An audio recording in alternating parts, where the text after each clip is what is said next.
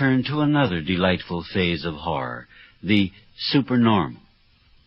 I call this little opus The Dark.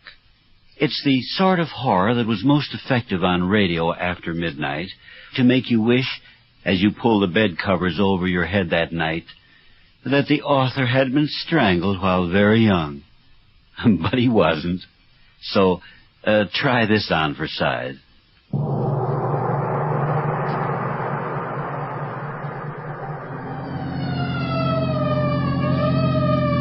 Hey, where are you turning? The alarm said Pine Street, didn't it? Oh, yes, of course. So why the siren? The only traffic out here is on horseback. Yeah. Yeah, you can say that again, Doc. It's from nothing to nowhere.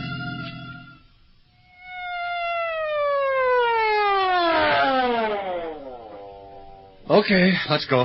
Yeah, right with you, Doc. Right with you.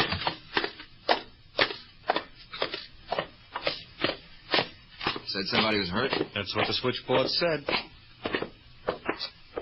Gee, what a dump. Huh. Don't seem to be a bell. Oh, there must be. There's a light in there. Try the door. Yeah, it's open. Well, let's go. All right. Hello in there. Hello. This is another false alarm.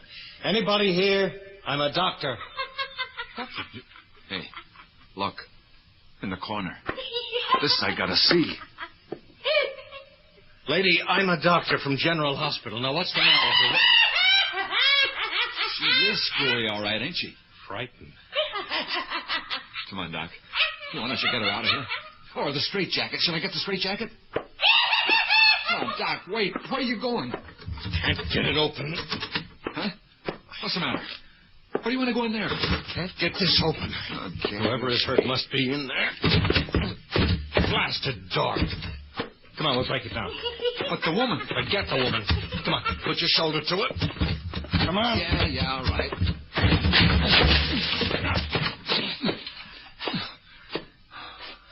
Oh, it's dark. Yeah. Can't see a thing. Go on back in the other room and get that kerosene lamp. Well, I get it, I say. Yeah, I get it.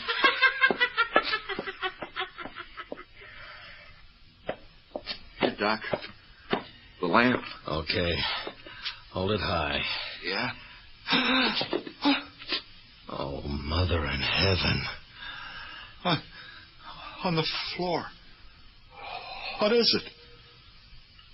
It's a man. Oh, no. It can't be. Yes, I tell you, yes, it's a man. A man.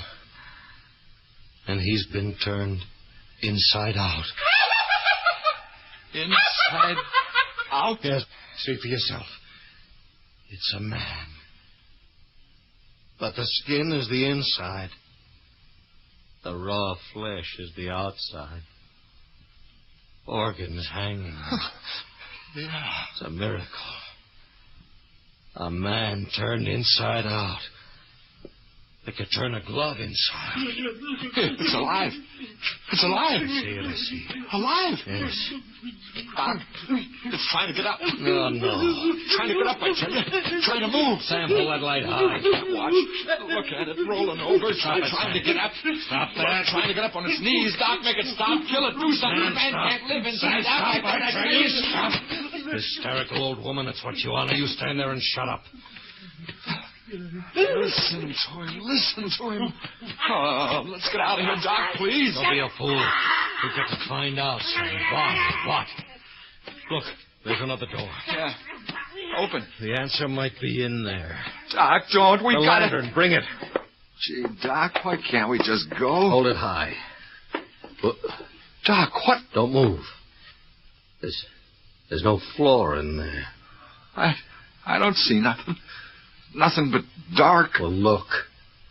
The dark sort of spills over on the edges. Huh? Well, look, I tell you. It's a deeper dark than dark. Something moving in there. Doc, close the door. No, wait. Then I'll close it. Oh, you fool, open that door. I've got to see what... He's coming in here. Come on, Doc. Let's get out of here. No, Sam, I'm going to find out what this is all about.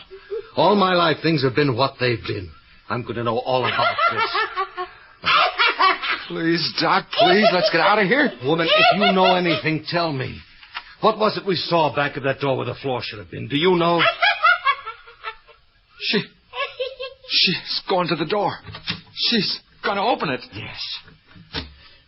Oh, Doc, will you listen to me? Let's get out of here. No, now wait. She's just standing there, looking into the dark. Yeah. Doc, what's that coming up out of the hole in the floor?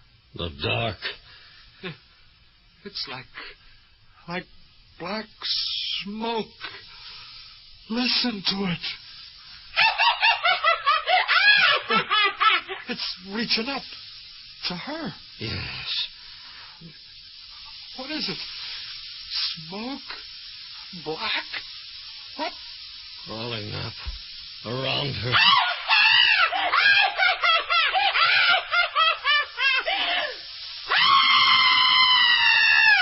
It's covering her.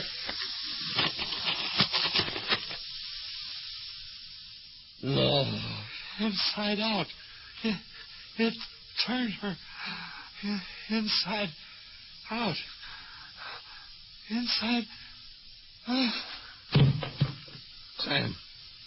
Sam, get up.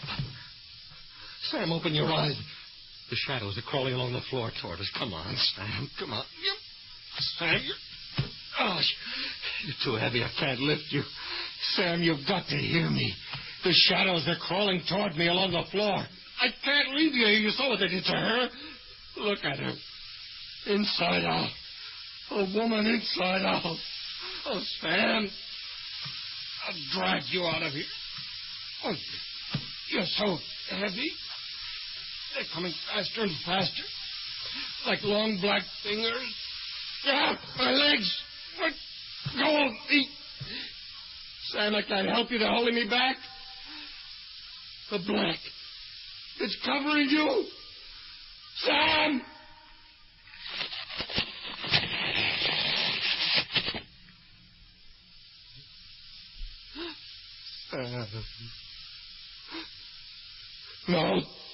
No, you thing, whatever you want, get off me. Stop covering me. I've got to get out of here. I've got to tell them all about you. I've got to tell everyone there's something like you loose in the world. Got to warn everybody. Get off me. Cold. Slimy. How can shadows be slimy? So cold. Covering me over. My head. My face. My face. My mouth.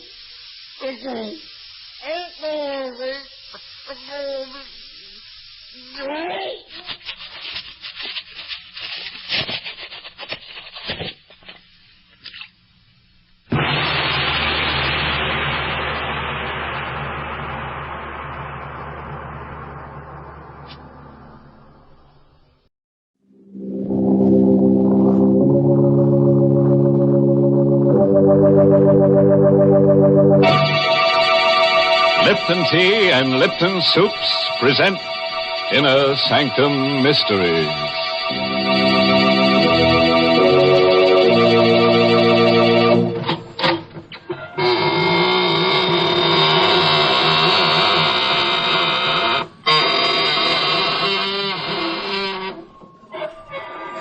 Good evening, friends of the Inner Sanctum. This is your host to welcome you through the squeaking door. What's that? You're scared? Don't be frightened. Why, we've been beating our brains out to make things pleasant for you. Yes, take that fellow lying on the floor. Now, that's a nice guy, really solicitous. He put a bullet through his head because he didn't want you to be bored. Oh, you don't like that pretty lady hanging from the chandelier? Well, we'll fix that. We'll cut her down and nail her to the wall. Then she'll be a pin-up girl. My goodness, Mr. Host. Sounds as if there's nothing you and your friends wouldn't do to oblige. Oh, but there is, Mary. You'd never catch us being nice to anyone to oblige. Not on your death would we do that. I can't believe you're so different from most people, Mr. Host. And most people enjoy doing nice things for others. Like what, Mary? Why, like always having Lipton tea on the table. That's one of the nicest things you can do for your family and friends. Why do I say Lipton tea? Well, there's a good reason for that. Lipton's has that wonderful brisk flavor. And brisk flavor is the thing that makes a world of difference between Lipton's and other teas. In fact, brisk is the tea expert's own word for that fresh, lively, full-bodied flavor of Lipton tea. And it's a word you'll agree just naturally applies to Lipton's the very first time you taste this delicious tea. For Lipton's has a zesty, full flavor that makes it stand right out. So, for extra cheer and comfort and satisfaction in your tea drinking, get acquainted with Lipton's right away. Why put up with just so-so teas any longer when there's so much more pleasure to be found in Lipton's brisk flavor?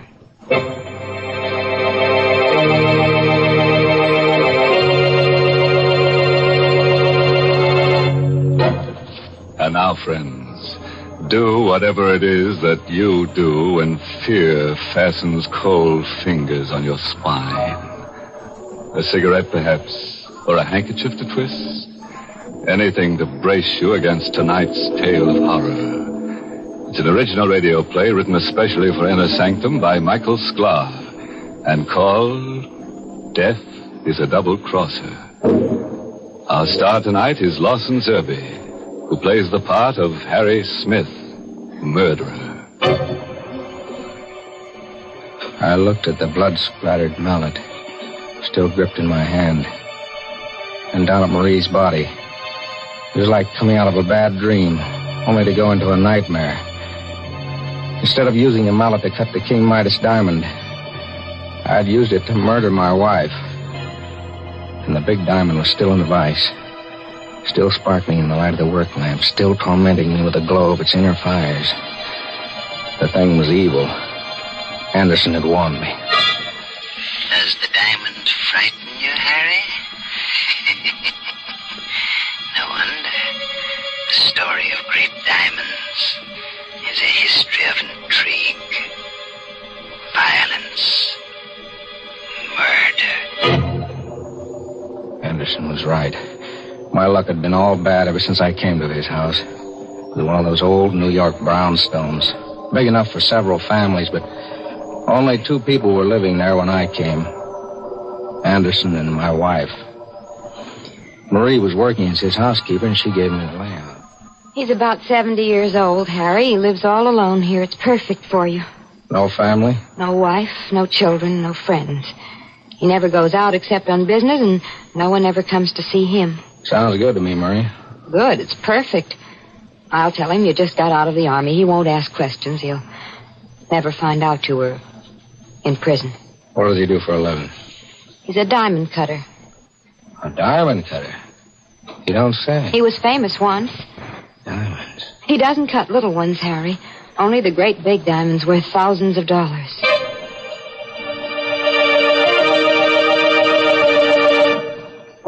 I moved in with Marie, and for a while everything was quiet. I didn't mind the quiet after that 5-year forgery rap in Sing Sing. And then one day the peace and quiet ended. I met old Anderson on the steps going down to the street. Good morning, Harry. Oh, hello, Mr. Anderson. Hey, you look all excited. Some good news come your way? I hope so, Harry. Of course, I can well afford to be idle, but it would be pleasant to work again. And it's nice to know that people still remember you. Is it a job? A wonderful job. If I get the assignment, I'm sure I'll get it.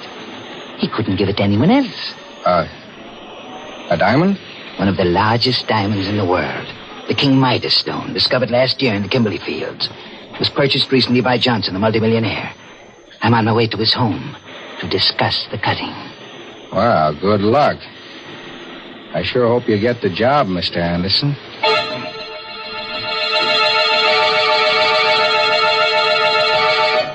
The next afternoon, Anderson invited me up to his workroom. On the bench was a square black velvet covered by a white cloth. Something big was underneath that cloth. Anderson lifted it, And for the first time, I saw the King Midas diamond. What do you think of it, Harry? For a second, I couldn't talk. The blood was pumping too fast. 215 carats. When I'm finished cutting, it'll be reduced to 125. How much will it be worth? Diamond like that? You could get $100,000. And no questions asked.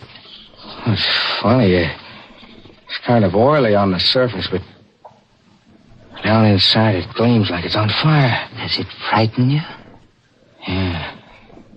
Stone like that does things to you. The story of great diamonds is a history of intrigue, violence, murder.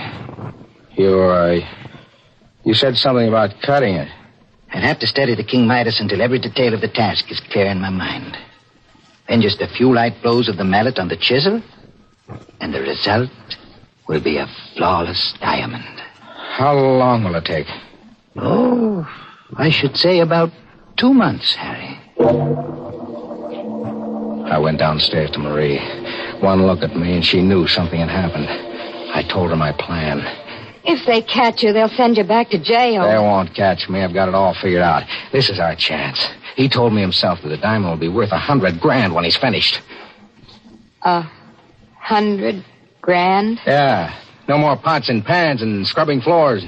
No more passing phony checks. We'll be set for life, Marie. How are you going to go about it?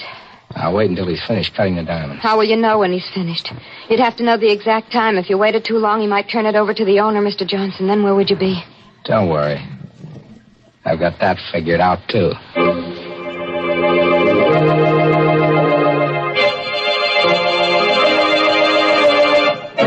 So you want to become a diamond cutter, Harry?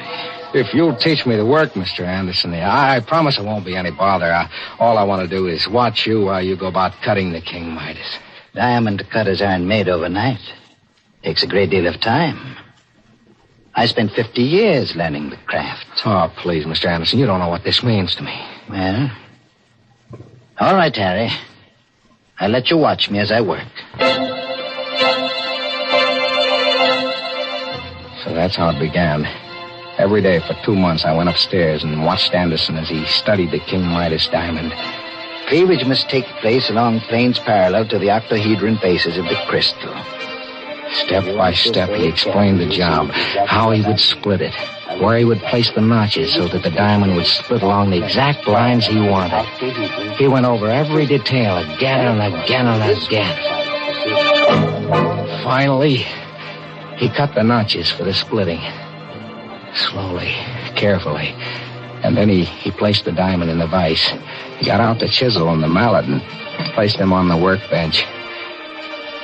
It was like a wedding ceremony. I was on fire. I couldn't wait. Just a few taps with the mallet, and it's done. Are you going to do it now? No, Harry. Tomorrow. Tomorrow. He kept putting it off. Then I realized what it was. He was scared. He couldn't trust his unsteady hands. It hit me like a ton of brick. He was never going to cut that diamond. You're so smart. What are you going to do now? I'm going to cut the diamond myself. You? Yeah, me. I know how to do it. It's all set. There's nothing to it. But what about Anderson? We don't need Anderson anymore. You mean... Yeah. But that's murder. So it's murder. They'll never pin it on us. I've figured out a way to do it without leaving any trace behind. We went upstairs. Anderson was standing where I left him at the workbench. He was so lost in thought that he didn't hear us come in. He isn't looking. Get it over with. All right.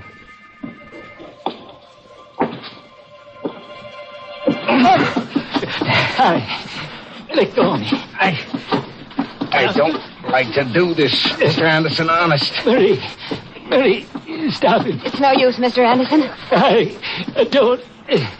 Please.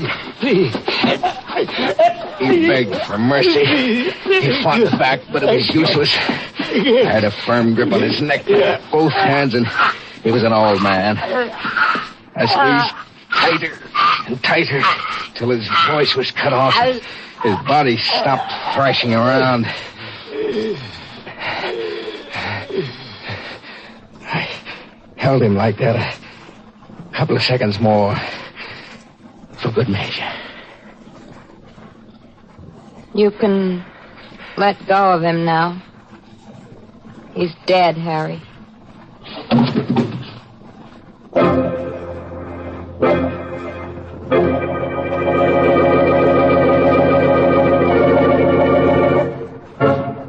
Dear, dear, dear.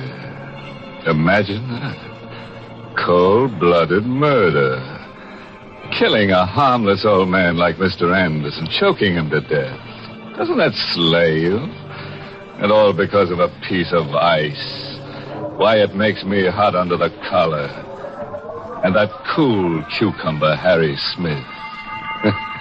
I'll bet he gets so hot that he'll burn before he's through. Brr, Mr. Host. I'd surely hate to look forward to such a fate. Oh, no danger, Mary.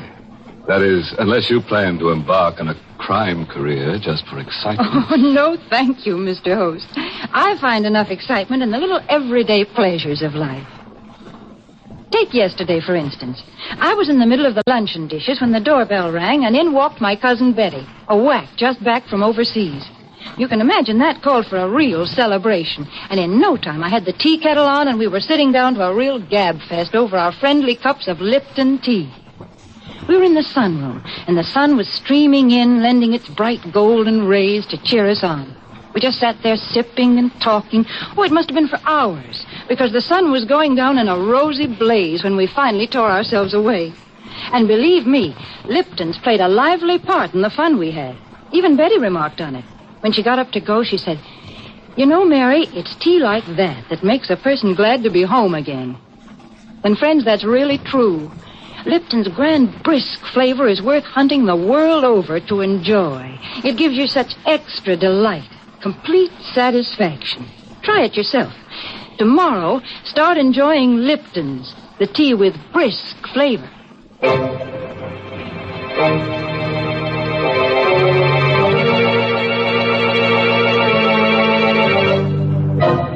Well, friends, let's get back to Harry Smith and his charming wife.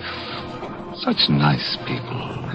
They killed old Anderson, the diamond cutter, to steal a piece of ice worth $100,000. And unless they have a lot of another kind of ice handy, they'll have to do something fast to get rid of the body.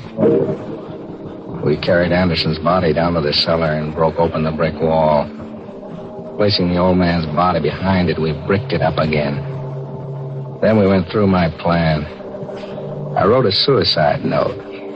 To whom it may concern, I, Olaf Anderson, because I failed in the task of cutting the King Midas diamond, have decided to take my life. When this note is found, I will be dead. It was easy for me, a professional forger, to fake the suicide note in Anderson's handwriting. I had him say he was going to end it all in the river and that he was taking the diamond with him to his death. And that night, Marie and I took a walk across the footpath over the Hudson River Bridge. When we reached the middle, You got the suicide note in Anderson's overcoat pocket? Yeah. No cars coming from either direction. Now's a good time to drop it. Yeah. The cops will find the coat and figure that he took it off before he climbed the rail and jumped. All right. Come on, hurry. Let's get away from here. We went home. Marie telephoned police headquarters and asked for the Missing Persons Bureau. Hello? I want to report a missing person. It's the man I work for, Olaf Anderson. Yes, Anderson. I'm his housekeeper, and I'm worried because it's so late and he hasn't come home. My name? Mrs. Harry Smith. We went to bed. I guess we would hear from the police the next morning, and I was right. Yes, what is it? Megan is the name, lady. Detective Joe Megan, Missing Persons Bureau. Oh, yes, come in. Are you the party who reported a man named Olaf Anderson missing? Yes, did you... we find him? I think so. I'd like you folks to come down to the morgue with me. The morgue? What for? They've got a body down there. Body of an old man that fits the description of Anderson. It was fished out of the Hudson River early this morning. You might be able to identify him.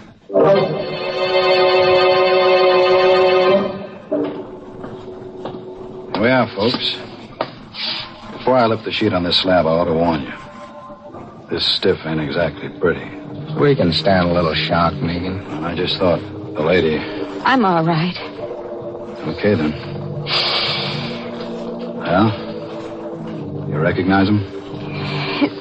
His face, it's gone like he went through a meat chopper. Most of his clothes were gone, too, when we got him. Poor guy must have got caught in the propeller of a passing ship. Marie, it's Mr. Anderson. Harry. Don't you recognize the pants? They're from that old suit he always used to wear. Oh, yes. Yes, you're right. So you can identify him, eh? I'm sure that's Mr. Anderson. Well, I guess that closes the case. Suicide. Body recovered. And a great big hunk of diamond at the bottom of the Hudson River.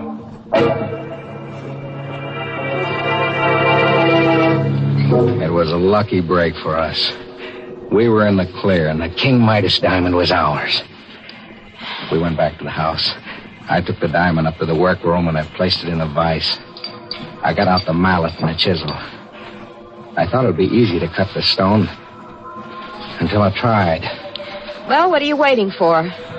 My hand is shaking. I'm kind of nervous. Things have been coming too fast. Let's put this off until tomorrow.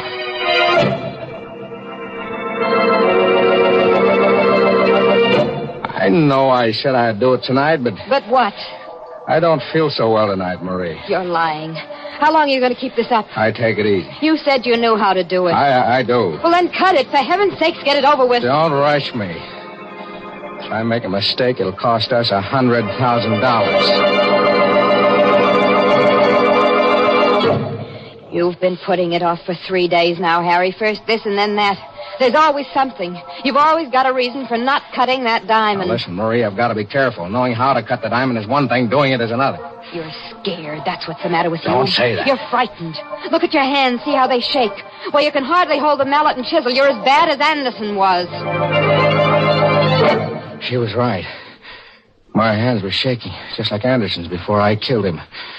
I tried for control. I told myself the diamond was nothing but a chunk of carbon crystal. I placed the chisel against the stone. I raised the mallet. But I couldn't bring it down. Now, what are you waiting for?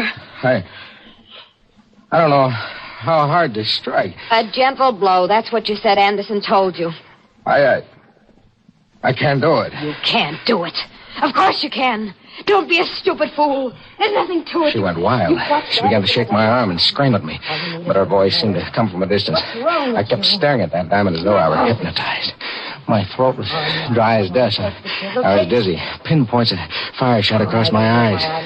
The diamond was doing things to me, and it was driving Marie crazy. Suddenly, I couldn't stand it. Her voice snapped something in my mind. You fool, you stupid idiot. Don't stand there like a silly fool. Shut up. Don't you dare shout at me. Shut up. I've had all I can take from you. Why, of all the nerve, you... Harry, put down that mallet. Stay away from me. I didn't mean those things I said. Take as much time as you like. Don't. Harry! Marie. I'm sorry. I lost my head. Marie, say something. She's dead. I killed her.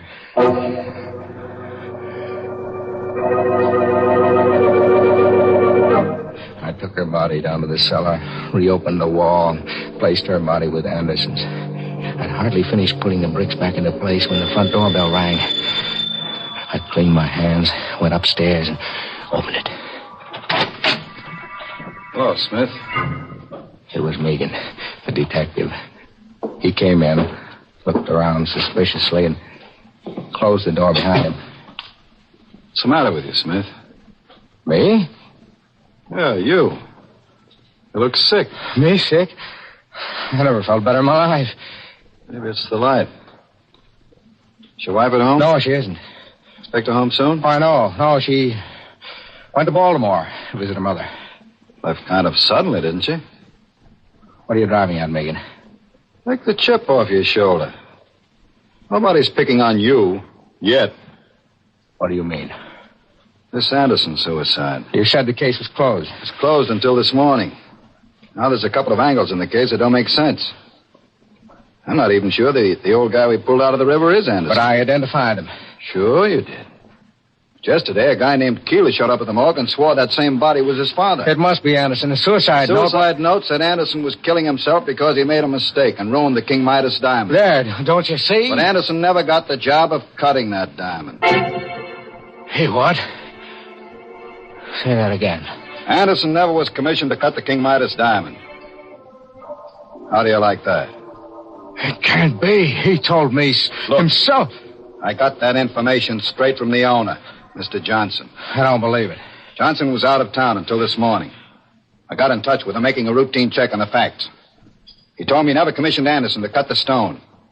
Said Anderson was too old and unreliable to be trusted with the job. But I saw the diamond. Saw it on Anderson's workbench. The diamond you saw must have been a phony. A diamond. Still upstairs in the workroom. Still waiting to be cut. I couldn't believe it was a phony. I wouldn't believe it. It had to be the King Midas. Megan was getting more and more suspicious. I had to act fast before he got down to the cellar and noticed the fresh plaster on the wall. I had to make sure about the diamond. I'd gone too far now to back down. I hit Megan on the head with an andiron. He was unconscious. I dragged his body into the closet and locked the door. Upstairs in the workroom, I grabbed up the chisel mallet. No time to think now, no time to be frightened. I had to know if that diamond was a King Midas. I put the edge of the chisel to one of the cleaving grooves and struck with the mallet. It chips like glass. Yeah, it is glass. Megan was right. I went through all this for nothing.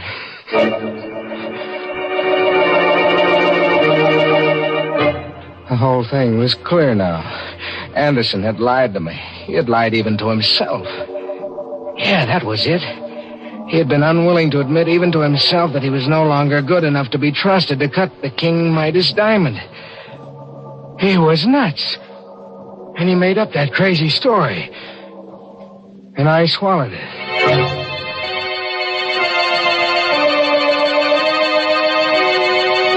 There was one thing left to do. I had to get away. As far away as possible and as fast as I could. I ran to the stairs. Going somewhere, Smith? Megan. Hoist your hands. Get him up higher. Now, come on down here. That's close enough. How'd you get out of the closet? It's no trick at all to force that door when I recovered from the crack on the head you gave me. That sock did something for me, Smith. You know, it gave me a brand new angle on this case. A new angle? Yeah. How's this? You thought Anderson had the King Midas diamond. So you killed him for it and planted that phony suicide note on the bridge. You know, we almost fell for it. No, You killed Anderson. I wouldn't be at all surprised if you murdered your wife. And all for a phony 5 and 10 cent store diamond.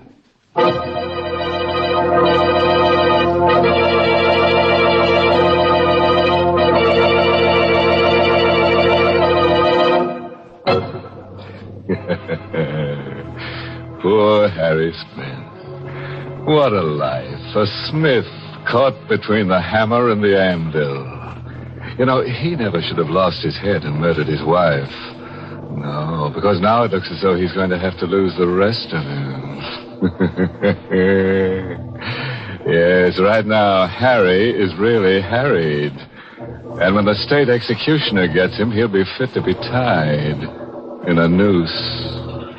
Well, this has all been very exciting, Mr. Host. But now, before we go, suppose we leave our listeners with a very special word. And that word is? A word that's quicker to say than a minute. The word brisk. Because, friends, brisk signifies the flavor you want in a tea. And brisk stands for Lipton tea. So if you like tea at its most flavorful, delicious best, just remember this. Always ask for Lipton tea. Maybe you meant to get it last week and just forgot. Well, keep that from happening again. Right now, put down Lipton tea on tomorrow's grocery list.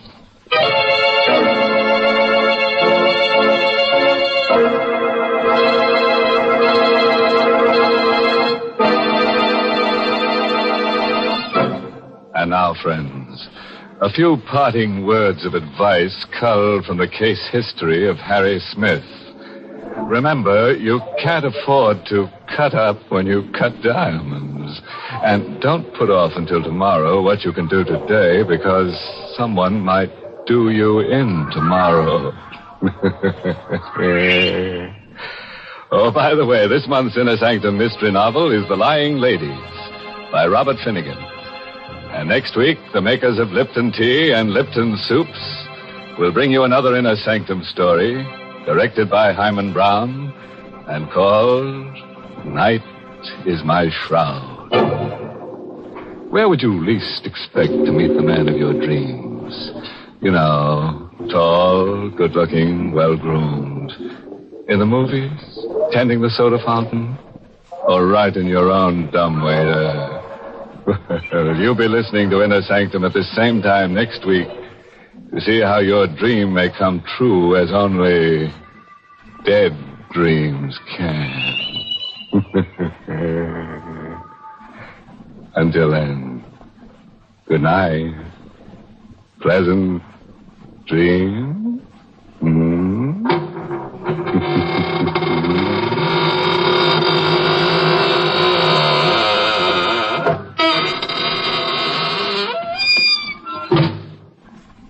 To make him say, "I'll have another helping of soup, please," better serve lots more Lipton's noodle soup.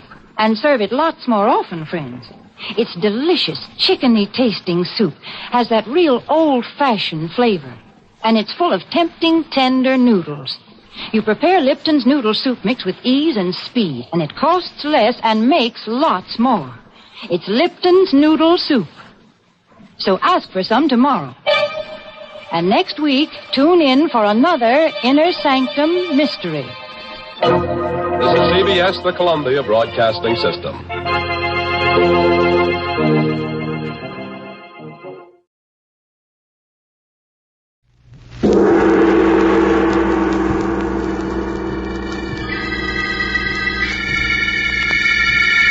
The Sealed Book.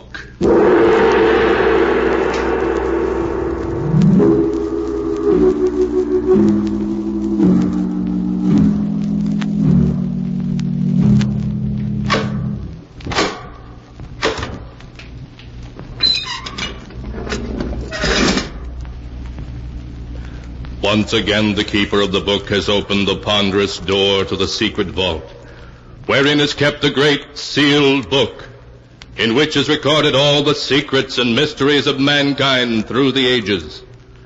Here are tales of every kind, tales of murder, of madness, of dark deeds strange and terrible beyond all belief. Keeper of the book, I would know what tale we tell this time. Open the great book and let us read. Slowly, the great book opened.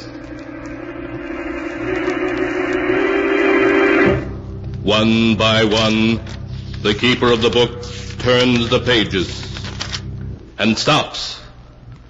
Ah, the strange story of a cursed and evil spirit.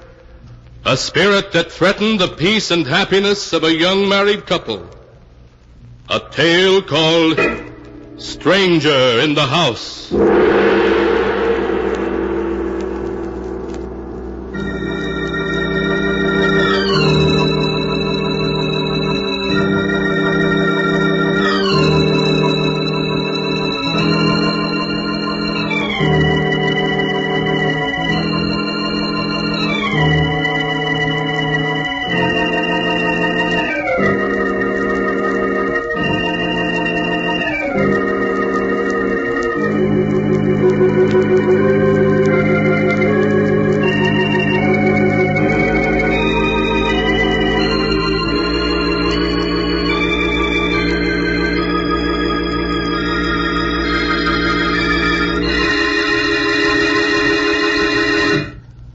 Here is the tale, Stranger in the House, as it is written on the pages of the sealed book. The tale was told by Jane Barton herself. From the first moment I saw Wickford Manor, I was filled with a sense of uneasiness, almost fear, a fear I couldn't explain. To all outward appearances, Wickford Manor was just another old, staunchly built colonial house, the kind you see through all New England. Roger, my husband, was delighted with the house. Its beauty and remoteness won his heart from the beginning. Say, take a look at that beautiful staircase. Look at this magnificent fireplace in the drawing room. Yes, it is beautiful, Roger. It's just the size house we need, with 4 rooms upstairs. 4 rooms upstairs? How do you know, Roger? The agent never mentioned how many rooms the house had. Didn't he? Well, there's only one way to find out. Let's go upstairs and look. Come on, Janie. All right, Roger. Yeah, this house would require very little in the way of repairs. But it hasn't any electricity, Roger. Oh, well, we could use lamps until a line could be run to the house. Look, Janie, there are 4 rooms up here. So there are. It's as though you've been in this house before. Yes, I have a feeling I have. Well, perhaps that's the reason I like it. But, darling, you've been ever so quiet since we entered the house. Don't you care for it? I don't know. It seems unfriendly. Well, if you don't like it, then we'll keep on looking until we find a house we both like. Oh, nonsense. I've been married to you too long not to know you've got your heart set on this place. We'll never find anything nicer. Now, that room with the southern exposure will be our bedroom. Oh, Janie, you're wonderful. And we will be happy here. I know we will.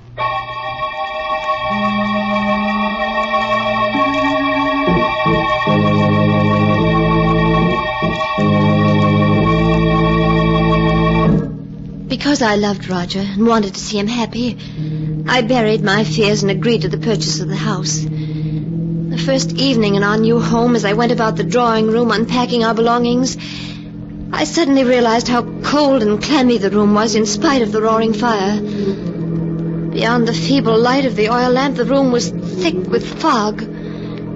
Suddenly it seemed to engulf me like a shroud, and I felt the icy coldness of the grave upon me.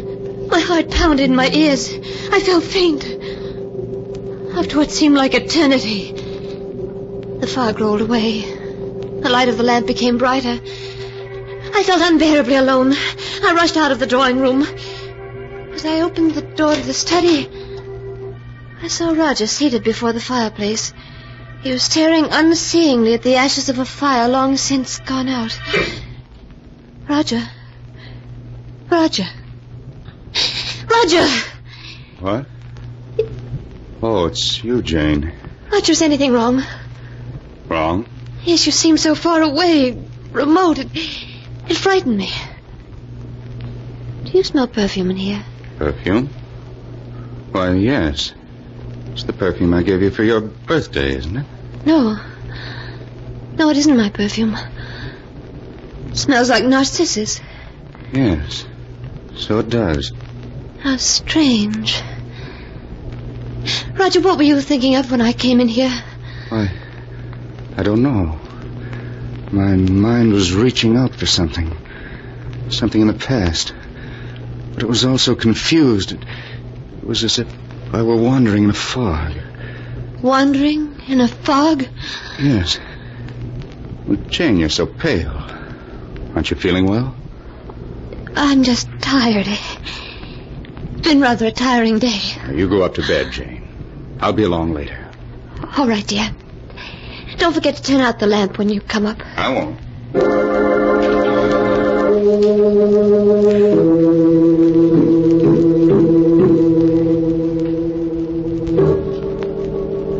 I left the study and Roger. After tossing in my bed for hours, I fell into a fitful sleep. I suddenly awakened to hear the clock in the hall striking the hour. It was 5 o'clock. And Roger's bed was empty. Quickly slipping on my robe, I left my room and started down the stairs. As I reached the foot of the stairs, I stopped. But to my astonishment, I heard Roger's voice in the study. I slowly approached until I was at the door. Who are you? This mist. If I could only make you out clearer. So difficult. The mist obscures your face. Who are you? Why don't you say something? Roger! Roger! Unlock the door! It's Jane! What's wrong? The mist, it's coming between us. I can hardly see you. Oh, don't go. Come back, please. Please come back. Darling! Darling, please unlock this door. Please! Roger!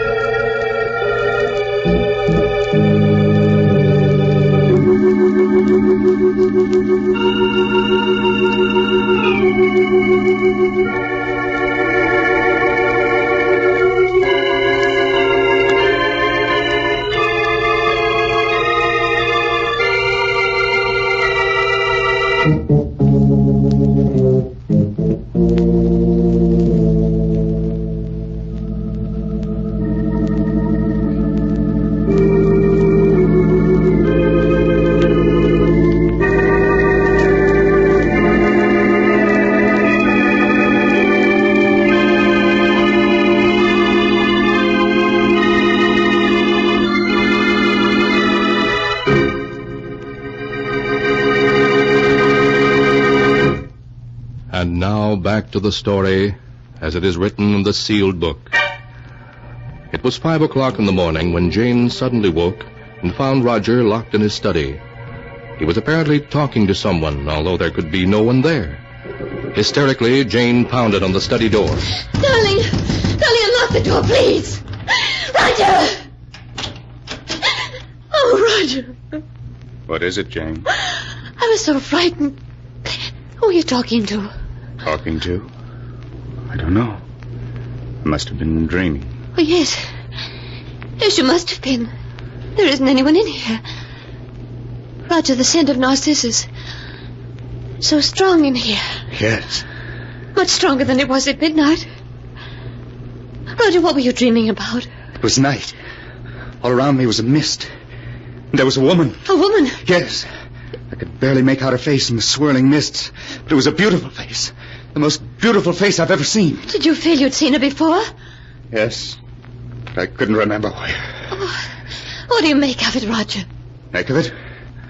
Oh, it was just a dream, I suppose. What else could it have been?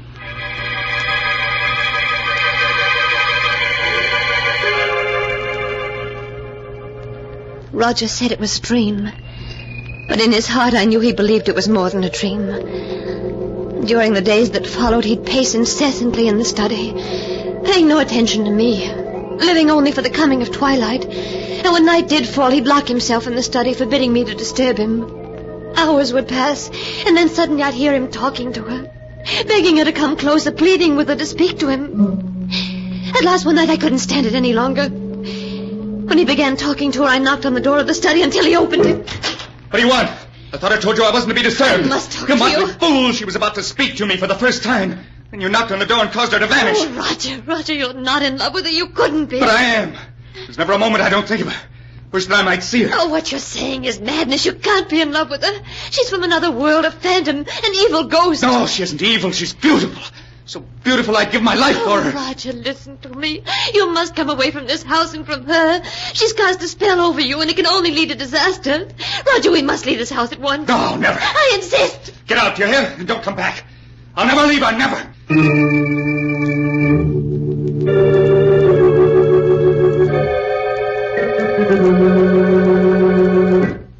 Dr. Smith, in view of what I've told you, do you think you can help me? Now, you say, Mrs. Barton, that when you drove out to Wickford Manor for the first time, your husband seemed to recognize the house? Certain things about it, yes. There's a history to Wickford Manor, though few people are familiar with it. A history to Wickford Manor? Yes. The house was built in 1811 by Martin Wickford for his bride, Harriet. A year later, Harriet's sister Isabel came to live with the Wickfords.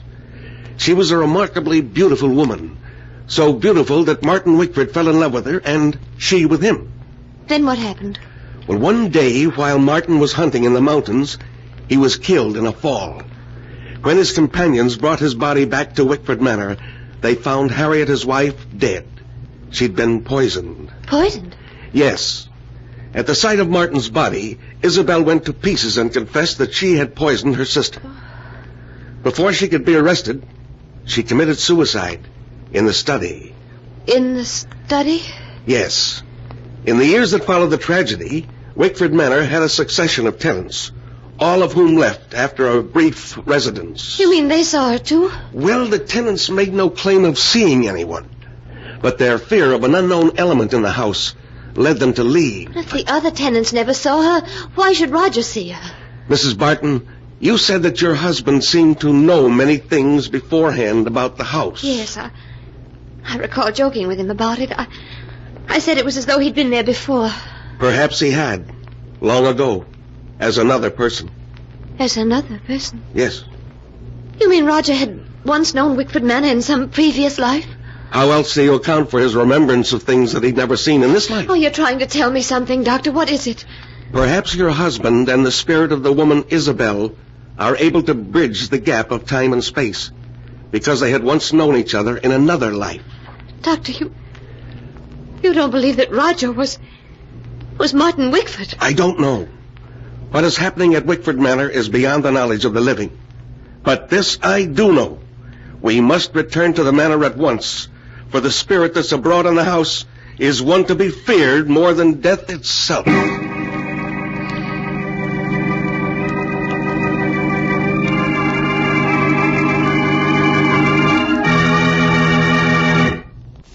Please come closer so I can see you better. Oh, you're beautiful. Beautiful. Won't you tell me who you are? We have met before, haven't we? Yes. We've met before. What? You spoke. I've waited so long for you, Martin. Why do you call me Martin? My name's Roger. It was Martin. Then? Then? What do you mean? Look at me, Martin. Look into my eyes. Don't you remember me? Yes, but where? Think, Martin. Think. Time is the barrier between us, but we shall surmount it. Think back into the dim past when you lived in this house and we loved each other. Isabel. Isabel! Yes, Martin. Isabel. Do you remember now? Yes, Isabel, yes. I remember everything up to the day I went hunting in the mountains and fell. What happened to me, Isabel? What happened to us? To our love? Don't think of that accursed day, darling, but think of the future. Our happiness together. Oh, yes, Isabel. Our happiness together. Roger, please open this door. Roger! Martin, she's come back. Yes. Darling, don't go. Don't leave me. I must, Martin. I must. We could be so happy together. Come back. Please come back. Roger, please unlock this door, please. What do you want? What did you come for? Roger, this is Dr. Smith. Doctor, this is my husband. What the devil did you bring him here for? Roger, please. I thought perhaps he could help us. Help us? I don't need anybody's help. I must warn you, Mr. Barton. The spirit of the woman you see in the study is an evil one that will lead you to disaster. I don't need help from you or anybody else. I'll get out of this house. Get out, both of you. Doctor, we must do something. We must. We shall, but not tonight. I must have time to think about it. You'd better return to the village with me. No, I don't want to leave him in the house alone. Something might happen to him. Very well, then. I'll return late tomorrow afternoon, and when I do, we shall take action.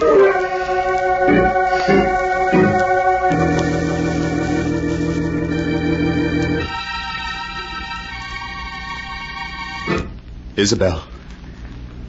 Isabel, where are you? I'm alone now, darling.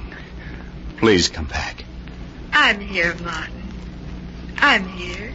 Oh, yes, I see you now. Promise you'll never leave me again, Isabel. I don't want to leave you, darling.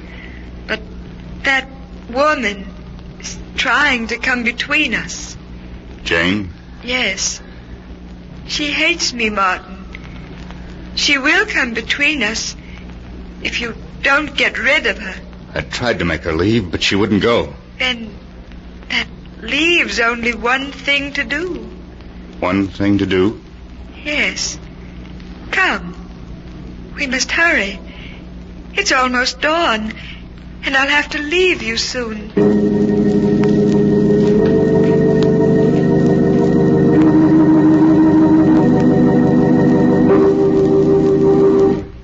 Look at her, lying there asleep, so defenseless. Yes. Go ahead. Put your hands around her throat and squeeze. Oh. Hurry, Martin, before she awakens. Who's there? Answer her. It's Roger. Oh, for a moment I was so frightened. What time is it? It's just dawn. Hurry, Martin, I must leave. Yes. Roger. Roger, why are you looking at me like that? Oh, no, Roger. Tighter, Martin. Tighter until she stops struggling and is still forever. Isabel, don't leave me. Isabel, where are you? Isabel, please don't leave me, Isabel. Roger, she made you do it, didn't she? Oh, Roger, Roger.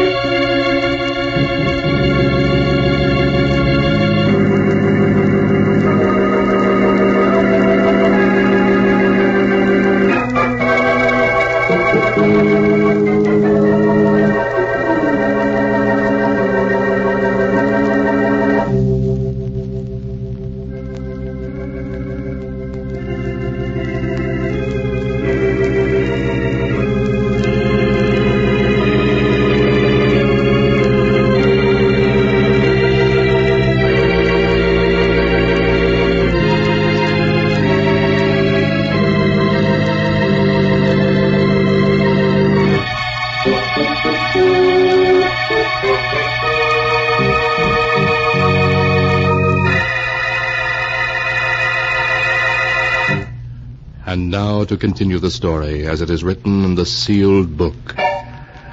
As Jane finished describing to the doctor how Roger, urged on by the sinister spirit he called Isabel, had nearly strangled her, the doctor spoke. And then, Mrs. Barton, you say your husband stopped choking you and ran out of your room and down to the study? Yes, Dr. Smith. Oh, I should have known better than to let you remain in this house last night. Don't you see? This Isabel knows that if he murders you, he will then join her cursed spirit forever in this house. Oh, look. Look, it's growing dark out. Soon she'll appear to bewitch him again. Doctor, we must do something. Very well. This woman, Isabel, has been denied the peace of the grave because her sister's blood is on her hands. She belongs neither to the living or the dead, only to this house. If we could get your husband to leave, perhaps it would break the spell she's cast over him. Yes, but he absolutely refuses to leave. Then we must force him to. I could very quickly give him a hypodermic and render him unconscious. Yes. Then we could carry him away. And to make sure he never returns to this house, we must burn it to the ground before we leave. Yes, we will burn it. And the evil that's in it. And if you'll lead me to the study. All right, Doctor. Have you the hypodermic ready? Yes. Now, when your husband opens the door, just gain his attention for a moment. Long enough for me to give him the injection. Yes, very well. Roger. Roger, open the door. I want to talk to you. What do you want? Why has he come back to this house? He's come to take me away, Roger. To take you away? Yes. Good. I'm glad to see you. What have you stuck me with? What's that in your hand? Just a hypodermic, Mr. Barton. A hypodermic? What are you up to? You're trying to take me away from this house. From her. Well, I won't go. I won't go. Do you hear? You'll... Oh, Doctor, quick. Quick, he's falling. I've got him, Mrs. Barton. Now I suggest you take that lamp and smash it on the floor. Yes. Let's burn the place down to the ground. Yeah, that's it. Now you'd better help me carry your husband out of the house. In a little while, this house will be a raging inferno.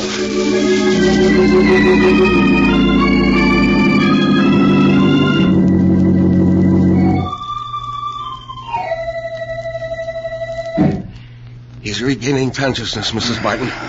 Will he remember what's happened? I don't know. How are you, darling? Oh, hello, Janie. Oh, but I had a terrible dream. I'm so confused. You've been very ill, but now you're going to be all right. Of course. Oh. Where am I? You're in my home, Mr. Barton. Yes, darling. Our house burned down last night. Burned down? Oh, that's too bad. Well, we only had one night in our new home. One night? Yes, of course, Roger. Well, Mrs. Barton, in spite of the loss of your home, I think you were very fortunate. For there are things far worse than fire. Yes, Doctor. And I can never thank you enough for breaking the bridge between the past and the present. What are you two talking about? Oh, nothing, darling. Nothing at all.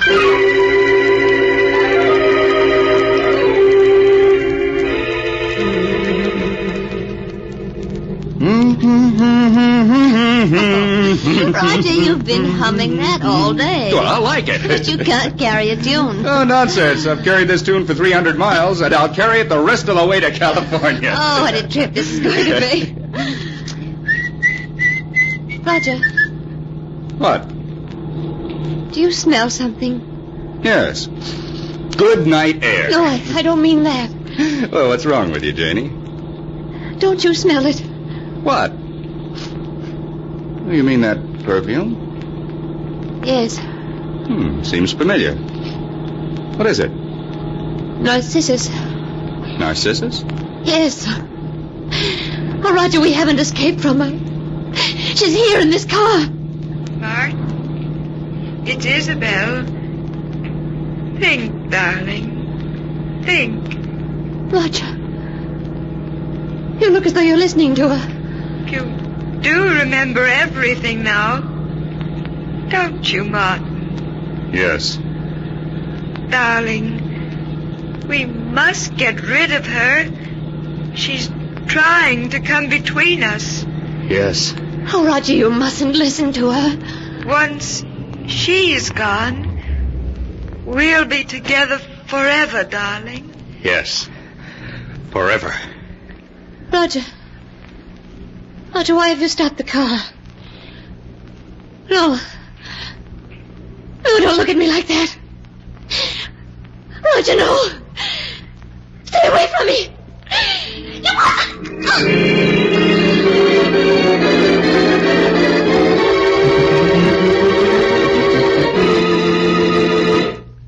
few hours after Jane was found strangled in the abandoned car, state police arrested Roger Barton and charged him with murder.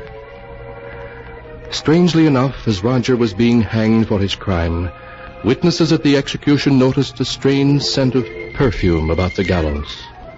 Some people said afterwards that it was Narcissus, and they remarked on the expression of joy on Roger's face as he died.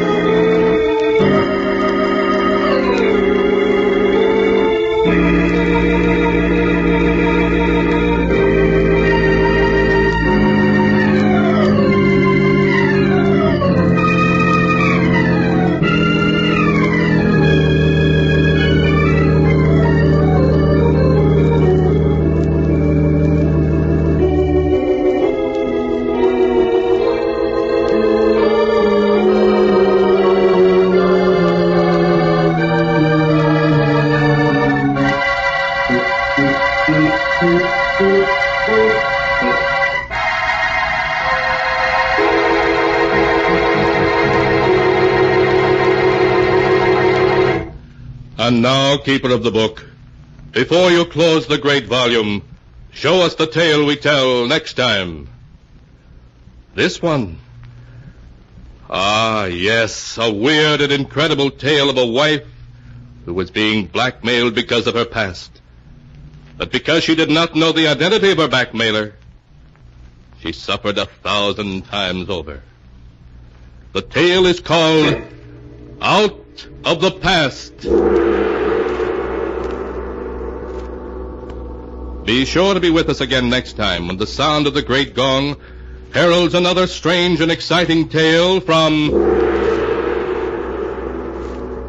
The Sealed Book.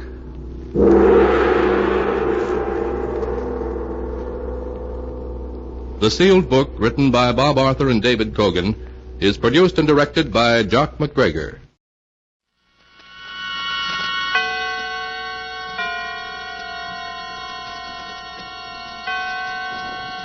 Roma Wines present Suspense.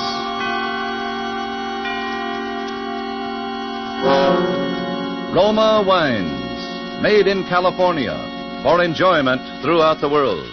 Salud. Your health, senor. Roma Wines toast the world. The wine for your table is Roma Wine, made in California for enjoyment throughout the world. This is the Man in Black, here for the Roma Wine Company of Fresno, California, to introduce this weekly half hour of Suspense. Tonight from Hollywood, Roma Wines bring you a star, the actor whose recent portrayals in Lost Angel and See Here, Private Hargrove have been so much admired, Mr. Keenan Wynn. And so with the remarkable events of which Joe Eisinger has written in his novel, The Walls Came Tumbling Down, and with the performance of Keenan Wynn as the society chit-chat columnist who signs himself Darcy, we again hope to keep you in suspense.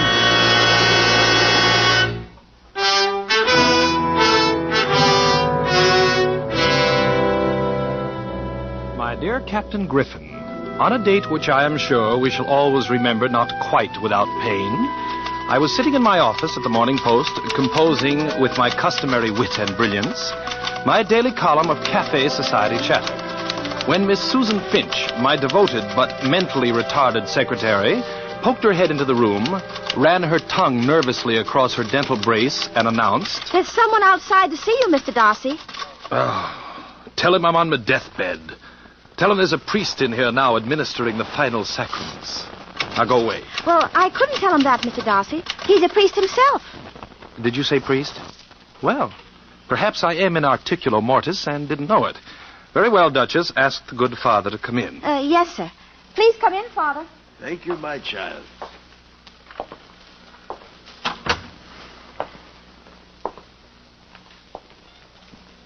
You are Mr. Darcy? I am Darcy. What can I do for you, Father? My, you've changed. Yes, it's been so many years. Oh, we've met before? St. Francis's parochial school. And your name was, Patrick O'Donnell. And I... Father Walsh. Oh, but of course. Well, I'm so glad to see you again. So very glad. Patrick, I know you're a very busy man, but I don't know where else to turn. It was 3 nights ago, late in the evening, when he first came to see me. Who? Well, a man I'd never seen or heard of. He demanded that I give him the Bibles. What Bibles? I don't know. And when I asked, he smiled as though it were a game and said, the Bibles marked E.B. I feared the poor man might be deranged, and I suggested that perhaps he'd better come again in the morning. He rose from his chair in anger, saying he would give me 3 days to help him find the Bibles. No, not the Bibles. That I would help him find the walls of Jericho, or else I would regret it. Did you say the walls of Jericho? For the past 2 nights, he's been loitering outside the gates of the churchyard, as though watching to see who my visitors are. You say he came to see you 3 days ago and gave you 3 days in which to... Yes. Well, now, what did the police say? I haven't reported this to the police. I can't go to them. I've been warned not to. By this madman? No, by my bishop. You see, when I told him about it, he refused to credit it, said it was a figment of my imagination, and warned me not to speak such nonsense again. I see. Father, I'm sure you've nothing to fear. You don't believe me either, Oh, of course I believe you. Now, please let me visit you tonight, Father. We'll talk further about this. There are many things I'd like to talk to you about, as we did years ago. Yes, years ago. Very well, my son. I'll expect you at 8. You will come, won't you? Only death could keep me away.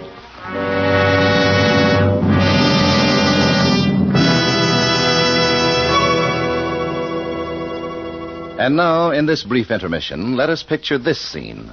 A scene beneath a radiant Caribbean moon at the fashionable Hotel Nacional de Cuba in Havana, Cuba. An American dinner guest has just raised his glass in a toast to Havana, its traditions, its beauty, the superb dinner, and wine. His Cuban host replies, true, the traditions, the scenery, and the food you enjoy, they are ours. But the wine of which you speak so highly, that is of your country. We must import it. It is the famed Roma wine made in your own California. Yes, it does surprise many Americans that California produces wines, Roma wines, of such uniformly superb quality that they are imported to many foreign countries as special occasion luxuries. But millions of Americans do know and enjoy the excellence of Roma wines daily, with meals and when entertaining. These millions have made Roma America's largest selling wines. They know, too, that Roma wines are amazingly inexpensive for wines of such distinguished character. That's because here in America, you pay no high import duty, no expensive shipping charges. Yet Roma brings you wines that combine age-old winemaking skill with modern scientific testing and quality control. All this for only pennies a glass. So, for maximum enjoyment at low cost, ask for ROMA, Roma wines, made in California, for enjoyment throughout the world.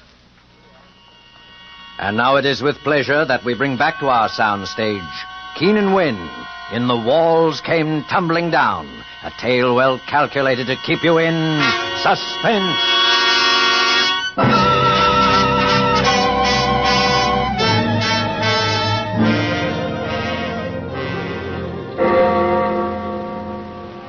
And so, my dear Captain Griffin, with a punctuality I had not exhibited in years, on the stroke of 8 I found myself standing before the high iron gates of St. Francis Churchyard. I must admit that Father Walsh had intrigued me with his fantasia of a man seeking the walls of Jericho.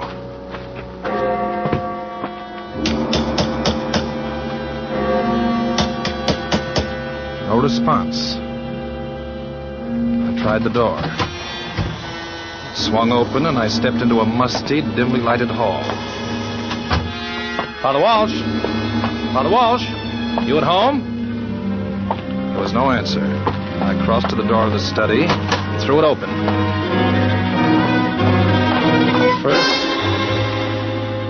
First I could see nothing in the darkness, and then I saw, suspended from a low beam in the ceiling, the cord of his robe knotted tightly about his neck, Father Walsh. There was no urgent need to cut him down. He was quite dead. That's the way I found him.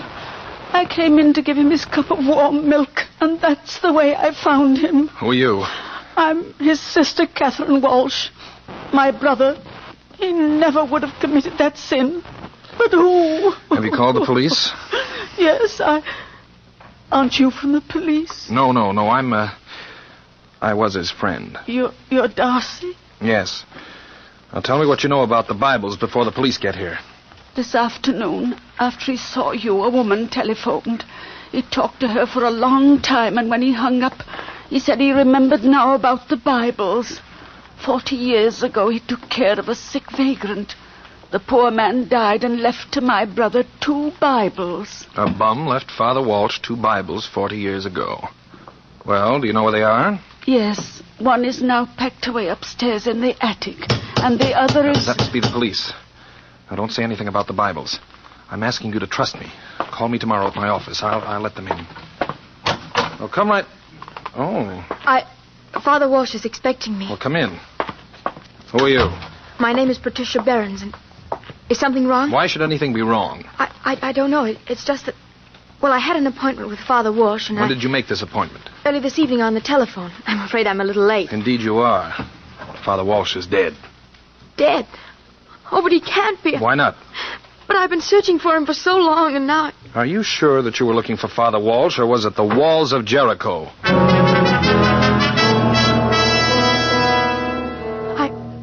I don't know what you mean. No? If Ernst did any talking about... Well, he had no right to... Ernst? Ernst who? Now, look, my sweet. You'd better tell me what you do know, because Father Walsh didn't just die quietly with a smile on his lips. Father Walsh was murdered. Murdered? Look, you've got to trust me. Well, I'll hate myself for this in the morning, but okay. Let's get out of here.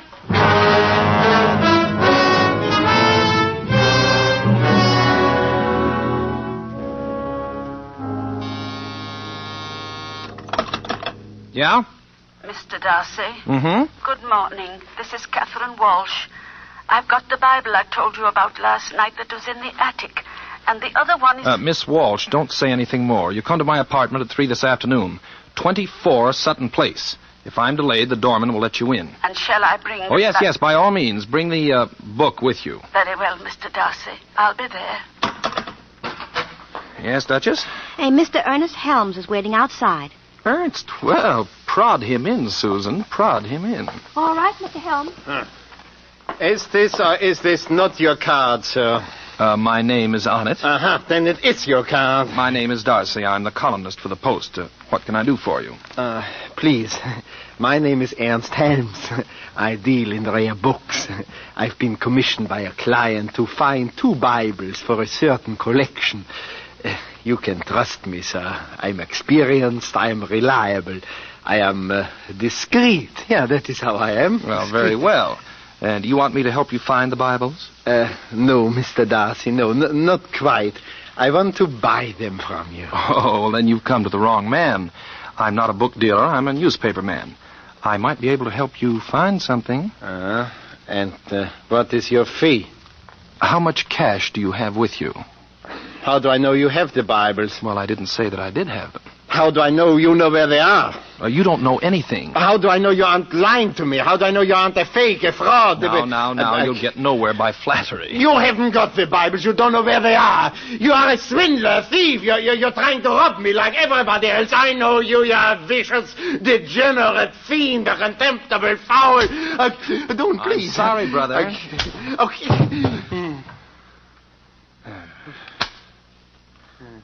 Now... Hey, what happened? Oh, just a little thing. You've got some water there? Yeah. All right, now wait outside, Susan. What? Oh, you're all right now. Mr. Darcy? Yes, you're fine now. I'm Ernst Helms, please. I come from Prague. Well, how do you do? My shirt, it's all... What happened? Oh, nothing. An accident? Oh, you're fine now. Here, let me help you then. Your coat. Oh, yes, thank you. My money. Where's my money? On my desk. You'll leave it there if you want the Bibles. The Bible's marked E.B. Here. Please. How soon will you deliver? 3 days. Please. I can trust you. Please. Well, that isn't the point. As long as I have your money, Mr. Helms, I think I can trust you. Good day, Flat Top.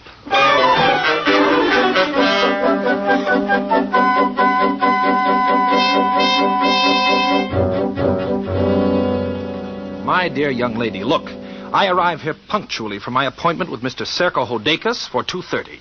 It is now close to 3. I have read the entire contents of Time, Life, Esquire, Captain Billy's Whiz Bang. Oh, Mr. Darcy? Yes. Waiting long. I'm terribly sorry. Come in. Sit down, please. Well, thank you. Now, Mr. Darcy, I shall be brief to the point. I'm an attorney. I have a client named Ernst Helms. He visited your office this morning. How do you know that? He told me so. I manage his affairs. He also told me he gave you $1,800. I simply want you to tell me why he gave you that money. Why don't you ask Mr. Helms that question? Very well. Blunt and to the point. My client has paid out large sums of money to swindlers, yes, trying to locate certain books. It is my duty to see that he is now protected. Well, Mr. Helms paid me that money for a book which I gave him. What kind of a book? A Bible. You gave to Mr. Helms a Bible? Yes. Good Lord, a Bible for $800? And I suppose Helms knew what he was doing. I'm going to wash my hands of him one of these days. You're telling the truth, Mr. Darcy. You really gave him this Bible. I'm a liar if I didn't.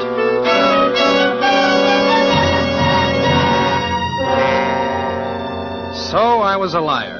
But that was the best I could do on short notice. I had no wish to become involved in a tiresome litigation, and one perhaps which might draw the attention of the police to me. I left Mr. Hodekas' office as quickly as possible, raced home, and it was with some anticipation that I learned from the doorman that Catherine Walsh had arrived and was now in my apartment. Come right in, Darcy. In time for tea. Well, Captain Griffin, Detective Lucas, and if my memory does not fail me, and unfortunately it does not, Detective Regan. Are you gentlemen waiting for a fourth for bridge? We've got our fourth. In the other room, Darcy. I took 3 small, reluctant steps into the darkened room. It was lying on the floor on the other side of my bed near the small table on which my telephone stood. It was the frail body of Catherine Walsh. Well, Darcy? Griffin, I find this very embarrassing. Yeah, I know just how you feel. But right now, Darcy, you must make an effort to tell me the whole story. And believe me, my friend, it better be good.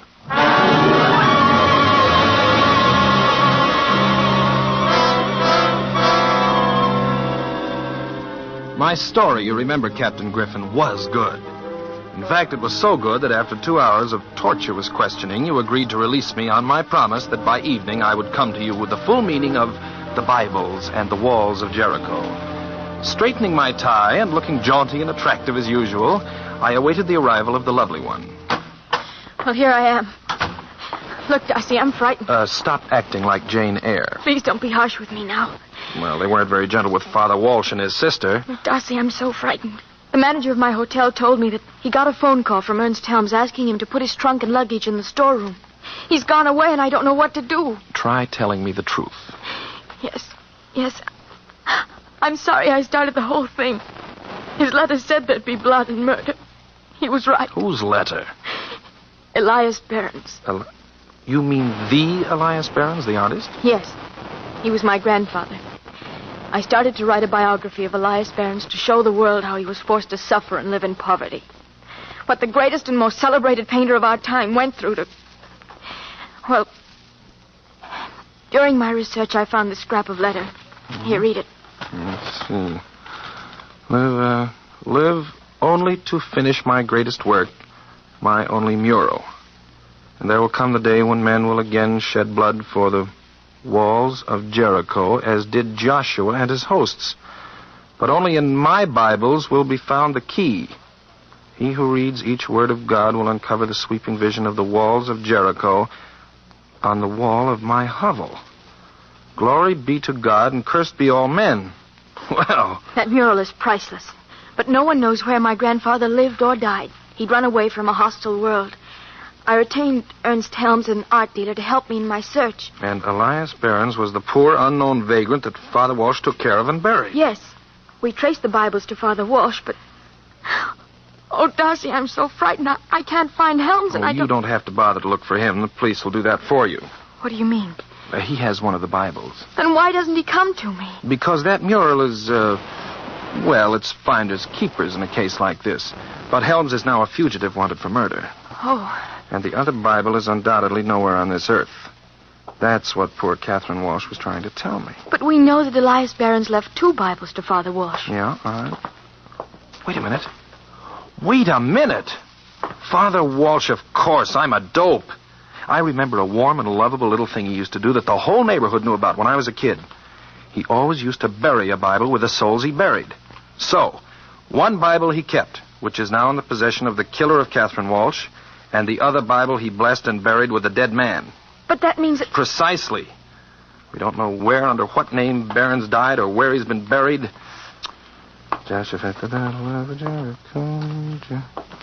Joshua. Give me that. Now, let's see. Joshua. The son of Nun. Joshua Nun. What? How do you spell it? Oh, N-U-N.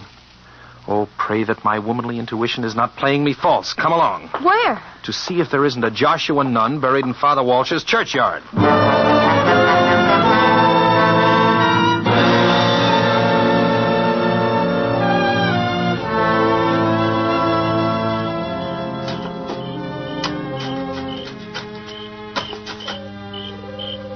Oh, Darcy, we shouldn't be doing this. Why not?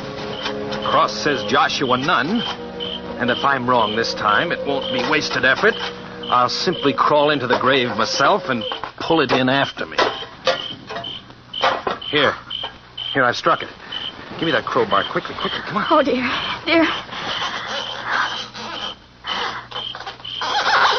Patricia, the Bible. We found it. All right, Darcy, stand where you are. Oh, Griffin, I found that other Bible. You found 10 years in the pen for body snatching.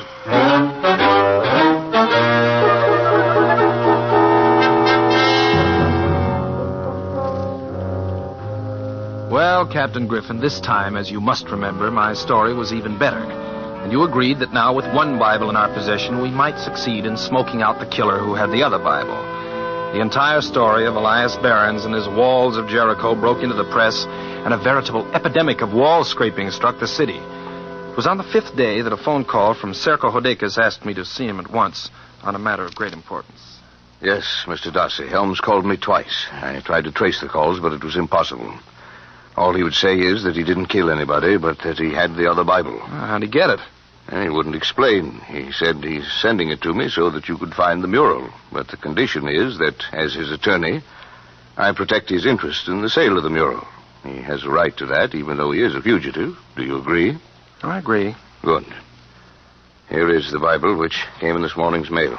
The Bible he gave me was very old. On its covers were the initials E.B. I turned to the book of Joshua. In the 4th paragraph of the 6th chapter, 2 words had been underscored. 7 rams.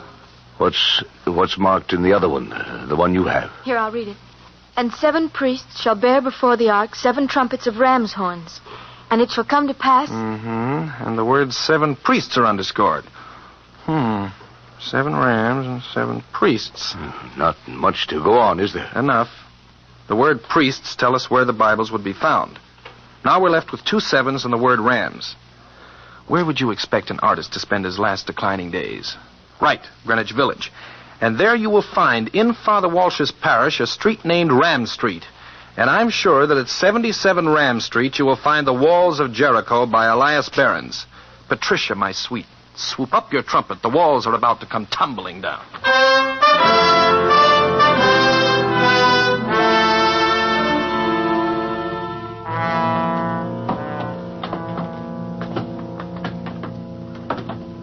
Yeah, this is where the crazy old coot used to live. Joshua, he called himself.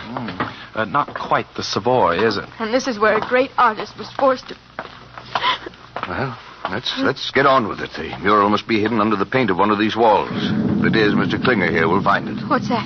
Oh, don't let that frighten you, miss. It goes on day and night. Building a subway right under it. Yeah, it doesn't feel very safe. Perhaps you'd better start your examination, Mr. Klinger. Yes, I start making my test now. For the next 3 hours, Mr. Klinger, the expert, worked without pause, taking specimens of almost every square foot of wall space, examining his findings for oil tones under his microscope. Finally, bending low over a sample. I don't know. Looks like flesh tone, oil, maybe just another layer of paint. I must take 4 or 5 more specimens of that same layer. And how will you know if... If I get different tones in the same layer, then I'll say the mural is there. Second specimen, a sky blue tone. Third specimen, an earth color. Fourth, bright fuchsia. And fifth, yes, fifth is a vivid, beautiful gold. My friends, on that wall, under that grimy paint you see, is the last great work of Elias Barons, The Walls of Jericho. Why, a fortune, a fortune. Yes, Mr. Hodakis, a fortune. But before we can announce our discovery, we have a serious problem to solve. The finding of the mural means that we secured the second Bible which led us to it. And we could have secured that only from your client, Ernst Helms, who was wanted for murder. I don't understand. Well, it's very simple. We will be charged with working in concert with a murderer unless we apprehend him and turn him over to the police. Yes, but I don't see how we... Well, I have a plan. Patricia, you will leave at once for Chicago. Hodakis says that is where Helms called from. You will take all of the Helms luggage, which is now in the storeroom of the Hotel Bolton, including his large trunk. But see here, why must she take the... Because I feel very strongly that Helms will suddenly appear if we move that trunk. Hey, I think we better get out of here. Yeah, let's go. No, we don't. Darcy, he's got a gun. So you know. Yes. Well. Yes. I knew when I learned from my secretary that she told you when you called me that Catherine Walsh was coming to my apartment with a book. And you kept me waiting in your office while you went there and killed her for the Bible you finally turned over to me. And you decided to force my hand, find the mural. Precisely, Mr. Hodakis. And when you made it necessary for me to lie to you about giving the Bible to Helms, I unwittingly signed his death warrant. You knew that Helms was an honest man working for Patricia, and you intended all along to secure that mural for yourself. And so, when Helms couldn't turn over the Bible to you, when you demanded it from him, you were forced to murder him, and his body is now stuffed into his trunk in the storeroom of the hotel. So you've got it all figured out. Well, figure this one out. Darcy, look out!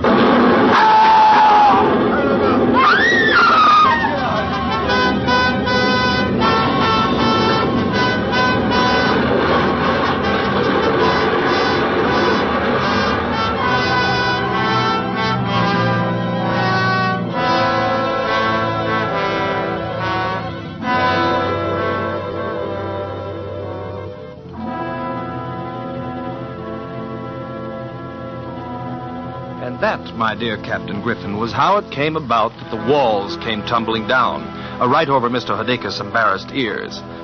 It is too bad he did not live long enough to confess to the murder of Father Walsh, but it's obvious that he killed him to prevent him from giving the Bible in his possession to Patricia.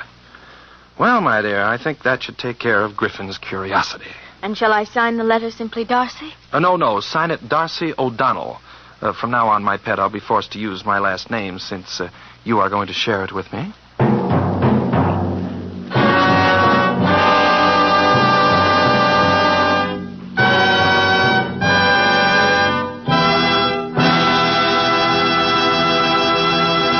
And so closes The Walls Came Tumbling Down, starring Keenan Wynn. Tonight's tale of Suspense.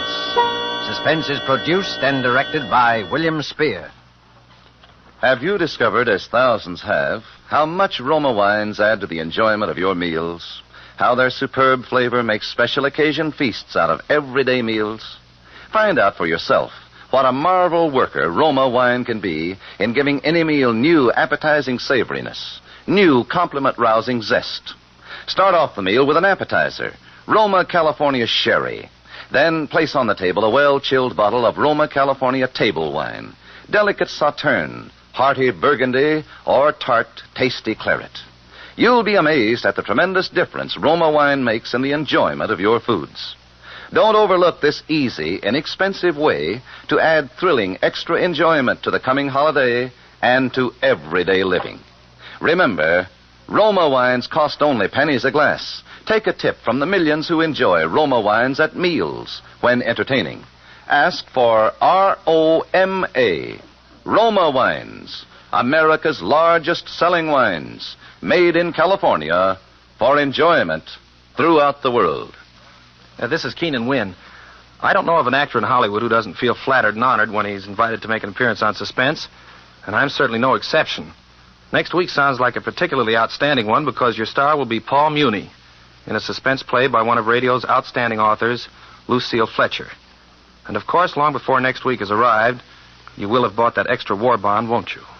Keenan Wynn appeared through the courtesy of Metro-Goldwyn-Mayer, whom Roma Wine salutes this week on the occasion of their completion of 20 years of motion picture leadership. Next Thursday, same time, you will hear Paul Muni, a star of Suspense. Presented by Roma Wines, R-O-M-A, made in California for enjoyment throughout the world.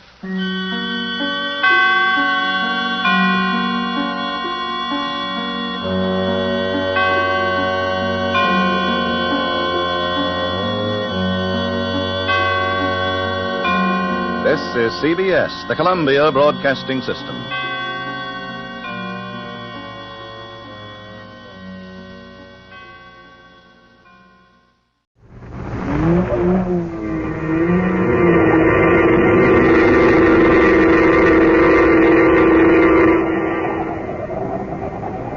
Dark fantasy.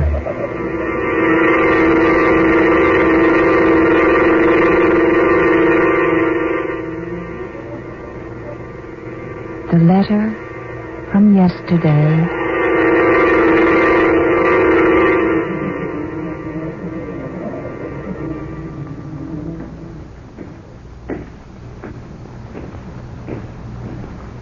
I beg pardon, miss, but do you happen to have any material at all dealing with the... If you please. Huh? What's that? Will you please lower your voice? What, I... And then you might read the sign over there. Or shall I read it for you? Absolute quiet required in this library. My, but you read beautifully. But I wonder Will if... you please lower your voice? Oh, sure. I mean, sure. I'll be more than happy to help you. But you simply can't disturb the others here in the library. I see. Well, I'm terribly sorry. Excuse me, everyone. I didn't mean to disturb you, Will folks. you please be quiet? Well, good heavens, ma'am, I just wanted to apologize. That's quite unnecessary. Now, may I help you? Well, I hope you can. I'm looking for some literature on hydrokinetics. Don't suppose a hick library like this would have anything like that, though. You're a stranger in Jackson City, aren't you? That's right. How did you know? I know most of the people in town. And besides, folks who live here never refer to the town as having a hick library. Oh, now look. No offense intended. But after all, I don't expect too much from a 2x4 place that probably doesn't have much more to offer than the encyclopedia and a couple of copies of the Rover Boys. You said you wished to see something on hydrokinetics. That's right. Hydrokinetics is a branch of kinetics which relates to liquids. You see, kinetics is the branch of dynamics. Do you wish to read Kendall, Johnson, Abernathy, or Sandine on the subject? What? What's that? I said, which author do you wish to consult? Those four seem to be the authorities, but some engineers like Alexander and Bowen. Well, look here. Are you serious?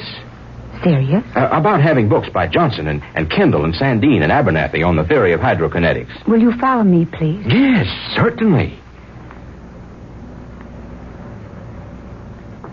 But turn on that light if you wish. It's a little dark in here today. Yes, all right. I think you'll find these quite up to date. I'm sorry that one of the Alexander volumes is out, but it should be back tomorrow. Oh, quite all right. It's Kendall I'm really after. Here we are. This one. That was printed sometime last year, I believe. Yes, it was. Kendall is propounding a new theory on hydraulics. I read it when I was in New York. I'm glad you didn't have to go back into the city to find what you wanted. No, Oh, look here. I owe you another apology, don't I? No, please, don't bother. Oh, but it's no bother. You may use any of the tables over there. Yes, but I'd like You'll find the one by the window quite good.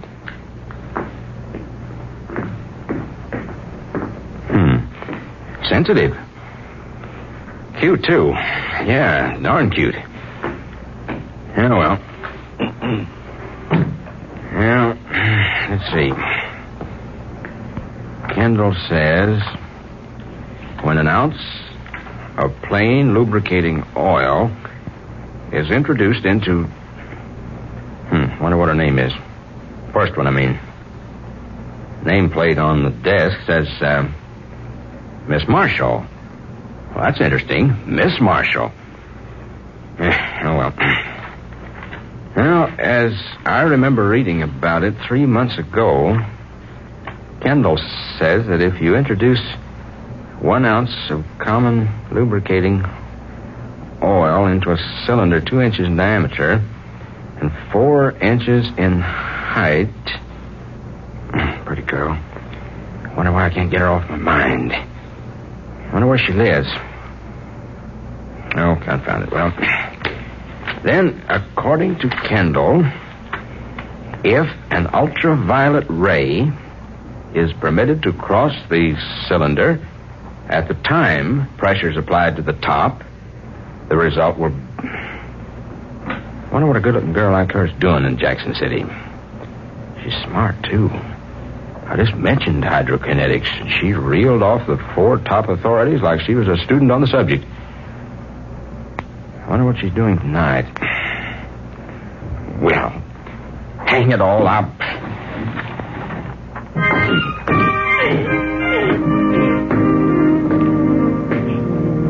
I say, Miss Marshall. Oh, I say, Miss Marshall. Yes, what is it? Would it be possible for me to check this book out? I'm very sorry, but I'm afraid not. Well, it's really quite important. I'm an inventor, and I'm just on the verge of a very important discovery. I simply must have this book to use. I'm sorry. Perhaps you should buy a copy. Oh, I've tried that. Everywhere in town. There's none I can get a hold of. You could have one sent out from New York. I can't wait that long. I have to work on this thing while it's running through my head. It's very important. I might lose the whole idea by the time a copy came out of New York. I'm sorry. It's quite against the rules to permit anyone to take out a book without a library card. Well, suppose I take a card. How much? Oh, there's no charge, but you must have a property owner sign your application. Property owner? Application? Yes. Someone who can pay for the book in the event that it's lost and who's willing to personally guarantee your honesty must sign your application. Then your card will be ready within 48 hours. Oh, now look. That's worse yet. I'm sorry. This isn't any way to treat a Jackson City guest, you know. I'd like to help you. Really, I would. Would you? Really? Yes, I would, but I can't break the rules. Now, wait a minute. I've got it. Yes? Your place. What? Your place. Your home. Wherever you live. You mean... I mean you can take the book out yourself. You take it home. Then I'll come by tonight and use it there. That's not very clever, Mr. whoever you are. Chase. Adam Chase. And not very original either. Well, there aren't any new ideas. At least give me credit for picking one that's not too bad. Are you serious about the book? A word of honor, ma'am. I need that book right now like anything. Seriously? Seriously. Then I just might be able to help you. Would you really? I might. Tell me, can you take dictation? A little. Ah, good. You can help me. That is, if you'd like to. I might. I'll be glad to pay you. Oh, well, we'll see. You'll do it? You'll take the book home and let me study it there? Yes, I'll take it home. Good. Where do you live? You won't have any trouble finding me. Just ask anyone for Cicely Marshall. Did you say Cicely Marshall? Yes. What about it? Well, nothing. I just like it. It happens to be one of my favorite names. What time? Tonight? Uh-huh. Oh, anytime after 7:30. Good. How's 7:32? You better go now. We're beginning to disturb the folks who are trying to study. Yeah. All right. See you tonight.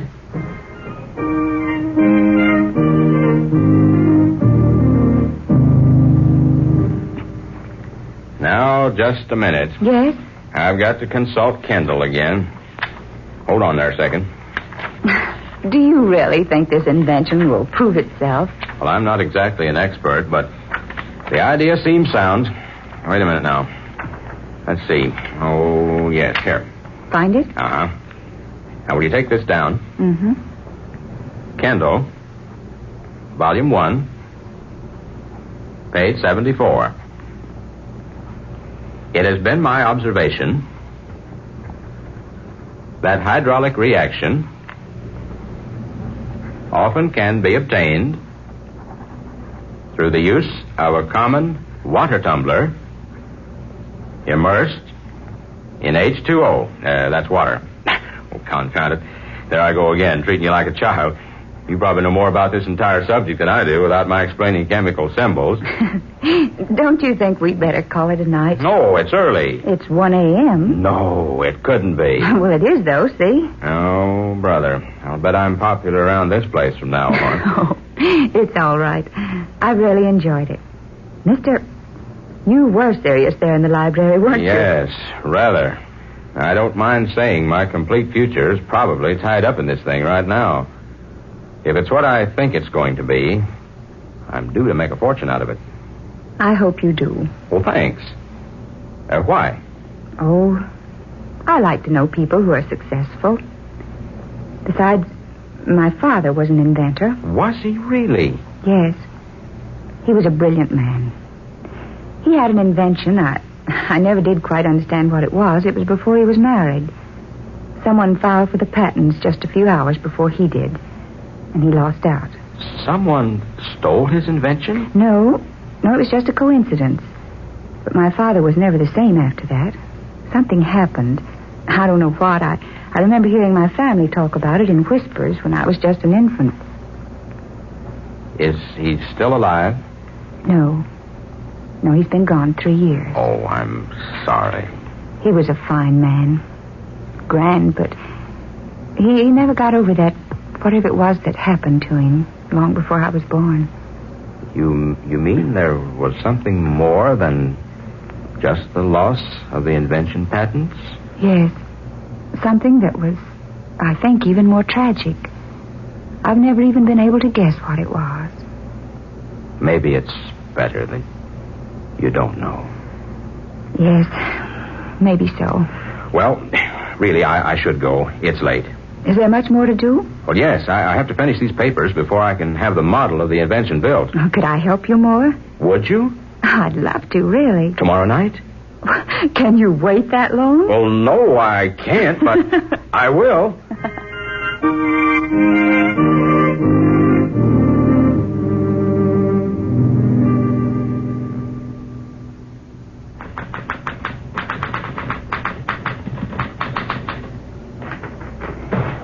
There we are. All finished. Good. Well, now the model's next. How long do you think it'll take to build it? Well, at least 2 weeks. We've been on these papers longer than I thought we'd be. Almost 30 days. I really don't know what I've done without you. Oh, I've enjoyed it. Oh, we can relax now till the model's built. Then I'll have to go to Washington. What time is it? Oh, it's early. 9 o'clock. Oh, good. Time enough to catch the last show. That is, if you'd like to go out with me. Like to? Well, I can't think of anything I'd like better.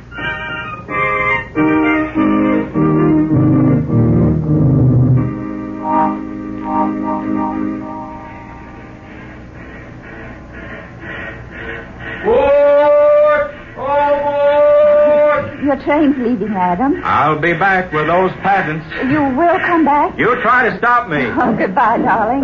Cecily? Yes, Adam? Will you marry me when I come back? What? I said, will you marry me? Now? When I come back. Oh, yes. Will you ride? Just as soon as I get to Washington. Bye. Goodbye, darling. Goodbye.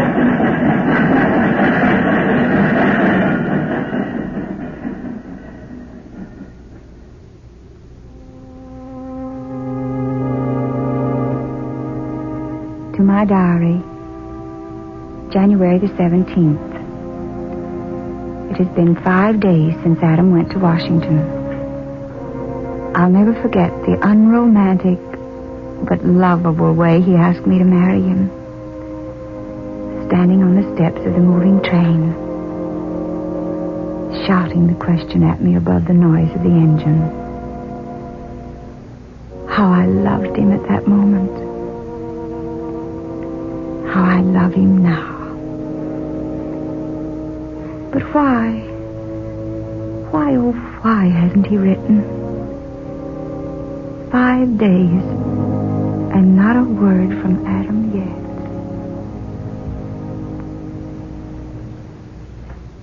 Word has just been received, ladies and gentlemen, that the crack limited from Washington nearing Jackson City less than an hour ago was held up and robbed by unidentified gangsters.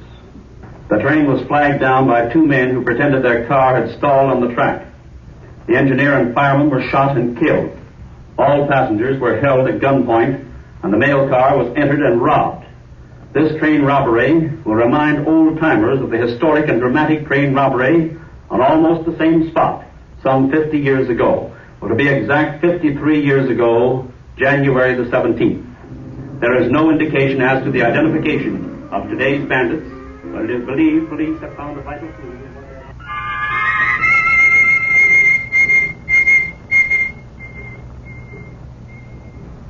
I want to send this wire to Mr. Adam Chase, Esther Arms Hotel, Washington. Yes.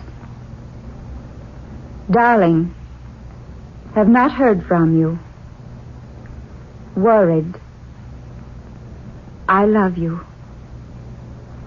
Cicely.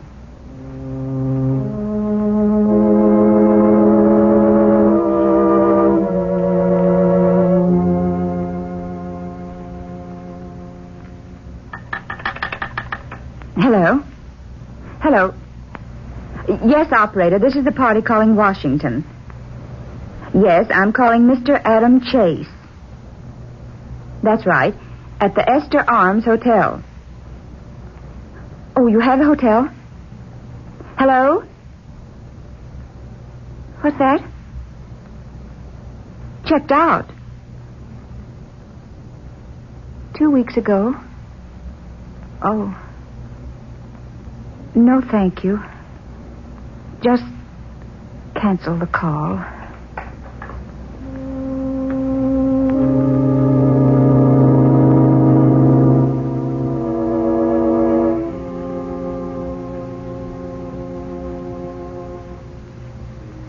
To my diary, April the 17th.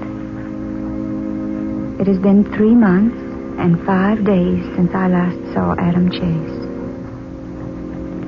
He promised to write immediately from Washington 3 months ago. He seems to have dropped out of the world. I can't locate him any place. I've just returned from 10 days in Washington. Searching. I found nothing. Yes? Come in.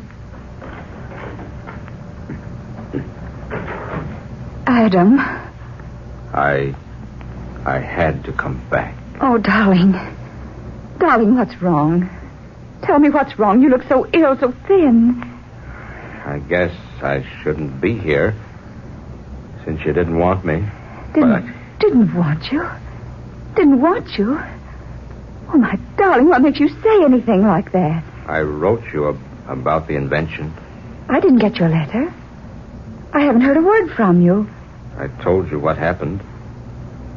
That I was ruined. Darling. That if you loved me, you'd come to Washington and we'd make it some way. I didn't get it, Adam. I tell you, I didn't get that letter. I waited. You didn't answer. You didn't come. You didn't want to come. Darling, will you listen to me? I didn't get that letter. What? What, Cecily? I didn't get that letter. You didn't get it? No. No, I waited and waited. I wired you, phoned. Well, I just got back from looking from one end of Washington to another for you. Cecily. Oh, my darling, my darling. I was too late. Just 24 hours too late. Adam. Someone else. Someone from California had just filed for the patents to the same invention. Oh, sweetheart. I was just a few hours too late. Oh, but the invention isn't everything. I wrote to you. I told you what happened. I asked you to come to Washington to marry me. I'd have come in a minute. And I thought, no, the thousands of things I thought. Oh, don't think of them anymore. I had to come back. I couldn't live without you. I had to come back to see you. Just once more. I couldn't live without you, Adam. We'll be married. Promise me we'll be married right away. Right away, darling. Yes, right away.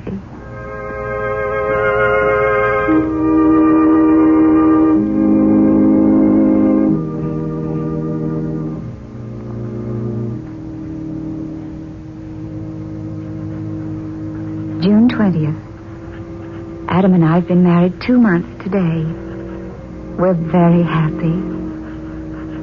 Somehow, there's something more than just our love for one another that makes us so close to each other. I can't explain what it is. We've rented a large house, an old one, but it's adorable, and we're planning to... Cecily! Oh, darling! Yes, dear? Come on up here to the attic, will you? I've stumbled onto something. All right, Adam.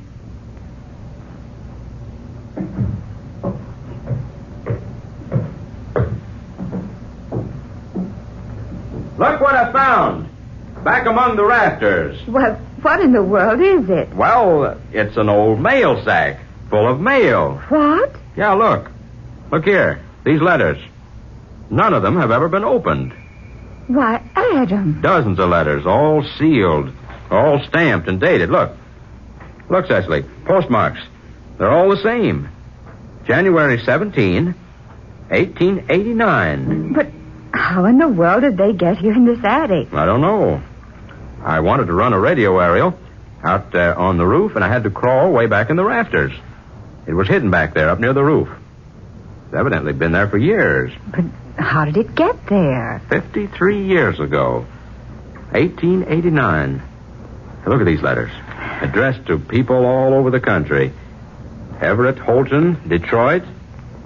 Jessica Young, New York. Paul Reimer, Chicago.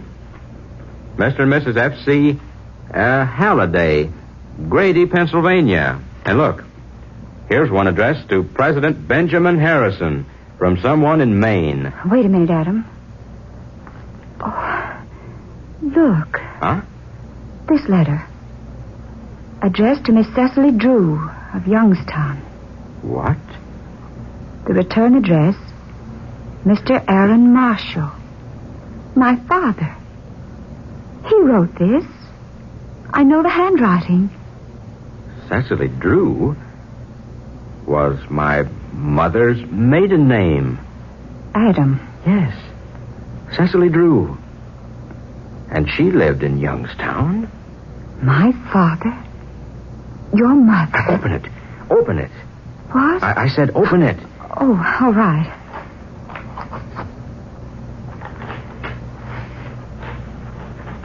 Oh. What is it? It was my father. Listen. My darling Cecily, I have bad news. I have just learned that someone else has filed for the patent rights to my invention. By some queer trick of fate, another inventor had the same idea as I. Only he has been fortunate enough to get his application for patents into the Bureau ahead of me. I fear all my work has been in vain, all my sacrifice useless. I have nothing to offer you now, my dear, but my love. If you still love me, hurry here to marry me. I shall surely never exist if you don't. All my undying love, Aaron. He wrote that. Your father. To my mother. Adam, the train robbery. What? I remember hearing about it on the radio. The train your letter to me was on was robbed. The mail was stolen. And the same thing happened 53 years ago. To your mother and my father. Only she believed he failed to come back to her. And he died, never knowing she hadn't read his letter. And his letter has been here, hidden all these long years. Your mother and my father.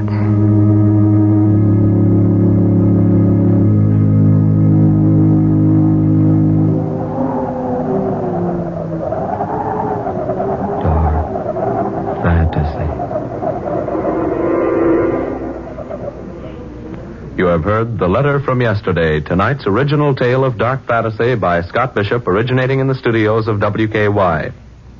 This is Tom Paxton reminding you to buy United States war bonds and stamps. Dark fantasy comes to you each Friday night from Oklahoma City. This is the National Broadcasting Company.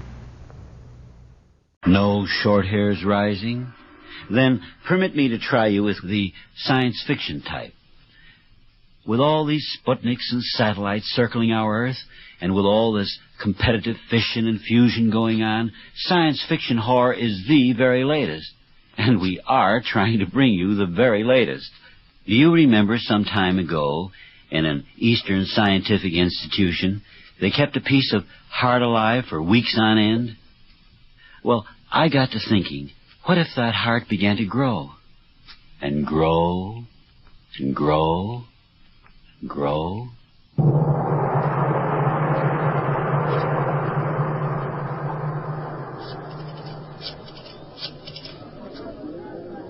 Hello? Hello, operator. Give me Mr. Regan, fast. Hello, Mr. Regan, this is Lewis. Listen, get me a rewrite, man. The thing's still growing. No, Chief, I tell you the truth. The corridor's choked with living, crawling flesh.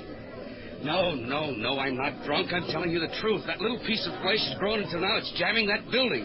All inside the space of an hour. You've got to believe me. It's the greatest news story of the generation, and here you argue with me. I tell you it's the truth. You've got to believe me. You must believe me. I tell you the only hope is to burn the building to the ground at once. Now, wait a minute, Doc. Wait a minute. Take it easy. I tell you, burn it to the ground. Burn. And I tell you, take it easy. I sent in a call. Oh, don't you understand? For some reason, I cannot even imagine, this tissue is doubling in size every hour. Do you know what that means? In another hour, it will be twice the size it is now, and long before that, it will break open the building with the force of its pressure, and then it will be free in the street. Can you hear me? Free in the street. And then those tentacles of protoplasm stretching out to feed on anything they can reach. The building! See the walls! Crashing! I want you!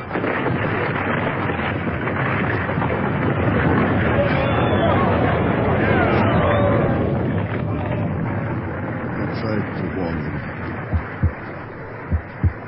But now it is too late. The heart is free.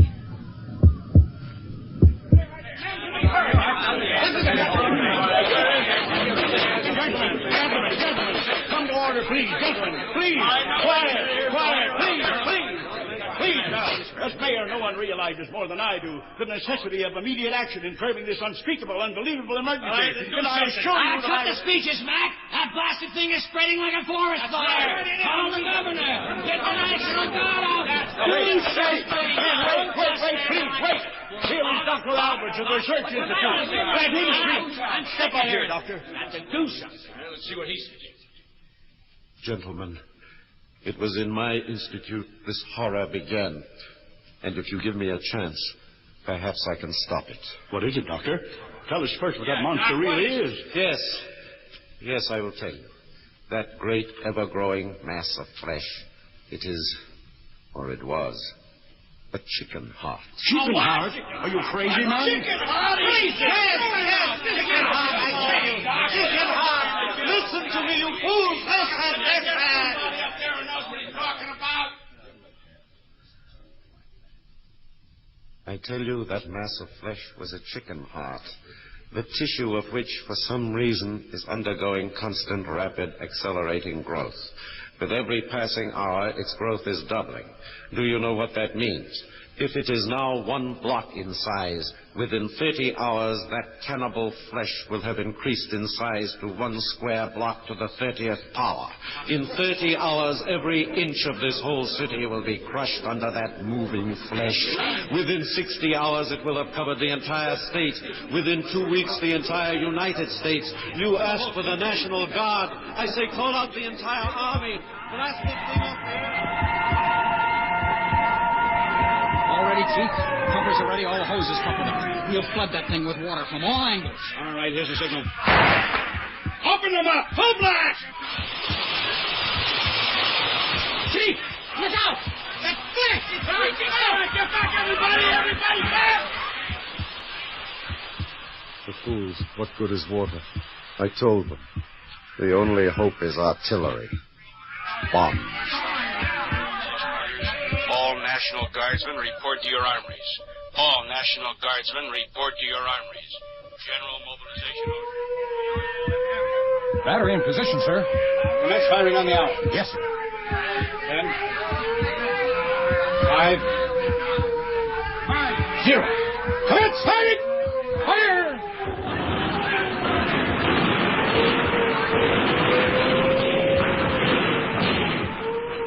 Useless. It has grown too large, and it grows too quickly. The flesh is already engulfing the guns. They came too late.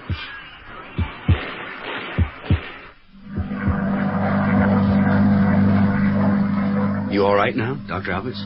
Yes. Yes, I'm all right, Mr. Lewis. I'm all right. Well, I sure am glad I located you. I stalled as long as I could, another 10 minutes, and we couldn't have taken off. That blasted protoplasm, or whatever it is, was sucking at the wheels by the time we left the ground. Yes, I saw. 5,000 feet. Well, we'll cruise around up here for a few minutes and then head west. It will do no good. You can't mean it. It must stop growing sometime. It must. Look at it down there. The gray blankets of evil covering everything. See how the roads are black with men and women and their children running for their lives. See how the protoplasmic gray reaches out and engulfs them. See Stop it! Stop talking like that. We'll get away. The government, they'll send bombing planes, poison gas. No hope. Listen to me, Lewis. You remember only a handful of days ago, you asked me my prophecy of the end of the earth? You remember my answer? Oh, such a scholarly prophecy. Cessation of earth rotation. Mighty-sounding astronomical theories. But now, this is reality, Lewis. The end has come for humanity. Not in the red of atomic fusion. Not in the glory of interstellar combustion. Not in the peace of white, cold silence. But with that creeping, grasping flesh below us. It is a joke, hey, Lewis? A great joke. The joke of the cosmos. The end of mankind. Why? Because of a chicken's heart. No, we won't die. I can't die. I'll find a safe landing somewhere. I'll find a place. The motor, it's cut out. We're in a spin. I can't get out of it. I told you, doomed. No! All mankind, doomed. No! We're falling right into it, into the heart.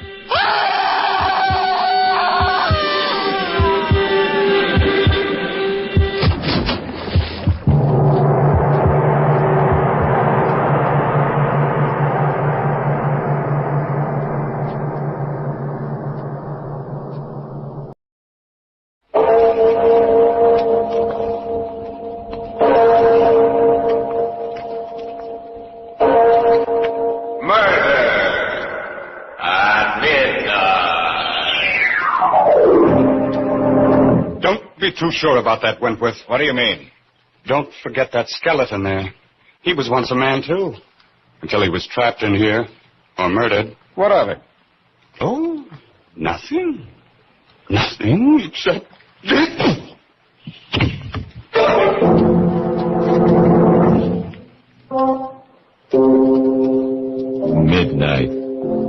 witching hour when the night is darkest, our fears the strongest, and our strength at its lowest ebb. Midnight, when the graves gape open and death strikes.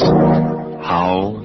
You'll learn the answer in just a minute in The Line is Dead.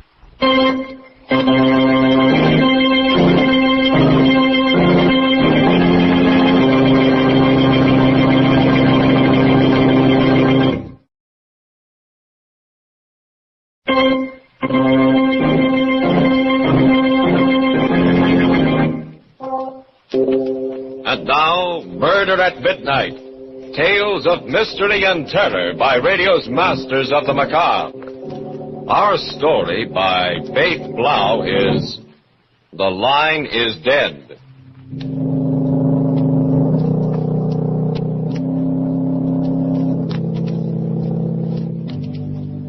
The gash in the green lawn of Brookside Memorial Park awaits the body of Albert Lockridge, scientist and explorer. There are few who have followed him to his last resting place, for Albert Lockridge was not one who was prodigal with his affection. And so beside the yawning grave stands his wife, Lenore. Albert. Finishing the short service, the minister says, And so, unto dust, you are now committed. You may lower the casket. Strong hands grasp the straps attached to the coffin. The pulleys sing their discordant dirge. A strange melody, heard over the soft weeping of Lenore Lockridge. Suddenly... Listen, knocking at the coffin. Albert, we hear you. We know you're alive. Raise the casket. Raise the casket. Yes, sir.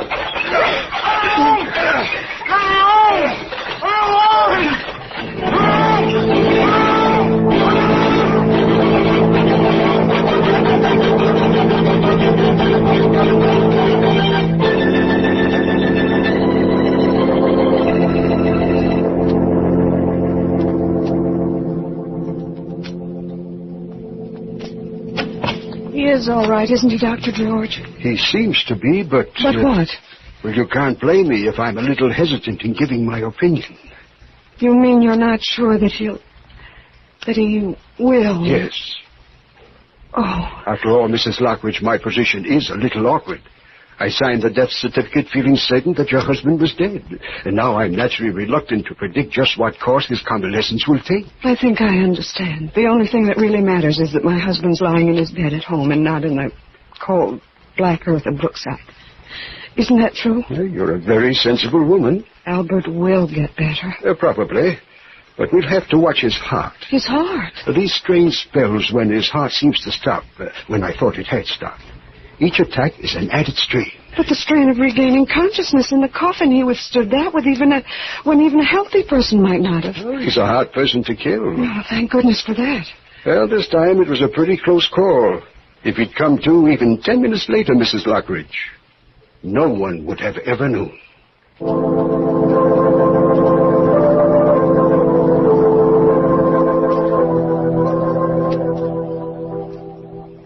Albert. Lenore? Lenore? Is that you? Albert, the doctor says you'll be fine if you'll only rest. I can't rest. I've got to ask you a question. Dear, you've been through so much, too much for any one person, so save any questions you may. No, this question can't wait. That sealed envelope, Lenore. The one on my desk. The one I'm supposed to read after you're... Yes, after I'm dead.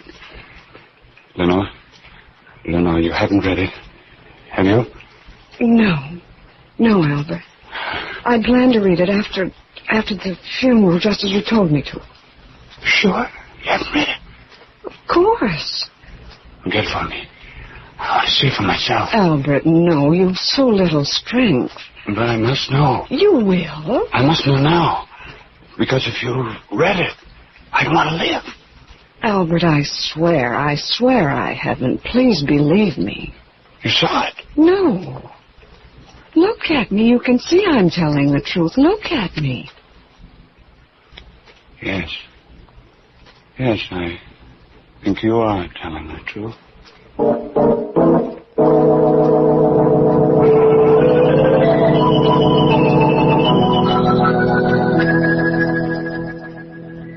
Well, Mr. Lockridge, another few days and we'll have you out of that wheelchair. Sometimes I wonder why you go to all this trouble with me, Doctor. It's my job. Yes, but there's so many people who really enjoy life and yet die.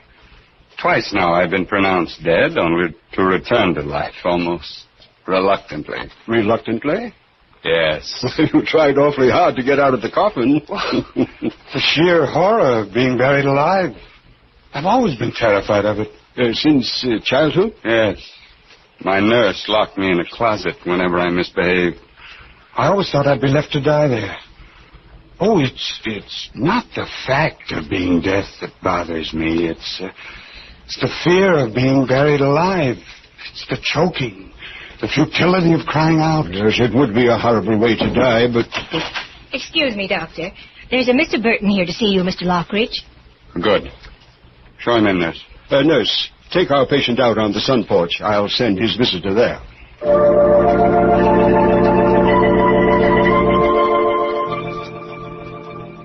Mr. Lockridge? Sit down, Mr. Burton. Thank you. Nurse, if you don't mind. Not at all. If you need me, just call. Now, Mr. Burton, as I understand your business... I'm a telephone engineer, specializing in special types of telephone systems. Yes. But perhaps you've read about me in the paper. Yeah, sure I have. You're the guy who came back from the grave. Yes, I'm the guy who came back from the grave. And it strikes me, Mr. Burton, that an occasion might again arise when I might want to do the same thing. That's why I called you. Come again? Sometime a doctor again may pronounce me dead. Perhaps I will be, perhaps I won't. And if I'm not, I'd like to feel that I could call for help. I don't get it. Mr. Burton, in case it should happen again, I'd like you to install a private telephone from this house to my grave.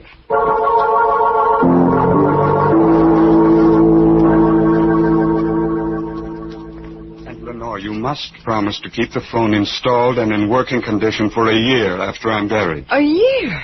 Darling, that doesn't make any sense. Well, this stop-and-go heart of mine doesn't make any sense either. But, Albert, a year? The first time my heart stopped for 6 hours.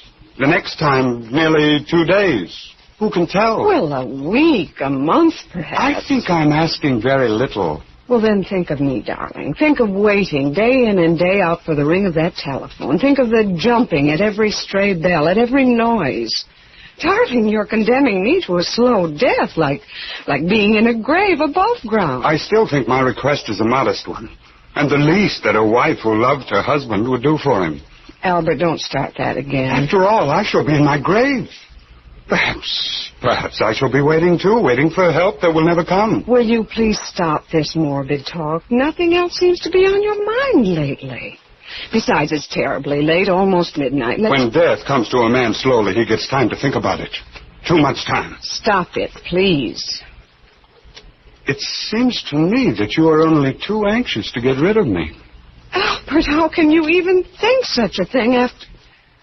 I've been a good wife, haven't I? Yes, but you might have made Oliver Wentworth an even better one. Albert, please don't bring that up again. What would have happened if Oliver had come back from that expedition with me? I don't know. You would have married him, wouldn't you? Perhaps, I don't know.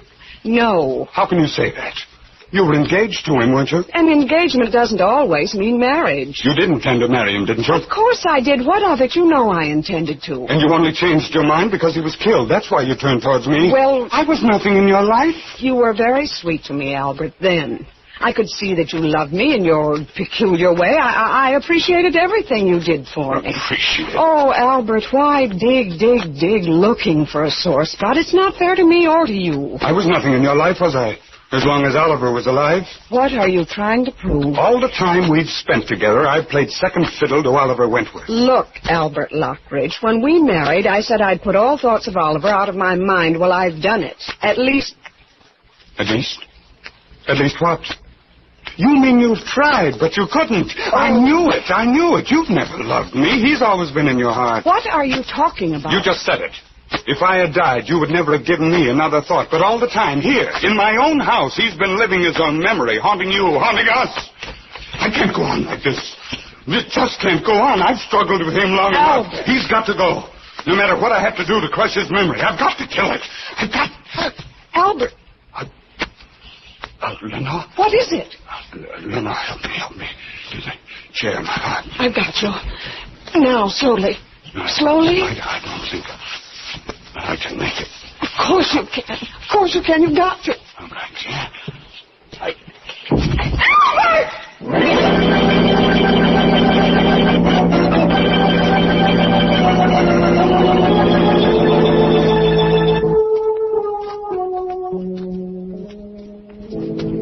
Doctor, are you sure? Absolutely, Mrs. Lockridge. And this time the two heart specialists agree with me. But, Doctor, in view of what happened before... We've tried to take that into consideration. But even so... Well, can't you postpone signing the certificate? I'm sorry, Mrs. Lockridge. My colleagues and I all agree that your husband is dead. There can be no delay. Very well, Doctor. Thank you for everything. Goodbye, Mrs. Lockridge. Goodbye, Doctor.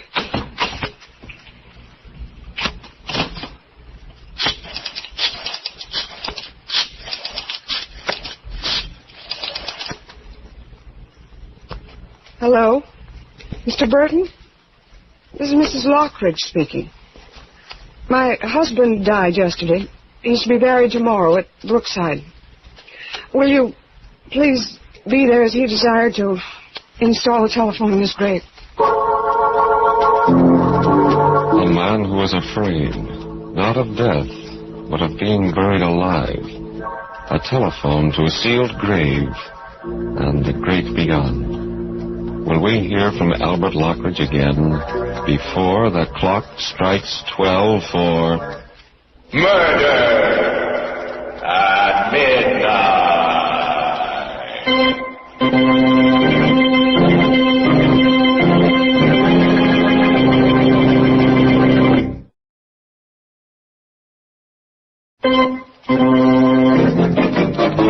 And now, back to Murder at Midnight and...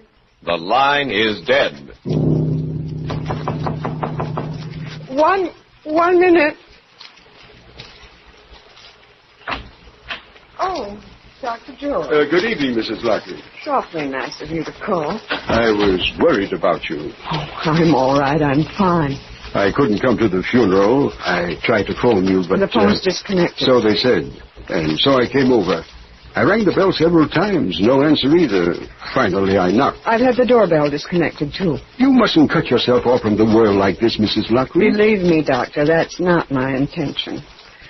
As long as I stand guard at this telephone, I want to be sure that the only bell that ever rings in this house is the one that tells me that Albert's not dead, that he's still alive there in his coffin, that he needs help.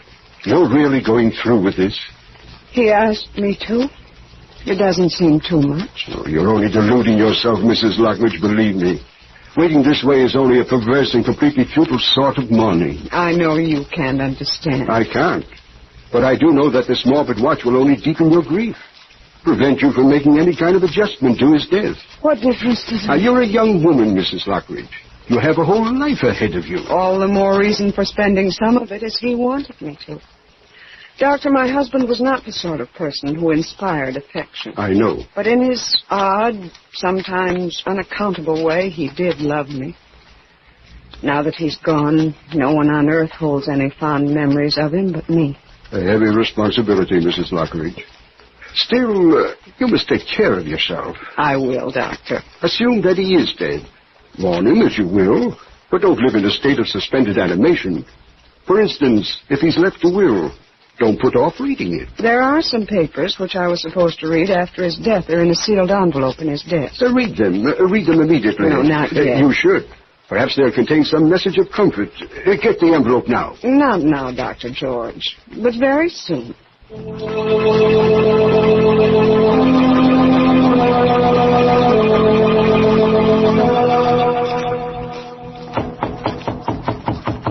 Just a moment. Yes? Oh. Lenore. Oh, no. No, it can't. It is. I know I shouldn't have come just like this without warning. But I've always thought... That I was dead? Yes, I know. That's what Albert told me, and you never came back. No. Why? It's a long story, Lenore. A story you ought to hear. You know that Albert died yesterday? I know. That's why I came. Why didn't you come sooner when he was alive? Were you afraid to meet him? I was afraid to meet you. Me? Why, Albert? By the time I returned, you and Albert were already married. But even so, we both would have welcomed... I wonder. You see, I knew you thought I was dead. No good would have come of such a meeting. But now everything is different. Different? Yes, of course. I loved you then. I love you now. Oliver. I've come back for you. Oliver, you don't understand. How can I even think of such things today? Lenore, I had to come. I've waited so long. I couldn't wait a day longer. Can't you see? It's useless even to think about that now. He may still be alive. I know. No, it's not right to speak as you do. Not today. I was afraid you'd think so. Lenore, I wanted to avoid this, but now I see I must tell you. Lenore, neither of us knew Albert Lockridge. After all, Oliver, I've lived with him. I still don't think you ever really knew him. I never did, even though I worked with him for many years. That is, until the day we stood in the great hall of the old Aztec temple. The temple we found on that last expedition. The one from which I was not supposed to come back from. We were trying to find a door to an inner chamber.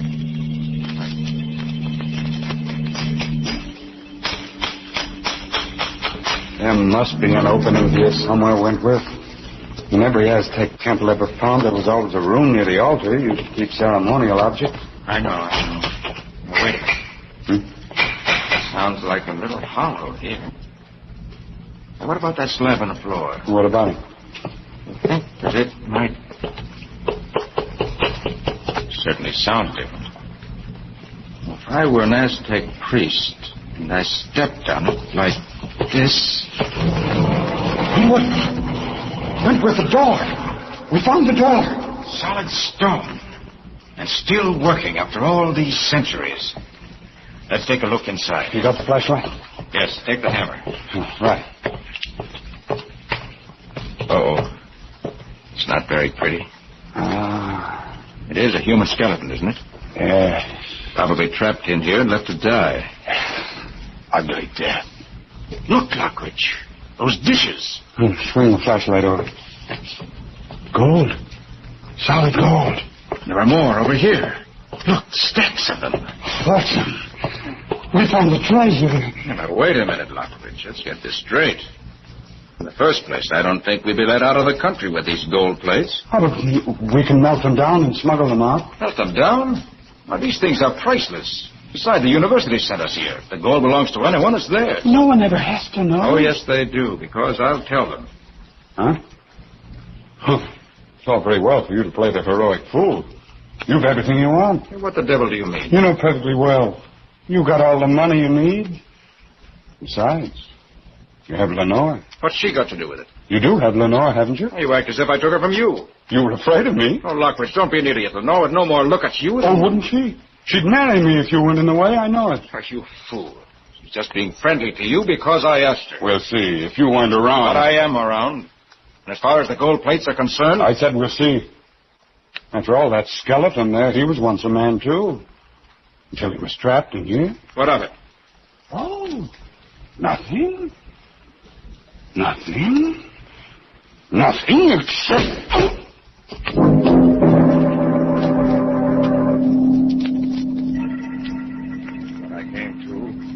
I was there in the dark. Flashlight, the gold plate's gone. Left there to die. Trapped behind a stone door. Oh, no, Oliver, no. When Albert Lockridge closed that door, in his heart, in his twisted brain, there was only one intention. Murder. How did you get out? By luck more than anything else. I had the hammer and I knew where the stone latch was. I started chipping away at it. To this day, I don't know how long it took me, but when I finally got out, I was a sick man, exhausted. And by the time I was well enough to travel, come home here, you were already married. And he told me that you'd been killed by natives. Of course, that was a lie, but... Oliver, I still can't believe that your story is completely true either. But why? A man who's been the victim of an attempted murder would see that the murderer was punished. You didn't even try to. Well, Lenore, how could I? He was your husband. Well, why should that? Could I brand you as the wife of a murderer? Loving you as I did, as I do? I had to wait. But now let's forget this horrible past. I can't, no matter how I feel I can't. After all, there's no proof. Lenore, don't you believe me? It's not just that. Don't you see? At any moment, the telephone may ring telling me that he's alive. If I knew your story were true, perhaps I'd feel differently, but... No, my place is here. I must stay here. Lenore, please. If you feel any love for me at all... Will you go, Oliver? Please. If that's what you wish... Yes, Lenore. I'll go. But remember, I love you.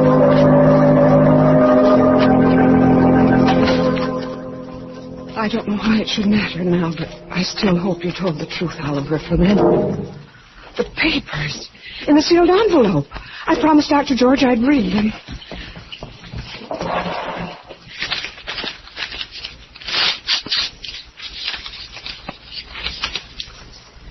Lenore, there are many things on my mind as I sit writing this last word to you.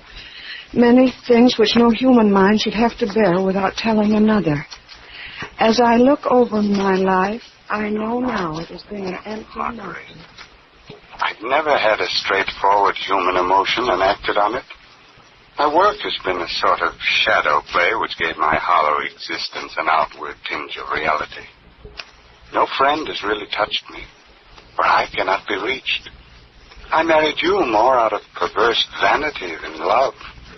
And yet, perhaps because of your loyalty, some spark of love has been kindled in me. Bear this in mind when you go out to the garden. For there, underneath the sundial, you will find a treasure of gold, which should take care of you when I cannot. I had intended to use this gold myself, but I could not, because it might incriminate me in the murder of Oliver Wentworth. People might ask questions, but you... The murder of Oliver Wentworth. Then his story was true. Oliver! Oh, Oliver! Gone. Well, he can't have gone far, and if I hurry... Oliver! Oliver, I'm coming! I'm coming! Oliver!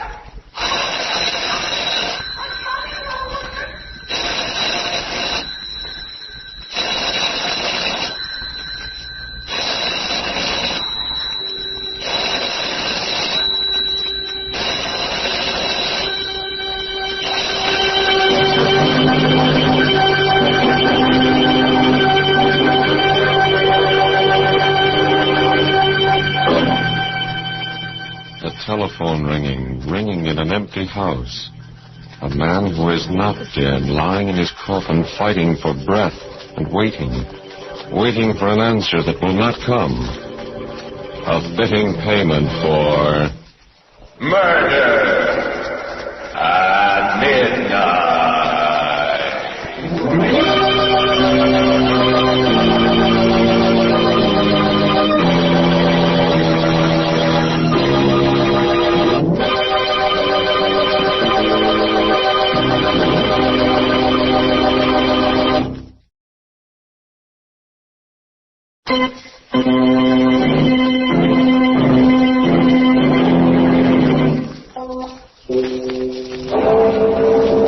Remember to be with us again when death stands waiting at a newly dug grave and the clocks strike 12 for murder at midnight.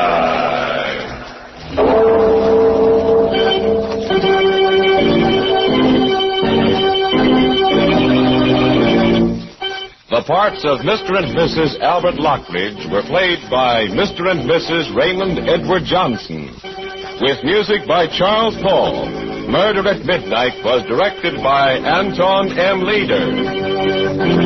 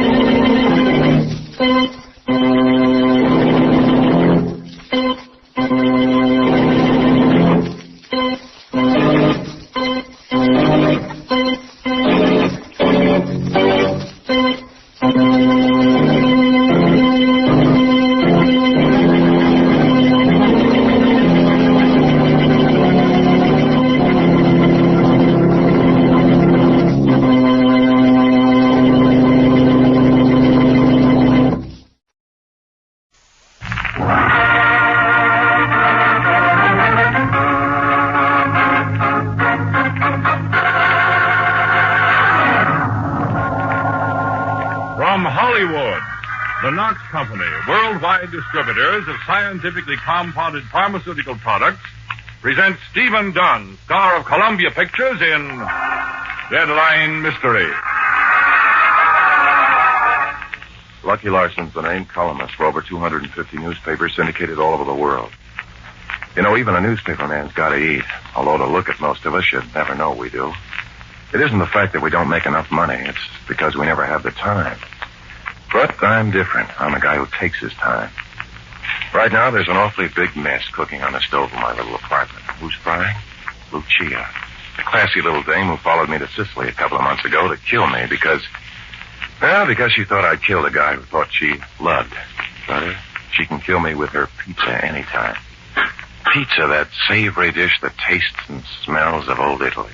Garlic, tomatoes, gooey dough, and cheese. And, of course, the sauce. Wine ripe and smackable. You want to taste it, Lucky? Are you kidding, baby? There. Is it all right? Just stick your finger in it, baby. It'll be perfect. Oh, Lucky. I love to cook for you. You like everything I make. Oh, you give it such pretty trimmings. Oh, Lucky, you're sweet. Come here. Oh, Lucky, pizza, it'll burn. Forget it. Oh. Lucky, the doorbell. Forget the doorbell. Oh, Lucky, you'd better go. I think the doorbell's stuck. Oh, okay. I open the door and then right into a story. There's a kid standing here. Blood running down his face paints out his features. He could be anybody until I hear his voice. Lucky. Mr. Larson, can I come in? Johnny Hines, what a... Of course, kid, come on in. Thanks, Mr. Larson. What happened, Johnny? You hit a truck? No, Look, don't try to talk right now. Come on, we'll go wash up. Who is it, Lucky? Oh. The kid's hurt, honey. You want to give me a hand? Oh, well, that's awful. What happened? Who is he, Lucky? Friend of mine. Kid I used to know. We lived in the same apartment house once. Well, don't just stand there. Get some bandages. Yeah. Get some iodine. Get anything. Lucia's soft touch does more for the kid than all the bandages in the world. What that gal can't do with a Band-Aid. Johnny's patches even have trimming. He can talk now. Come on, son. Tell us all about it. Yeah, who beat you up, Johnny, and why? They beat me up because Mom doesn't want to move. You mean somebody's trying to chase you out of the place where you live now? Yes, sir. Mr. Quinn's been trying to get us out for weeks. Oh, I don't believe it, Johnny. But he has, Mr. Larson. He's done all kinds of things, like turning off the gas, stopping the water. Oh, look, Johnny, that doesn't sound like Quinn. I've known the guy for years. He was the best landlord I ever had. He's different now. He's so different that we want to move. Only we can't find any place to go. Doesn't seem possible. He's already chased the people out across the hall, the Winstons. They had to go to a trailer camp. And the people next door to us had to move in with relatives. Sound like you're telling the truth, Johnny, but it just doesn't make sense. Mom's sick. We've just got to Quinn's stay. never been like that. Why, I've known him to carry tenants for months without even a cent of rent. What'll we do, Mr. Larson? What happened tonight, Johnny? Well, I told Mr. Quinn that if he didn't leave Mom alone, I was coming to see you. Is that why he beat you up? Oh, no, sir. Mr. Quinn didn't do it. Who did? I don't know. Some big guy stopped me on the street as I was coming here. He said he'd teach me that this neighborhood wasn't going to be healthy for squealers like me. Just a minute. I pick up the phone and dial Quinn's number. I have to wait a few minutes. Hey, you look better with your face flushed. Hello, Joe. Lucky Larson. It's funny. Joe Quinn has always been glad to hear from me before. Now he comes through and asks me how I am. Why I don't ever come around. I'm coming around now, Joe. I just wanted to be sure you'd be in. Quinn said he's just going out. You better wait for me, Joe. I'll be there in 15 minutes. But Lucky, the pizza. Keep it hot, baby. I won't be long. And don't change your lipstick while I'm going.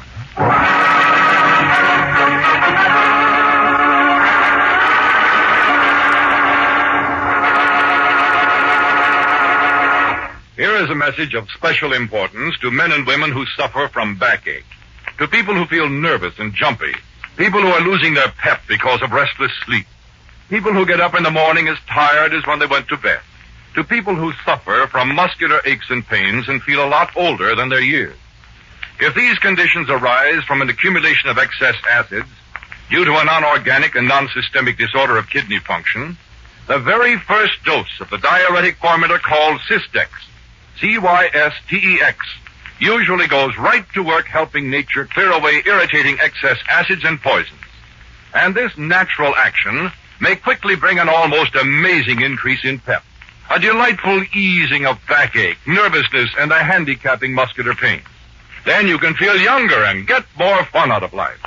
Because it may bring such a vast improvement in your physical well-being, you owe it to yourself to try Cystex today. Take exactly as directed on the package. See how fast it works. Your money back is guaranteed unless you're completely satisfied. So get Cystex, Cystex, from your druggist today. See how much Cystex may help you. And now, back to Lucky Larson and Deadline Mystery.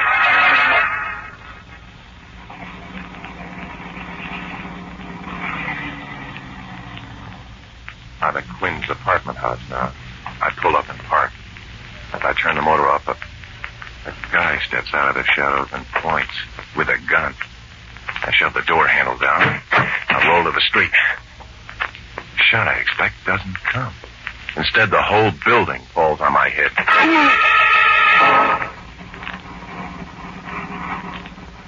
Slowly, ever so slowly, the lights come back on again. There's a buzzsaw going around in my brain, and every one of the teeth takes out a nick as the thing goes round and round. Gradually, the buzzsaw turns into a hum, and I realize I'm all cramped up and riding in a car. I'm lying on the bottom under somebody's feet. Yeah, definitely feet. Way up somewhere, I hear voices. When you get the Eagle Point, put him behind the wheel and start the car and jump. Well, how am I going to be sure he'll be killed? Don't be a sap. There's a drop there at 200 feet. Oh, yeah. Now stop the car. Let me out. I got another job.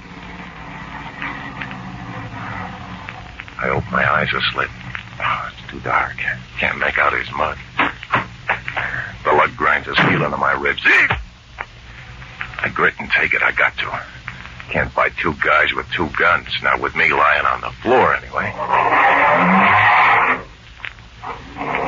Car starts up again. I'd give up all of Lucia's pizza just to stretch once. But I don't dare. Not yet. The car goes on for miles.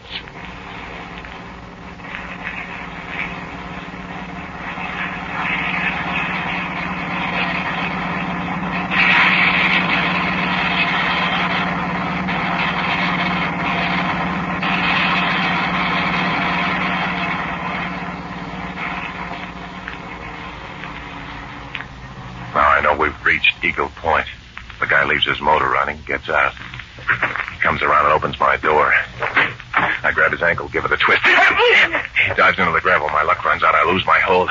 I pull myself over into the driver's seat and grab the wheel. The headlights stamp at the cliff edge, not 15 feet away.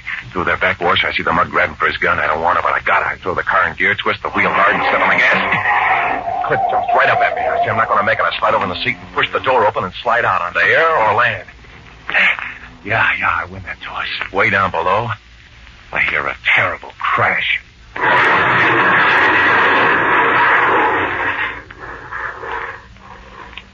Out of the dark behind me, I hear a curse and a laugh. So long, Larson. So long. Ooh, my ankle.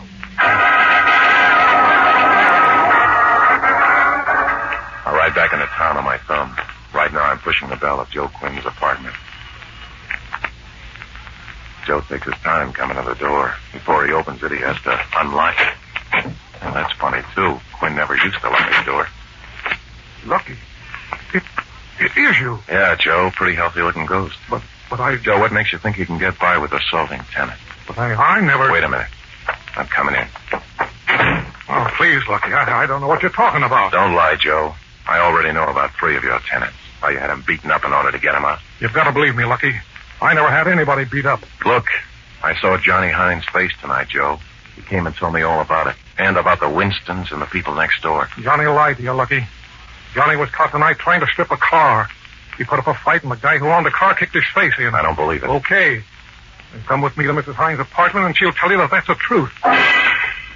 Mrs. Hines is frightened, petrified, but she sticks to her story. What Mr. Quinn says is true, Mr. Larson. Smells like a mackerel. It was dreadful of Johnny getting himself into trouble and then putting the blame on poor Mr. Quinn. Is Johnny home? I'd like to talk to him. What? Yes, of course. I'll call him. Yeah. I'm sorry, Mr. Larson. That's right. You were caught stealing parts from cars, Johnny? Yeah. Yeah, a couple of guys made me do it. Who were they? Well, I don't know. I never saw them before. Please, Mr. Larson. Please forgive Johnny for getting you mixed up in this thing. The dive I almost took over the cliff wasn't funny. I know. But if you don't report him to the police, I'll promise you he'll go straight. I promise. What are you going to do with a sick woman and her only kid? Okay, but there's still something screwy about this deal. For instance, how does it happen these mugs were waiting for me when I got to Quinn's apartment? I called them after you left your place and told them how I'd loused things up. Quit lying, Johnny. If you call them, then you know their name. Well, not exactly. They're called Mike and Red. Where'd you call them? Well, they hang out at Harry's place. Of course, kid, you know I'm going to check on them. I do. The barman at Harry's place never heard of Mike and Red. He hasn't had a phone call for him either. Not ever. It proves what I already know, that Johnny Hines is lying for some reason. Well, I better go home, have a bath, and think things out. Besides, I'm getting late for the pizza. I open my door and I smell burnt Italy. I run to the kitchen. Every pan is charcoal crisp. Every burner is on. Lucia's out. She's been mad at me before, but never that mad. Besides, she never gets mad at me for running out. She always knows I run right back. I dial her number.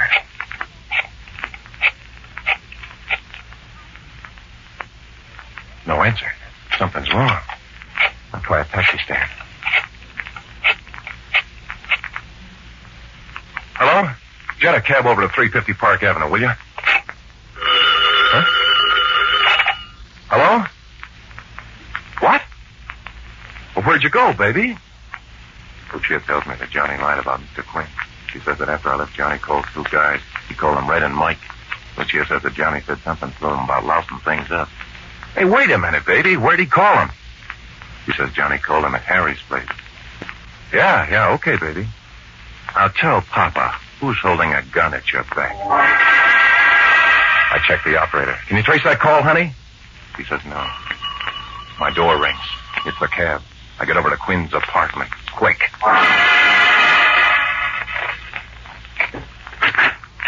Lucky. Are you crazy? It's 1 o'clock. Never mind, Joe. We're going to have words. Lucky, I'm a nice guy, but I don't have to stand for this. You got any ideas? Yes, I'm going to throw you out. I beat him to the punch. I'll try to be funny, Quinn. I grab his wrist and show him the Marine puppy. Don't, Lucky. I'll talk. That's what you should have done a long time ago. It's not my fault. I couldn't help it. Honest, Lucky. That isn't what I want to hear. It's a gang, Lucky. They're moving in on all the apartments in this district. How do they work it? Well, they force the tenants out and demand huge bonuses from people who are desperate for homes. You mean you stand for that? I couldn't help it. They beat me up, too. And they threatened to burn me out. What's your cut? Oh, I haven't taken a chance, honest, Lucky. I haven't. Who are they? The only one I know is the contact man. They call him Mike. He was here when you first called me tonight. I see. And he called someone else and told them to lay for you. Then he went to your place and got Johnny Hines. Go on, add up some more. Mike was in the apartment when we went to talk to Johnny and his mother tonight. That's where they lied. What about Lucia, the girl who was at my place? They got her, too? They went back to get her when you told Johnny that you were going to check his story. I'm ashamed of you, Joe. You should have gone to the police the first time these guys came to you. You know, you're a sap. Why? I'll do anything now, Lucky. Anything. Wait, I'll call the police right now. Don't touch the phone. Why not? I gotta find Lucia first. If I don't, I'll never find her. Yes, but how? You'll go down to headquarters with me, Joe. We'll look at some pictures. Maybe you'll be able to pick out this Mike. Yeah, I'll go. If I can find the guy, I'll make him talk. We start for the door. We get about 2 feet, and Joe yells. Look out, Lucky! Look out! As the shot, Quinn goes down. I whirl around. The lights go out. I jump to somewhere else. As 2 more shots hit the air where I'd been. Grab a chair and hurl it towards the door. The guy yells as the chair connects. I run towards the door and fall over my own chair. I get up. I hear the door slam. Hand locked. I know that by the time I find another exit, the guy will be gone. Oh, well. I turn on the light and take a look at Joe Quinn. I call the ambulance. A dark, nasty hole in his shoulder is crying red tears.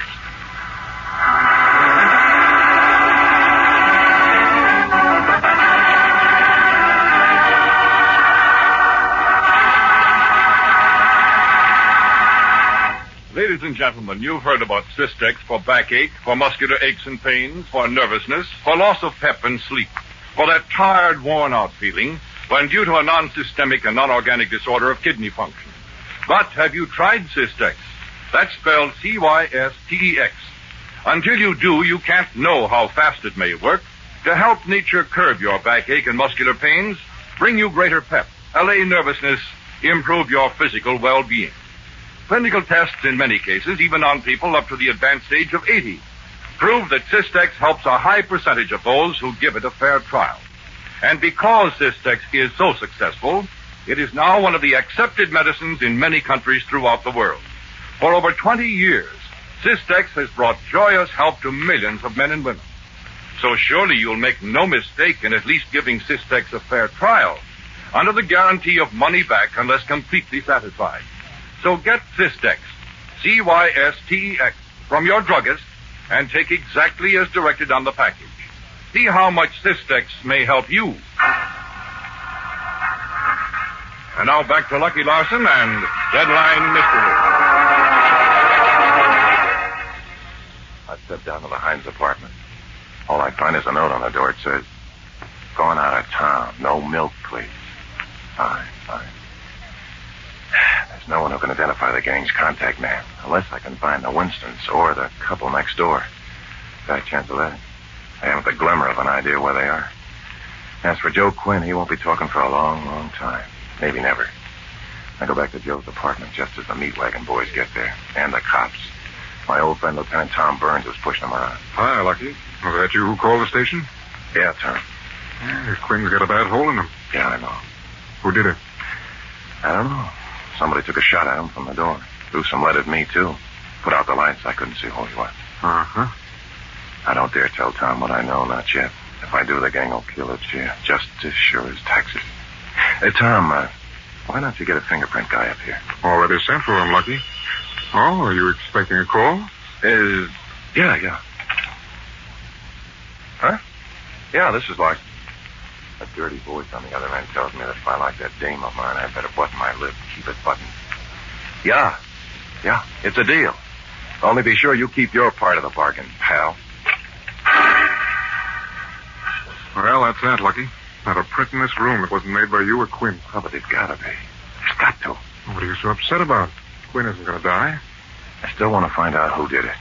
Well, Quinn will be able to talk in a few days. Maybe he'll be able to tell you. A few days isn't soon enough. Look here, Lucky. Are you holding out on me? Let me borrow your fingerprint, man, will you, Tom? What for? Don't ask questions. If we find anything, I'll bring it straight to you. Nope. I'll tell you everything I know, honest, Tom. Sorry, Lucky. That isn't good enough. Tom, you gotta trust me. Sorry, Lucky. No. But if I tell you now, it'll leak. I'll be scooped. Now, look, Tom, I've helped you out a couple of times. Well, okay, go ahead. Thanks, Tom. The fingerprint man and I get into his car. When we're down the road a couple of blocks, I say, "Drive to Eagle Point, son. We're going to get some prints off the wheel of a car. About 200 feet down. Okay, Lucky, we've matched the prints. Good, Tom. I know you would. It belonged to a hood who's done at least a dozen raps. Who is it? No. Not until you come across, Lucky. Okay, if that's the only way. I'm afraid it is. Well, look, I'm trying to run down a story on a gang that's trying to promote a home renting racket. Hey, isn't that a new one? Just an old one with a new twist. The shakedown racket. These are the guys who shot Joe Quinn, Tom. They also beat up young Johnny Hines. Then they kidnapped him and his mother, along with a friend of mine. Well, why didn't you tell me this before? Because they killed a whole bunch if they think I'd talked. Well, come on, let's go get them. Tom, look, I gotta handle this alone. I've got to find this guy and make him tell me who's at the top. You can understand. Got to use my own methods. Methods that, well, you can't use. No time to bring the guy into headquarters and make him sweat. So, come on, Tom. Let me know who belongs to these prints, huh? Yeah. Well, Lucky, you're always asking me to break the rules. Oh, go ahead. The prints came off of Frankie Rolls. Frankie? Mm-hmm. Okay, Tom, thanks. I'll be seeing you. Hey, wait a minute. How are you going to find him? I know guys who'll sing for a sawbuck. This song's worth a century. I dropped into an all-night pillory, pay a nickel for a phone booth. I'm calling a stool. Hiya, Squint. Lucky Larson. Hey, Squint, I got $100 that says you don't know where I can find Frankie Rolls. The guy sniffs a couple of times, gives me an address. Well, what do you know? You don't mean it. You know, Squint, I'll go broke if I keep on losing bets like that. I'll put the money in the mail after I've seen Frankie. So don't give him the tip.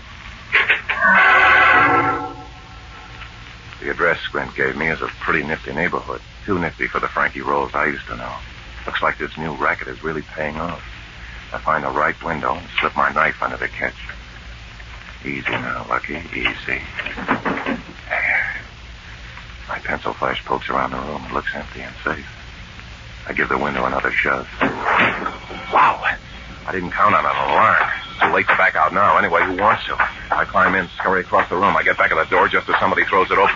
The lights go on. All right, you. Come out from behind that door. Huh? And don't try any tricks. I can see every move you make in the mirror. I step out, right into a guy with a gun. Well, surprise. This isn't Frankie Rolls. It's a lawyer by the name of Lamson Holliday. I've interviewed him at least a dozen times. Now, hiya, counselor. Lawson, the columnist. I know you. Yeah. What do you mean breaking into my house? Trying to steal some papers from one of my cases? I'm wondering if Squint gave me the runaround on this tip. Holliday's a respected mouthpiece, more or less, even if he does defend crooks. Well, speak up, Lawson. I listen to the burglar alarm. I figure I can't get in any worse. Well, I'll tell you, counselor. I'm looking for a crook by the name of Frankie Rolls. You expect to find him here? Yeah, that's what the boys in the back room tell me. Just a minute, let me turn this thing off. You get around, Lawson. Then he is here. Sure. Just step through that door. I'll take you up. Holliday prods me with his gun. We go up some stairs. Come on out, Frankie. We've got company. The door opens down the hall. A silhouette steps out, framed by the light in back. Its shape is the same as the guy who came at me this evening out of the shadows with a gun. Who is it, Holliday? Well, he didn't exactly say he was a friend of yours. Lucky Larson. Unlock the guest room, Frankie. That's the right place for a guest, isn't it? Yeah. Lots of guests use this room. You always have a Yale spring lock in your guest room? Come on, Snoop. Get on in there. I step past Frankie, turn. It's an old Marine trick. I grab his arm, yank him into the room, and slam the door. The Yale lock snaps. Hey, let go of my arm. Break my How'd you guess it, stinker? Oh. All right, where's your gun? I got it, God. Now, let go. Not in a million years. If you come out, I'll make a deal with you. I don't believe in Santa Claus. If you don't come out, I'll shoot the lock off. That's okay with me. I'm holding Frankie against the door. I'll give you 3 seconds. Hey, don't shoot, boss. The Larson says it's true. I pull Frankie back as 2 shots come through.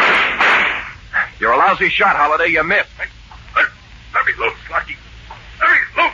You don't want me to shove you back in this line of fire. You better talk fast, stinker. I tell you, I don't know anything. Where's the girl and the others? I don't know. The rat's beginning to squeak, Holiday. You'll make a swell witness at your trial.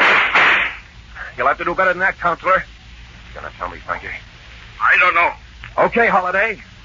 I'm gonna hold Frankie up in the center of the door. If you don't want to hear him in court, you better not miss. I give Frankie's arm another twist and start pushing him over. Okay, I'll tell you what you want to know. Where are they? They're in that closet over there. Okay, Holiday. Shoot. Brother, are you lousy? Don't think that's all the bullets I've got. I'm loading up again. I measure the distance of Frankie's jaw and swing. Frankie sighs and takes a nap. You better hurry with that reloading, Holiday. I'm coming out. Drop it, Counselor. I can beat a shell to the chamber. 1 second and I'll let you have it. What's that? Haven't you ever heard of a doorbell? What? Who could be... The answer to your burglar alarm, Holiday. Right now, I'd say your yard is lousy with cops. Cops? Yeah. You're in kind of a spot, brother. What do you mean? What are you going to do, Holiday? You've either got to go and answer that bell or the cops will break down the door. Yeah? Well, I've got another choice. You mean taking a part at me, sure, but the house is surrounded, Holiday. They'll get you for murder. Open up! They're coming in. Too bad, Holiday. A respected lawyer like you should have had more respect for the law. Open up! Your bartending days are over. Yes, Holiday, don't be a fool. Drop that gun. I had time to get one bullet in the chamber. You can't do it. Yeah. One bullet, huh? Go back into the guest room, dig out the keys out of Frankie's pocket, and unlock the closet door. The cheer falls out into my arms. Quickly, I take out the gag. There you go, baby. I still think I'm sweet. Oh, go ahead, Lucky. Go ahead and prove it. Where's Johnny and his mother, baby? In there. They're all right. Good. I untie Lucia's hands and feet. She can't cook pizza without hands. All right, where are you? It's the police. Be out in a minute, Tom. Got a little unfinished business. Oh, Lucky. Lucky. All right, baby. Now, I guess we'd better go out and face him. Oh, it's you, Lucky. Yeah. Ain't I the little cut-up, though? What I want to know is who shot Lamson Holiday and why. Now, that's easy, Tom. He shot himself. Yeah? What for? His rent racket went up too fast. He knew he was going to be evicted.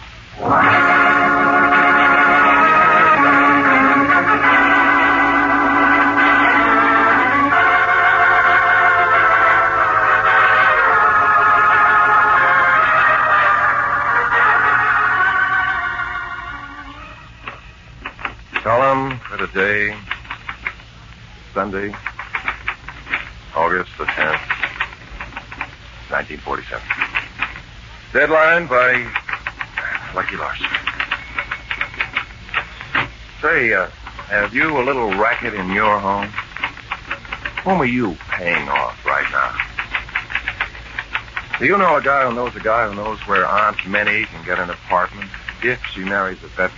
Buys $25 worth of furniture for $500. I know one who'll even furnish the veteran. How about that racket little Jimmy's got when he makes your boyfriend give him a nickel to get him out of the parlor?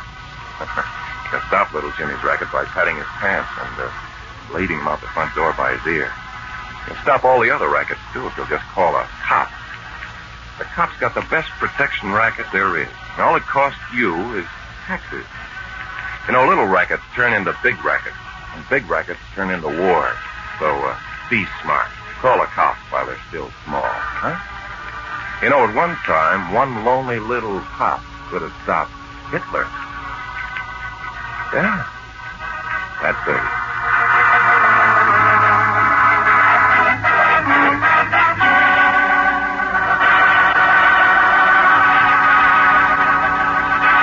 Here is a vitally important message to those who suffer from recurring attacks of bronchial asthma. Most people who suffer from the coughing and struggle to breathe, who can't sleep at night and thus lose strength and energy, have had these recurring attacks a long time. They've tried a lot of things, and still they cough, wheeze, and struggle to breathe. Naturally, they become skeptical and think nothing will help them. But I firmly believe there is hope for even the most pessimistic, because I have seen letters from all over the world, from grateful men and women, telling how thankful they were that they got up enough courage to try Mendaco. That's spelled Mendaco. And I've seen a large number of clinical reports which convinced me that Mendeco has been a blessing to sufferers from recurring attacks of bronchial asthma. There are certain scientific reasons why Mendeco works the way it does.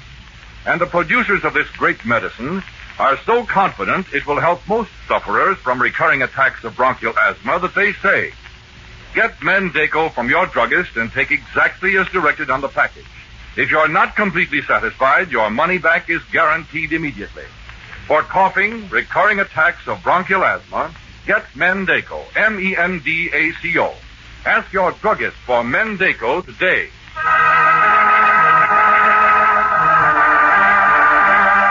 Listen next week at the same time when the Knox Company, worldwide distributors of Cystex, the modern kidney diuretic, and Mendeco for recurring attacks of bronchial asthma, presents another exciting adventure of Lucky Larson starring Stephen Dunn through arrangements with Columbia Pictures, producers of Down to Earth. Deadline Mystery is directed by Dave Titus and written by Fred Howard. Today's episode was based on an original story by Robert Nephew. Included in today's cast were June Whitley as Lucia, Sam Edwards as Johnny Hines, Jack Crucian as Frankie Rose, John Frank as Joe Quinn, and Byron Kane as Lieutenant Tom Burns. Original music was composed and played by Len Selver. The events and characters depicted in this story were entirely fictional, and any resemblance to actual places or people, living or dead, is entirely coincidental. Frank Hemingway speaking. This program came to you from Hollywood. This is ABC, the American Broadcasting Company. CBS World News brings you Larry LeSueur in his first broadcast from Normandy. Go ahead, Larry LeSueur.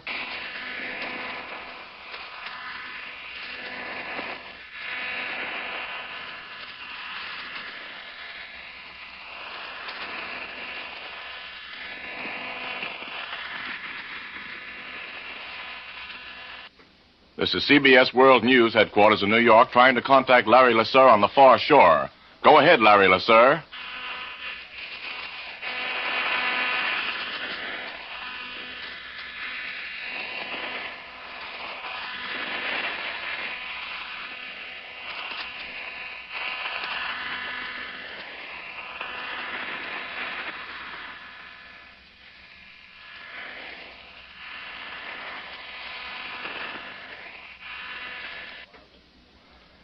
While waiting to make contact with Larry LeSueur on the beachhead at Normandy, here is a bulletin we've received in CBS World News headquarters. Tokyo Radio has announced the American air attack on Japan, claiming that 6 American planes were shot down, including at least one new B-29 super bomber. This Tokyo announcement was picked up by the CBS shortwave listening station in San Francisco. The Tokyo broadcast went on to say that the American raiders appeared over northern Kyushu at about 1:15 Friday morning. Tokyo named one of the principal targets as the city of Yawata, situated on a narrow strait across from the great Japanese naval base of Shimonoseki. Once again, we will try to make contact with Larry LeSueur. Go ahead, Larry LeSueur. Following me, you will hear Bill Coffin, Herbert Clark, and John Thompson. I landed with the 1st Division of the American Army early on D-Day morning. The boys I came in with were new troops. That is, they were new until they made their first contact with the Germans in the green hillsides that flank the yellow sandy beach. In little more than a week, I've seen these young American troops grow into men and veterans. Today I went to the furthest outpost of the division to visit the command post with which I landed. These American troops have not had their shoes off for 10 days. They've been fighting day and night. Some of them haven't shaven for that long.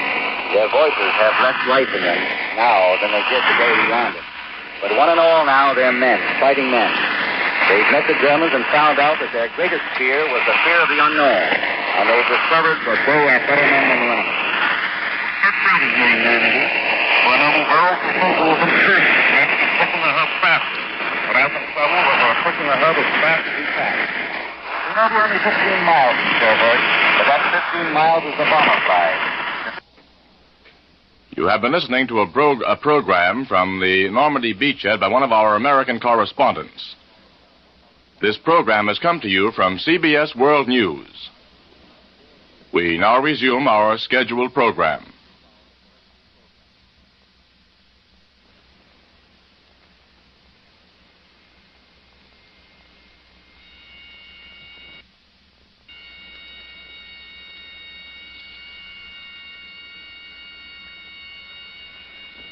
Roma Wines present Suspense.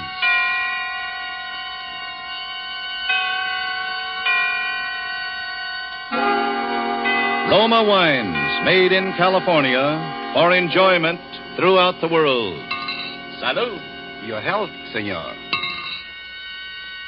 Roma Wines toast the world. The wine for your table is Roma Wine, made in California for enjoyment throughout the world. The Roma Wine Company of Fresno, California, welcomes you again to this weekly half hour of Suspense. Tonight from Hollywood, Roma Wines bring you as stars Miss Geraldine Fitzgerald and Mr. Richard Wharf. Miss Fitzgerald and Mr. Wharf are with us to play in an unusual tale by the unusual James Thurber, called A Friend to Alexander. But before we raise the curtain on tonight's tale of suspense, let's take a little journey. A journey in fancy to lovely Bermuda. On the sun-drenched terrace of the Coral Beach and Tennis Club, an American guest raises a toast to the beauty of this enchanting paradise. As the glasses clink, his Bermudan host replies, "I am touched by your gracious compliments, and proud that these beauties are ours. But you, too, have much to be proud of. Like this wine, it is so superb, so perfect, we willingly assume extra expense to import it from your California, for this is your own Roma wine." Yes, it is. The same Roma wines we Americans take for granted are prized luxuries in far-off lands, treasured and saved for special occasions. How lucky that you can enjoy the subtle bouquet and exquisite flavor of famed Roma wines as an inexpensive, everyday delight. For, unlike wine lovers in other lands, you enjoy Roma wines without high import duties, without extra shipping costs. Actually, at only pennies a glass. No wonder that Roma wines are by far America's largest selling wines. Enjoyed in millions of homes, produced with a combination of age-old winemaking skill and modern scientific quality control that make each thrilling sip perfection. For uniformly fine wine at reasonable cost, do what millions of others do.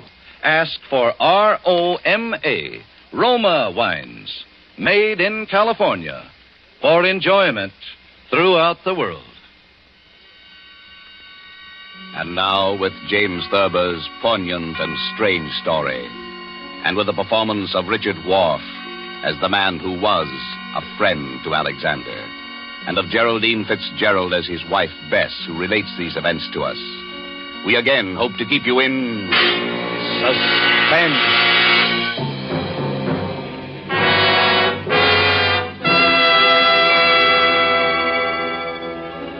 Harry was a laughing, happy-go-lucky fellow before he began to have those dreams. I guess he was pretty much like dozens of other men who go to work every morning, settle down in soft chairs with their newspapers after dinner, and like a weekend in the country now and then. He was fond of easy living and good times. Like everyone else, he talked of the war, rationing tires, and his golf scores, until those nightmares began to plague him. At first, I was amused. You know, I've been dreaming about Aaron Burr every night. What for? Well, how do I know what for? Aaron Burr's a funny person to be dreaming about nowadays. I mean, with all the countries in the world at war with each other. What's so funny about dreaming? Maybe you're upset. Everybody dreams, don't they? I don't know why you see Aaron Burr in your dreams. Well, I do. Where do you see him? Oh, places. Washington Square, Bowling Green, or on Broadway. Even here on 55th Street? No, mostly downtown. I'll be talking to a woman in a Victoria, a woman holding a white lace parasol. Oh. And then suddenly there will be Aaron Burr, bowing and smiling and smelling like a carnation, telling his stories about France and getting off his insults. Who is the woman in the Victoria? Huh? The woman. Who is she? Oh, how do I know? You know about people in dreams, don't you? They're nobody at all or everybody. But you see Aaron Burr plainly enough, though. I mean, he isn't anybody or nobody or everybody. Oh, all right. Maybe I don't know who the woman is. Maybe it's Madame Jumel or Mittens Willett or a girl I went to high school with. Who's Mittens Willett? Well, she was a famous New York actress in her day, 50 years ago or so. She's buried in an old cemetery on 2nd Avenue. I've seen the tombstone. That's very sad. Why is it? I mean, she probably died young. Almost all women did in those days. He's a vile, cynical cad. I was standing and talking to Alexander Hamilton when Burr stepped up and slapped him in the face. When I looked at Hamilton, who do you suppose he was? I don't know. Who? My brother Walter, the one I told you about. The one who was killed by that tramp in the cemetery? Harry, I never could get that story Well, I've told you straight. about it a dozen times. That the tramp came up to him when his back was turned. But what was he doing in the Well, cemetery? that's not the point. He was killed. That's what's important. I loved him very much. I don't understand what Well, anyone... what's the use of telling you? Every time I start mentioning it, you ask the same question. I understand now, dear. When you looked at Hamilton, he was your brother Walter. Yes. Harry, maybe we ought to go to the country for more weekends. Weekends? Yes, maybe we don't... Oh, I'm going to bed.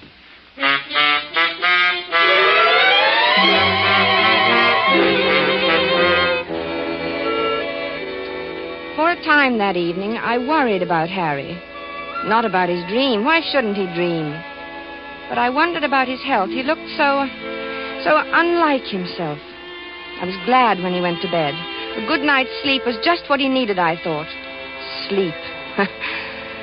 How could I know? The next morning, we were quietly eating our grapefruit when Harry flung down his spoon. I wish he'd go back to France and stay there. Him and his la-la. Who, dear? Oh, you mean Aaron Burr. Did you dream about him again? Yes, and he said la-la to me. Why should he say la-la? Look, I was at the tavern and we were drinking ale. I said something funny. I don't remember what it was. Something amusing about what Ben Franklin had said to Washington once. It was one of those things, you know. No, I don't. Have some more coffee, dear. No, I don't want any more coffee. I made this remark and everyone laughed. Everyone but Burr, that is. He sort of sniffed and then he said la-la. Well, why not? I mean, is there anything wrong about him saying la-la? Well, it's the way he said it. He was sneering at me. They all noticed it. Who, dear? Who noticed it? The others, all of them, and Hamilton. I was there with Hamilton. It was swell until Burr came in, Aaron Burr. I don't see why you dream about him all the time.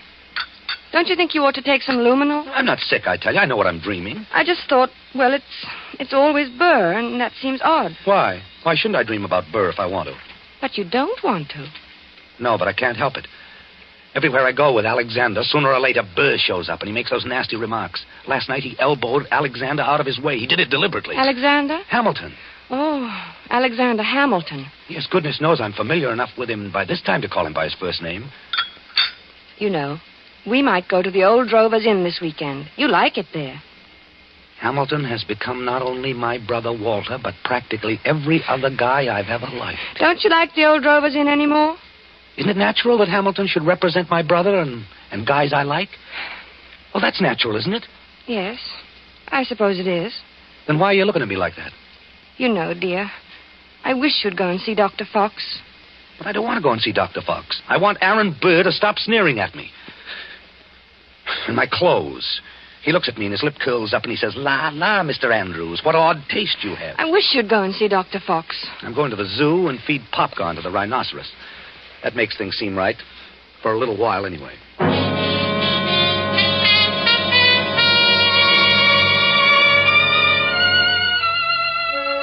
I thought he'd forgotten all about that ancient pistol duel, because for 2 days after that, he lost his haggard, tired look and actually seemed cheerful. But one night, about 5 a.m, he came into my room in pajamas and bare feet, his hair disheveled and his eyes wild. He got him. The rotter got him. Alexander fired in the air and smiled at him, just like Walter must have smiled. Like Walter? Oh, yes, dear, your brother Walter, who was killed in the cemetery. This was at Weehawken in New Jersey. What? Your brother? No, Hamilton and Burr, their duel. Hamilton had a white ruff around his neck. Burr was in black tights, French clothes. Alexander lifted his pistol and fired in the air, and then he smiled at Burr. And then that fiend from hell took deliberate aim. He took so long. He meant to take his time about it. I saw him grin. Then he pointed his pistol at Alexander and fired. He killed him in cold blood. Foul scum. Don't. Here, darling. Take some of these pills. No, I don't want any. Oh, take it. You'll feel better. No, I don't want any, I tell you. Here, swallow. Please, dear, swallow. All right. There, that's better. Cad. A rotten, sneaking cad. He grinned just as he fired. And Alexander clutched himself at the stomach. And then he shook his head and he tried to walk forward. And then he fell with his mouth open. As though he wanted to say something. And Burr stood there, grinning.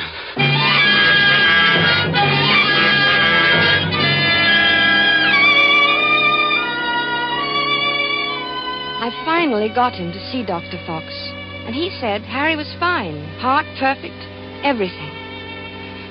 But Aaron Bird did not lead my husband to sweeter or more peaceful dreams. Harry said nothing about it for several mornings, but I could tell he was still being tortured by these ghosts. He brooded over his breakfast. He didn't answer me when I spoke to him. What was that? Only my butter knife, dear. Oh. Harry, are you still dreaming about that man? I wish I hadn't told you about it. Forget it, will you? I can't forget it with you going on this way. Can't you forget I mentioned it? What does he do now? He goes around bragging that he did it with his eyes closed. He says he didn't even look. Didn't look when? When he killed Alexander in the duel. Well, what does... He claims that he could hit the ace of spades at 30 paces blindfolded. Furthermore, since you asked what he does now, he jostles me at parties now. I think you should stay out of this, Harry. It wasn't any business of yours anyway, and it happened so long ago. I'm not getting into anything. It's getting into me. Can't you see that? I see that we've got to get you away from here. Maybe if you slept someplace else for a few nights, you wouldn't dream about him anymore. I don't know. Oh, let's go to the country tomorrow. We'll stay at Lime Rock Lodge. Bess, why can't we visit the Crowleys? They live in the country. All right, fine. Bob has a pistol. We could do a little target shooting. What do you want a pistol for? Plenty of open space. I'd think you'd want to get away from shooting. Yes. Yes, sure, dear, sure.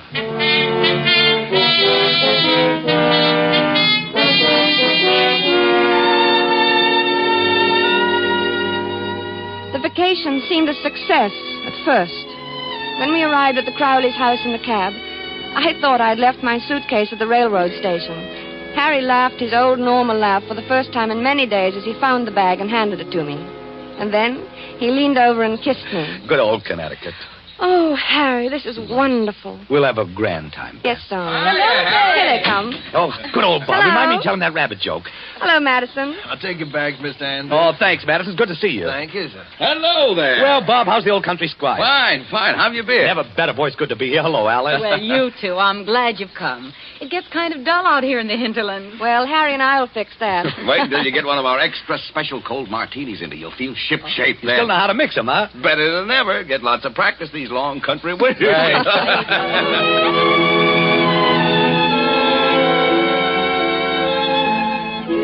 It was grand, seeing Harry's face relaxed and smiling over his cocktail glass.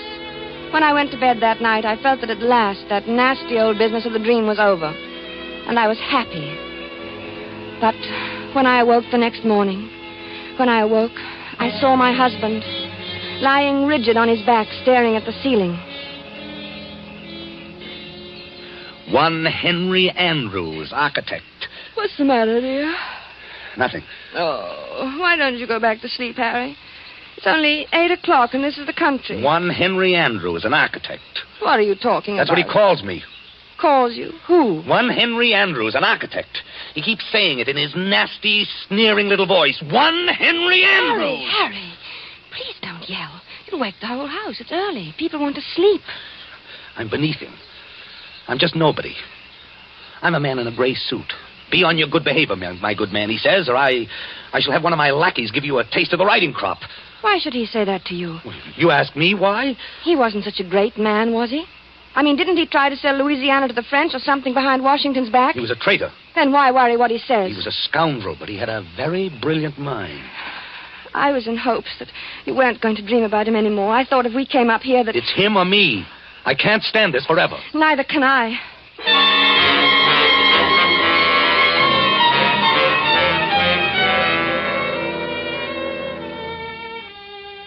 As I had expected, Harry spent most of the afternoon with Bob shooting at targets. At first, they just aimed at the paper squares. It all seemed to be good-natured and in fun. After a while, Harry stood with his back to the dead tree trunk on which the targets were nailed. Then he walked 30 paces ahead in a stiff-legged manner, and his face was set in stern lines. His revolver was at arm's length above his head when he turned suddenly and fired. Bob dropped to the ground, scared. What's the big idea, Harry? But Harry didn't answer. He started to walk back to that dead tree trunk again. Oh, I get it. Then, with his back to the target, he began marking off the 30 paces. Bob called to him. I think they kept their arms hanging straight down. I don't think they stuck them up in the air. But my husband continued to count off. At the 30th step, he lowered his arm, wheeled about suddenly, and fired from his hip. Hey, what are you doing? 2 of the shots missed the tree, but the last one... Hey, watch out! Like a mechanical man or someone in a trance, Harry began to walk back to the tree again without a word, his lips tight, his eyes bright, his breathing coming fast. Look, it's my turn, Bob. But Harry about-faced and stalked on. This time, when he fired, his eyes were closed. Poor Bob didn't know what to make of this strange behavior. Good heavens, man. Give me that gun, will you? Without a protest, Harry let him take it. For the first time, he spoke. I need a lot more practice, I guess. Well, not with me standing around.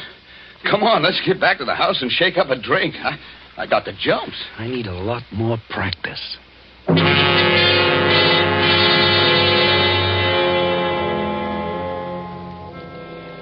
I guess I must have slept soundly that night because I didn't hear him leave the room. He must have crawled out of bed, dressed silently, and crept out of the room. The sun was just coming up, and the light was hard, and the air was cold. Then I heard the shots. Harry! I threw on a dressing gown and ran downstairs. The Crowleys were in the hall. Is Harry all right? Certainly sounds like it. Where is he? What's he doing? Well, it sounds as though he's out behind the studio shooting. Oh, Alice. Oh, take it easy, Beth. Bob will go out and get him. Well, maybe he had a nightmare or walked in his sleep. No, he never walks in his sleep. He's awake all right. Well, let's go down and get some coffee. He'll need some. I'll need some, too. What the dickens is the matter with him, anyway? Oh, I don't know. I'm so sorry to You go get him, Bob. At your service, madam, alive or dead. Bob, stop it. Well, okay, I'll do my best. Hey, Harry!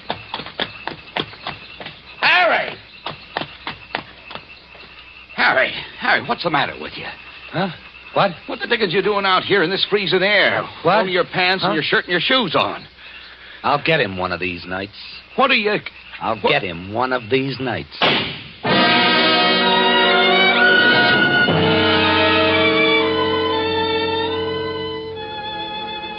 By this time, I was really frightened.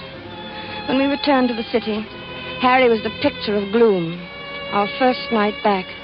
I looked at him as he lay on the chaise lounge in my bedroom in his blue dressing gown, smoking a cigarette. He was haggard and tired, and he kept biting his lower lip. I mixed a scotch and water nightcap for him. No, thanks.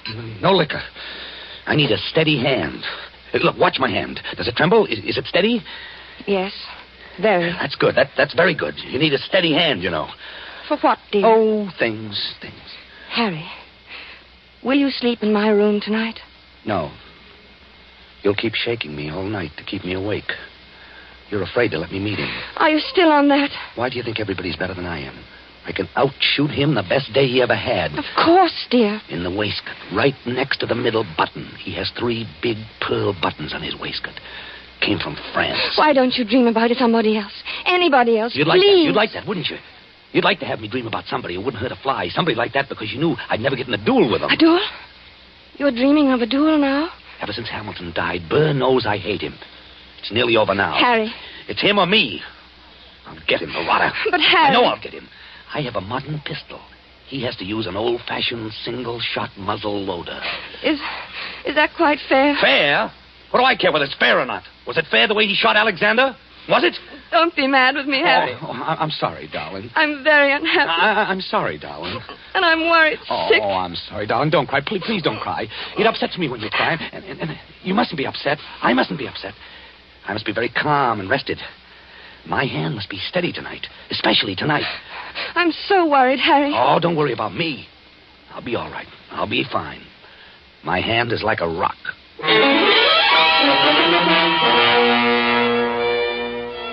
Later, when I kissed him goodnight, I knew it was really goodbye. He didn't say anything, and neither did I. It's just that he seemed so far away, in another world. And each moment I felt that he was becoming more and more remote. Something told me he wasn't coming back.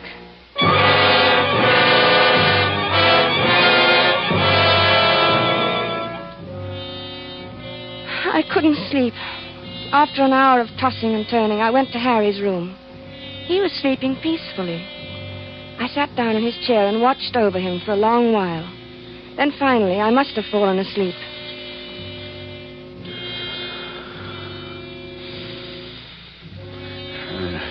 beautiful morning. It was about 5 in the morning when I awoke. Harry was talking in his sleep. Oh, yes. Doctor? Good of you to come, Doctor. Yes. Often misty at this hour. Harry? Are they loaded? Splendid. Harry? Wake up. Yes, I'm perfectly ready. Is Mr. Burr? He is. Good. Shall we proceed?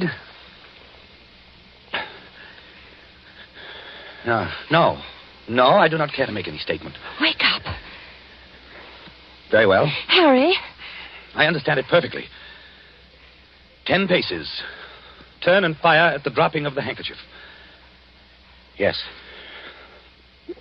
10 paces. Harry! Thank you for acting as my second, Mr. J. It's, of course, extremely good of you. Very well, then. I'm quite ready.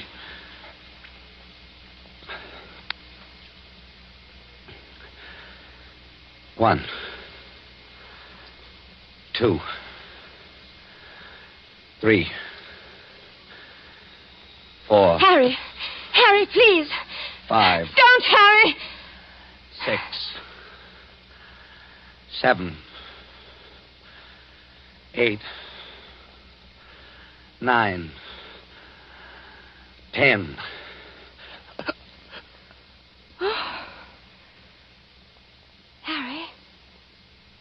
Harry, dear. Harry.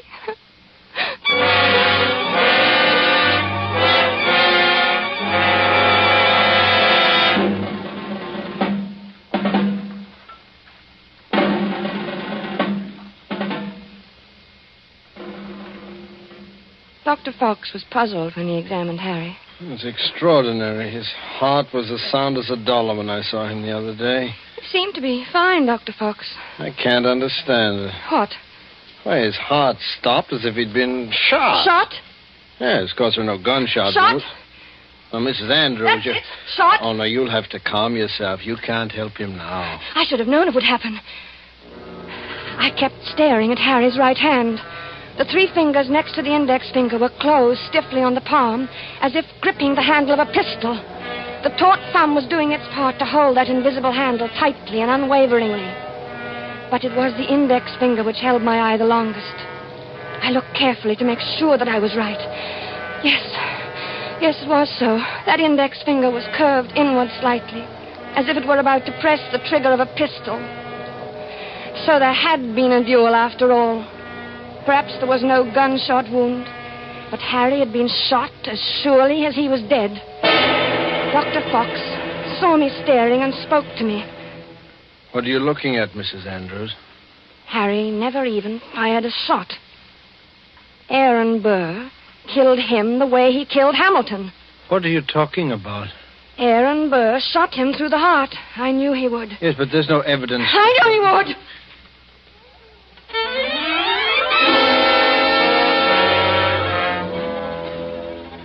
Then Dr. Fox put an arm around me.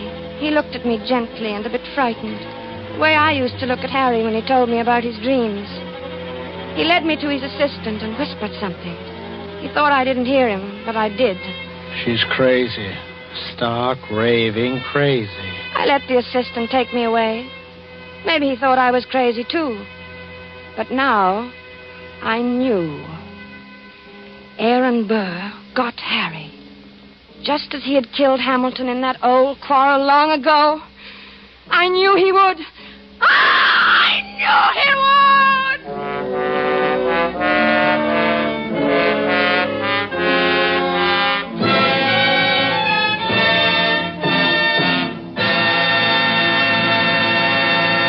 And so closes A Friend to Alexander, starring Geraldine Fitzgerald and Richard Wharf, the James Thurber story, which was tonight's tale of Suspense. Suspense is produced and directed by William Spear. It is a significant fact that when lovers of truly fine food gather in many a far corner of the world, there you may well find Roma wines lending their subtle magic to the greater enjoyment of living. They furnish a gracious prelude to any meal, a flavor complementing delight during the meal and even at dessert time, too. For truly, the exquisite flavor of Roma California wines used in cooking and also served with the food can make even the simplest everyday meal the simplest entertaining, a special occasion treat. Discover for yourself how much far-famed Roma wines can add to your meals and delight your friends when you entertain. Remember, Roma wines are almost unbelievably inexpensive for wines of such distinguished character. Only pennies a glassful. Ask for R-O-M-A, Roma wines, America's largest selling wines, made in California for enjoyment throughout the world. Next Thursday, same time, you will hear Lucille Ball in Suspense. Presented by Roma Wines, R-O-M-A, made in California for enjoyment throughout the world. This is CBS, the Columbia Broadcasting System.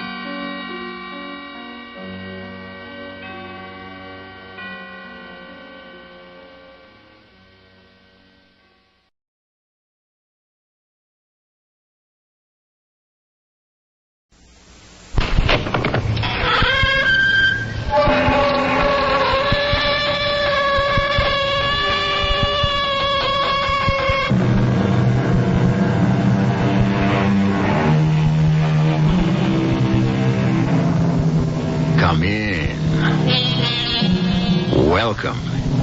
I'm E.G. Marshall. In his Psalm of Life, Henry Wadsworth Longfellow says, "Trust no future, howe'er pleasant. Let the dead past bury its dead. Act in the living present."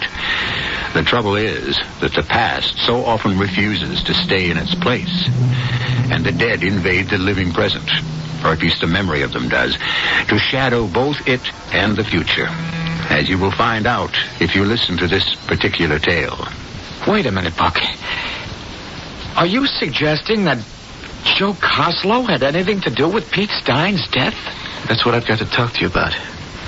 Because Andy Hassler and Tom Pierce also died on that same date. I want to tell you, buddy, I am scared stiff. I figure one of us has got to be next.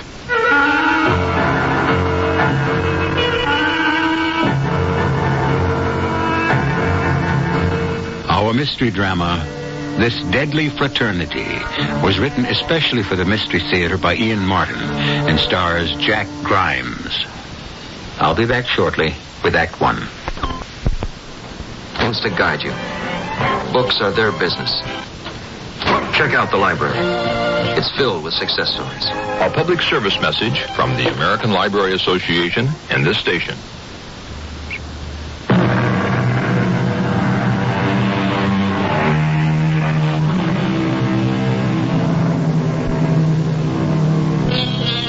Not so very long ago, a bank was a temple, a hallowed place of mystery. Its high priests were the executive officers in three-button vested suits cut from conservative serge. The gleaming marble floors echoed one's footsteps, which rang hollowly over the hushed whisper of the business of transacting money. Most banks are very different today. In the hustle of advertising, the giveaways, the constant battle to win depositors. But not all. Some remain just as forbidding, as, for example, the First Continental Bank of Cleveland, whose president is the formidable M.J. Trimble. Yes, Miss Proud. Who? Harold Clark? Oh, Clark, yes. Yes, send him in. Let's see now, where was I? Come in. You, wish to see me, Mr. Trimble? Oh, yes, come in. Close the door. Yes, sir.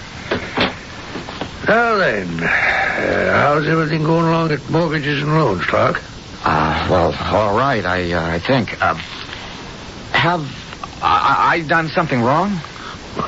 I don't know, Clark. Have you? No, sir. Well, why bring up such nonsense? I just asked a friendly question. It so happens that for a certain reason I find I have an interest in you. How long have you been with us now? Just a little under a year. Came over to us from Metro Bank, I believe. That's right, sir. After 7 years. Certainly took time for you to see the error of your ways. I mean, after all, we Holdcraft men should stick together. Sir? Your college, Clark, your college. Didn't you graduate from Holdcraft? Well, yes, Mr. Trimble, I did. Well, there you are. So did I. I know that, sir. You're one of our most distinguished alumni. Oh, well. You get as old as I am, they have to say something nice about you. What was your fraternity? Yeah, well, I sort of dropped out, sir. Oh, I'm disappointed to hear that, Clark. Best days of a man's life. What was your affiliation? Tau Alpha Gamma. Well, then we'll have to see what we can do about reinstating you. You're going up to homecoming, of course. Are you going, Mr. Trimble? Oh, I wouldn't miss it. Haven't missed one in 36 years. Come to think of it, I don't remember ever seeing you at any of them. Well, I'll tell you the truth, sir. I've never been to one. Oh, it's a shame. Now, you come up this year. We'll see what we can do about making you a Tau Alpha Gamma again. Yes, sir. So, nice to have had this talk.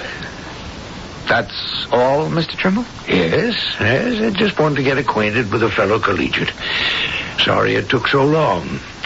You get back once a year to see the old alma mater. Keep up the good work here, and we'll be glad to have you aboard.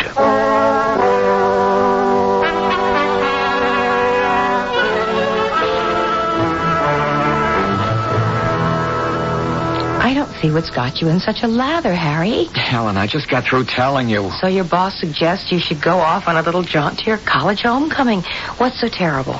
He didn't suggest. It's an order. All right.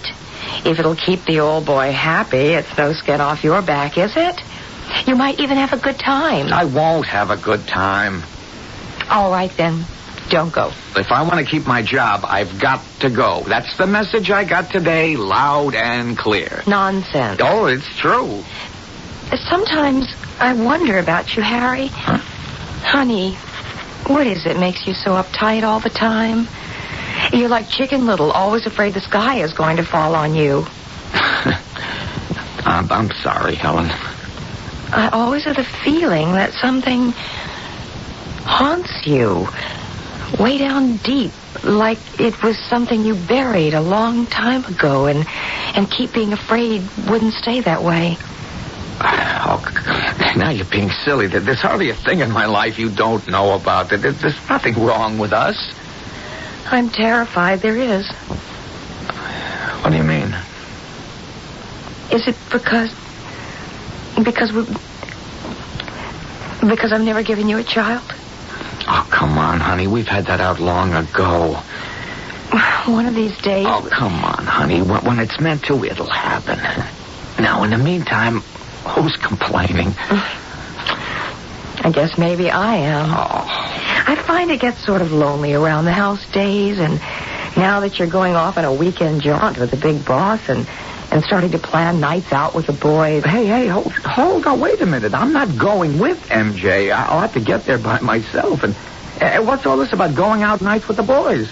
Well, isn't one of the ideas you're going to join up with your old fraternity again? No. But I thought that was part of MJ Trimble's master plan for you. I don't want to have anything more to do with Tau Alpha. Why? Didn't you have a good time there? No. Yeah. I mean, it's not my style. I think maybe you ought to make it your style. Look, let's stop talking about it. It just doesn't matter. I think it does. No, I'm done. I'm not going. Harry, then there's that old bugaboo again. Why are you so afraid of going back to a college you graduated from with honors? It isn't the college. I'll get it.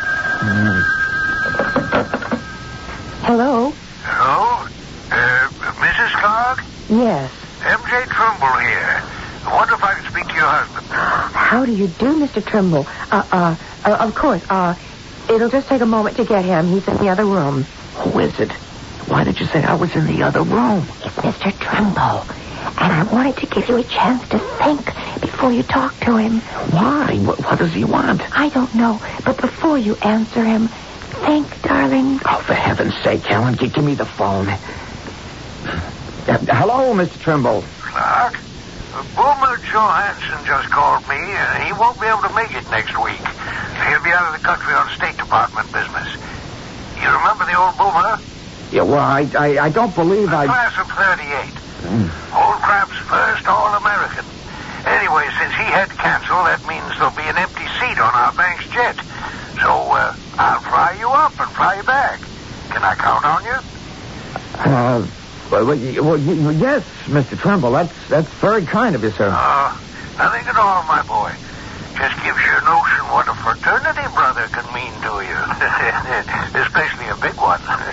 Now, I'll have my secretary give you the flight time and any other pertinent details. Well, what happened? Well, he hung up. What do you want? He wants to fly me up to the homecoming. And you accepted? I didn't know how not to. Oh, honey, I'm glad you did. I promise you, you'll never regret it. I sure hope so.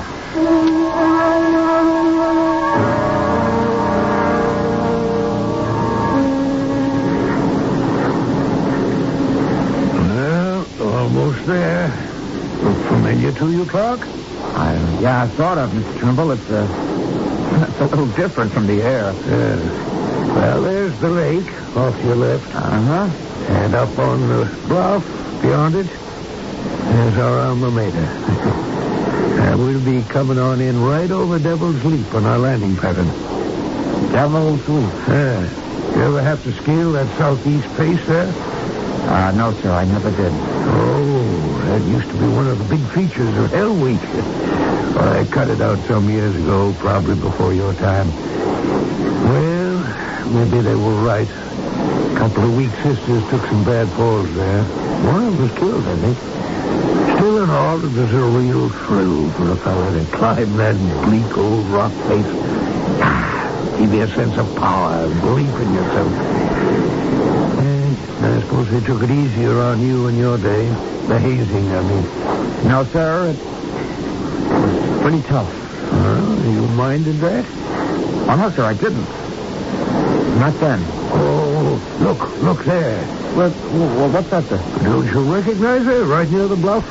Last house on the road there. That's the old tower house. Recognize her now? And I'll never forget it.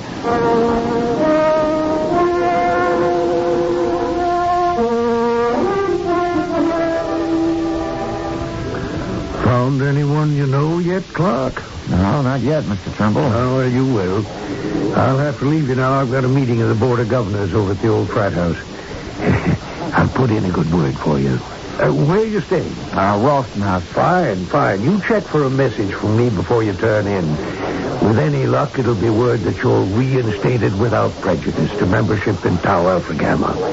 Now, you look for that message. Oh, brother. Hey, Harry! Is that you, old Harry the Horse? Buckstead? Well, for Pete's sake. I was wondering when I'd run into somebody I knew. Oh, you're a sight for sore eyes. Hey, where have you been keeping yourself all these years? Working, getting married, you know. How about you? I was married, but it didn't take. No kids. You? Maybe it's just as well. What does that mean? No, forget it. This isn't the place. But later, I gotta talk to you. I'm glad I found you here. I don't know why I came. There's so many memories. Any of the others here? No, we're all that's left, Harry. What? What about Tom Pierce? Oh, he died a couple of years ago. Drowned. Gosh. Andy Haslett? Oh, he's gone. He fell off a building. Jumped, some people say. Well, wasn't he in real estate? Yeah. He died 3 years ago. And, well, we might as well get it over with as fast as possible. Pete Stein died in the hospital after an appendicitis attack last year. Oh, man. Well, that only leaves Joe Coslow. Any idea what happened to him? I lost track of him after the Army busted him. Busted him? He stuck the killer in the brig. Silly old nicknames. For what? For manslaughter. He half killed a recruit.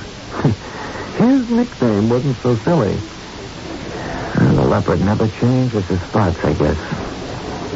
Is he still in the brig? No. How do you know? After Pete Stein got his, I got an Army buddy to check for me. Coslow's stretch was over September 28th, 1976. 17 days before Pete died. October 15th. October 15th. That's the same day that Phil Fowler... Yeah. Oh, are you suggesting that the killer had anything to do with Pete's death? Well, that's what I got to talk to you about. Because Andy and Tom died on the same day, too. I'm going to tell you, I'm scared stiff, Harry. I figure one of us has got to be next.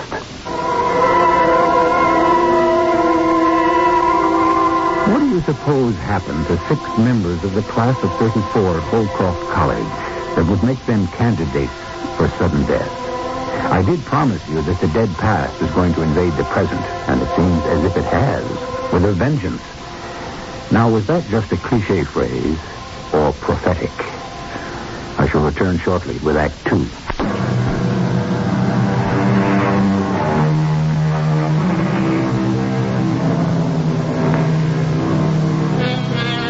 It's a bright fall afternoon in late October, mild and balmy.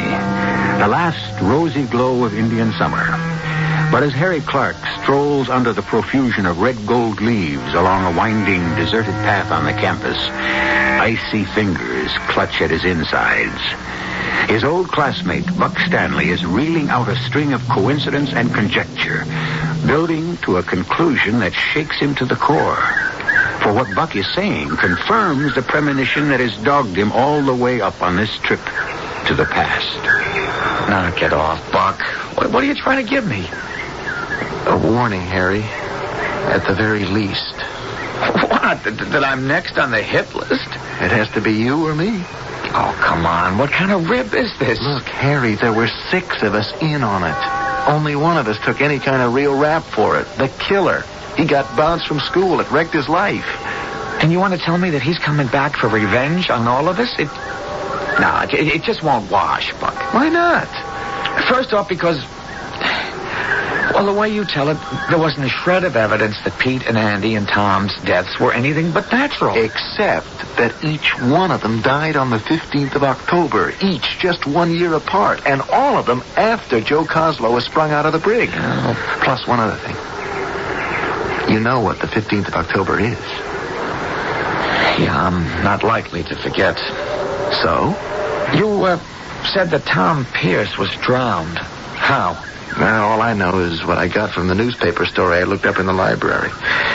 He drowned in his pool. What about Andy? I didn't see anything about it. Where did he fall from? Oh, some 2-bit hotel.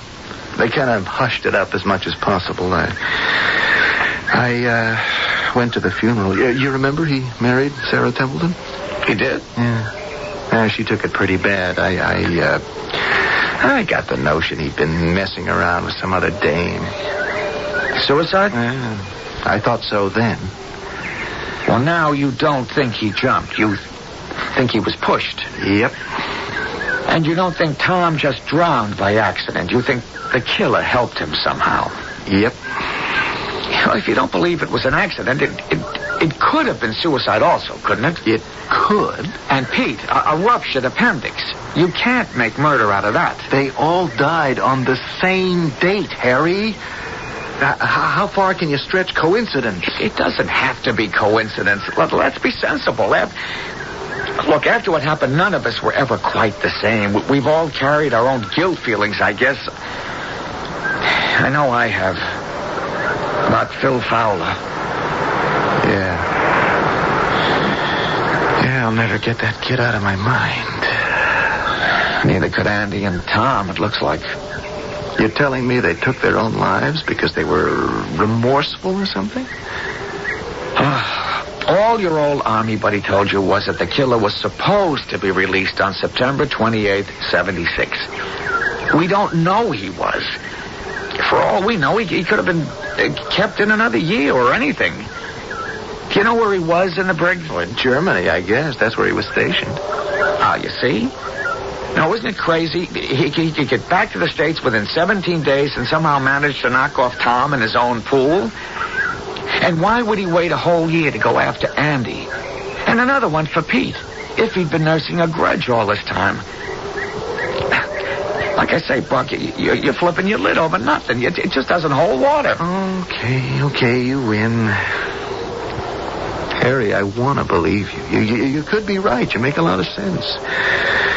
Keeping a thing like this bottled up, I suppose a guy does get wacky ideas. And that killer Kozlow. Yeah, he made the same impression on me, but we were kids then. He doesn't scare me anymore.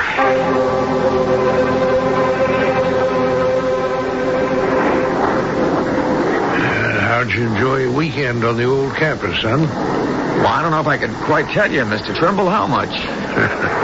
Teach you to stay away from homecomings, eh? I guess. You look a whale of a lot better than when you came up. You feel better? Yes, I do, sir. I got a lot of things straightened out in my head. I'm going to tell you something frankly, Harry. When I put up your name for reinstatement and they opened the books for me, I was shaken. Here I was, sponsoring or trying to sponsor someone who walked out on us in the middle of his sophomore year. Now, don't interrupt me. You know me. I couldn't leave it like that. So I started digging. And the whole story came out. About Phil Fowler? Yes. Unfortunate thing. Terrible thing. Nobody's fault. Or if anyone's the culprit was suitably punished for it, that should be the end of it. It's a matter I hope is closed for the rest of my life.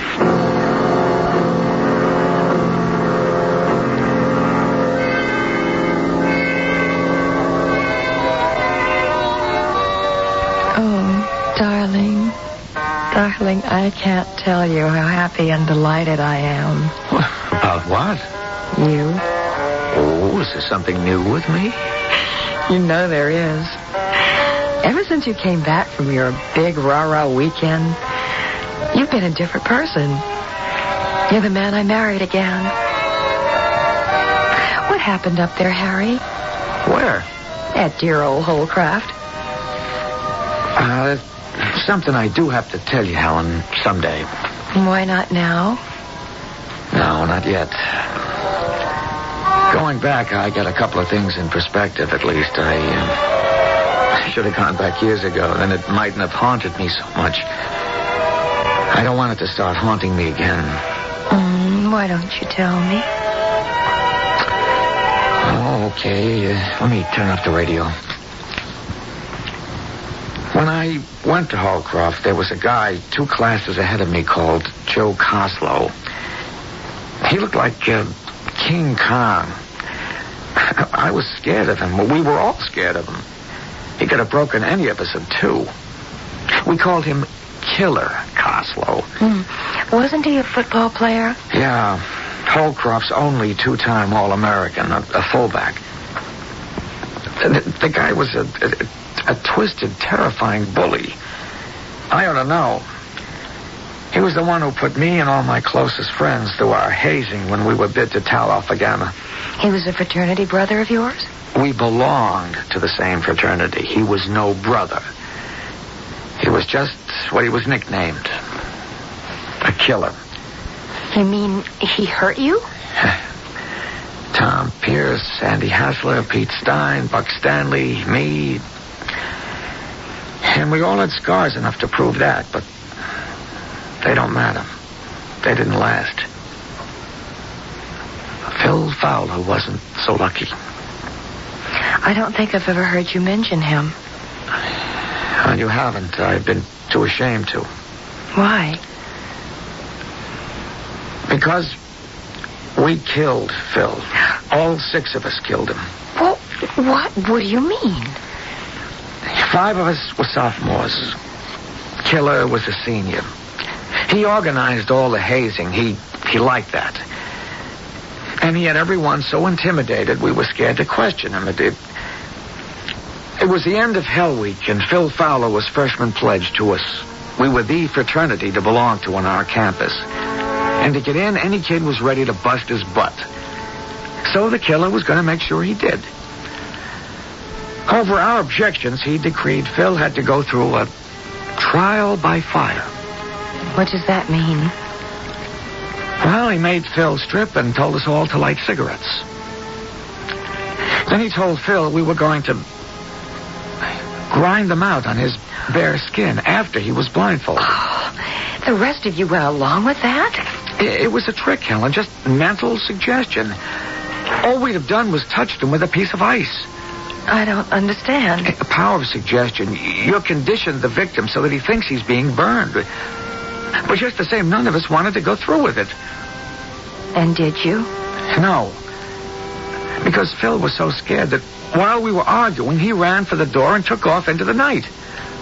Did you go after him? You're darn right. Listen, it was October 15th. We'd had a cold snap that year, and it was below freezing. And Phil was in his birthday suit. You found him and dragged him back? We didn't find him. It was a pitch-black night, and there were thick woods between the fraternity house and the lake. The whole killer was fit to be tied, but we were all relieved. Till the next morning. The next morning? There's a bluff called the Devil's Leap right near the Tau Alpha house. It's a 200-foot drop to the lake shore. They found Phil there with a broken neck. In the dark, he must have run right off the cliff. Oh, how awful. There was an investigation. Very hush-hush, of course. And the verdict was accidental death. Only it wasn't. We killed him. But you didn't. It was all that killer Coslow's fault. That's what the chancellor and the deans decided. Tom and me and the others were allowed to stay on at college. Coslow was expelled. He promised us all he'd be back someday to get even with us. But he never did. No. I kept thinking he would, but as the years went by, I accepted it as just a threat. And that's what you told your friend Buck? Because I believed it. Then. You don't believe it now? No. I've carried the guilt too long. I'm terrified that somehow it's going to catch up with me. How? I don't know. If the 15th comes and goes, then maybe I can relax. And if it doesn't?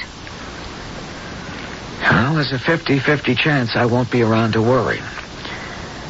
Because if Joe Coslow is on the loose and out for revenge, it's only a question which one of us will be first. Buck Stanley or me?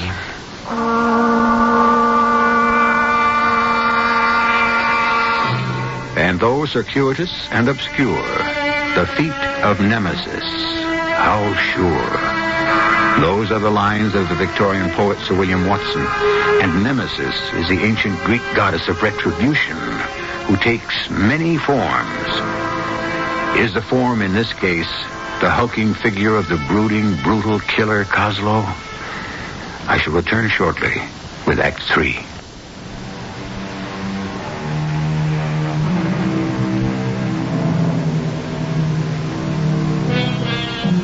Omar Khayyam wrote, "'Tis all a checkerboard of nights and days, where destiny with men for pieces plays."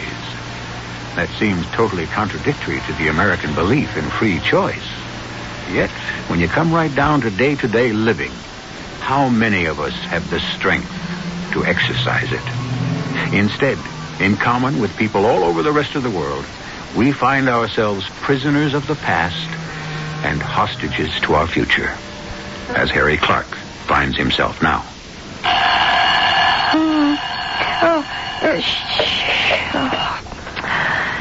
Harry.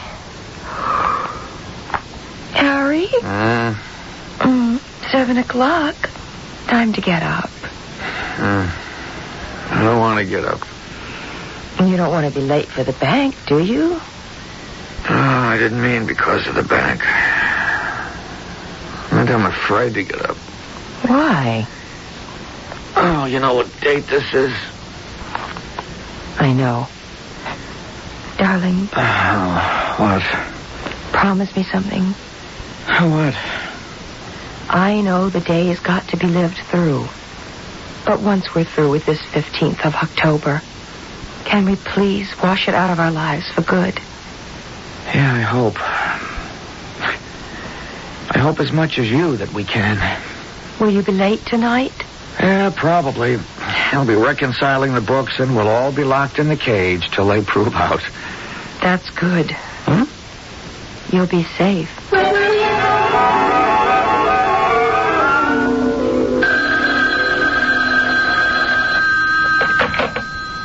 Hello? Oh, hello. Is this Mrs. Clark? That's right. This is Buck Stanley. I'm an old friend of your husband's. Oh, yes, I know.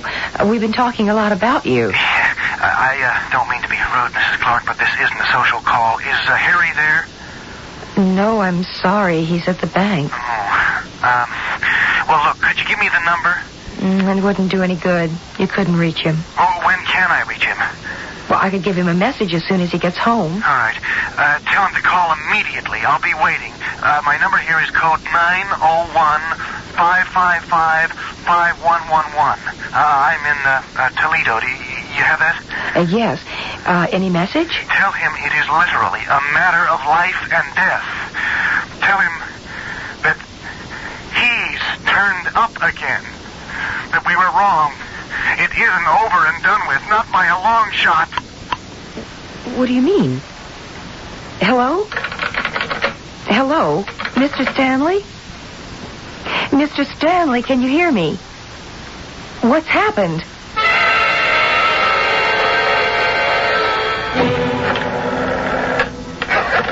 What time did Buck call? About 4 o'clock. It's almost 6 now. He didn't say what it was all about? Harry, I told you all he said. What did he mean by he's turned up again? Well, who else could it be but Joe Coslow? Then why didn't he just say that? Well, I suppose because, well, he didn't think I would know what he was referring to. Maybe. Why doesn't he answer? Buck? Who is this? Is this Buck Stanley's wire? Yes? Who wants to talk to him? Well, this is a friend of his from Cleveland. What's the name? Harry Clark. Who's this? This is Detective Sergeant Kennelly, Mr. Clark. I'm afraid you can't talk to Mr. Stanley. Why not? Because he's dead. Dead? How? Well, I can't answer that all the way. We just got here. All I know so far is he was shot with a .45 caliber revolver, Army issue. You mean he took his own life? Well, I can't tell you that either. Sir, do you have any reason to suspect he might not have? That someone else was involved? Well, I hope that any suspicions I might have are wrong. Where would I find you in Toledo, Detective Kennelly? At the 17th Precinct, but... I'd rather drive to Toledo and discuss that in person. What's happened? It's Buck Stanley. He's dead. How? That policeman on the phone said suicide. Well, so why do you have to go to Toledo? To see for myself, Helen. Darling, this whole thing has become an obsession with you. Oh, I don't blame you. It was a terrible thing, that young boy meeting his death the way he did. But it was an accident. An accident that would never have happened if he hadn't been scared out of his wits. You are just determined to punish yourself for what happened, Harry, no matter what I say. It's psychotic to carry such a guilt. It's an obsession. Never mind about me, Helen. Let's just stick to killer Joe Coslow. Whatever remorse he feels about that poor kid, Phil Fowler, is all swallowed up in his fixation that he took the whole blame and we railroaded him. If anyone has an obsession, it's him. And if I'm right, I have to be the next because I'm the only one left. Do you want him to kill me, too? No. All right, then somehow he's got to be stopped.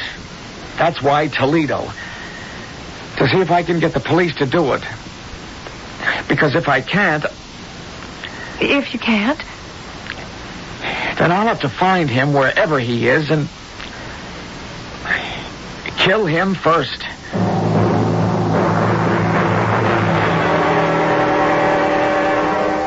You can see for yourself, Mr. Clark. It's a classical suicide picture.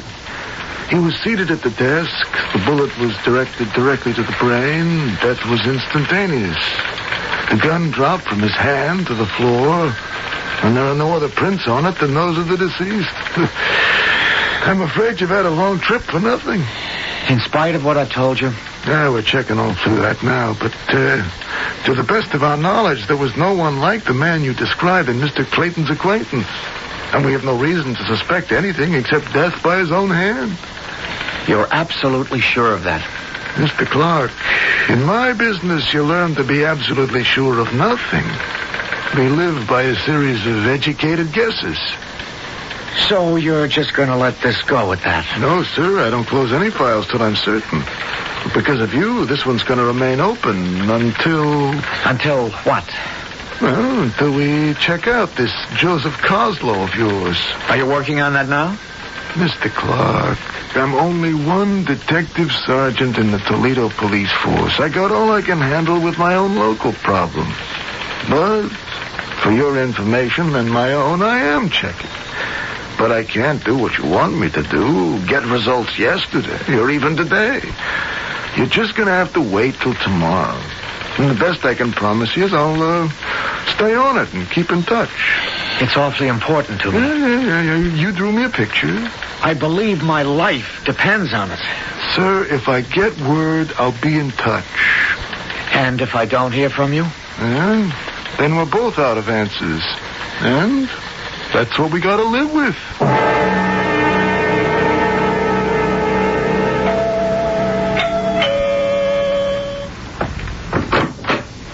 Yes? Mrs. Clark, I'm M.J. Trimble. Oh, yes, from the bank. Won't you come in? Thank you, my dear. I just wanted to have a few words with your husband. Oh, I'm so sorry. Harry isn't here. Oh, he's not? Do you expect him home soon? I'm afraid not. He had to drive to Toledo. Oh, well, then you don't expect him back tonight? I don't know. I'm waiting to hear from him. What took him so suddenly to Toledo? Well, he got news that an old friend, a fraternity brother of his, had died. Joe Coslow? Oh, no, his name was Buck Stanley. But why would you mention Joe Coslow? I had some news about him, and I thought your husband would like to hear. What? Well, let me explain a little first. When I dragooned your husband into going up with me for homecoming, I had no idea what sad memories our fraternity had for him. Subsequently, I found out. In proposing him to return to our membership, the story came out. That a young boy died? Yes. And who did you conclude was responsible for that, Mr. Trimble?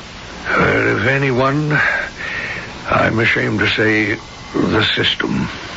Well, that's a generous admission, but how does it help anyone who was the victim of the system, like my husband? Well, since I'm part of the hierarchy, what else can I do but accept that the basic guilt is mine? Well, it would be a little late to tell Harry that. He's borrowed all the guilt for himself. Well, that's ridiculous, and it's why I'm here tonight. Oh? I wanted to tell Harry that the man who created this whole issue in the first place is dead. Joe Coslow? Yes. He's been dead for the last 5 years. How? Well, there was a fire in the jailhouse in which he was assigned 2 days before his sentence was up. In 1976. He died in that fire. Are you sure? There's no doubt. His body was identified through dental work and fingerprints, bone scans. Joe Coslow is dead. I wish there was some way I could get in touch with your husband. Maybe there is. We could call him through that sergeant of police at the precinct in Toledo. Yeah, this is Detective Sergeant Kennelly. Oh, Mrs. Clark. Yeah, sure. Well, no, your husband was here, but he left to drive home to Cleveland over an hour ago. What? No.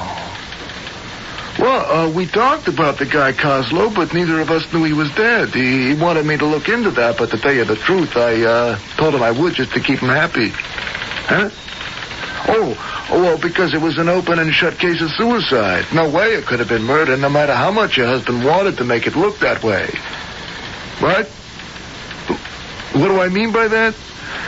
Well, let me just lay it on the line, Mrs. Clark. Your husband has a guilty conscience for something that happened all them years ago, and he'd like to lay the blame off on somebody else. Only it don't work that way. That's something he's got to learn to face.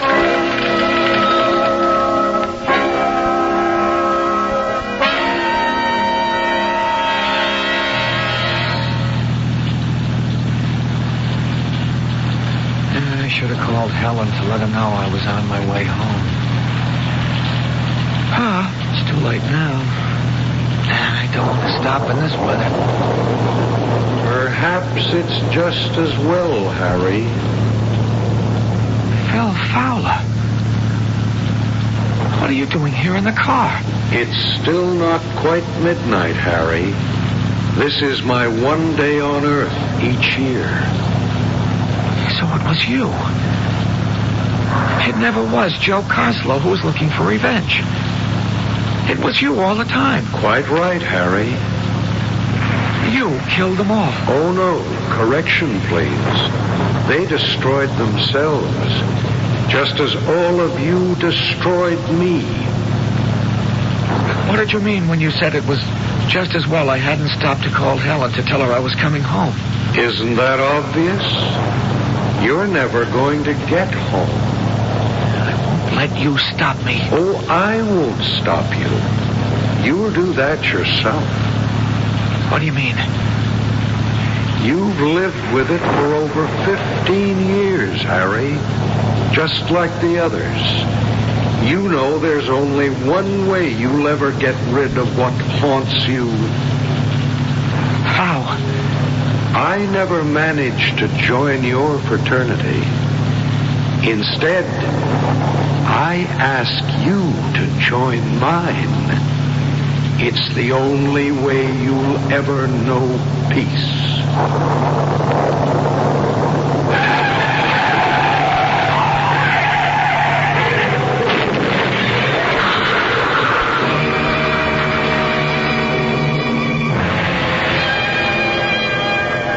There were many tragic automobile accidents on the night of that October 15th. Highway police had issued a traffic advisory because of weather conditions. Harry Clark's death from the skid that sent him hurtling through the guardrail and into the ravine below was only another statistic. But was it an accident? Or was he called, just as all the others who bore the guilt for a boy's death so many years before?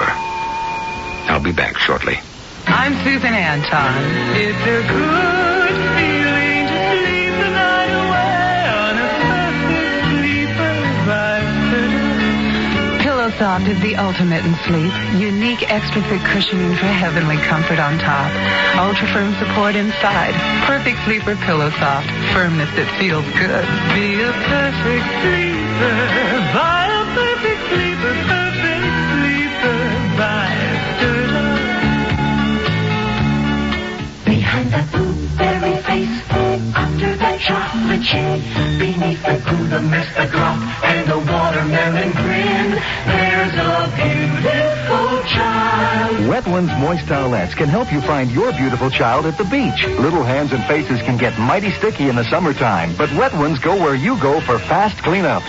Wet Ones clean better than anything dry. Wet Ones, behind every messy face and hands, there's a beautiful child.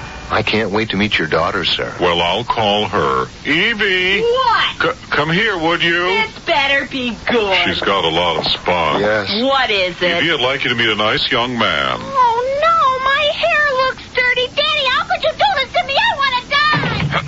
I'm afraid her cream rinse makes her hair a little greasy. May I suggest agree? Of course you'd agree. All you have to do is look at her. No, agree cream rinse and conditioner. It helps stop the greasies. Really? Sure, after I shampoo, I use agree cream rinse and conditioner. And it helps stop the greasies. Right. Gee, it sounds like I would like agree, too. Well, agree cream rinse and conditioner is 99% oil-free. Evie, stop crying. I'll go get some agree. And after you use it, I'll drive you to the movies, okay, Evie? No. Why not? Because you got a creepy car. What? It's a brown station wagon. I hate station. Some conditioners contain oils that can cause the greasies, but Agree Cream Rinse and Conditioner is 99% oil-free. And try Agree Shampoo. It helps stop the greasies, too. I'm glad you decided to come to the movie. Your hair looks great. Thank you, and I love your station wagon.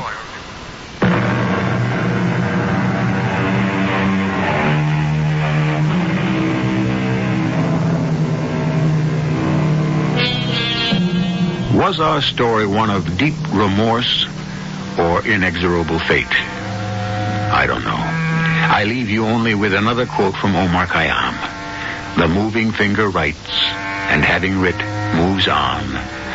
Nor all the piety nor wit shall lure it back to cancel half a line, nor all your tears wash out a word of it. Our cast included Jack Grimes, Belika Gray, Court Benson, and Russell Horton. The entire production was under the direction of Hyman Brown. Mrs. E.G. Marshall inviting you to return to our Mystery Theater for another adventure in the macabre. Until next time, pleasant dreams.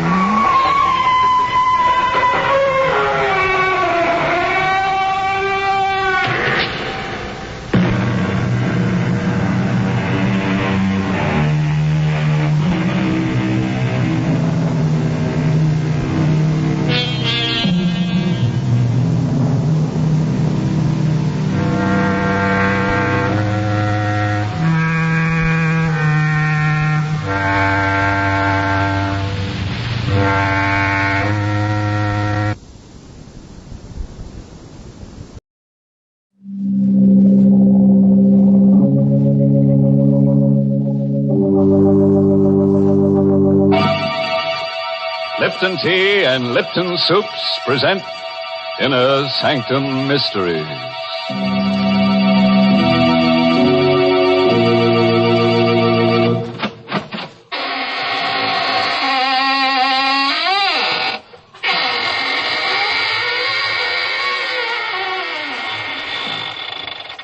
Good evening, friends of the Inner Sanctum. This is your host, opening the squeaking door for another session of the AGGMS, the Association of Ghouls, Ghosts, and Midnight Spirits. Oh, may I see your membership card as you enter, please? What, Oh, no, it's not a printed card. All you have to do is show me your wrist. If there's any blood pulsing in your arteries, then you don't belong here tonight. Better come back and try some other time. After you've passed your mortuary test. Well, Mr. Host, I'm afraid I don't qualify as a member of your AGGMS, Association of Ghouls, or whatever it is. But I am a charter member of the ILLB Society. The ILLB? What's that, Mary? It's a new one on me. Why, those initials stand for I Like Lipton's Best. To join this club, all you have to do is see that the tea in your teapot is always Lipton's. The club password isn't a word at all. It's that familiar sound of appreciation, For really, Lipton tea is delicious, as zestful and spirited as can be. And the reason? Very simple. It's Lipton's brisk flavor. Brisk, you know, is the tea expert's own word for the lively, full-bodied flavor of Lipton tea.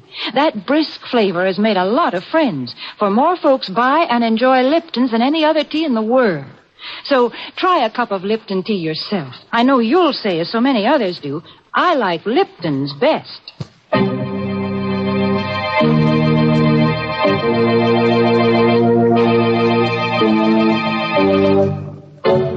And now for tonight's Inner Sanctum mystery. It's an original radio play by Emil Tepperman called Make Ready My Grave, and stars two radio favorites, John Banks and Richard Widmark. It's about a boy and a girl who've just been married. A piece of colored string, an open grave, and a hangman's noose.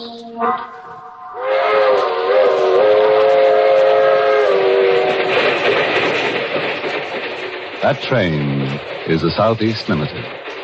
See it? Long, sleek, and powerful, clicking off the miles and the humming rails. A masterpiece of 20th century mechanical perfection. Nothing about it to suggest lurking hate, or fear, or superstition, or death. But let's take a look into compartment A, car 17. John and Betty Loomis, just married, are going for their honeymoon to John's ancestral estate. John, I'm so happy. How soon do we get to Loomisville? In about an hour, Betty. Just think, I married into one of the oldest families in the state. I hope you'll be very happy, darling. Oh, I will. You do love me, don't you, John? Of course I do, baby. I'll always love you. Always. No matter what happens. What do you mean, no matter what happens? What could happen? John, something's bothering you. No, it's nothing at all. You're hiding something. There's something you haven't told me. It's nothing, Betty. It's nothing to worry about. You don't want to tell me? No, not now. Maybe later. Why are you playing with that piece of yellow string? What? You've been playing with it ever since we came onto the train. Gosh, I never noticed. I watched you. You've been tying a knot in it. A knot? Good Lord. I must have tied it without knowing what I was doing. You've tied it into a noose.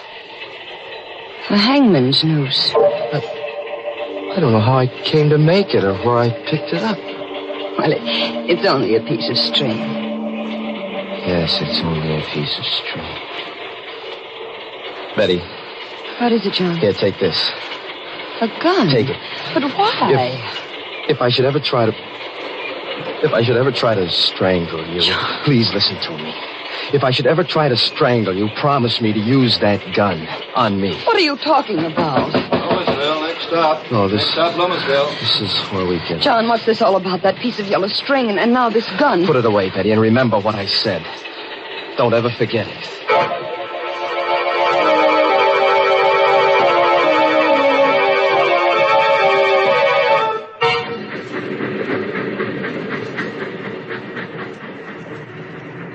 Why is it so dark here? This is just a way station. The train only stopped here to let us off. Otherwise, it goes right through. Oh? I thought Loomisville was a big town. Well, it used to be 100 years ago, but now there's only the Loomis estate. Well, are we far from the estate? About 2 miles. Old Herman Galt should be here to pick us up in the station wagon. Herman Galt? Mm-hmm. He's the handyman. There's been a Galt working for the Loomis family for the last 150 years. John, I don't like it here.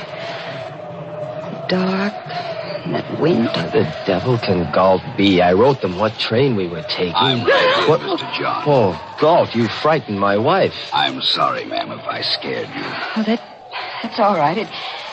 It was just the way you spoke so suddenly out of the darkness. If you'll follow me, I've got the station wagon back here.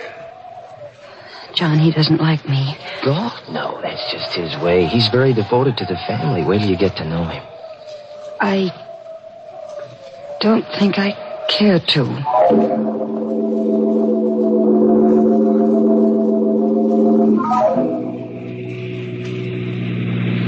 Johnny, he's driving too fast. It's so dark. Don't worry, Betty. Galt knows this road like the back of his hand. We'll be there in a few minutes. I'm frightened. Darling, please, tell me why you gave me the gun. No, I can't tell you now, Betty. Maybe after you meet Uncle Everard. John. What? What's that in your hand? What? Oh. Another piece of string. A red one this time. What? I must have picked it up in here, off the seat. You've knotted it into another hangman's noose. Galt. Yes, Mr. John. This piece of red string, did you put it here? No, sir. Then how did it get here? You ought to know. Yes. Yes, I ought to know. Galt, why are you stopping here? We're home, ma'am. This is the entrance to the Loomis estate. I've got to get out and open the gate. I'll be right back. Betty, I've got to get out, too. I've got to see for myself. See what, John? You stay here, Betty. But, stay right where you are. Wait a minute, I'm coming, Go back, too. Betty. Get back in the car. Mr. John is right, ma'am. You shouldn't go with him. Take care of her, Galt. I won't be long. Galt, where's he going? That is the Loomis family cemetery. Cemetery? What does he want to see in there in the middle of the night? He'll tell you himself, ma'am. In due time. No, I'm going to find out right now. Better not, ma'am. Better come John! back. John, wait for me. Betty, I told you to stay I'm in the going car. with you. I want to know what there is in that cemetery. Get back in that car. I'm your wife now. I have a right to know what this is all about. I'm going with you. All right, if that's the way you feel about it. But hold on to that gun I gave you. Keep it in your hand all the time. John, why? You'll find out soon enough. This is the gate of the family cemetery. All the Loomises and their wives are buried here. It's so shadowy. White tombstones look like ghosts.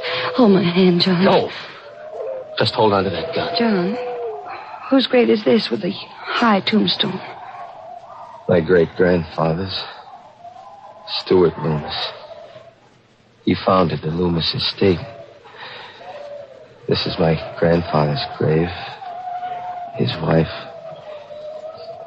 Here's my father. My mother. And that's all. That should be all. What do you mean? Come over here. This is what I came to see. This is what I've been afraid of. John, it's an open grave. Freshly dug. Yes, Betty. It was just dug tonight. But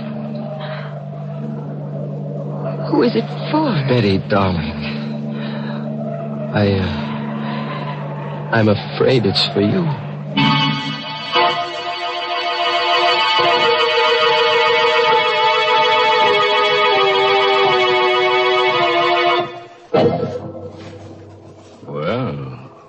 What's poor Betty letting herself in for? With a fresh grave waiting for her on a honeymoon. And a husband who ties little strings into hangman's nooses. But come to think of it, Betty's a lucky girl at that. How many girls who get married nowadays can count on finding a nice, snug place all ready for them to lie down in and rest? In peace. Gracious, Mr. Host, Betty doesn't seem like a lucky bride to me. Why, most brides have things much easier. Because there's so many things today to help them make their marriage a success. For example? For example, Lipton tea. With Lipton tea on the pantry shelf, a young bride today has a much better chance of making her home a happy one. Just the other day, I was talking to a friend who just got married. As we sat there in her kitchen sipping our Lipton tea, me occupying the only chair and she perched on the kitchen stool, she said, "You know, Mary, it was silly of me to worry about being able to cook the things Jack liked. It's not nearly as difficult as I imagined. Take this Lipton tea here.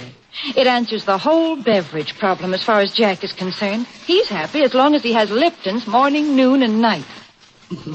Well, I told her I could understand that, because most husbands I know about are partial to Lipton tea. And it's because of the extra satisfaction that's in Lipton's wonderful brisk flavor. Satisfaction, did I say? You just try Lipton tea and see if that isn't an understatement. Try Lipton's tomorrow.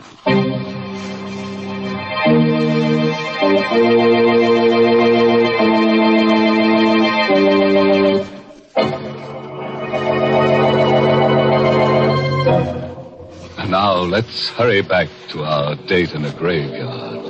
Remember? With poor Betty, whose husband has just told her he's afraid the freshly dug grave is for her. John, what do you mean? Who dug this grave for me? Who? If I told you, you'd think I was crazy. No, you've got to tell me. If I'm in danger, I have a right to know. Was it Galt? Your Uncle Everard? No, at least I don't think so. His wife, Christine. Betty, do you believe that a ghost could dig a grave? Ghost? Do you mean I'm in danger from a ghost? Oh, I told you you'd think I was crazy. John, why are you looking at me like that? I don't know. Betty, have you got that gun with you? No, I left it in the car. What good would a gun be against a ghost?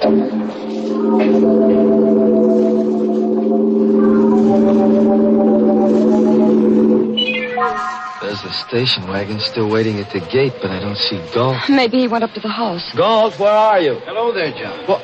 What's up? Uncle Everard. What happened to Galt? He came up to the house. Said you'd gone into the cemetery. So I thought I'd better come down. Oh. Is it there? Yes, it's there. A freshly dug grave. Yeah. Uncle Everard, this is my wife, Betty. Who are you, Betty? Hello. You saw the grave too, Betty? Yes, and John says he thinks it's for me. I'm afraid I don't understand all You this. haven't told her anything yet, John? Well, just a little. I couldn't bring myself to. I think it's time you did.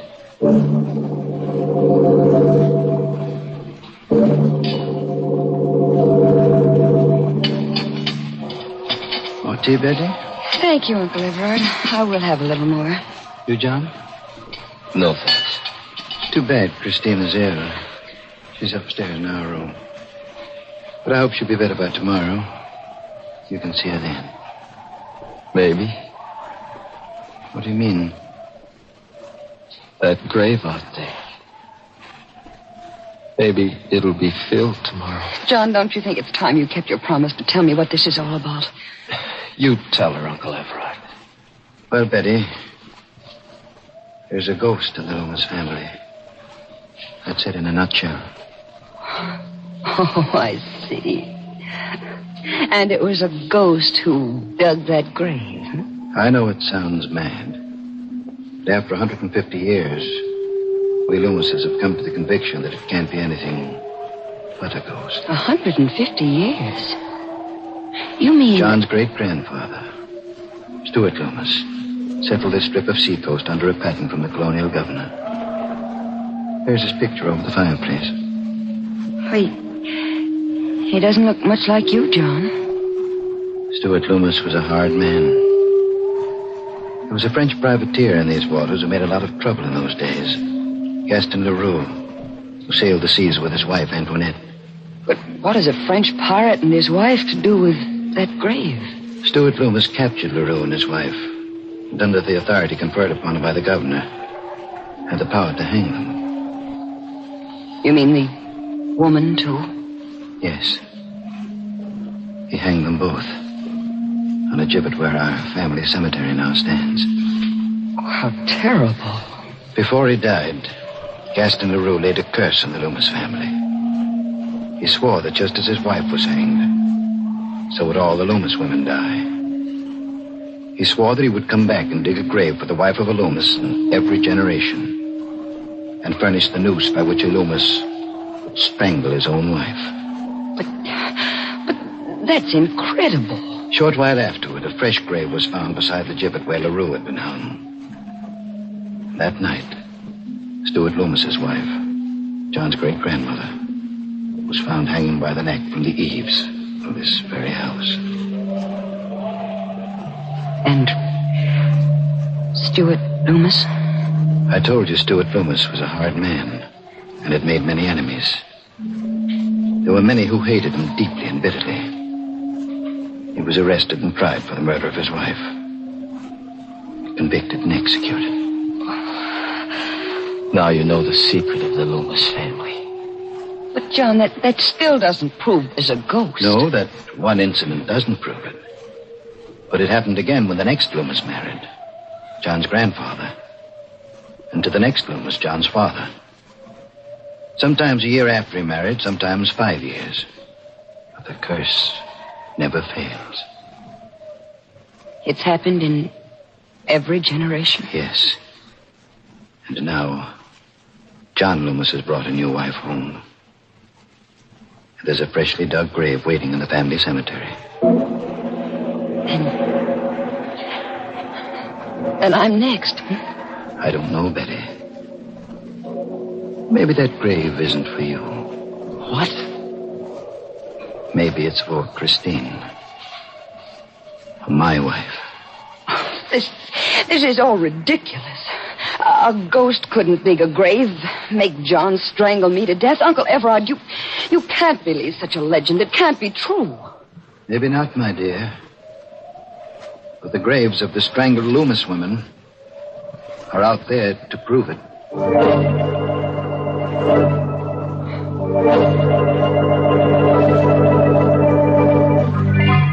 Well, this is your room, Betty. And I'm going to call you at 8 tomorrow morning. Good night. Good night, Uncle Everard. Good night, John. Good night, Uncle Everard. This is such a big room. It's so gloomy. The whole house is like that. It lies gloomy and sullen under the Loomis curse. Oh, Betty, I love you so much. We'll beat the curse together. Let me go, darling.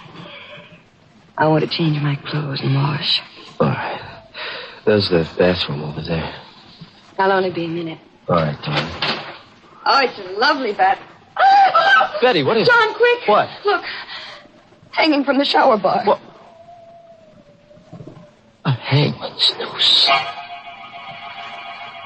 It's a real one this time. Of rope. Ready to hang someone. Who put it there? It's the Loomis curse. We can't get away from it. No ghost could have hung that rope there. Let's call Uncle Everett. All right. Have you got the gun with you? No, it's in my handbag. Well, get it. But John... Get it, I say. All right, John. Here, I've got it. All right, now keep it with you all the time. And don't be afraid to use it. On me, if necessary. All right, let's get your uncle. This is his room. I wonder if I ought to wake him. It might upset Aunt Christine. She's sick. We've got to wake him. Better knock harder. Well, it wasn't locked. Call him. Uncle Everard. Uncle Everard? He doesn't answer. But there's a light in the room. Push the door further open. All right. Well, there's nobody in the room. The bed's empty. Uncle Everard? Aunt Christine? Maybe in the bathroom. The door is open. Betty! John, What? Aunt Christine. She's hanging by the neck. She's dead. It's the same kind of a noose as in our bathroom. Uncle Everard hanged her. It's the Loomis curse catching up with us.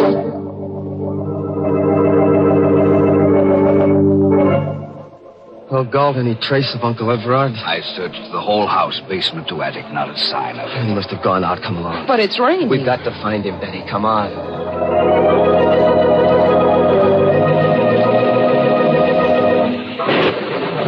So dark out here. How will we ever find him? I have a flashlight, ma'am. You look. What? Fresh footprints in the slush. Oh, they must be Uncle Everard's. They lead down toward the cemetery. Come along, Galt. Here, Mr. John, you can see for yourself. The footprints lead right to this new grave. But why did he come here? There's the answer, Betty. A cross at the head of the empty grave. Throw your flashlight on it, Galt. There's something written on it. It says, Christine Loomis. Betty, what is it? Look. Over there. Another grave. He's dug another one. There's a cross on this one, too. Does it say anything? Yes. Yes, it does. It says, Betty Loomis.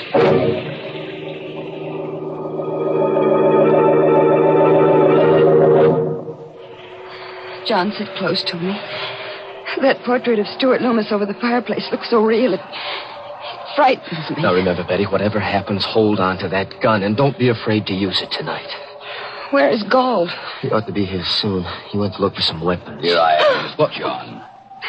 Galt, you always frighten me coming in so quietly. I'm sorry, ma'am. Here, Mr. John. These ought to be pretty good weapons.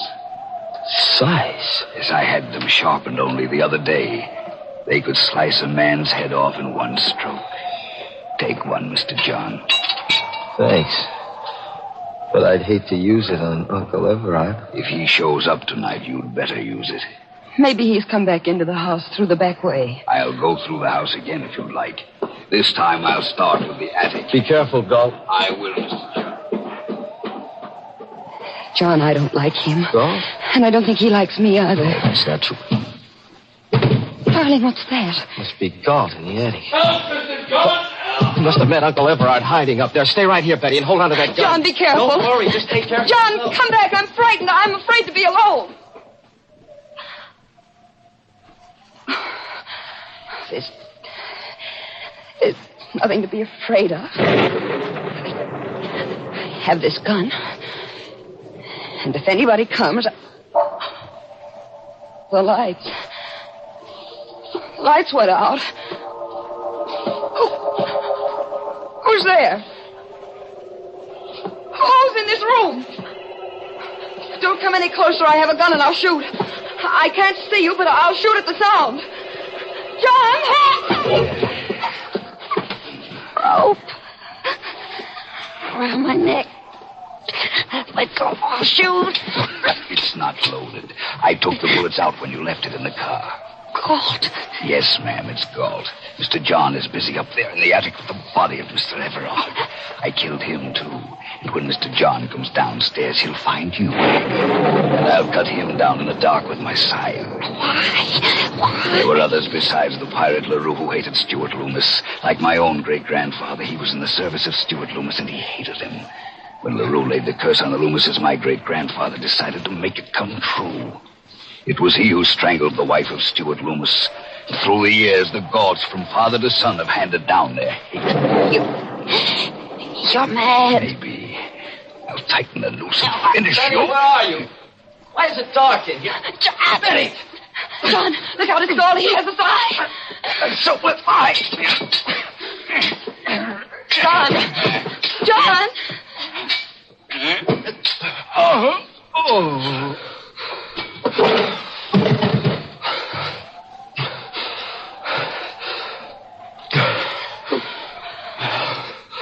Who is it? Oh, darling. Darling, where are you? Here, John, here. Oh, darling. Baby, we finished forever with the Loomis curse.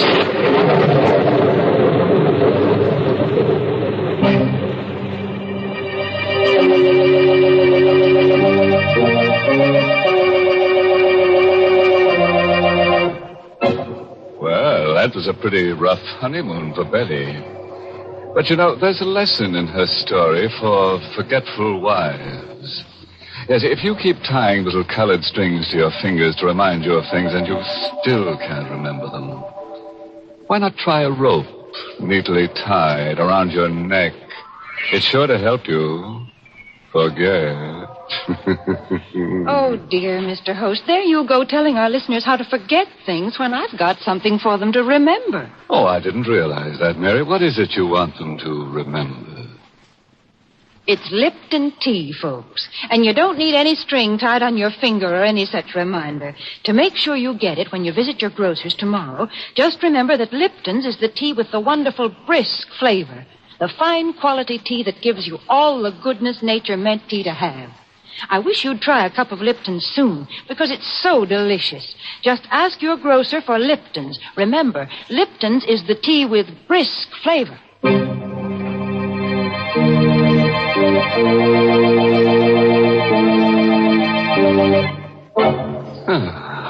And so our evening's over, with the usual quota of corpses to qualify for the ghoul school.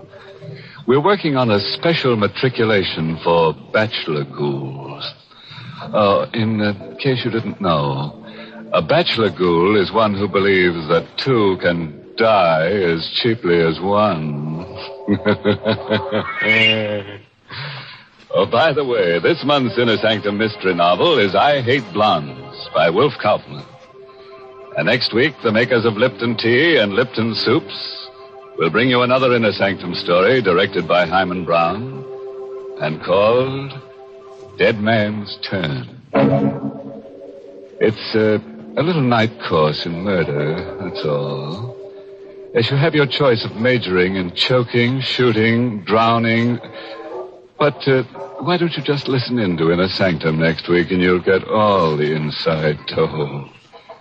Oh, yes, next week part of the country goes on daylight saving time. If your area remains on standard time, tune in to Inner Sanctum 1 hour earlier. Until then, good night. Pleasant dreams.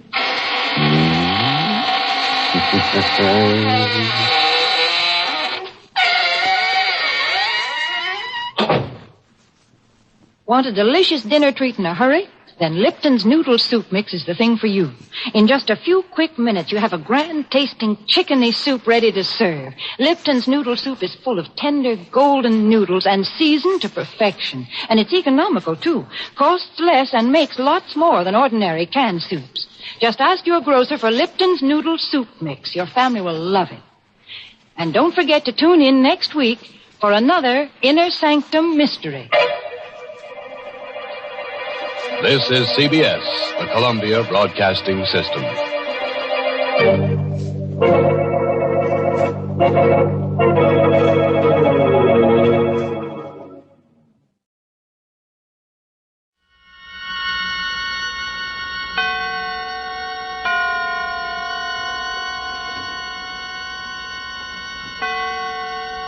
Roma Wines present Suspense.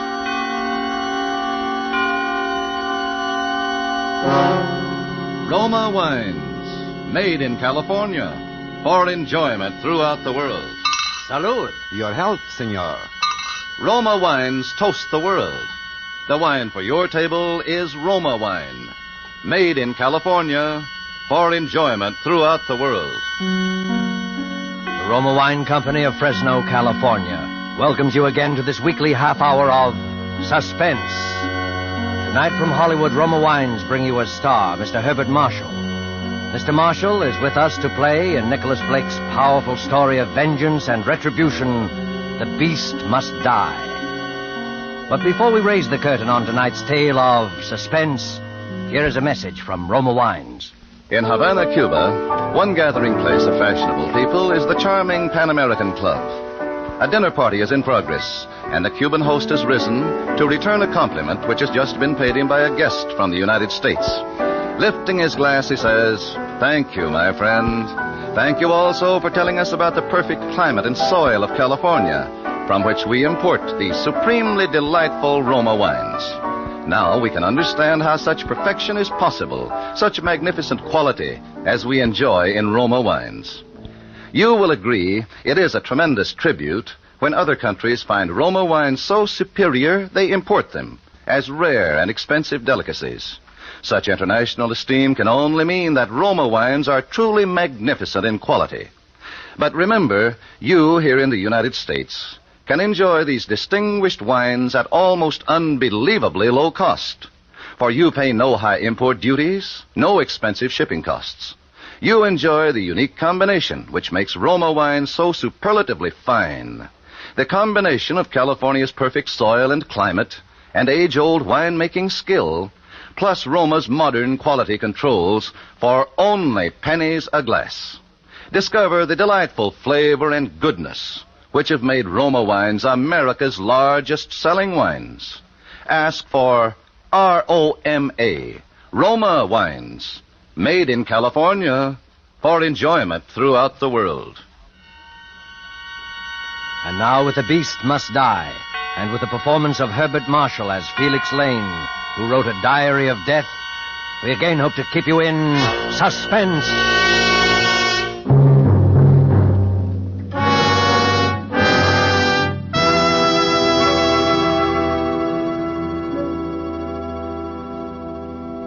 I am going to kill a man. I don't know his name. I don't know where he lives. I have no idea what he looks like. But I'm going to find him and kill him. Well, Mr. Lane? I wrote those words, if that's what you're asking, Inspector, and I meant them. Apparently you did. But whatever possessed you to write such a document? Vanity, for one thing, I suppose. A record for posterity of the perfect crime. As you know, I am a writer by profession. I think more clearly on paper.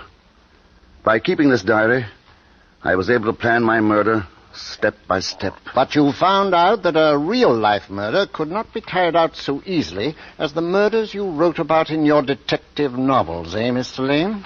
I wouldn't go so far as to say that, Inspector. In fact, except for the ending, I think this diary is quite the best murder story I've ever written. And quite the most incriminating document I've ever known a prospective murderer to leave lying around. Incriminating? In a way, I suppose. In another way, this diary might turn out to be my best defense. Well, how do you figure that, Mr. Lane? Well, supposing I read some parts of it aloud to you, and let you decide for yourself. Very well, Mr. Lane. Fire away. That was my first entry, June 18th. Yes, I am going to kill a man. It takes great singleness of purpose to commit a murder. But if ever for a moment I stray from that purpose, I have only to think of Ronnie. Ronnie was my son. One evening 2 weeks ago, he was crossing the road outside our house. He had gone into the village to buy some candy. For him, it could have been only a paralyzing blaze of headlights around the corner, a moment's nightmare, and then the impact turning everything to darkness forever. His body was hurled into the ditch. He was dead at once. The motorist who killed Ronnie did not stop. The police have failed to trace him. They say he must have been going 50 around that blind corner for the child's body to have been thrown and injured as it was. The man who drove that car, he is the man I have got to find and kill.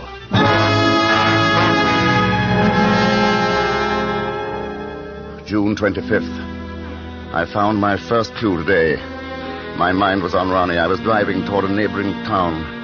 The hills around were green, the boxwood hedges still damp from last night's rain, translucent like giant chunks of emerald.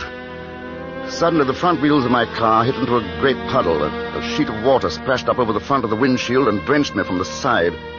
I pulled up at the far side of the water splash. I got out, cursing myself for my preoccupation, and began mopping away at the windshield. A man leaning over a farm gate addressed me. What? Looks like you got a proper shower bath, mister. Yes. I've been pestering the county for months to repair that hole in the road. People always driving into it and splashing themselves all over.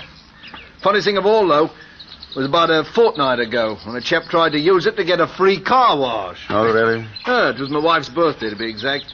About 8 o'clock, we was on our way to Cheltenham to see the picture show. Just as we was coming out of the gate, this chap driving one of those low-slung sports jobs hits the water splash. You don't say? Yeah. And then this fella, he says something to the girl he's driving with. And what do you suppose they do? Well, they backs up and runs through the splash again. And then again. They did it 4 times. 8 o'clock. Your wife's birthday. It wouldn't be June 3rd, would it? Oh, right, sure. But how'd you know?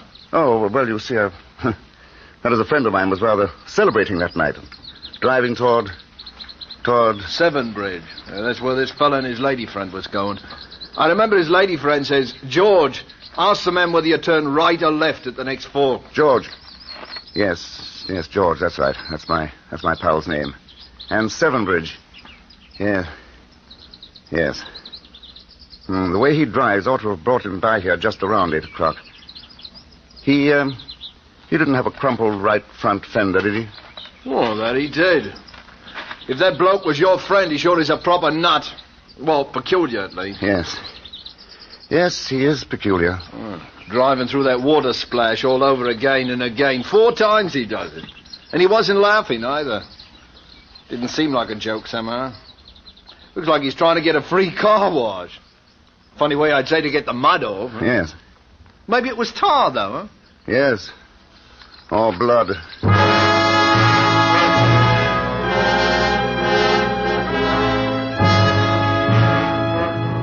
July 12th, at Severn Bridge. I've talked to any number of the town's people, and I've met a number of Georges, but not one of them have owned or driven a low-slung sports job. Not like the one I've been looking for, anyway. Maybe that I'll have to start all over again, on some other tack.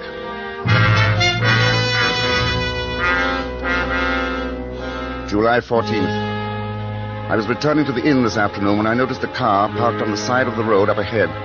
A girl with bright hair was working at the front wheel, and a small lad beside her was doing his best to help. I pulled up beside them. It was a low-slung sports job.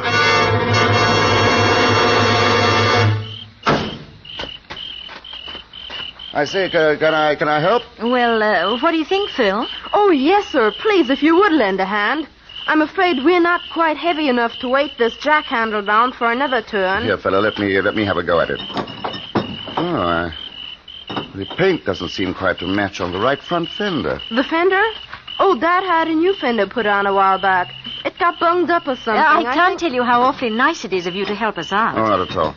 By the way, I wonder if you and Phil here wouldn't stop for tea with me at the inn afterwards. It's not far, you know. We're expected at home, sir. Perhaps you would come along with us. What do you do, sir? I'm a writer, Phil. Oh, you really must come to see us. It's Gabriel's on Devon Road, my brother-in-law's place. The name's Rattery. We'll give you a ring tomorrow and set a date. Sis will love meeting a real author, and so will George. Did you say your brother-in-law's name is George?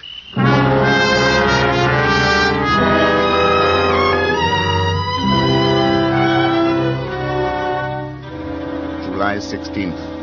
I've met him. I've spent an evening talking to him. George Rattery. So you're a friend of Lena's, eh? Storybook detective. A writer. Easy enough to write about a dead body, but I'd like to see an author that had guts enough to look at one.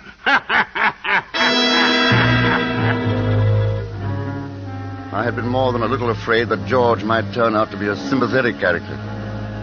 That need not concern me any longer. I shall have no compunction at all about putting his light out.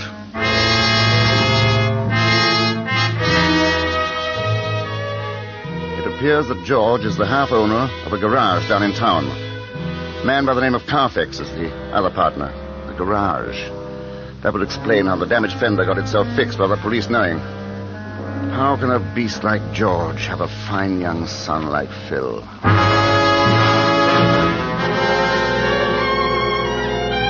August 4th. This afternoon I was rounding the corner of the tea house in the Rattery's garden when I heard voices. It was Lena and George. I stopped in my tracks and eavesdropped, shamelessly. That's a neat rig you're wearing today, Lena. Is that for Felix Lane's benefit? Oh, save your compliments for that Carfax woman. Jealous. Don't make me laugh. But someday you're going to find out that business partner of yours isn't as mild as he looks. I wonder what he'd say if he knew that his wife Shut up, will you? And since when did you get so high and mighty? It wasn't so long ago that you yourself were glad enough If you ever open your mouth about any of that, I swear I'll kill you. Talking big now, aren't we, Miss Snow White? Just try something and you'll find out. Remember, there are quite a few people who might like to know about that poor little kid you ran down last June. If it weren't for Violet and Phil, I'd... Stop that kind of talk. You hear? Just remember you were with me that night. Huh?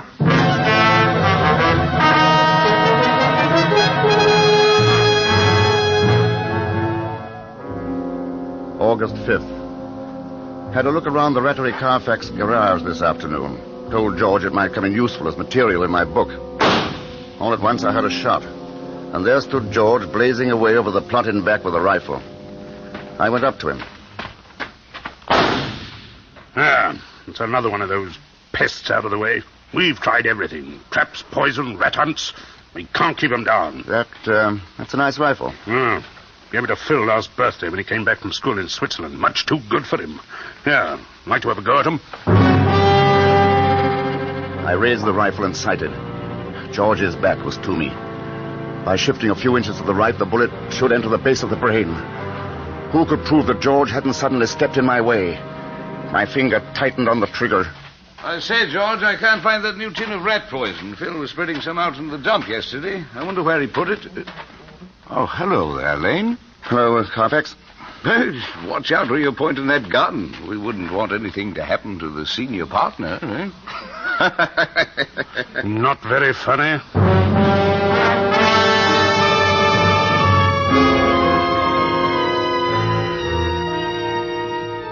August 12th. I am now a guest in the house of the man I'm going to kill. Violet, Phil's mother, suggested that I come and stay with them for a fortnight and help Phil in odd hours with his Latin.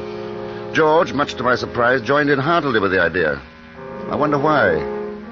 I must watch him very closely because of what happened last night. We were having coffee in the drawing room after dinner when the conversation took a most extraordinary turn. They were talking about Violet's new rose bushes. I suppose they'd be very nice, but I can't for the life of me see why you went to all that trouble. Well, the old ones weren't doing very well. They were still alive, weren't they, Mother? Oh, yes, dear, but I'm not one to keep something going when it's only half alive. Oh, I'm glad you're talking about rose bushes. I should hate to think you felt that way about people. Oh, of course not.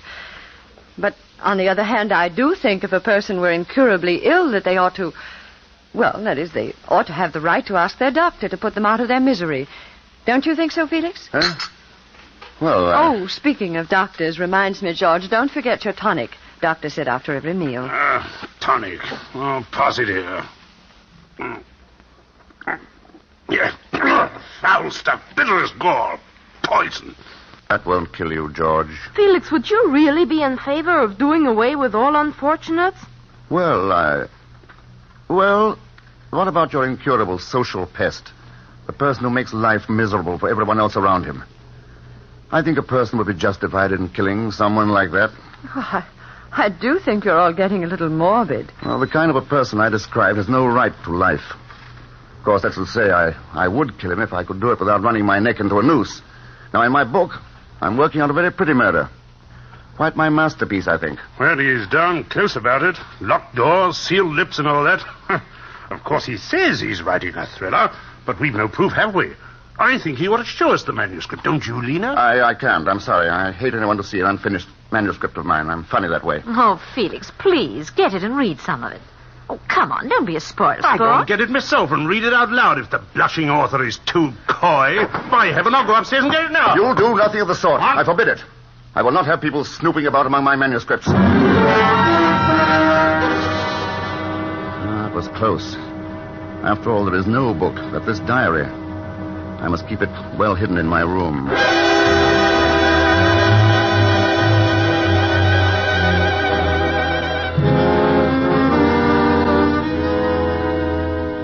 August 16th. At last I have my plan. It took a great deal of subtle taunting and persuasion, but it came off at last. George is going sailing with me this afternoon. And he can't swim. Drowning is very painful, they say, in the early stages. That's good, I'm glad. George's lungs bursting. The top of his head shrieking with pain. His hands scrabbling vainly to thrust against the giant weight of the water. But if I cannot kill George today, on the open sea, with the wind in my favor and myself the undisputed master of the situation, if I fail today, then I will know that it is not my destiny to be a murderer. and I will make no further attempt on the life of George Rattery.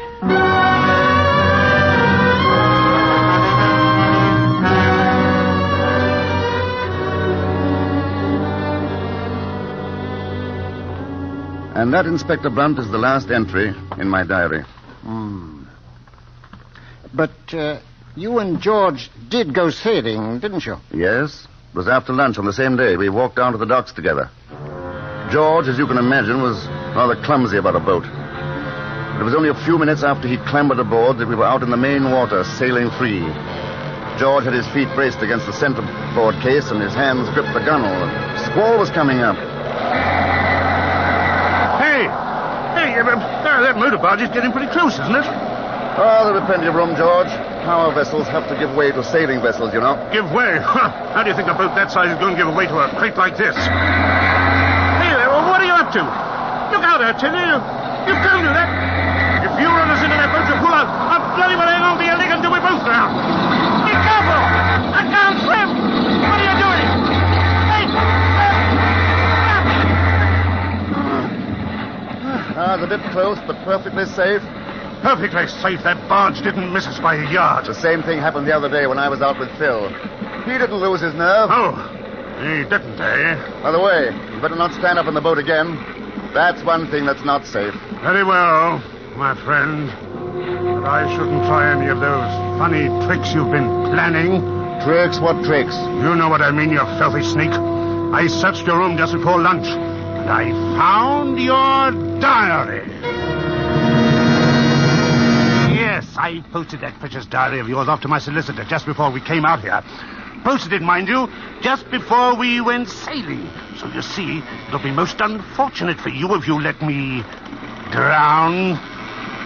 Well, what's the matter?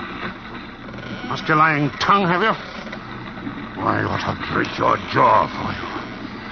I've a good mind I'll hand over your diary to the police. Don't be silly. You know perfectly well you won't do anything of the kind. And for the very good reason that you don't want the police to haul you in on a charge of manslaughter for killing my son. You can't prove I ran over your son. Aren't you forgetting that Lena was with you last night?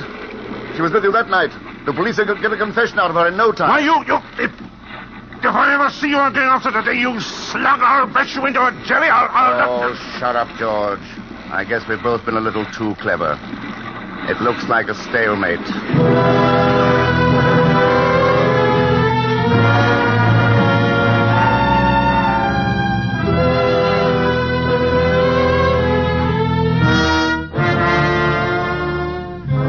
I docked the boat and George stormed off the minute we landed. I came straight here to the inn. Yes, I know. Perhaps it's just as well I didn't succeed. Going back to writing detective stories after committing the perfect crime would be like going back to playing with tin soldiers after winning the Battle of Waterloo. You seem to be awfully sure of your alibi. Well, after all, there's no crime in planning a murder, is there? Providing nobody is hurt. Unfortunately, somebody has been hurt. What do you mean? What are you trying to tell me? George Rattery died yesterday evening of the effects of strychnine poisoning. George dead? Strychnine poisoning? All my planning, all my high and tragic purpose. Oh. And the beast ends by taking his own life. Poison. I remember now, yes. He used to talk about suicide quite a lot. But I thought he only did it because the subject was so upsetting to his wife. I never dreamed. How did he take it? With his tonic. But it couldn't possibly have been suicide, Mr. Lane. But who? What else could it have been? It could have been murder. Unfortunately, we have no evidence except this diary of yours. But the bottle, the tonic. George Rattery died almost instantly after taking his tonic at dinner. But before the doctor arrived, that bottle disappeared. Well, any suspects? Every person closely associated with George Rattery had enough motive to murder him. But you have the strongest motive. After all, George Rattery did kill your son. Am I under arrest? Not officially as yet. But naturally, I have posted a guard outside your room. In the meantime... But, madam, you can't go in there. It's orders. Officer, let me by. I tell you, I've got to see Inspector Blunt. Please, Mother, I say it's no good. Be quiet, Phil. Why couldn't you have stayed at home? Officer, let me by. I must... let them come in, officer. Good afternoon, Mrs. Rattery. Phil? Hello, Phil. Hello, Felix. Please. Please, I can't stand it any longer. They're accusing Felix here of murdering my husband. He had nothing to do with it. Mother's upset. She doesn't know what she's saying. Heaven's sakes, Phil, will you be quiet? It was I who killed George. He treated me very badly. He was unspeakable to Phil. There was another woman. Oh, I can't go on. Are you trying to tell me, Mrs. Rattray, that you gave your husband poison? Yes. Mother! I tell you, I poisoned him. I poisoned. Where did you get the poison, Mrs. Rattray? Well, I bought it at the chemist shop. What chemist shop? The one on Abbey Lane. Near the corner of High Towers, that's it. Mm-hmm. What became of the bottle of tonic after your husband's death? Well, I broke it. I buried it. I'm sorry, Mrs. Rattray. The police have checked. You didn't buy any poison at the chemist's. Mother, I told you it was no good. Sir, Mother is trying to save me. It was I, sir. I killed him. What? Phil, you Don't believe him. Don't believe him. He's just a foolish child. He doesn't know what he's saying. Go on, Phil. Well, you see, sir, I left a note. I was running away, but Mother found the note before I quite got out the door. Boris gets such strange ideas.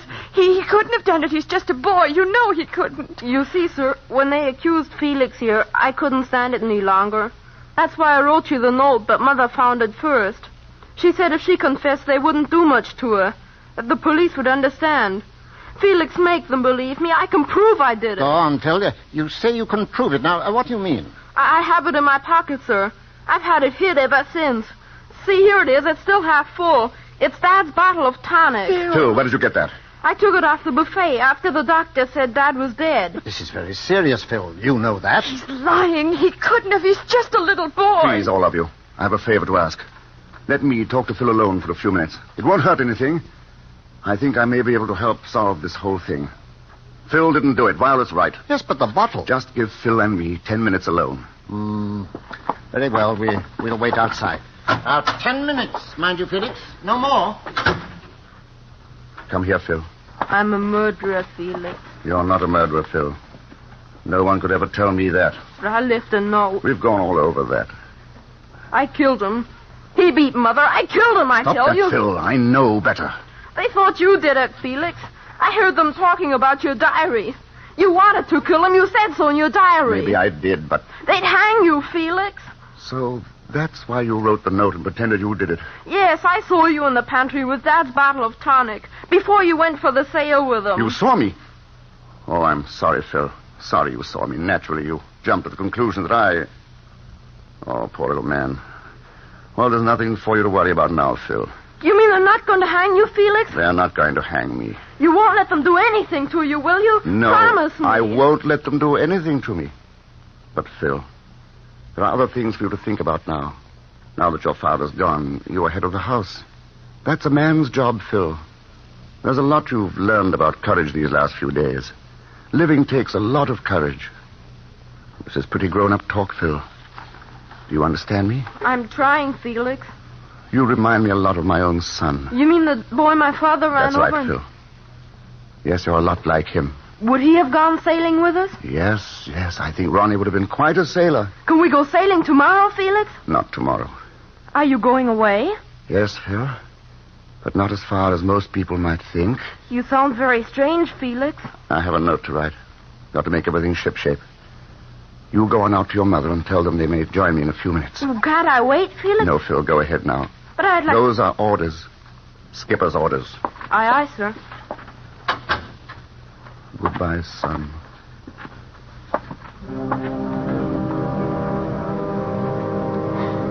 I thought I had made the last entry in this diary. But there will have to be one more. This diary was kept for one purpose. To make George and the police believe that I planned to kill the beast by drowning him. Death was already waiting for George Rattray at home, in the bottle of his tonic, where I had placed 3 pellets of rat poison taken by me from the garage. My plan was almost perfect. The only thing I didn't expect was that someone loved me enough to try to destroy the evidence I had so carefully planted, in an effort to help me, and even to confess to my crime in order to save my skin. I know now that my life ended with the death of my son, Ronnie. It seems that I must have just come back to life for a few weeks to save Phil. Yes, I killed George Rattray. I have no regrets. I might have known that the matter would be taken care of fittingly. It says in the Bible, the beast must die, but the man dieth also. Yea, they both must die. George was right about that tonic of his. It is very bitter.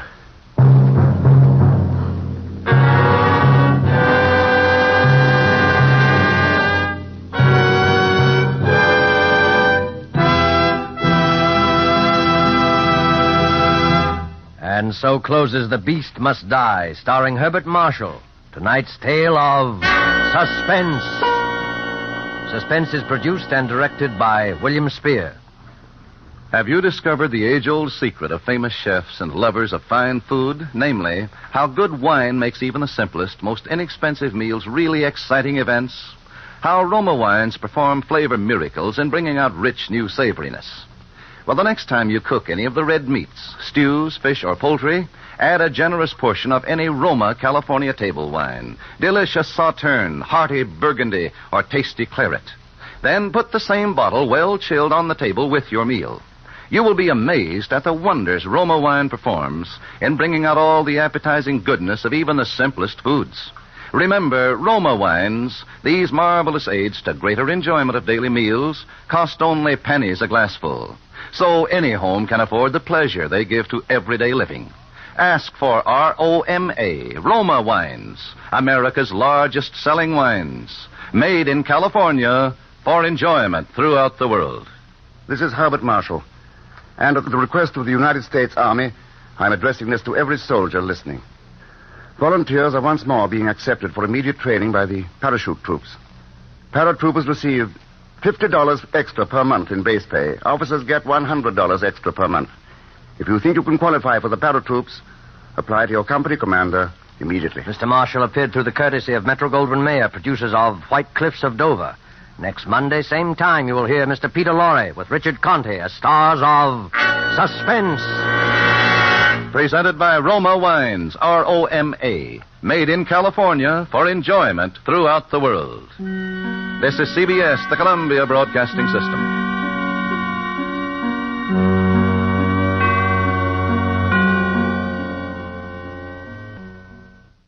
All right, now it's time for the ultimate in horror. Yes, the ultimate, the top, the finale. The time is 20,000 years from tomorrow. A man is addressing a great throng of people. Listen to him.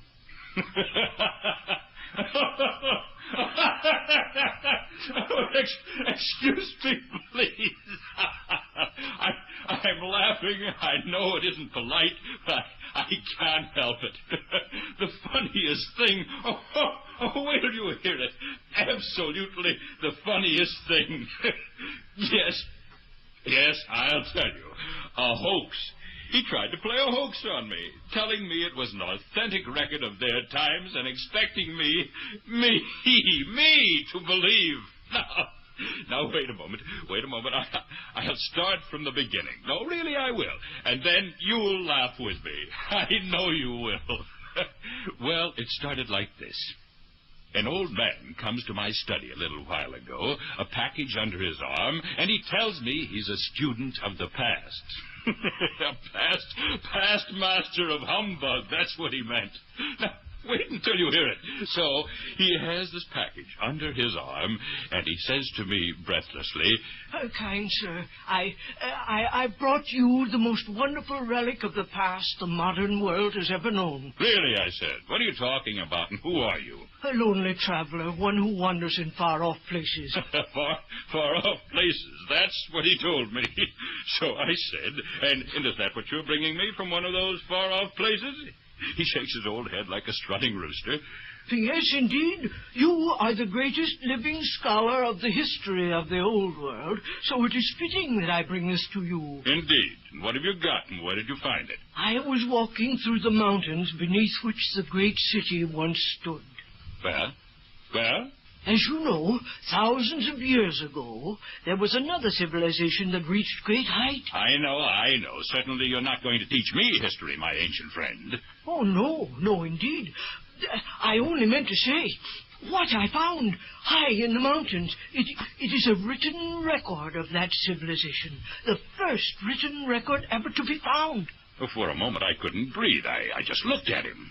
I said, have you gone out of your head with age, old man? Nothing is left of that ancient time. We believe that first the deadly radiation covered them when the dark planet swung close and then the molten rock thrust up. It's only our theory that men had a civilization here before us. For answer, he tore the paper off the package. Look, these papers. Reality, I tell you. High in the mountains, inside a piece of alabaster that must have protected it from the ravages of time, miraculously spewed out from the earth when the mountains rose up through the land. Look, sir, and read. A record of their times. A record of the ways of men 20,000 years before our civilization came into being. Yes, he said that, and I took the book, took it in my hand and read. Now listen to this. First, the crazy book said that... Oh, wait until you hear this. First, the book said that the men of that past civilization fought about the land. You don't understand what I mean? The world, they fought each other, maimed each other, bled each other over who owned what piece of the world. Did you ever hear such nonsense? They knew how large the world was, and they knew how many men were on it, but instead of sharing it in fairness, they fought each other. Yes, bloody wars for years and years. Did you ever hear such humbug history? And that isn't all. The book said they fought each other over race. Yes, race. The book says the word means the difference between men. And then the book said that all men had the same origin, and yet they killed each other over a difference they admitted did not even exist.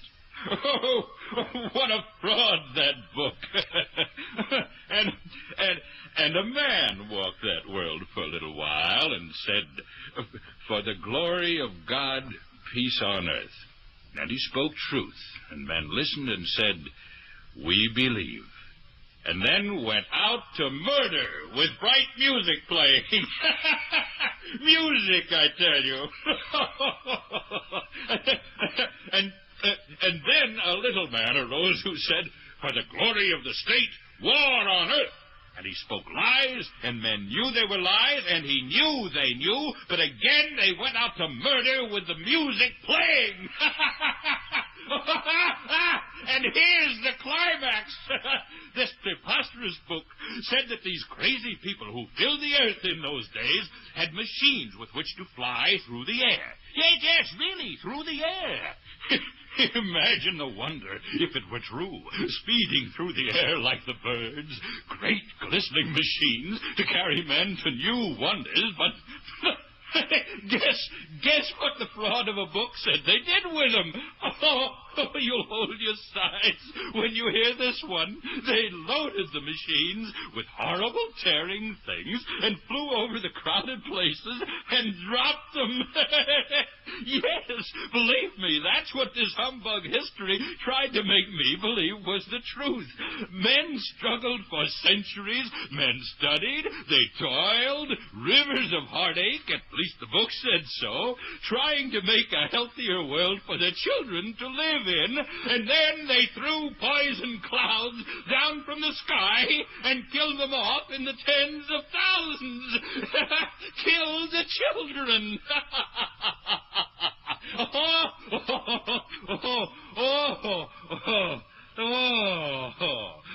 Isn't it all a joke?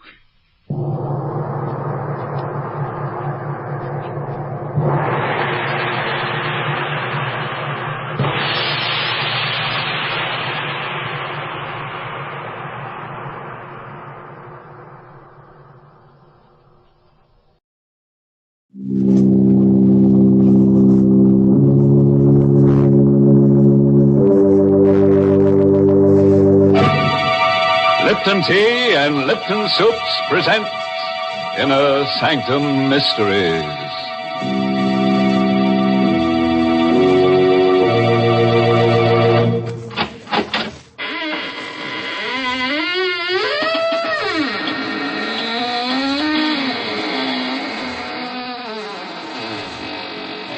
Good evening, friends of the inner sanctum.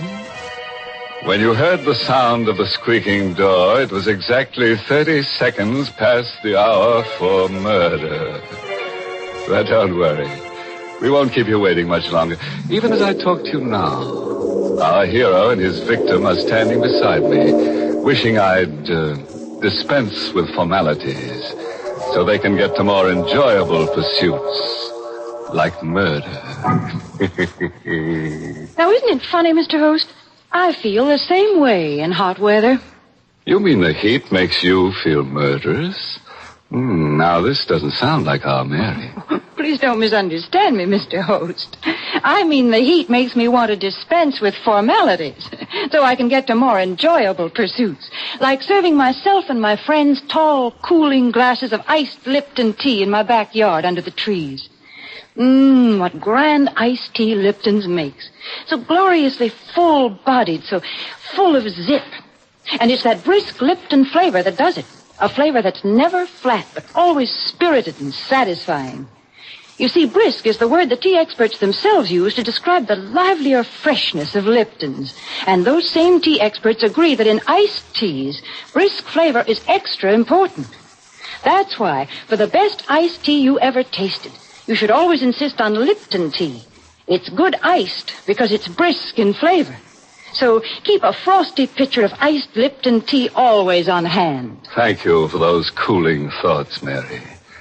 Now into our sizzling thriller, 8 Steps to Murder, written especially for Inner Sanctum by Emil Teppelman. This is the chronicle of a carefully calculated crime. A crime so twisted and subtle that it had to be blueprinted in advance. As Barry Kroger, in the role of Mark Durfee, the newspaper columnist, tells his story, we shall watch this crime develop, step by step. 8 Steps to Murder. When I decided to kill Basil Archer, I went about it like an architect laying out the plans for a complicated building project. Only a fool leaves the details of such an undertaking to chance. I calculated every risk. I weighed every possibility of failure. I blueprinted each of the 8 necessary steps I had to take. My first step was to get a suitable weapon. I went on Monday morning to the office of a pawnbroker I knew on 48th Street. Good morning, my friend. How are you, Mr. Krug? Come in, Mr. Durfee. Thank you. You know what I want? Indeed, yes. I have it here, exactly what you need. It's fully loaded. You can spin the barrel and see for yourself. It's a nice revolver. Looks a little awkward. Well, you said you wanted it with a silencer attached. Yes. How much for this, Mr. Krug? $250. What? That is the price, Mr. Durfee. You know, it's against the law to sell these. Well, yes, but $250. You will pay it, Mr. Durfee. Well, all right. You know what I want this gun for. But naturally. You know I'm planning to kill someone with it. But naturally. Otherwise, would you want a silencer on it? You wouldn't be above a little honest blackmail, would you, Mr. Krug? Please, do not point that gun at me. It is loaded. I know that. What are you going to do? I regret this, Mr. Krug. I'm going to have to kill you. No, I swear to you. Save it. You'll be sorry for this. You will make a mistake. You will make a slip. There'll be no mistake. There will. You cannot think of everything. I have thought of everything. This is the first thing.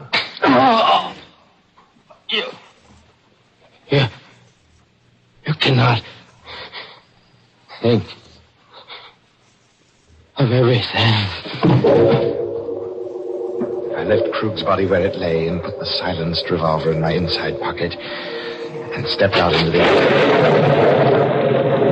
I stopped still. The rain suddenly coming down in buckets. I hadn't counted on it starting to rain. My alibi for Krug's killing was carefully planned. Everybody at my hotel thought I was still in my room, sleeping off a binge. But carefully staged a drinking spree last night. But if my clothes were wet, They'd know I'd been out this morning. You cannot think of everything. You cannot think of everything. I hurried back to my hotel, walking in the rain. It was too dangerous to take a cab. I sneaked in the service entrance, the way I'd come out, and walked up the one flight of stairs. As soon as I got in my room, I took off my clothes, dropped them all in the bathtub, and started the shower going.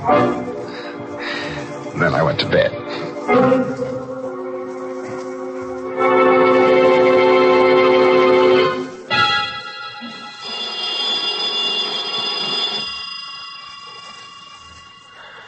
About noontime, when the phone rang, I knew it was the clerk downstairs calling, because I'd left a call for 12. I let the phone ring. That was step number 2.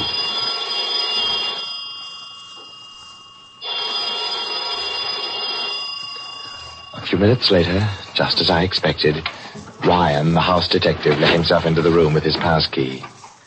I pretended to be asleep, dead to the world.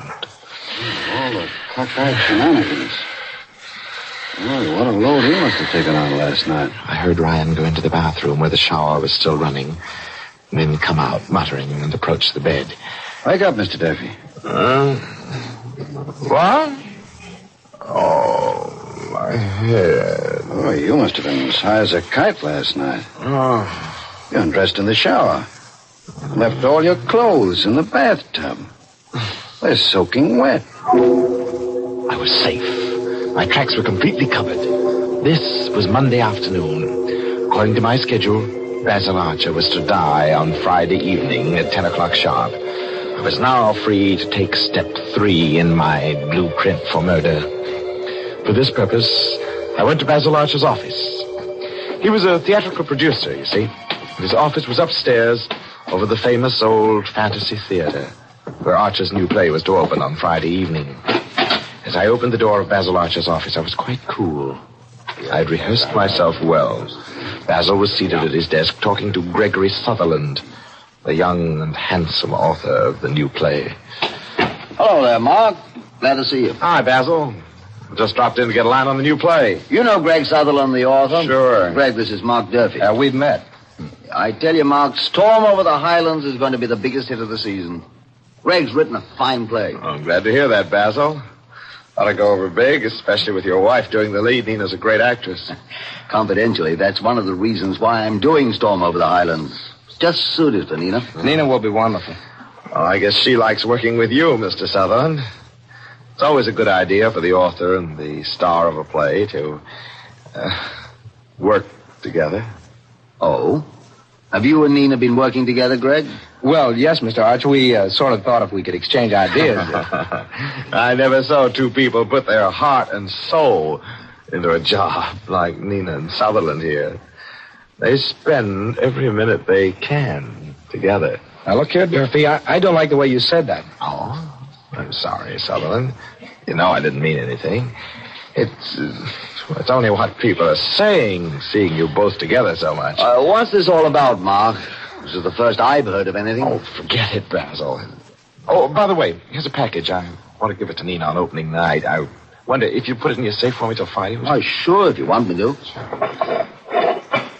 I'll put it here, on the bottom shelf, next to the payroll money. Come in Friday evening during the first intermission, and I'll get it out for you. Fine. Are those all packages of money on the bottom shelf? Yes, over 100,000 in there. Receipts from my other shows. Here you are, Mark. All safely locked up. What kind of a present is it? I'd rather keep that a secret till Friday.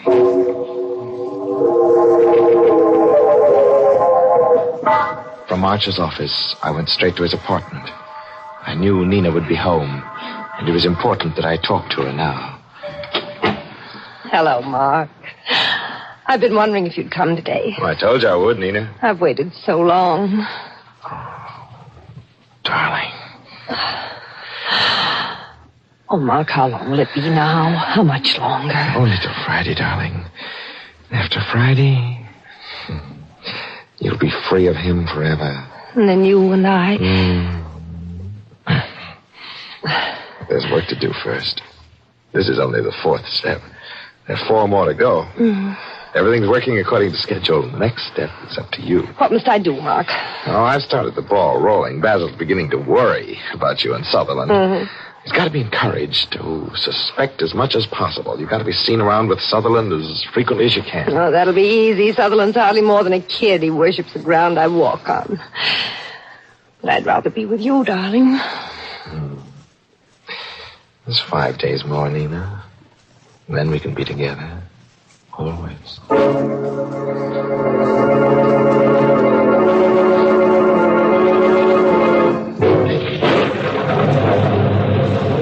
Outside Nina's house, I stopped for a moment with a queer sensation in the pit of my stomach. It was raining again. It reminded me of Mr. Krug. You can't think of everything.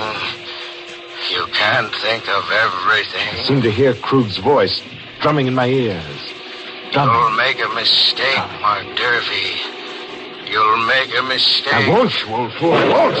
You'll make a mistake.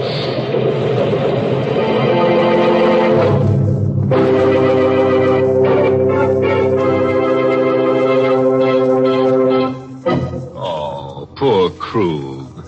You know, a pawnbroker's life is not an easy one, and Krug took such an interest in his business. And he never suspected Mark Durfee. In fact, he probably liked him for his redeeming qualities. Though, come to think of it, Krug was pretty lucky at that. Mark didn't steal anything from the store but the gun, so Krug lost practically nothing but his life. You know, Mark's story gives me an idea. I'd like to draw up a blueprint myself. Yes, Mary, another blueprint for murder. Oh, now, Mr. Host. I'd call mine a blueprint for summer refreshment. And I'd like to do it in sound. First, I'd start with the creak of porch rockers on shaded summer streets, and the murmur of backyard gardeners in the lilac dust. And with the teensters home from school, there'd have to be some sweet swing music, of course. And just to make my blueprint of summer sounds complete, you'd hear the tinkle of ice in tall, cool glasses. Glasses of refreshing iced Lipton tea. Yes, iced Lipton tea just goes with summertime fun and enjoyment. Lipton's has such a wide-awake flavor. The whole family will love it. And that flavor, folks, is brisk. Yes, that's the secret. Lipton's brisk flavor is what makes iced Lipton tea taste extra good. So for a delightful treat to beat the heat, serve iced tea. And for the best iced tea ever, insist on Lipton tea. Brisk flavor, never flat. Couldn't have done better myself, Mary. But now, let's catch up with our architect of murder. If Mark Durfee's blueprint works out according to schedule, our death rate should go up sharply to about 1 per person. Let's see. He should be up to his 5th step by now, shouldn't he? Tuesday was a clear day without rain, and I felt better. I knew now that I couldn't make a mistake. In 4 days, Basil Archer would die as planned. And now for the 5th step. An easy one for Mark Durfee because he's a newspaper columnist. It merely requires dictating a little item for his column into the dictaphone at his desk. Oh, there's a new play opening soon, which should be a huge success. If the author and the leading lady can do anything to make it click. They're working harder on it than the producer himself. It looks like they've clicked with each other, too.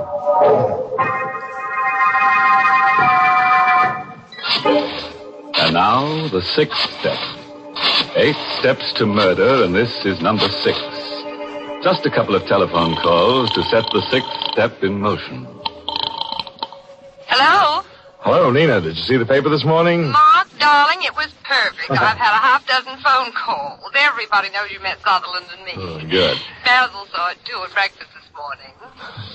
You did? How did he like it? Oh, he just looked glum. I don't think he believes it.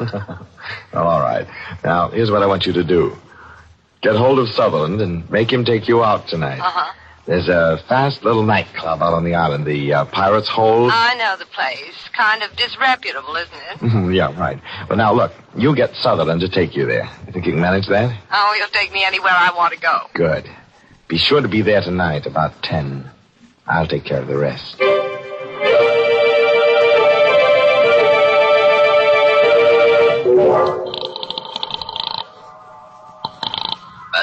speaking. Oh, hello, Basil. How are you? Mark Durfee. Now, look here, Now, Mark. look, wait. Take it easy, Basil. I know you want to bore me out about that piece in the column. I thought you were a friend of mine. Oh, look, Basil, that's why I printed that piece. I don't like what's going on. Just what do you mean?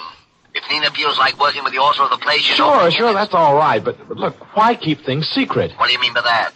Well, you ask Sutherland if he has any plans for tonight. I know what plans he has for tonight. He's going to stay home and work on some lines in the last scene.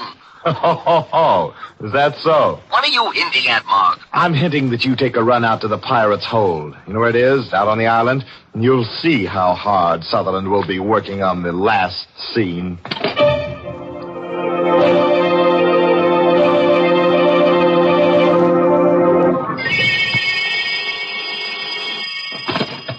Hello? Mark, this is Nina. Oh, where are you? I'm calling from the Pirates' Hold. Basil was just here. Oh, good.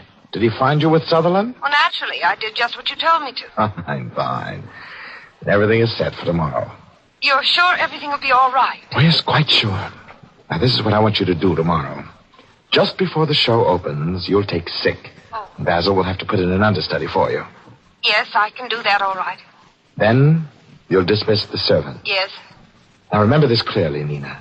You're going to be my alibi for the hour between 9 and 10. Understand? I understand, Mark. I'll be over at 9. But I'll leave a few minutes later by the back way.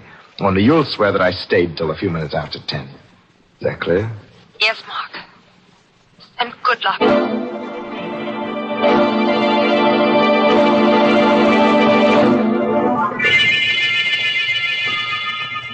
When I rang the doorbell of Nina's apartment Friday night, I knew that every step I'd taken thus far had been right.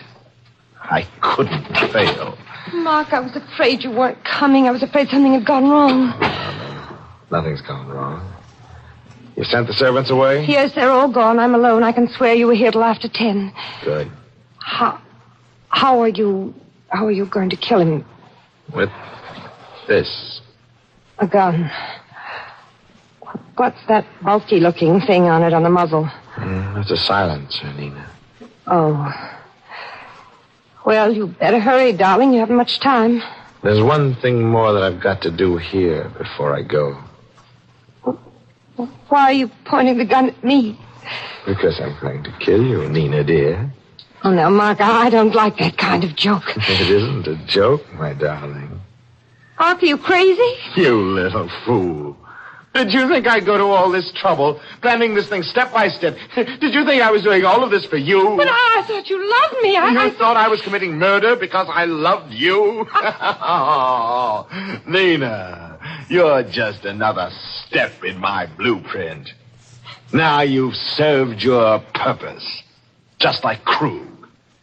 Krug was step 1, you're step 7. Mark! Oh.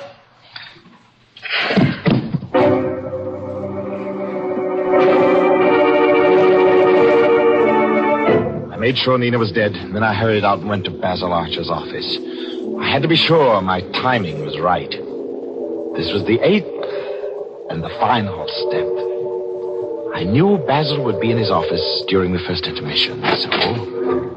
Hello, Basil. Oh, it's you, Mark. Come in. I want to talk to you. What about, Basil? Mark, what's going on between Sutherland and Nina? Oh, no, Basil, you're not a fool. I can't believe it. Well, look, if you want proof, suppose you get that package out of the safe, the one I left with you. The package? What's that got? Well, you get it, and I'll show you. Well, all right.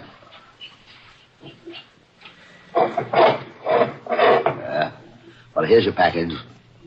Now, what do you want to show me? Still got all that cash in the safe, huh? You know I always have it here. Yes, I know. Say, what are you doing with that revolver? Look, Basil. Look into the muzzle. What the... That's just right. Oh! I opened the package Basil had given me. It was only an empty box, nothing in it, but there was something here I could put into it now. I stepped across Basil's body, knelt before the open safe, and took out the neatly tied bundles of money and put them into the empty box. $100,000. It was well worth the months of planning, the careful blueprinting. I was a rich man. Now I was ready for the finale. The last bit of routine business, which would finish the whole thing off properly. Picked up the phone and dialed police headquarters. It wouldn't be too difficult to imitate Basil Archer's voice over the telephone. I'd rehearsed that, too. Yes, headquarters. Hello. This is Basil Archer speaking. I've just killed my wife. What's that? My wife and Sutherland, they were planning to run away together. They stole all the money from my safe and were going away. So I killed her. And now I'm going to kill myself, too. Now, wait, Mr. Archer. Now, wait a minute. Don't do anything I rash. softly replaced Just stay there till we send the radio. Now, everything was set. Carefully, I placed the revolver in Basil's cold hand and left no prints on it because I was wearing gloves. I picked up the package and walked out into the hall. But in the hall, I stopped short. Someone had just come into the building downstairs. I peered down and I saw Gregory Sutherland coming up. Mr. Archer, are you up there? You better hurry. The second act is starting. Sutherland was coming up the stairs. I couldn't get out, but I wasn't trapped. Oh, no. There was a porter's closet down the hall. I tiptoed over to it and slipped inside just as Sutherland got to the landing. Mr. Archer, are you in there? Sutherland was in Basil's office now. He'd be finding the body. This was my chance to sneak out. I opened the closet door. Come on, Kitty. Archer's office is one place up. Maybe we can make it in time. The guy said he was going to kill himself. The police had come in answer to my telephone call. Now I couldn't get out. There'd be a crowd outside and I'd be seen leaving. I had to stay in the building. But still, I wasn't trapped. I knew just what to do. Instead of leaving the building, I would walk out of the closet and into Basil's office right after the police. They'd think I'd just arrived. I stepped out of the porter's closet. I started for the door of Basil's office. Then, suddenly, I got a sick, weak feeling in the pit of my stomach. I stopped stock still. I'd almost walked into my death. It was raining outside. Suppose I walked in there with my clothes all dry, claiming that I'd just come in from the street. They'd know that I'd been hiding in the building all the time. The rain, that rain, it almost tricked me again. You can't think of everything. You'll make a mistake. You can't think of everything. I can, you old fool. I'll show you. I hurried back into the porter's closet. I knew how to beat this, too. I turned on the faucet in the sink. Splashed and drenched myself from head to foot. Well, now I looked as if I'd just come in out of the rain. I stepped out of the closet, went down the hall, and entered Basil Archer's office, dripping wet. The two policemen were standing over Basil's body with Gregory Sutherland. They all looked up as I came in. Oh, hello, Mr. Durfee. Sorry about this. It's your friend, Basil Archer. Committed suicide. Oh, no. Oh, it's impossible, Sergeant Moran. Basil wouldn't do a thing like that. Why, who found him? I did, Mr. Durfee. I came to call him for the second act. Oh, this is terrible. It's like an open and shut case. Killed his wife, then came here and knocked himself out. Oh. And what's more, Mr. Sutherland? Yes? Before he knocked himself off, he phoned headquarters and said you'd stolen money from his safe. Well, that's a lie. Wait a minute. Sergeant. Mr. Durfee. Yes, Sutherland. How did you get yourself all wet like that? Oh, well, you try not getting wet in that rain. Rain? What's rain, Mr. Durfee? Suddenly I went clammy all over. I saw that none of them was wet. Their clothes were all dry. But how could that be? They'd just come in out of the rain. What rain, Mr. Durfee? Well, you can hear it, can't you? It's pouring rain. Just listen to that thunder. Thunder? Rain? Good heavens, that's the funniest thing I've ever heard. Don't you see, Sergeant, he's been in the building all the time, trying to make us think he just came in and he got himself all wet for nothing. Sergeant, I bet you $1 he murdered Archer. You're crazy. Oh, it's pouring outside. You can hear it yourself. But just listen to that rain beating down. The thunder. You poor sap. That isn't rain you hear. It's my play next door. Storm over the Highlands. Remember? And those are the sound effects in the second act.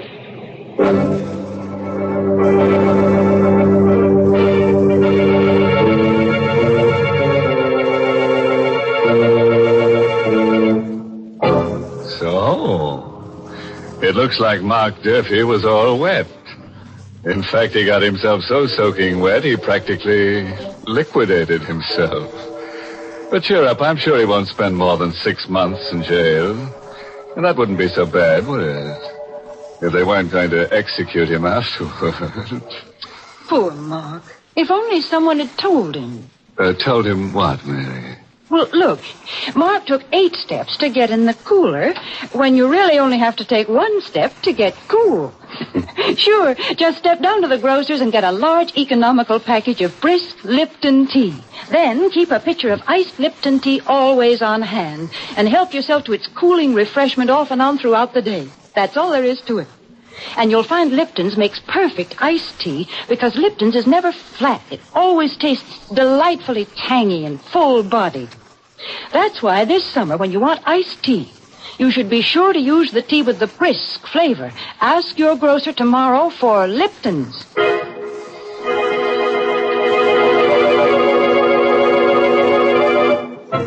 And so ends our little essay on the modern methods of murder. Of course, our little essays on murder are only for the select few. As a matter of fact, only 1 person in every 10,000 is capable of murder. And speaking of statistics, due to our high birth rate, the population of this country is increasing faster than inner sanctum can kill them. Very discouraging. Very discouraging indeed. Oh, by the way, this month's Inner Sanctum mystery novel is The Panic Stricken by Mitchell Wilson.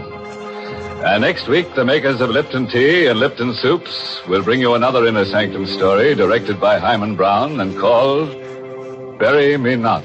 Now, there's a plot for you. A plot right in the graveyard. Trouble is, the rains come and uncover it. What becomes of the body? Well, now, that's anybody's guess. But come around next week. We'll be right at the graveside, and we'd like to have you drop in. Until then, good night. Pleasant dreams.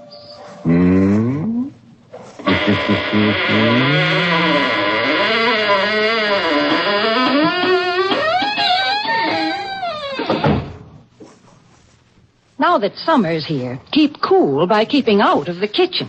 Serve Lipton's Noodle Soup. It's quick and easy to prepare and gives you a delicious soup in a jiffy with so much less work and trouble. It's the perfect hot dish to serve with cool summertime suppers because Lipton's is luscious noodle soup with real old-time chickeny flavor. Besides, Lipton's Noodle Soup mix costs less and makes lots more than the usual canned soup. Ask for it tomorrow. Lipton's Noodle Soup. And tune in next week for another Inner Sanctum mystery. This is CBS, the Columbia Broadcasting System.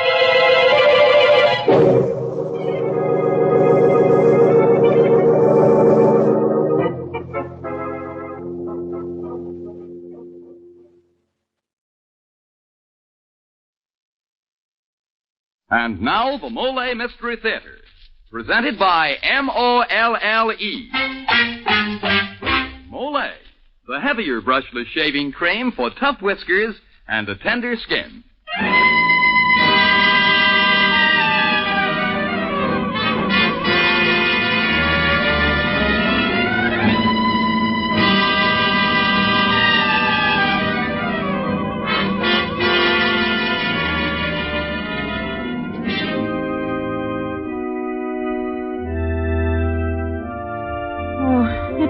Wonderful, Nick. So beautiful. I'm going to make you happy, Nick. Really happy. I'm going to be a good wife, darling. Nick! What's the matter? Nick, what's happened? Oh, no, Nick!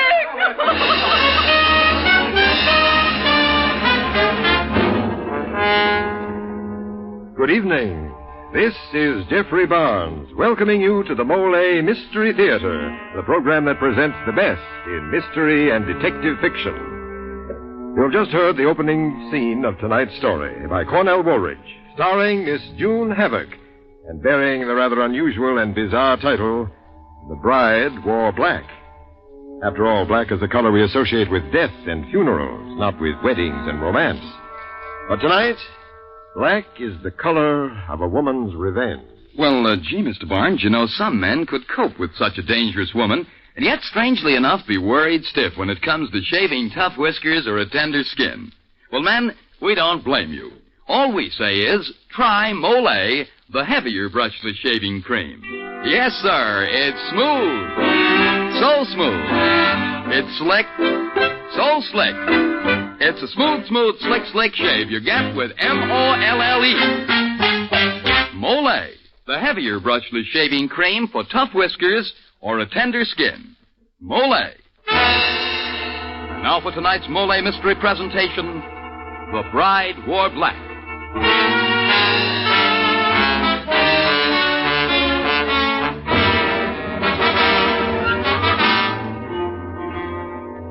In the library of a suburban estate not far from New York City, a young and beautiful woman, her red hair drawn into a prim knot, sits typing. She does not look up as a tall, heavily built man enters the room and approaches her softly. Almost finished the manuscript? What? Oh, Mr. Holmes, I didn't hear you come in. I asked. You almost done? Well, not quite, Mr. Holmes. I still have a few more pages. Well, let it go for now. I'd like to talk to you. Talk? Yes, a rather long talk. So why don't you take my armchair? Oh, no, I couldn't, thank you. I insist. I want you to sit there. But I insist on it. Well, where will you sit? I'll take your chair. Now, if you don't mind. There. Isn't that more comfortable? I suppose so. Now, just to make things a little cozier, suppose I put a little more wood on the fire. Oh, no, it's too warm in here already. Warm? I feel a chill. Let's put these two logs. Ah, look at them catch fire. Now, suppose I just turn on this recording machine. Why, what for? I want this little talk of ours recorded. You see, there's something I want to clear up between us. Something you want to clear up? Yes, Mrs. Killeen. Mrs. Killeen? Oh, I know that's not the name you gave me when you came to work as my secretary. But it isn't my name. I happen to know better. But let's not get off on any tangents. We both know who you are. What on earth The are one thing I don't know yet, the thing I'd like you to tell me now, is just how and when you intended to murder me. Murder you? Why, you're joking. Why should I want to kill you? I think that'll come out in our talk, Mrs. Killeen. Well, I don't No. Sit intend right to... where you are. You're not going to get up out of that chair. Well, you can't keep me here. Yes, I can, and I will. I suppose you just listen to me, without interruption. But you have no right Without interruptions. I don't flatter myself I wouldn't be the first man you murdered. Oh, nonsense. No, as a matter of fact, I was to be the last. But I want to go back to the first man, Ken Bliss. Bliss was at a party given in the penthouse of a friend of his named Corey when he noticed you. Hey, Corey, come here a minute, will you? Come here. What do you want, Ken? Want to ask you something. Uh-huh. Who's that blonde dish over there in the corner, huh? Oh, which one? One in the black net dress. Oh, yeah. Wonder what she's doing here. Well, let's go over and find out. Well, come on, what are you waiting for, huh? Oh, pardon me. Yes?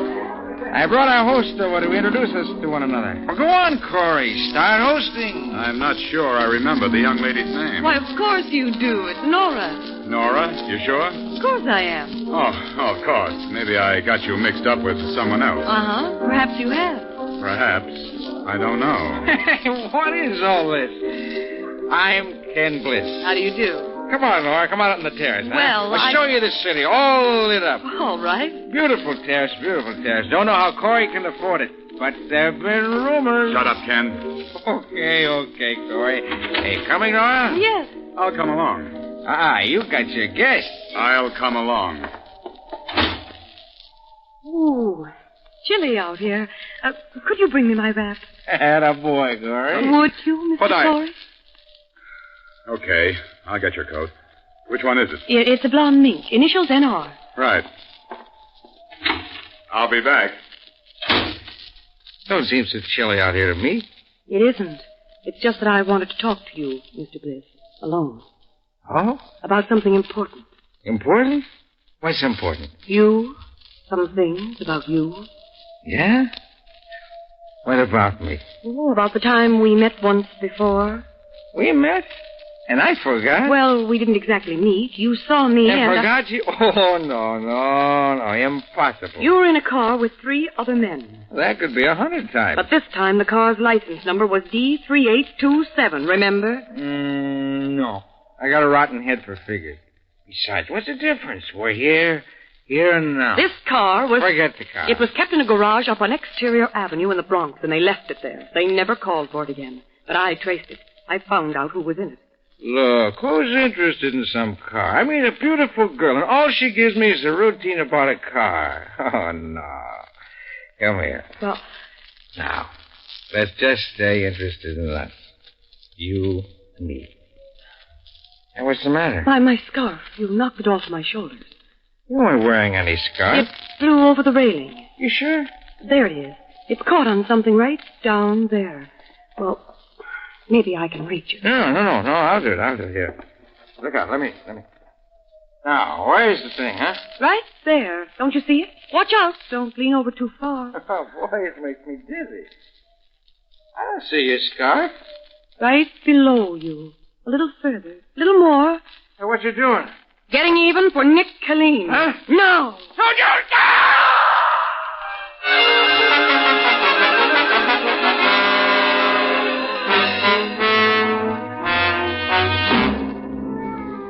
When Corey came back, after searching for your non-existent coat, Mrs. Killeen, you were gone. You had killed your first man. No, don't get up. Sit there, right there. We still have a good deal to talk about. About Joe Mitchell, for instance. He lived in a cheap hotel on the west side, lived a cheap, drab life, until that evening that he came back to the lobby.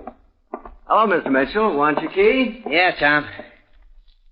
Oh, mail for me? Yes, sir. Let's see what we got here. Advertisement. Here, you want to buy a custom-tailored suit? No, thanks. I couldn't afford it. Neither can I right now. Hey, you sure this one is for me? Your name's on the envelope, isn't it? Yeah, but a theater ticket. Elgin Theater, Box A. A 480 seat on for tonight. Why should anyone send this to me? I don't know, Mr. Mitchell. Were you ever connected with the theater? Well, I used to attend bar where a lot of actors hung out. Maybe that's it. Maybe somebody remembered me. Well, it's a break. I might as well go. After all, what can I lose? Hey, Tom, is that Mr. Mitchell? Yeah, he's right here. I got a call for him. Oh, okay. You can take it here, Mr. Mitchell. Hello? Joe? It's me, Maybelle. Yeah? What do you want? Well, what are you snapping for? I'm not feeling so good. It sounds all right. Well, I don't feel good. Listen, I gotta hurry. Call me tomorrow, or I'll call you. Well, you're going in such a hurry. I thought you said you're sick. I am. I'm going to bed.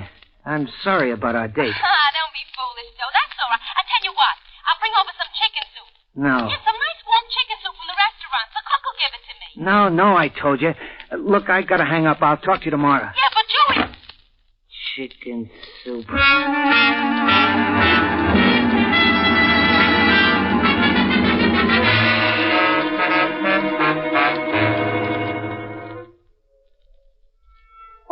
Excuse me. Do you mind if I take this seat? Why, no, not at all. Plenty of room. Oh, you're just in time. They're dimming the lights. Want to come too early? Tell me, someone send you a ticket, too? No, this is my box. But I must confess, I sent you your ticket. You sent me? Yes, I wanted to see you again. Again? But I never saw We can't talk here.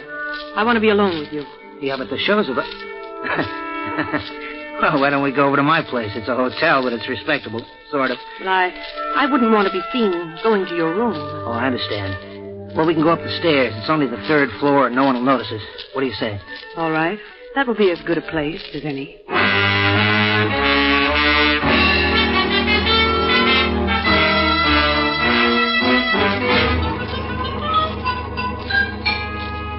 Well, I can see by all the girls' pictures on the walls that you're really a ladies' man, aren't you? Oh, those? No, they don't mean a thing. You know, I've always been looking for something, the right one, someone with class like you. I can imagine. No, this is no gag. I mean it. Just by being here, you make this room seem, well, I don't know how to say it. Something wonderful. You give it a kind of feeling. You understand? It's like I'd arrived somewhere I always wanted to go. Maybe we can arrange that. Let's have a drink. Oh, swell. I've got some rye here in the closet. Don't mind having it straight. No. I can have mine with water. If I'd known, I would have gotten something good. This will serve its purpose. Turn on the radio. I'll pour it out. Okay. Want anything special? No, just the music. Now for a drink. Here's yours. Okay. Here's to a long life and a merry one. Yes, a long life. Well, aren't you having any? What's the matter? It's not bad stuff. I was just thinking. Thinking?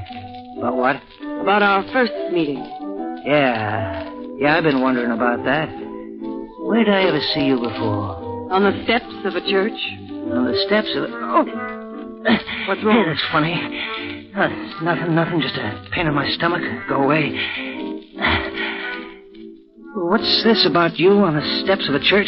I was getting married. Married? Don't you remember now? No, Oh, it's the darnest thing all of a sudden, too. Oh, enough of this radio. It's burning. Don't you remember the church, the wedding, and then right after? Look, something's wrong. I've got to call a doctor. No, you're not going to call a doctor. What? You're too late for a doctor. Too late? What'd you do to me? I don't know you. Yes, you know me. I'm Mrs. Nick Killeen. Nick Killeen? I don't understand. You don't remember Nick Killeen and the girl on the steps in her wedding dress? You don't remember that? Now, open the door, see. My wedding day, and you were there. You and 3 others. Oh, you got me all mixed up. Let's start. Joe, it's Maybelle. Open the door. Just a minute. Yes, what do you want? Oh. Well, I don't want to barge in, but I got some chicken soup for Joe. Listen, get out of here quick.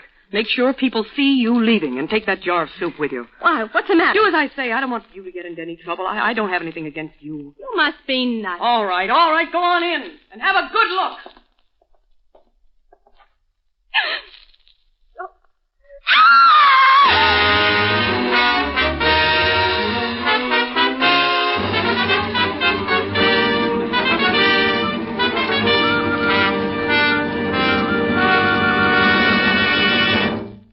As the curtain falls on Act 1 of tonight's MOLLE mystery, Julie Killeen has been accused by her employer of killing 2 of the 3 men she believes to have murdered her husband. And from what we've seen of Mrs. Killeen so far, you might say she shows a particular knack for dealing out punishment, eh, Dad? Well, it's funny, Mr. Barnes. Rather, it's sad, but a lot of men hand out almost the same kind of punishment to themselves every time they shave. Well, men, shaving needn't be painful, not when you shave with MOLLE, the heavier brushless shaving cream for tough whiskers or a tender skin. That's right. MOLLE is the heavier cream, the cream you need for wiry whiskers or a sensitive skin. Because MOLLE is heavier, it not only softens your whiskers, it stands them up straight, while your razor whisks them off like a feather. With MOLLE, you shave faster, closer, easier, and you shave painlessly. Try it. See if you don't say, it's smooth. So smooth. It's slick. So slick. It's a smooth, slick shave you get with MOLLE. MOLLE, the heavier brushless shaving cream for tough whiskers or a tender skin. And now back to Jeffrey Barnes and Act 2 of The Bride Wore Black, starring Miss June Heaven.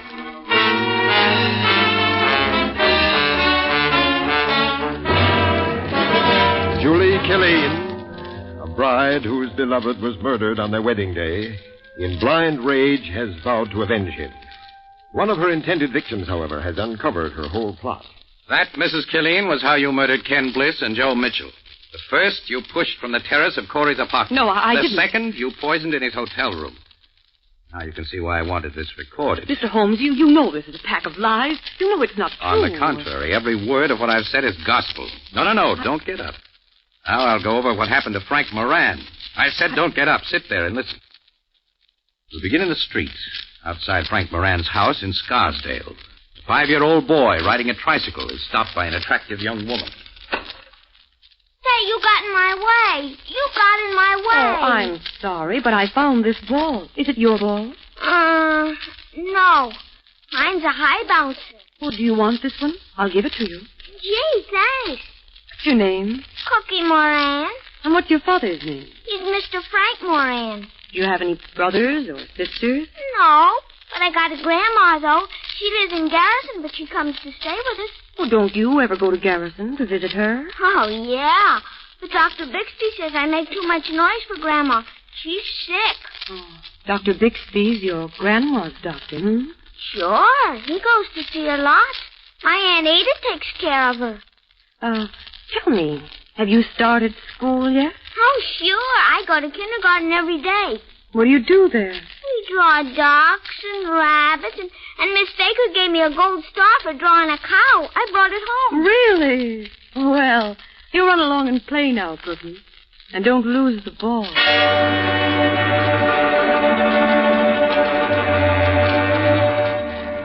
Frank! What is it, dear? A telegram for my sister Ada. Mother's very sick. She had a stroke. A stroke? Dr. Bixby wants me to come to Garrison right away. Well, you'd better go. I'll drive you to the station. No, I'll take a cab. You stay here with Cookie, and Frank, don't let him get into any trouble while I'm gone.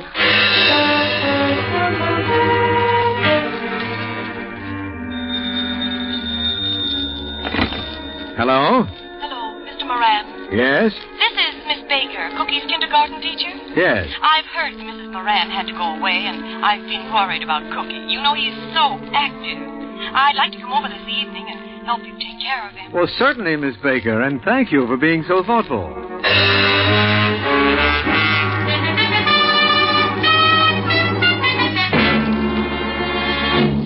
You're not Miss Baker. You're not. You're the lady on the street. Now, Cookie. Why, son, that's not the way to talk. It's nothing to be alarmed about, Mr. Moran. It's just that he's very imaginative. What's the matter with you, Cookie? I thought you liked Miss Baker. She isn't Miss Baker. Let me handle him. I'm used to this. Now, Cookie, didn't I just give you a gold star the other day for drawing a cow? Huh? And didn't I tell you I was going to see your parents someday and tell them how good you are in school? Did you? You know I did. Well, if you're Miss Baker, how come you don't look like Miss Baker? That's because I'm not wearing my glasses. You see, Mr. Moran, there's a fine point of child psychology involved here. Cookie's used to seeing me in the kindergarten and not in his home. Of course. But now that he's getting used to me here, I think he's beginning to recognize me. Aren't you, Cookie? Yes, Miss Baker. Yeah, that's better. Now, how would you like to show me this? Here's a closet under the stairs. I used to hide in here when I played hide and seek. See, now I can't. Why not? Daddy won't let me. He says there's no air in there. Look, I'll show you. I'll crawl in. There's nothing in here. It's just me. Mr. Moran! Mr. Moran! Yes? Come here, please. What is it, Miss Baker? What's happened? Well, Cookie's locked in the closet. Now, I can't get the door open. Now, don't get frightened. There's nothing to it. It can't be opened from the inside, but all we have to do is unlatch it like this, and the door comes open. Oh. All right, Cookie, come on out. It was dark in there. I couldn't see anything at all. Well, you get upstairs and go to bed. No, Daddy. It's getting late. I don't want to. I'm having fun. Now, you heard me. Well, all right, but it's still early. Good night. Good night. Oh, that gave me a fright. He's getting locked in there. I know. I was afraid the door had jammed. I don't let Cookie go in here. The door's solid oak, about 2 inches thick, and there's hardly any space at all. Yes, it is small. How long do you suppose a person would last if he got caught in there? Oh, I don't know, an hour or two at the most. The closet's airtight, and I don't... Oh, my goodness. Is something the matter? Oh, my bracelet. Your bracelet? Cookie had it, and he must have left it in that closet. Oh, well, I'll get it. I'll just feel around here, and I'm sure I'll find it for you. Just hold the door open, will you? Frank Moran. What? Did you say something? This is for Nick Killeen.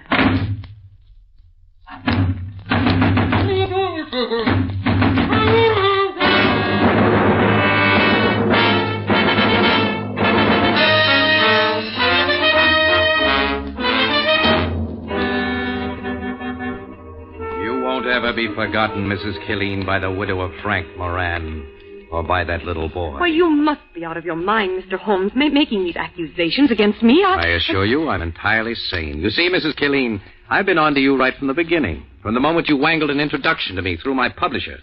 From the moment you came here to work as my secretary. As a matter of fact, Mrs. Killeen, I've been waiting for you. Waiting for me? Yes, ever since I put it together, the connection between Bliss, Mitchell, Moran, and now Holmes. The auto ride following a drunken party, the wedding at the church, the murder. What? Well, what's the matter? It's getting too warm here. This chair. Oh, I don't think you're too warm. I'm too close to the fire. No. Why, your hands are ice cold. You're trembling. Let me go. Let me up. No, stay there. I want you to stay there in my chair. No, I can't. Why? Please, please let me go. Why? Why can't you stay in that chair? Because... Why can't you stay near the fireplace? Tell me, why? There's a shotgun loaded behind the zinc partition, the heat of the fire. Yes? You said it to kill me? Yes, I was going to kill you. All right, Mrs. Killeen, you can get up now. You don't have to hurry. I found the gun this morning and took out the charge. I think we have enough on the recorder. Mrs. Killeen, you were wrong on 3 counts. About the gun, about the way your husband was killed, and one more thing. About me. About you? Yes. What about you? I'm not George Holmes. Not... I've just been substituting for him. Substituting? Who are you? I'm Lieutenant Wanger, New York City Police. Mrs. Killeen, I put you under arrest for the murders of Ken Bliss, Joe Mitchell, Frank Moran, and the attempted murder of George Holmes, although I don't think we'll even bother about that.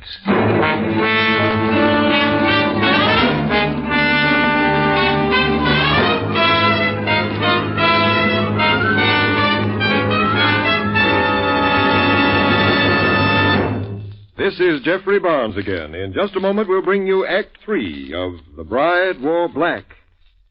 Now, a word from Ron Rawson. One thing to remember about the most common type of dandruff is that many outstanding authorities say it is not a natural condition, but actually is caused by a germ called Pityrosporum ovale.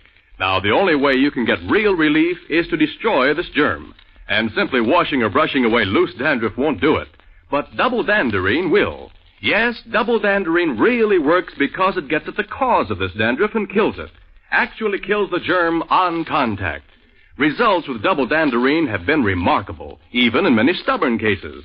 And the thing that makes double danderine so amazingly effective is a special ingredient, an active antiseptic that's so wonderfully efficient many hospitals use it. In double danderine, we call it Alzam. So stop trying to combat this dandruff with ineffective methods that actually are no better than plain water. Use double danderine and destroy the cause. Get double danderine tomorrow. Your money back if not satisfied.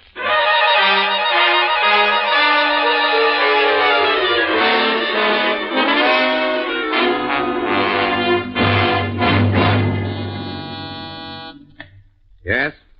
Mrs. Killeen out here for you, Lieutenant. Okay, bring her in. All right, Marty, wait outside. Yes, sir. Sit down, won't you, Mrs. Killeen? I hope you weren't too uncomfortable last night. Bad enough without your sarcasm. Oh, I'm quite sincere. You see, I realize your motive in this whole series of murders. Revenge. Well, I suppose that's a motive anyone can understand, but not condone. And in this case, Mrs. Killeen, you killed 3 innocent men. How can you say that? They murdered Nick. Killed him in cold blood right on the steps of the church. They didn't kill him. Yes, they Let did. me reconstruct what happened on that day. The wedding was over. You came out of the church, you and Nick, your bridesmaid, the others. And suddenly a car rounded the corner at high speed, came toward the church. There was a series of sounds, like backfire. And then... Nick!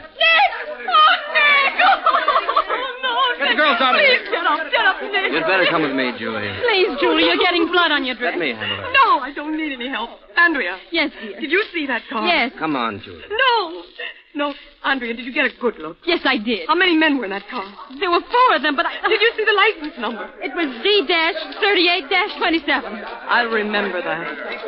Come with me, please, Andrea. I'm going back inside the church. Pray for... No. To make a vow. Another vow to Nick.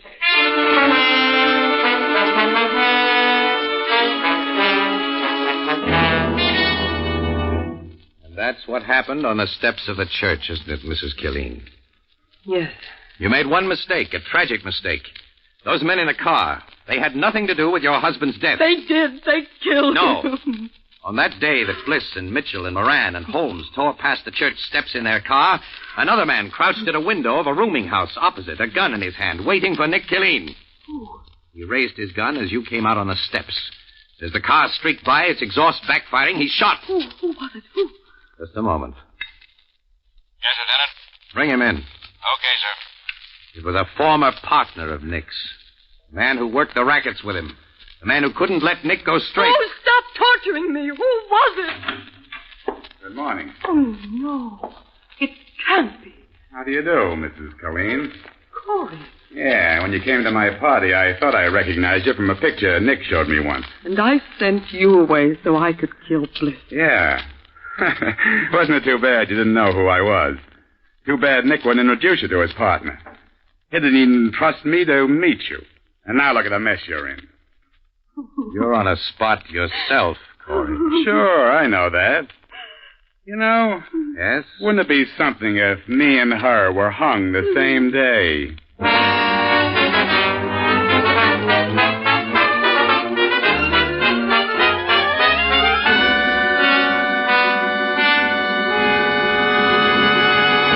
And now this is Jeffrey Barnes again, inviting you to join us next week when we present a great tale from the pen of Vincent Starrett entitled The 11th Juror, which will star Sidney Blackmer, popular star of stage and screen.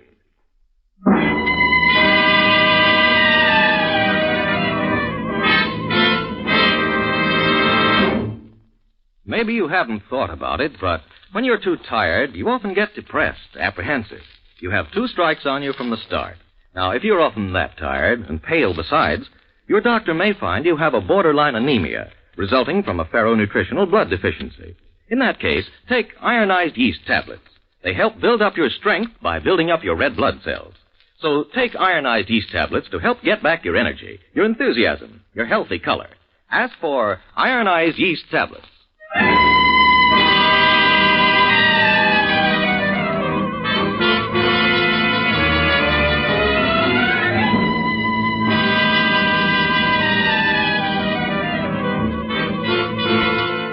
The original music for the Mystery Theater is composed and conducted by Alexander Semler. Any similarity between the names and characters used on this show and any actual persons, living or dead, is purely coincidental. Tonight's play was adapted for radio by Paul Monash. This is Dan Seymour saying good night until next Friday at this same time when the Mystery Theater presents The 11th Juror.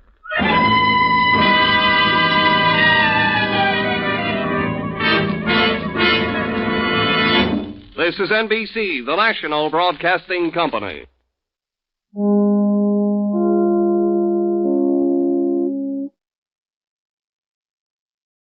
Meisterbrow means the master brew.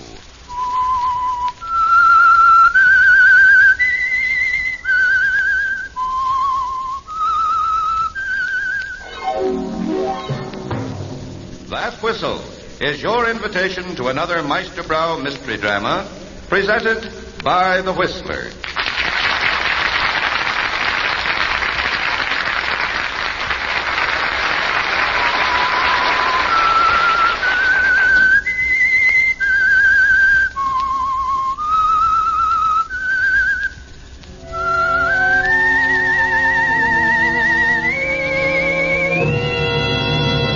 I am the Whistler, and I know many things, for I walk by night.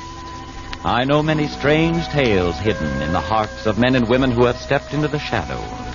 Yes, I know the nameless terrors which they dare not speak. Meisterbrow beer, the master brew, served more often in Chicagoland homes than any other beer, brings you another curious story by the Whistler. Tonight, Blind Impulse.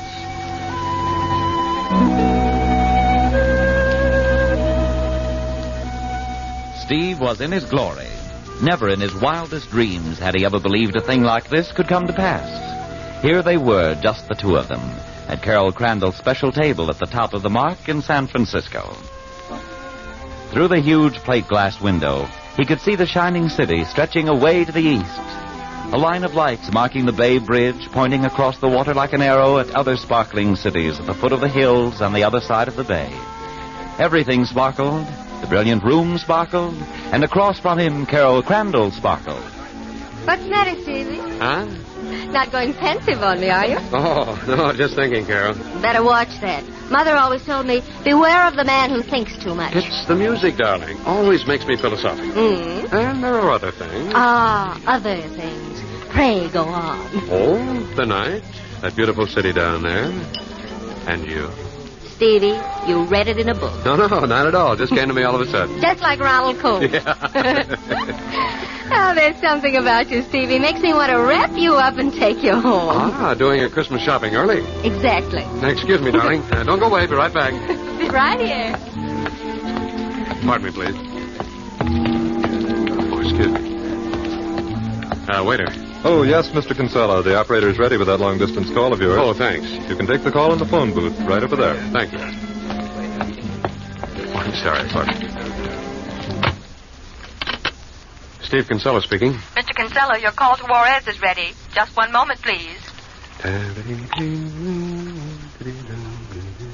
Go ahead, please. Hello, Steve. Millie, how are you, darling? How's it going? All right, I guess. Your guess? What do you mean, your guess? It went the way you wanted it to go. I got my divorce without a hitch. Is it final? I don't know much Mexican, but it sounded like it. That's wonderful. Yes. Isn't it? You don't sound very happy, Millie. Should I be? Oh, please, Millie, let's not go through all that again. It's not forever. I don't know, Steve. It sounded pretty final. Will you try and understand, Millie? I love you. I'll never love anyone else. For some crazy reason, this girl thinks I'm wonderful. Oh, Steve. Look, darling, her old man's dying in an Arizona sanitarium with over $1 million in the bank. Can I pass up an opportunity like that? No, I guess you can't. Well, then. But no matter how many times you explain it to me, I can't get over the feeling that you're not coming back. But I am coming back, don't you see? All I need's a year, maybe 6 months. And you'll divorce her and come back to me.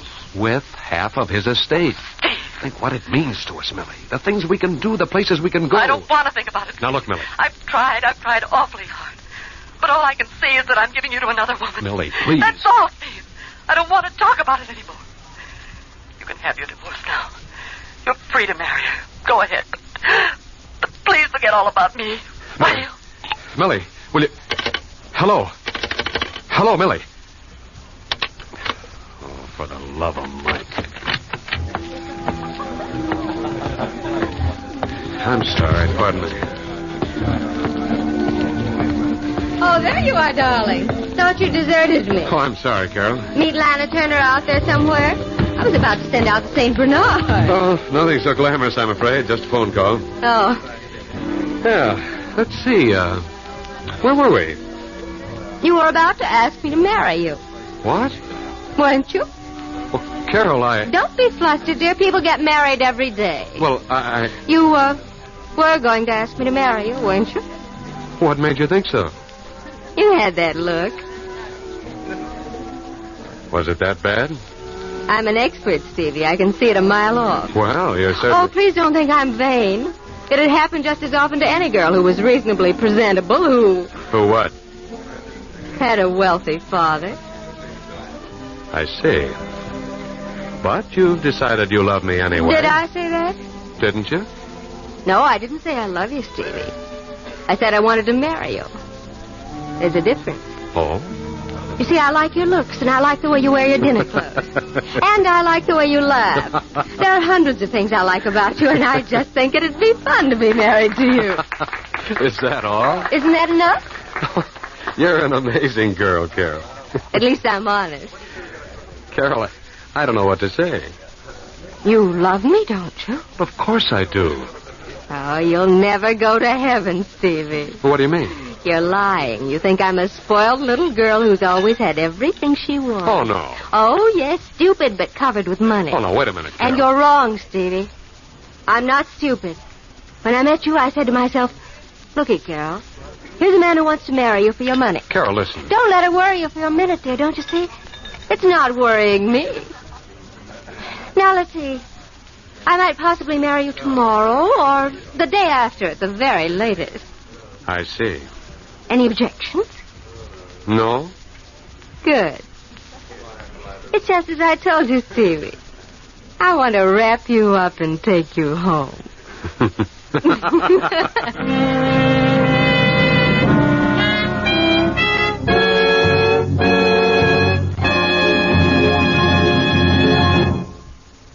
This may be a rather strange and strained attraction that Carol has for Steve, but we know of one attraction that is perfectly natural. And that is the attraction Golden Good Meisterbrau beer has for the person who is particular about beer. You see, Meisterbrau beer has been painstakingly brewed for you who demand the best in old-fashioned flavor, in creamy head, in golden body, and in outstanding value. That's why we say that Meisterbrau beer is better in these 4 ways. Meisterbrau has been specifically brewed that way. Try Golden Meisterbrau beer yourself soon. Enjoy its pleasantly dry and exciting taste. Feast your eyes on Meisterbrau's clear golden color and light but tasteful body. Smack your lips over that rich, creamy head.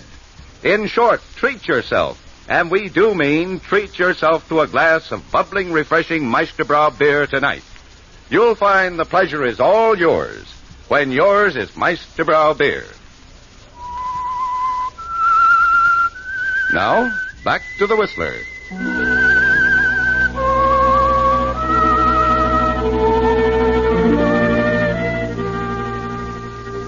So that was it, Steve. No pressure, no persuasion. It was just like falling off a log, wasn't it? And it's all so clear. Nothing can stop it now.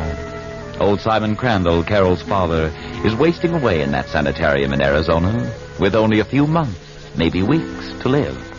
And when he dies, the estate will go not to Carol alone, but to both of you because of the community property laws. All you have to do is be patient, Steve, and hope that Millie will be patient, too. That she'll realize that what she told you over the telephone that night was foolish. That she'll decide to wait for you because, in your own way, you do love Millie, don't you? You carried off pretty well during the first part of the honeymoon. Mexico City, Havana, Caracas. And finally, one night about 6 weeks later, the two of you are dressing for dinner in your hotel room in Rio de Janeiro. Steve, darling, would you mind helping me? Huh? The hooks on this dress. Oh, sure. Why must they always Hold still, will you? put them out of reach? Wait a minute, I'll shoot this thing. Yes, what is it? Telegram, senor. Just a minute. There you are, dear. Just a second. Yes? Cablegram, senor. Oh. Here you are. Gracias, senor. What is it, darling? Cablegram. Where's it from?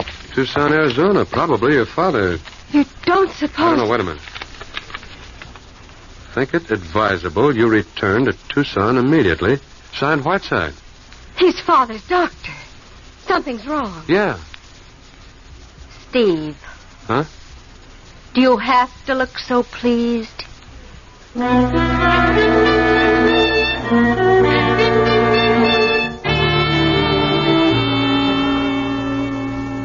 I'm awfully sorry, Mrs. Kinsella. Dr. Whiteside's orders I were insist on seeing him. That's all there is to it. Be reasonable, Carol. I don't care. I didn't fly 6,000 miles to be stood up in an anteroom. Just a minute, Carol. Just a minute. Go ahead, nurse. I'll take care of it. Yes, sir. He's dying, Steve. They're trying to keep me away. The doctor has his It's reason. been half an hour now.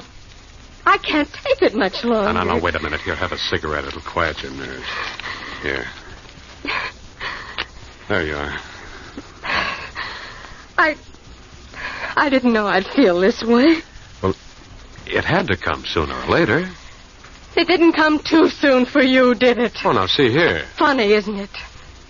I knew this was coming. We could all see it months ago.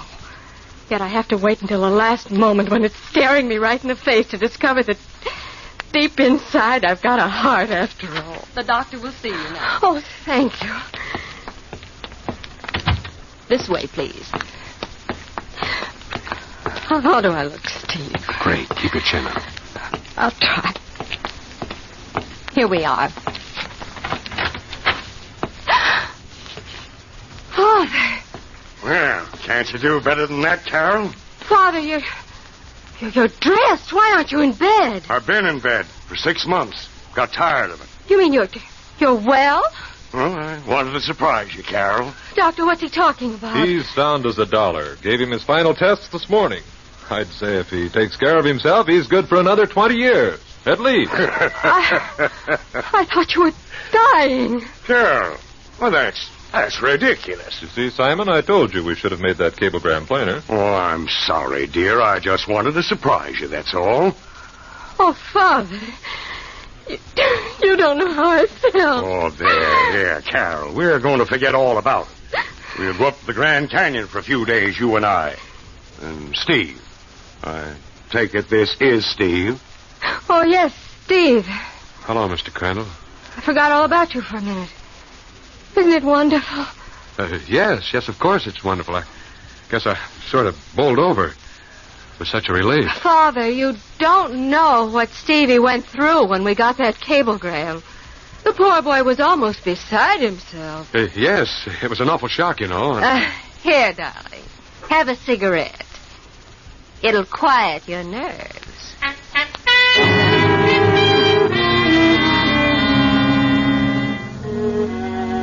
The doctor said, 20 years, Steve. Maybe more. You know the whole thing's ridiculous now. A blundering failure. And that Millie is in Los Angeles eating her heart out for nothing. When the three of you arrive at the Altovar Hotel on the rim of the Grand Canyon the next afternoon, you excuse yourself, walk into the telegraph office, and write a wire to Millie. I've decided you were right. All I want now is out. And only solution is immediate divorce. We'll discuss it with Carol at earliest moment. All my love, Steve.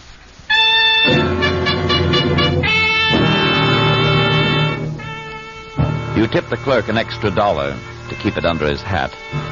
Then, because you're desperate for a few hours alone, you spend the rest of the afternoon walking along the rim of the canyon, trying to lose yourself in its breathtaking colors, its blue distances and terrifying depths. So it's almost time for dinner when you arrive back at the hotel room to find Carol waiting for you. Hello, Carol. Stevie, have a nice walk? Wonderful. Where's your father? Trying to arrange a trip to Phantom Ranch tomorrow morning. When I last saw him, he was about to hit the stableman over the head with a whiffle tree. No trip scheduled tomorrow, and they don't want to let him go down the trail alone. They say it's too dangerous. I left just before the explosion. Dr. Whiteside was right, Stevie. Father's his old self again. Stevie. Yes? Does Millie have more money than I have? Who said anything about Millie? She seems to outrank me. Is it her money, or does she have a beautiful soul?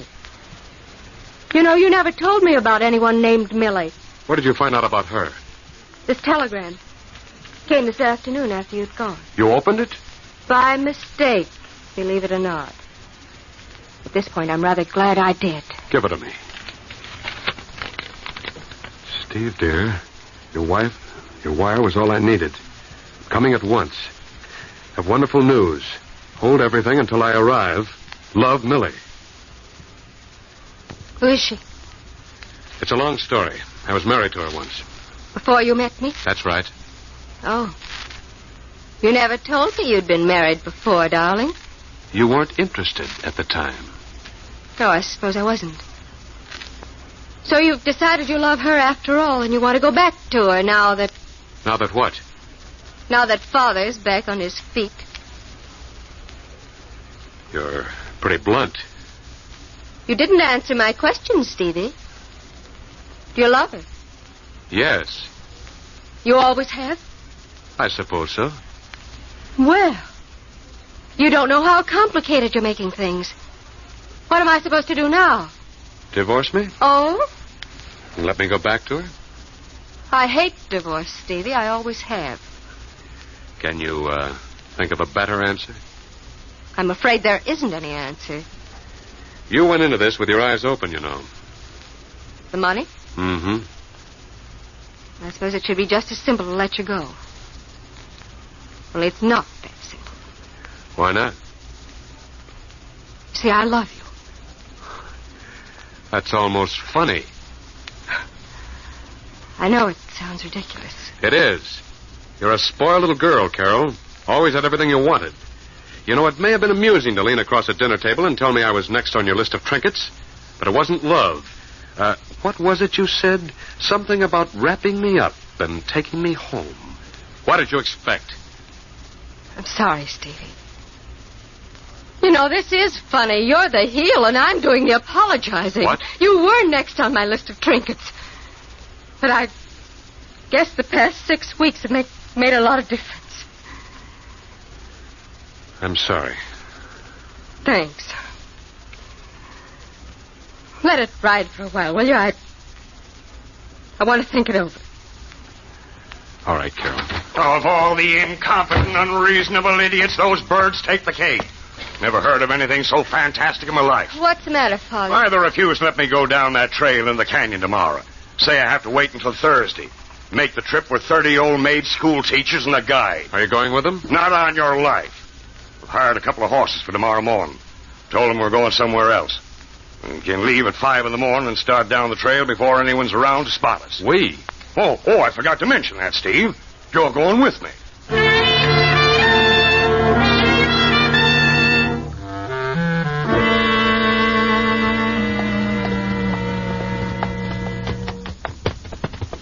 What time is it, Steve? 7:45.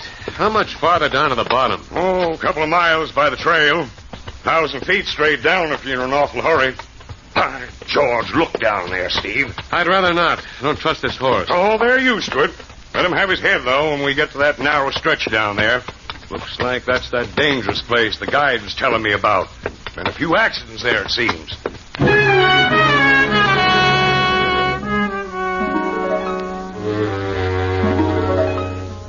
You'll never know where the idea came from, will you, Steve? You're not even sure it was an idea. It's more of a flash, kind of irresistible impulse.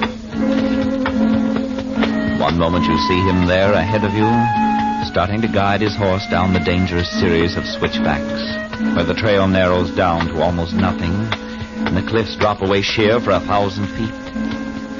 The next moment you're moving up on him, your right hand tense, trembling, gripping the long, dangling rein like a whip. Better watch it here. Pretty narrow. Whoa, boy, whoa! Steve! Stop it, Steve! He's falling, Steve!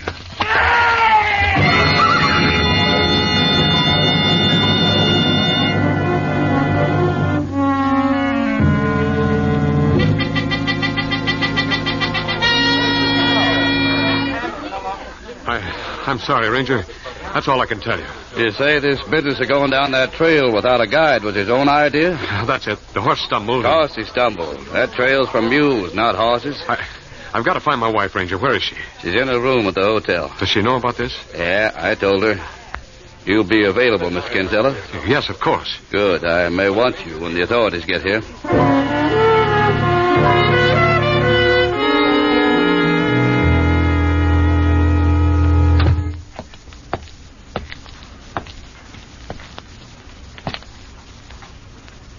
The ranger said he told you about it.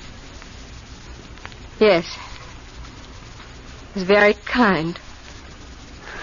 Carol, it was awful. One second he was there ahead of me. The next... I know. It was my fault, Carol. I should never have let him go. There was no stopping him ever, once he made up his mind. Well, I should have gone ahead. It would have been safe. I should have known a balky horse, a rock in the trail. No, that's not what killed him. Huh? I killed him, Steve.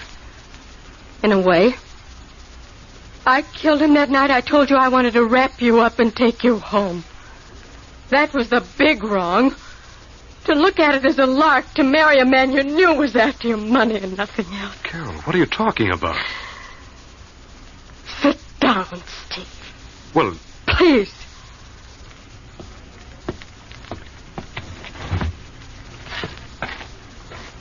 What are you talking about, Carol? I saw you do it, Steve. You...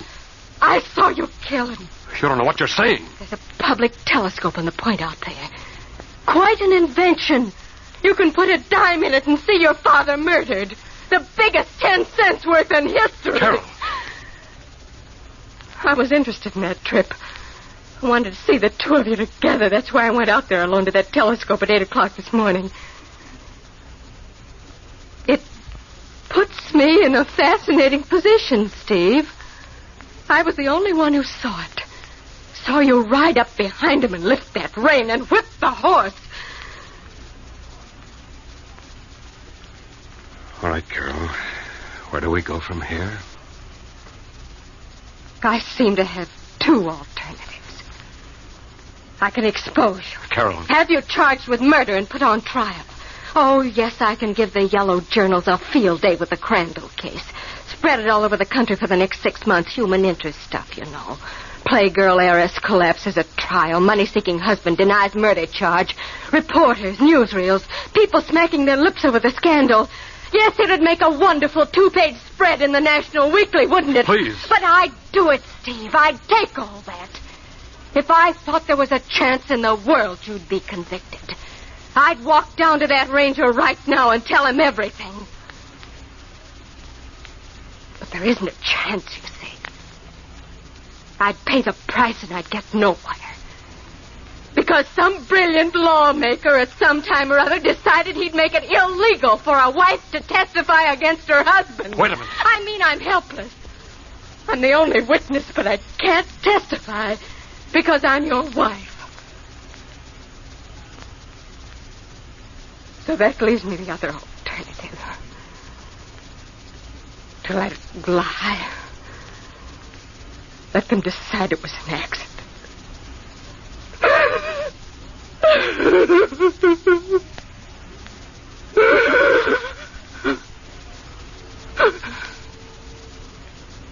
You win, Steve.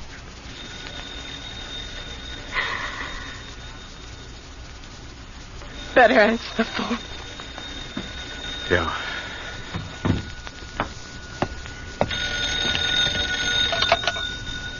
Hello? There's a Mrs. Millie Kinsella in the lobby. Just a minute.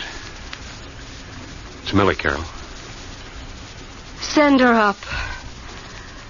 I want to be the first to congratulate her.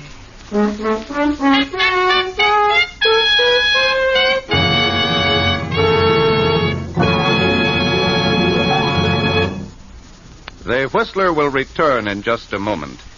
But first, when it's real beer drinking enjoyment you want, remember, Meisterbrau beer is better 4 ways.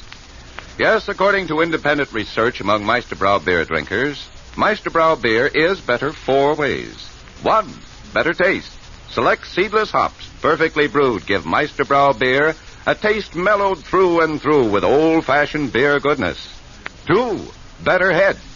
Carefully balanced carbonation gives Meisterbrau beer a rich, creamy head. A head that stays and stays to the last delicious swallow. 3, better body. Choice ingredients selected and blended with care give Meisterbrau beer its full, light body so pleasing to your taste. And 4, better value. With a skill equal by none, Meisterbrau's master brewer combines all of these distinctly better things into one great beer to give you better value in beer drinking pleasure. So remember, for real refreshing satisfaction, for beer that's sure to please, insist on Meisterbrau beer, the beer that's better 4 ways, always. Now, back to the Whistler.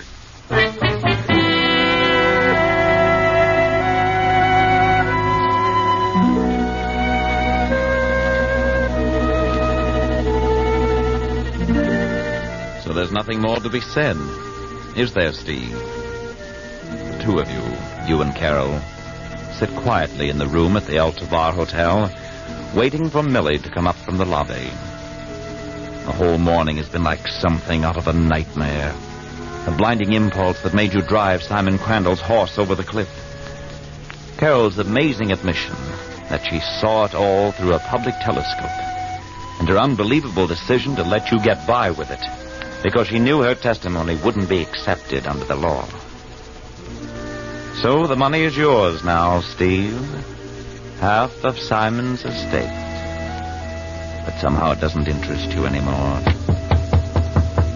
A moment later, Millie knocks on the door, and you let her in. Millie. Oh, so wonderful, darling. I came just as fast as I could. Please. Oh. Millie. This is Carol. How do you do? Hello. I've heard a lot about you.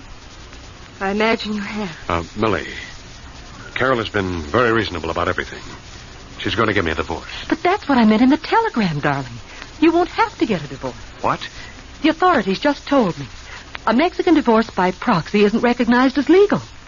So you've been married to me all the time. Millie. What did you say? Oh, I know it'll be a little awkward, but you see, legally you never were his wife. Because he's never really been divorced from me. Millie, wait a minute. I'm not his wife, is that it? We were never legally married? That's right. What's the matter? Did I say something wrong? No, Millie. Nothing at all. Now I think I'd better leave you two lovebirds alone. I've got a date downstairs with the ranger.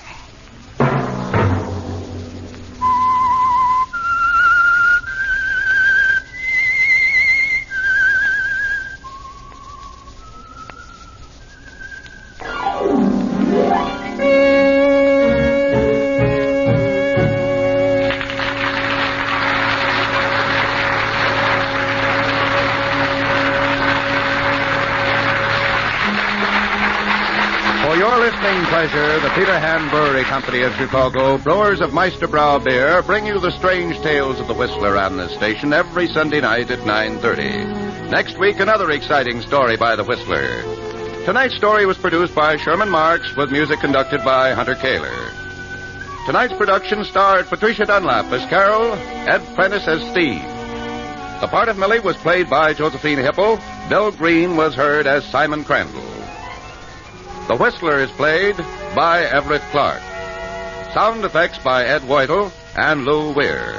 All characters portrayed in tonight's episode are imaginary, and any similarity to persons living or dead is purely coincidental. If you would like to be in the studio audience, address your request for free tickets to radio station WBBM, Department A, Wrigley Building, Chicago 11, Illinois. This is Bob Venables, reminding you that Meisterbrau means the master brew.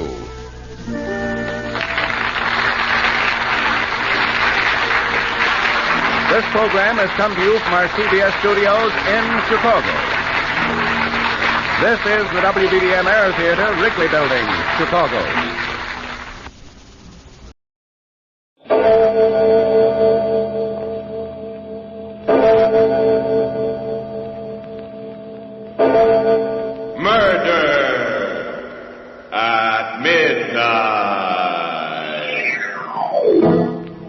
Seemed to be making for the roof. But on the top floor, we finally caught up with her. Crane, please, please. That ape, get him out of here. I'll do anything. You treated me like an animal, Cecily. And now an animal shall treat you as you deserve. Choke you to death.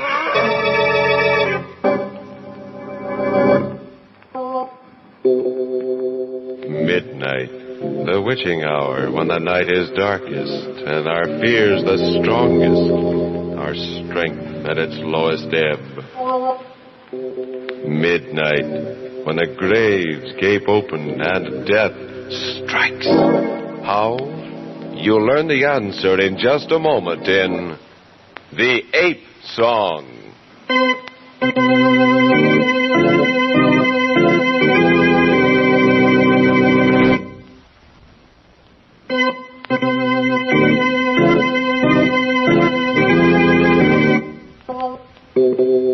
And now, Murder at Midnight.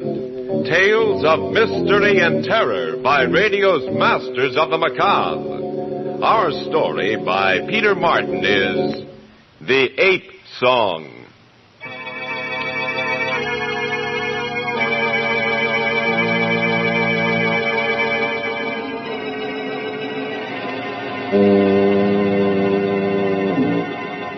Night and fog shroud a nondescript freighter just in from Africa and now unloading its cargo in New York Harbor. Down in the ship's deepest hold stands Crane Folliott, the famous big game hunter. Before him is an iron cage containing his latest conquest, a restless thing of panic and hysteria and insensate passions. A huge ape. Quiet. Don't be afraid. I'm not going to kill you, hurt you. I've killed too much already. And besides, I need you to live, need your help. Now, that's better. Yes, my friend, you shall live to save me from death. A death in life. I'll be taking them off in a minute. Huh? Oh, good. Lucky thing we were able to get a hold of another truck. Why the university forgot to send their truck is beyond me. Still, I don't think keeping the animal in my cellar overnight will harm him or anybody. Look at him shake, though. He's scared. Not scared, exactly. That's because, like all apes taken from their natural habitat, he imagines he's in the presence of death. Death? Yes. What's he doing now? Opening and closing his mouth as if he were trying to sing or something. How did you know? No. Know what? Oh, I'm sorry. No, you wouldn't know. They can sing, though. Yeah? They do. But only when they're in the presence of death.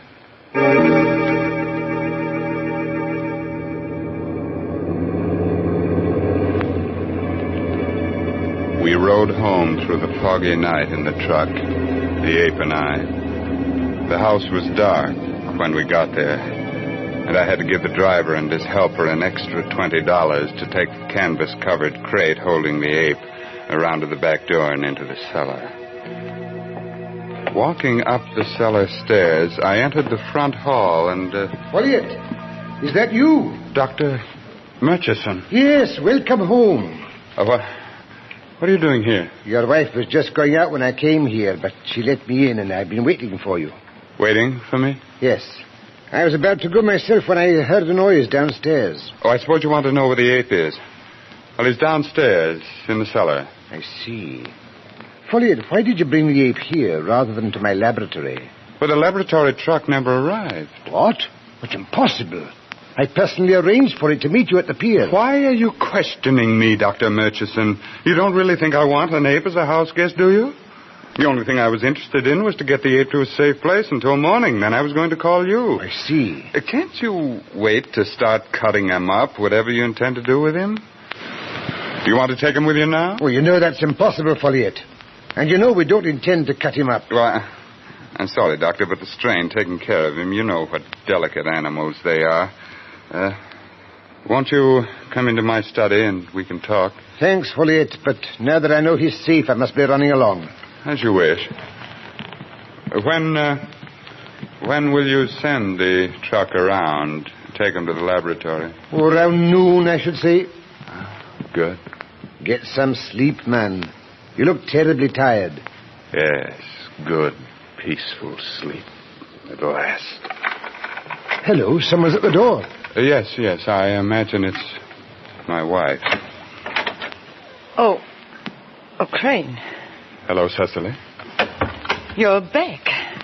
Yes. Why? Why? That's a strange question. You know Dr. Murchison, don't you? Yes. I was just about to leave, Mrs. Folliot. You must excuse my wife, Doctor. She's so pleased at seeing me that she's forgotten her manners. I understand. Well, I'll be in touch with you. Brian? Good night, Mrs. Folliot. Good night.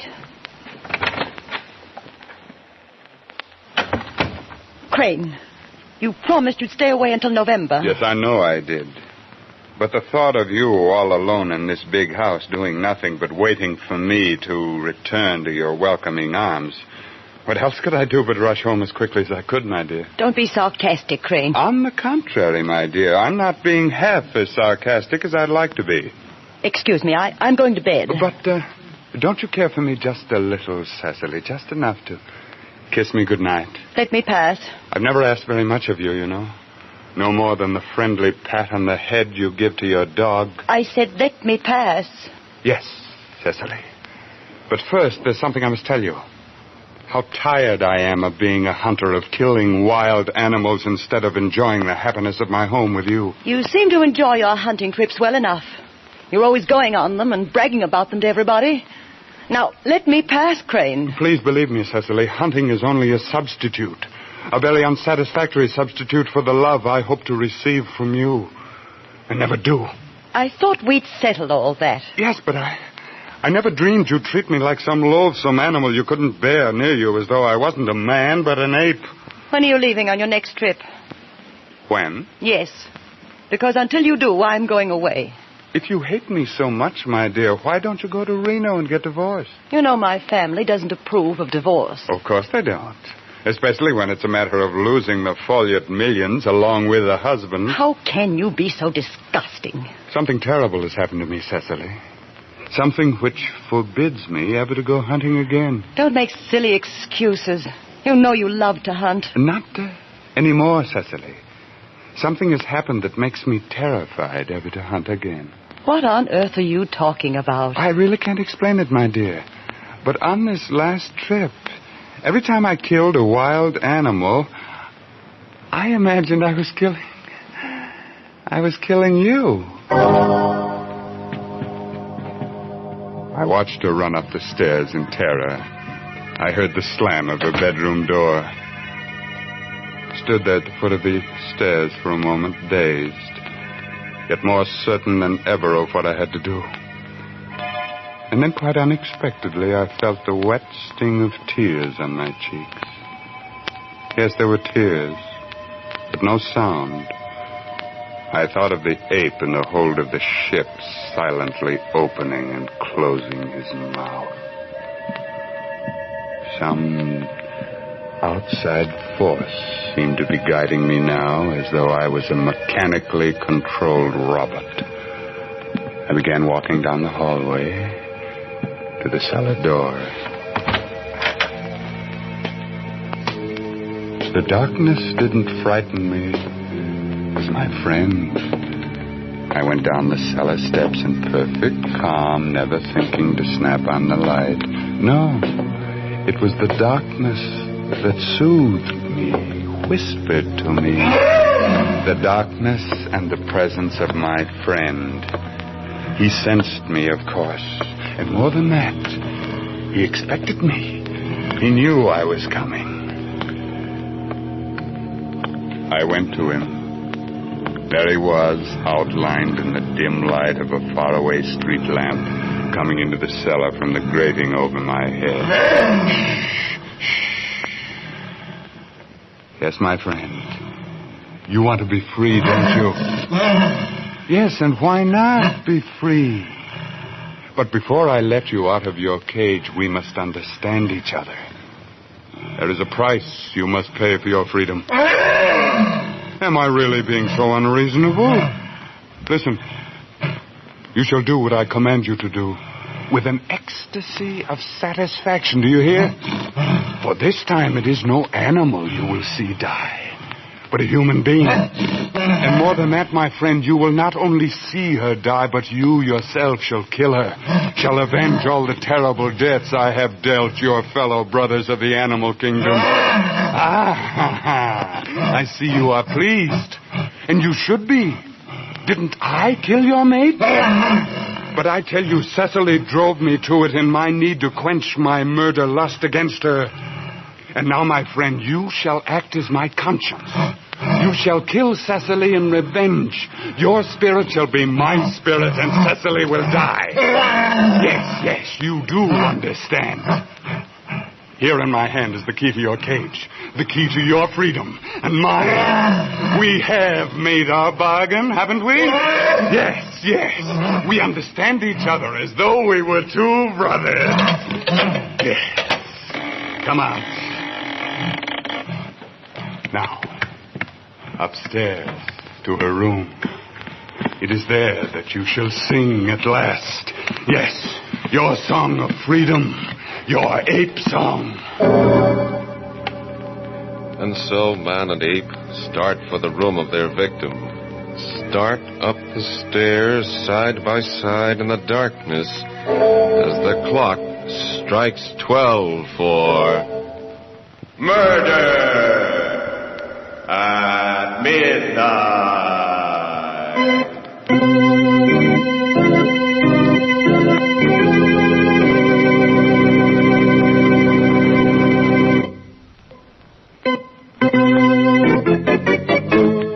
now back to Murder at Midnight and the 8th song. Crane Folliot and his ape continue up the steps to Cecily's room. We went up the cellar stairs together. And it didn't seem strange when the ape took my hand as though wishing me to guide him. And then for a moment I was afraid of trouble. The ape became fascinated with the heavy carpeting in the hallway, patting it with his hand as an infant plays with sand. But finally I got him to stand up and come with me. We made hardly any sound as we climbed the main staircase leading to her room. Who is it?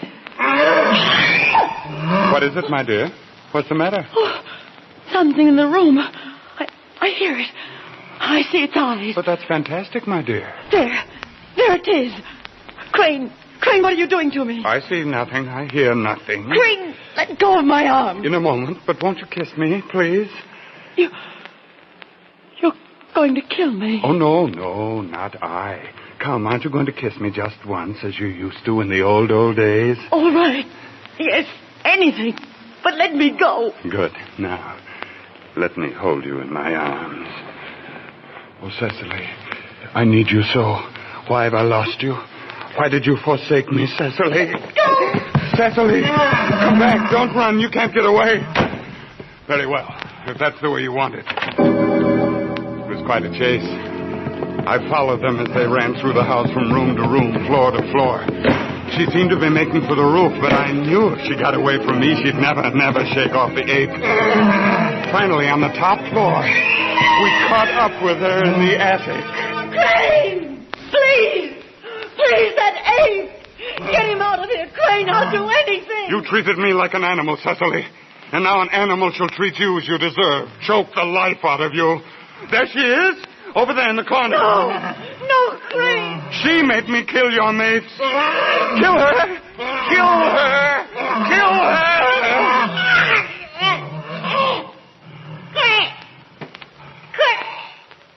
Goodbye, Cecily.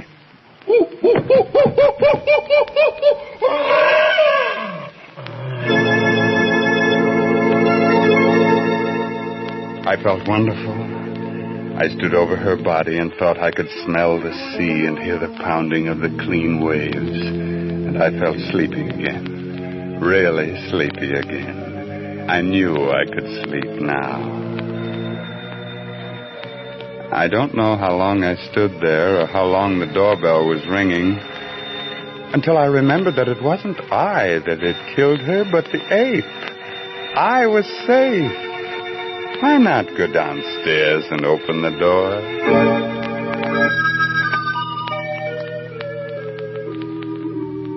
Couldn't get a taxi, and I wanted to see the ape first thing in the morning anyway, so I thought I'd come back to that comfortable sofa of yours. Dr. Murchison, the ape has escaped. Escaped? Yes, he jumped out of a window into a tree after killing my wife. Folliot, what are you saying? Yes, right after you left. The first I knew of it was when she screamed. I ran upstairs to her room, but...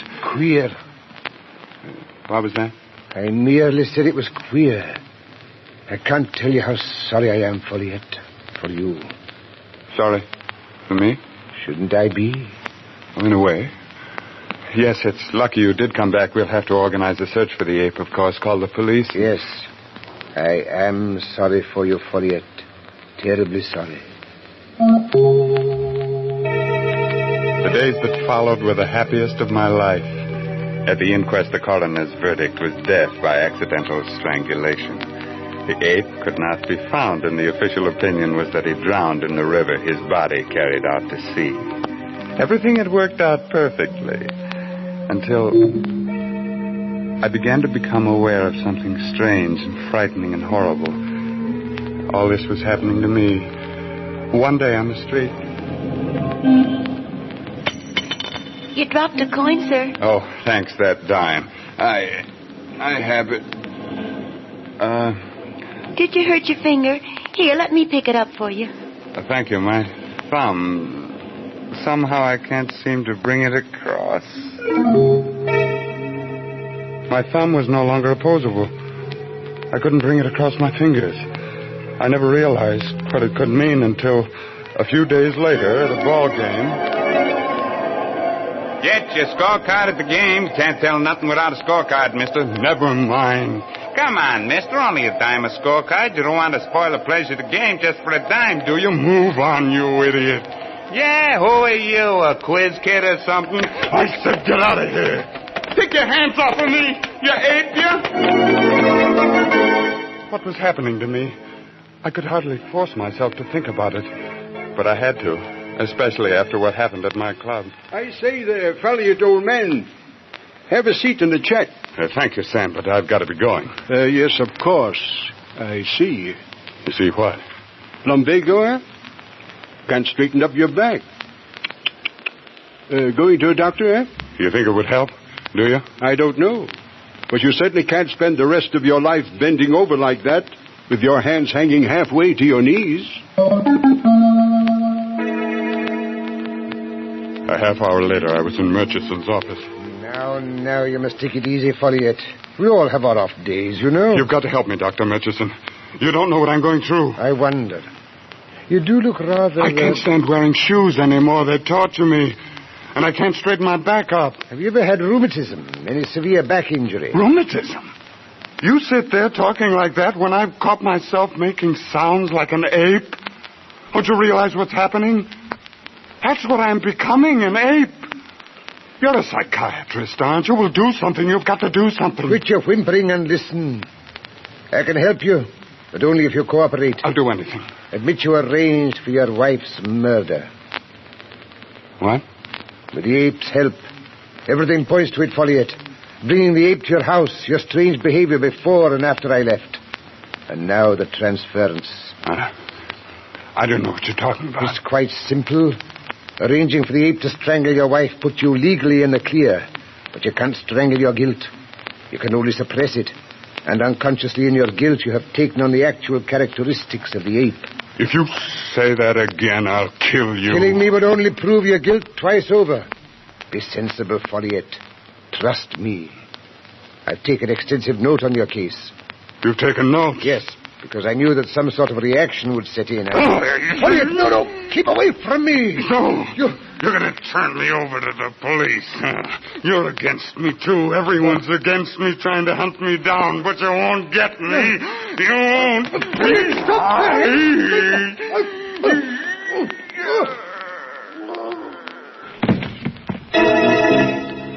I dropped him, and he fell to the floor gasping. And then I tore open the door and ran. I didn't know what I was going to do next. I only knew I had to hide. I found an abandoned house, hid in the cellar, and there in the darkness, it all became clear. Ape. The ape who had killed Cecily. I was the ape. That meant he was Crane Folliot, and that meant... Yes. I had to find him somehow. Kill him for killing Cecily. And that way become my old self again. Ape, where could I go? Where would I hide if I were he?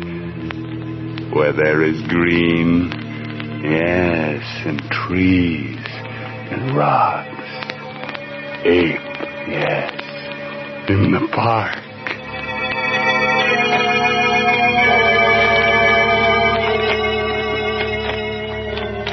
Night in the park, I threw off my shoes and walked barefoot, concealed in the night as I hunted my mortal enemy.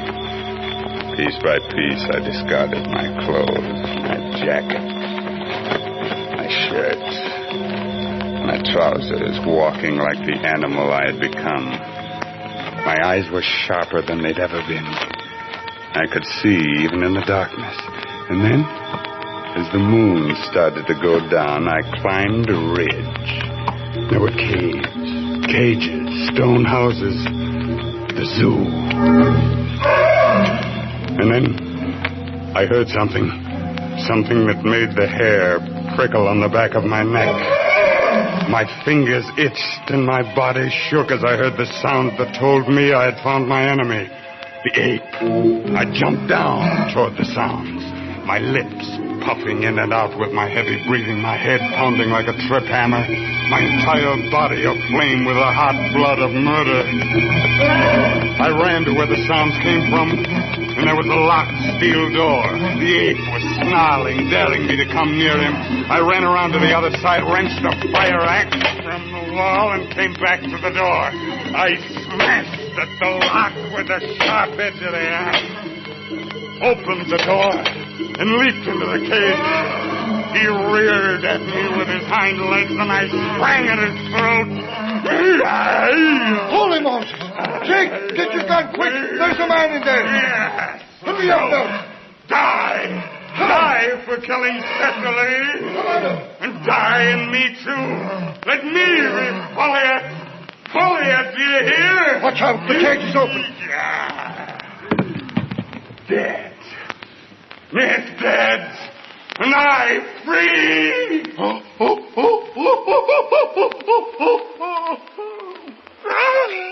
There he is, Chick. Let him have it.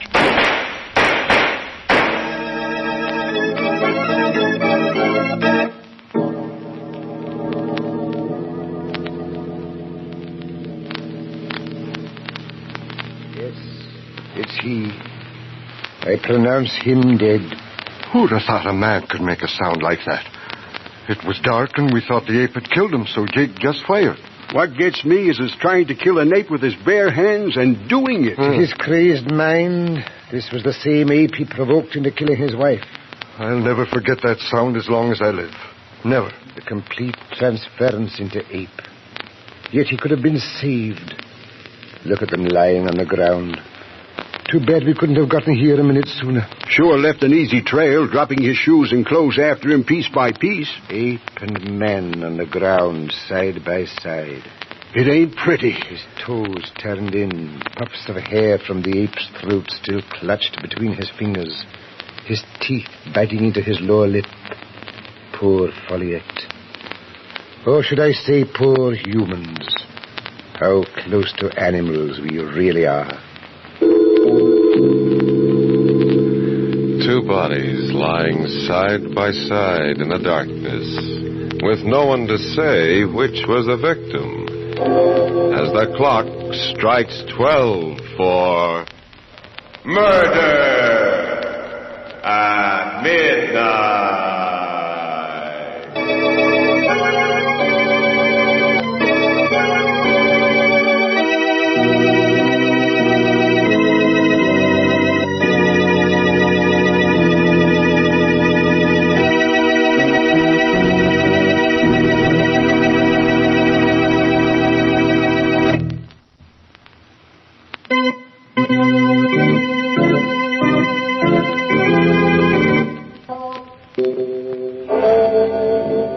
Remember to be with us again when death pads through the night with glowing eyes and the clocks strike 12 for murder at midnight.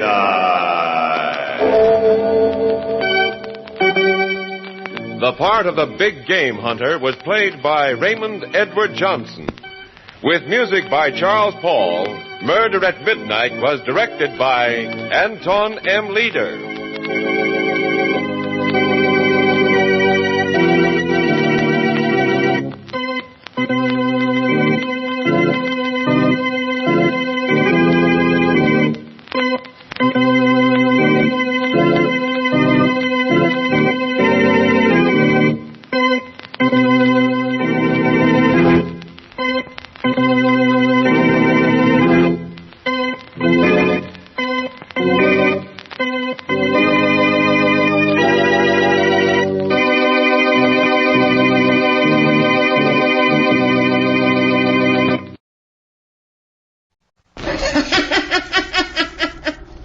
The sealed book.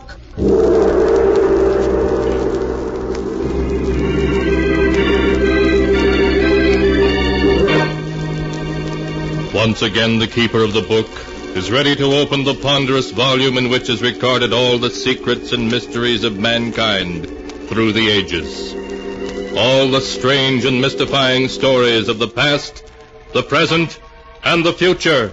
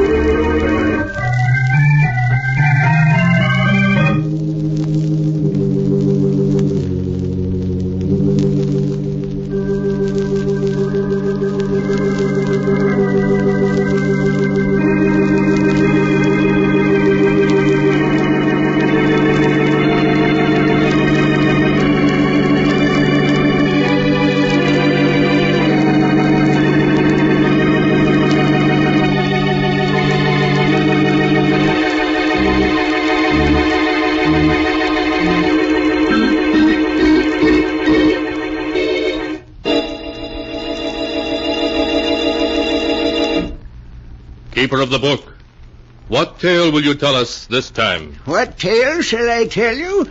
I have here tales of every kind. Tales of murder, of madness, of dark deeds and events strange beyond all belief. Now, let me see. Yes, here's a tale for you. The story of a small and desolate island off the coast of New England, and the people who lived on it. The title of the tale is Devil Island. Here is the tale as it was told by Anne Drake, and is written in the sealed book. It all began on that bleak autumn day when I hired a motorboat to take me out to the island, Devil Island. The bleak-looking island which lay ahead and belonged to the Drake family for 200 years was to be my new home. I kept staring at it, wondering what it would be like to live on this island with my father, whom I'd never seen. 20 minutes later, the boatman had landed me at the dock and left. Towering above me was a high cliff, and on top of it was the house, a huge stone mansion that looked as old and weather-beaten as a medieval castle. I climbed the steep, rocky path that led from the dock to the house. Hello, I'm... Don't tell me. Anne, I've recognized you any place. You look exactly like your mother. Are you my father? Yes. Are you disappointed? Oh, no, of course not. Come into the drawing room. Your stepmother and uncle are waiting to meet you. Hester, Henry. Anne. I want you to meet my daughter, Anne. Anne, this is a great pleasure. Thank you, Uncle Henry. Anne, I'm your stepmother, and I can't tell you how happy I am to have you here. Won't you call me Hester? Thank you. I'd like to. Oh, and let me introduce you to the remaining member of the household, Anne. This is Abel. He served the family for 30 years. He can't talk, but he understands what you're saying. Abel, this is my daughter. Hello, Abel. Oh, Anne, it's going to be wonderful having you here. You're just what Drake Manor needs to make it live again. I do hope we'll be able to make you happy here.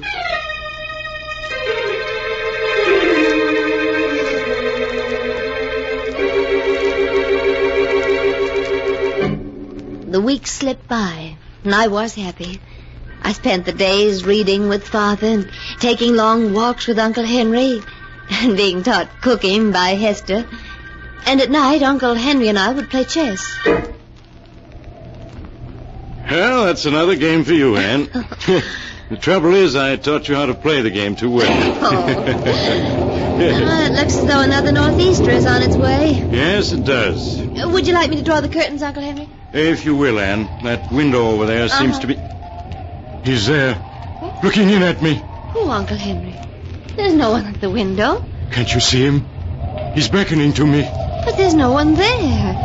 Here, I'll draw the curtains. Is that better? He can't see me now, but he's still out there, waiting for me. Who is? Your uncle, Richard. Uncle Richard? But he's been dead for 15 years. Yes, I know. And now he's come for me. No, Uncle Henry, you only imagined you saw him. Perhaps the same thing is happening to me that happened to the others. What happened to the others? Your grandfather, Daniel, Aunt Harriet, Uncle Richard. They all died insane. Oh, no. No, it can't be. They did, Anne. There's a strain of insanity in the Drake family.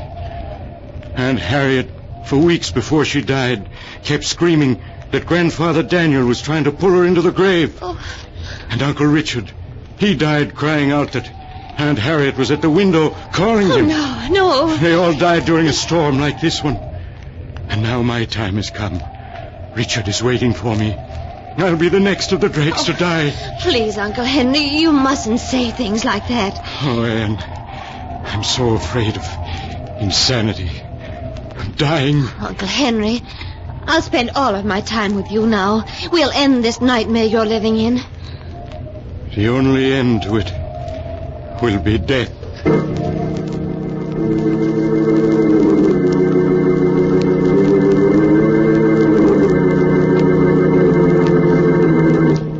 Uncle Henry never spoke of his terrible fear again.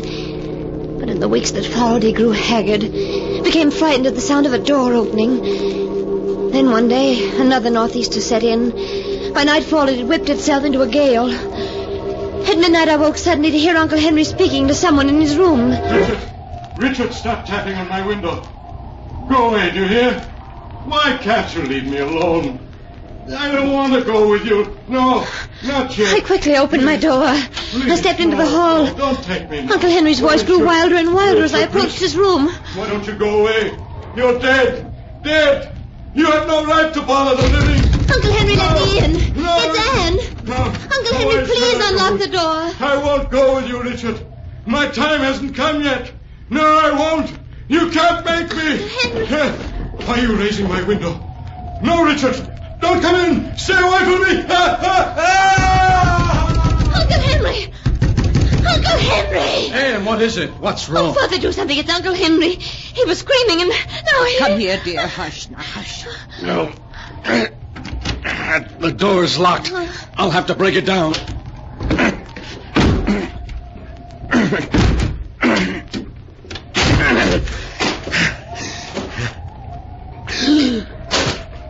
Henry. Father, is he... Yes. Yes, Anne. He's dead.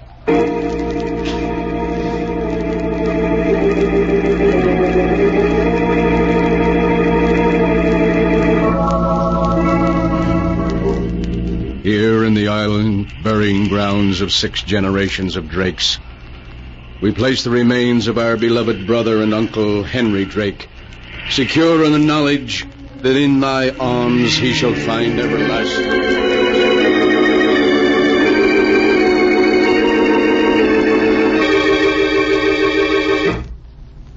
Ah, dear. Life in this house won't be the same without Henry. Father, Uncle Henry was terribly frightened for weeks before he died. Anne, whatever are you talking about? It all began during that northeaster we had last month. Uncle Henry and I were playing chess.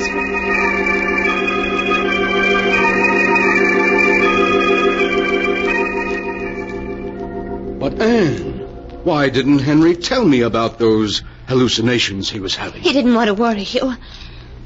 Father, did Aunt Harriet, Uncle Richard, and your father dying same? Oh, Anne, Henry should never have told you about them. Promise me you won't worry about our hereditary trouble. I'll try not to, Father.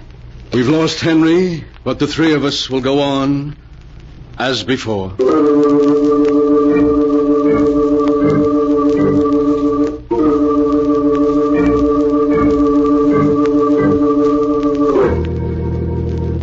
The 3 of us tried to go on as before, but an unspoken fear had crept into our lives. Often I turned to find Father and Hester watching me anxiously. Then a month after Uncle Henry's death, another storm lashed the island. I'll be glad when this storm blows over. It's getting on my nerves. Father, why don't we close up Drake Manor for a few weeks and take a vacation on the mainland? You mean leave the island? No, that's impossible, Anne. We have enough money to get along on the island, but not elsewhere. But I have all that money my mother left me. We could use that. You won't receive that money until you're 21. That's 6 months from now. Besides... Oh, Anne, well, what are you staring at? Look. Look at the window. Eh? It's Uncle Henry. He's beckoning to me. Anne, there's no one at the window. He's there, I tell you, he's there. Look. Now he's gone away. Oh, you saw him, didn't you? You must have. Darling, you only imagined you saw him. Oh, no, I did see him. He was beckoning to me, the way Uncle Richard beckoned to him. Means I'm going to be the next Drake to die. Anne, what are you saying? Oh, you mustn't talk like that. You just imagined you saw Uncle Henry. It was just an hallucination? Then I'm going insane. As he did. Oh, no, don't say that. Anne, you must rid your mind of all these fears, of everything Henry told you. Promise me you won't think about it anymore.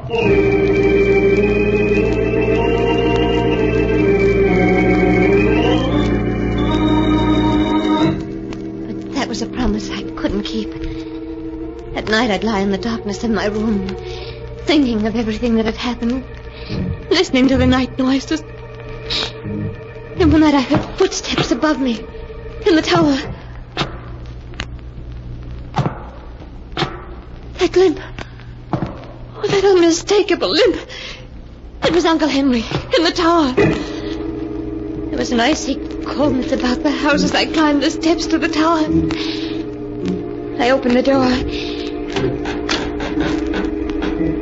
The tower was in complete darkness. But by a window, his face ghost-like in the moonlight, stood Uncle Henry. I've come to take you with me, Anne. Your time has come. The grave will wait no longer. No. No. Do not be afraid. Your death is not a thing to be feared, but to be welcomed. No. No, stay away from me. I cannot return to the grave without you. Give me your hand. No.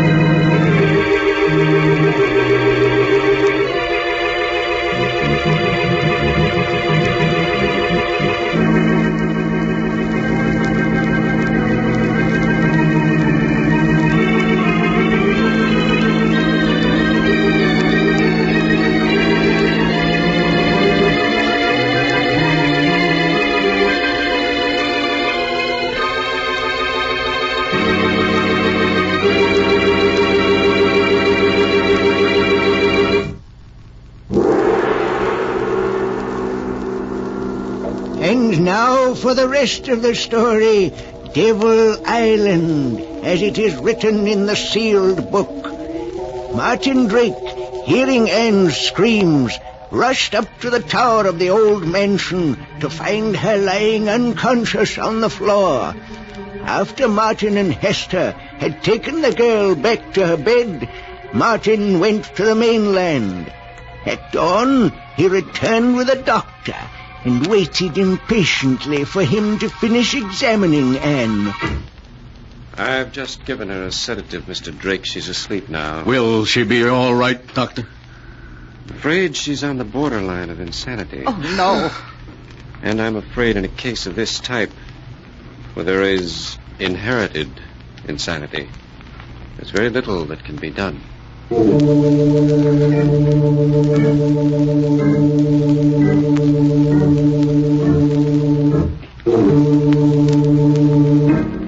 Well, sleepyhead, it's about time you were waking up. Hello, Father. How long have I been asleep? A little over 10 hours. It's just getting dark outside. Is the doctor still here? No, Anne. He left hours ago. And, darling, he says you're going to get well. Why, of course you are. Now you'd better get some more rest. Good night, darling.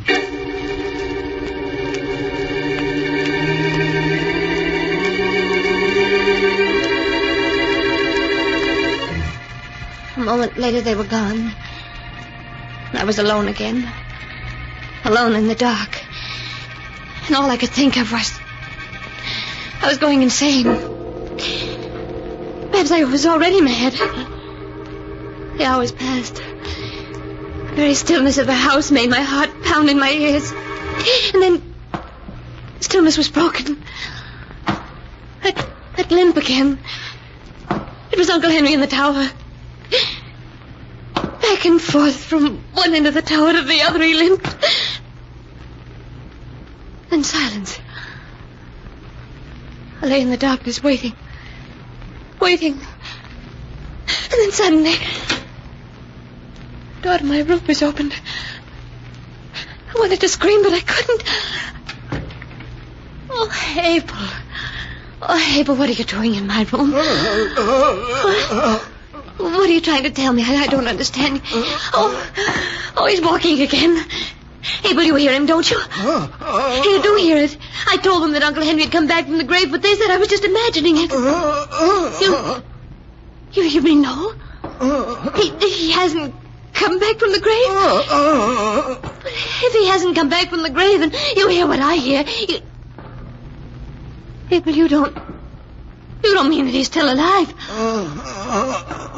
But that can't be true. You buried him yourself. I saw you. You mean you didn't bury him? That he wasn't in the coffin? Oh, but you must be wrong. Oh, when we broke into his room, Father found him. No, what? What do you mean, no? Are you trying to tell me something about Father? You are. What do you mean, Father? No. Father... No. You mean he isn't my father? Oh, but you must be wrong. Oh, of course he is. Well, that doesn't make sense. Why should he say he is my father if he isn't? What does he gain by it? My mother's estate. Oh, no, you must be wrong. Even if I were to die, he wouldn't get it. The estate would then go to charity. It's in Mother's will. Oh, why does he keep walking in the tower? He's driving me crazy. He's driving me crazy. You mean they want to drive me crazy? Oh, but why? What reason could they have? Oh, if I were to become insane... he could have himself appointed my guardian. Take over the estate. Is that it? It is. But Abel, if he isn't my father, where is my father? Is he dead? You mean he is dead? Oh, then who are these three who say they're my father and stepmother and uncle? I don't understand, but no matter who they are, they'll kill me. They'll kill both of us if they learn we've discovered their secret. Oh, but we've got to escape. But how? The only boat is locked, and he has the key. Why are you handing me that flashlight? You mean the window? Signal the mainland for help. Yes, of course. Abel, you better go. We can't let them find you in here or they'll suspect. I'll keep signaling as long as the batteries last.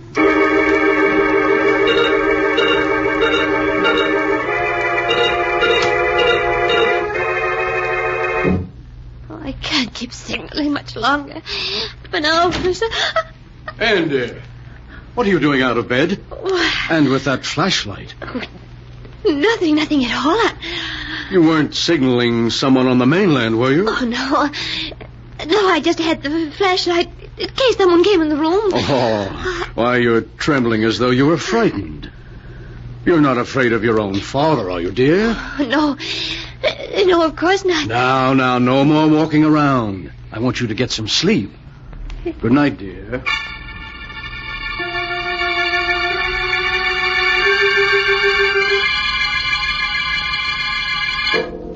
He was gone, taking the flashlight with him. Did he suspect that I knew? Oh, the hours seemed endless until the first rays of dawn came. Would rescue come with it, or had my signals gone unnoticed?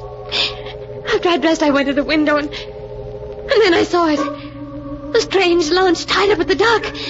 Suddenly frightened lest the callers leave before I could speak to them, I rushed out of the room. As I ran down the stairs, I could hear voices in the drawing room. Well, Sheriff, if Dr. Arnold has spoken to you about my daughter's mental condition, I'm quite sure you'll understand Sheriff, don't listen to him. He isn't my father. What was that, miss? I tell you, he's not my father. He's an imposter, and so is she. Oh, Martin, she's having another one of her spells. Now, please, Hester. They're acting, I tell you. The moment I set foot on the island, they began their plan to drive me insane. First, they gained my love and trust. Then they had Uncle Henry confide to me his fears. And when Uncle Henry was found dead, they told me that... Who says I'm dead? I've never felt better. Oh, Sheriff, allow me to introduce my brother, Henry. Well, Miss Drake, your Uncle Henry doesn't look very dead. He wasn't. They just pretended he was.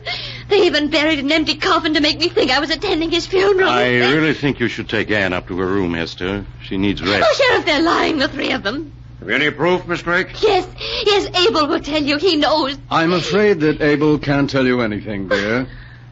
The poor chap fell off Devil's Cliff into the sea early this morning. Oh, you pushed him off the cliff so that he couldn't talk. Martin, the excitement's too much for her. She's getting worse. Sorry to trouble you, Mr. Drake, but it was my duty to investigate those Oh, signals. Sheriff, you can't leave me here. They will drive me insane. I assure you, Sheriff, she'll be given the very best of care. We have a specialist coming to see her next week. Oh, no, Sheriff, wait. Wait, please. Now, Miss Drake, I think you'd better stop. No, wait. I just want to show you this gold locket. Look, I'll open it. You see what's inscribed in it. Oh, yes. For my daughter, in commemoration of her 5th birthday. What are you driving at, Miss Drake? If that man's my father, if he claims he is, ask him what my middle name is. It's inscribed in the locket. Well, just to humor her, Mr. Drake, what is her middle name? Her middle name? Well, frankly, Sheriff, I seem to have forgotten. Oh, he hasn't forgotten it, Sheriff. He never knew it. He isn't my father. Kind of strange you're not knowing your own daughter's middle name. Well, it's just that, I have an awful memory for names. So have I, but I know my kid's middle name. There's something peculiar about all this. I think you three and the girl better come with me to the mainland. What for? So I can do a little checking. If you're Martin Drake, as you say you are, there must be someone on the mainland who can identify you. Oh, see here, Sheriff, this is ridiculous. Just because... I said you're going to the mainland with me. Well, I always said you were the weak link in the chain, Gerald. Shut up, you fool. It's no use, Gerald. The game is up. The trip to the mainland is more than we can stand. You just have to look at Hester's face to see that she agrees. Who are you folks? We're actors. Things having become difficult a few years ago, we accepted employment on this island from Mr. Drake. When he died, I thought of this little scheme. It really was a perfect plan, until this fool slipped up on the girl's middle name. By the way, what is her middle name? Why, according to this locket, she hasn't one. It's just inscribed to Anne.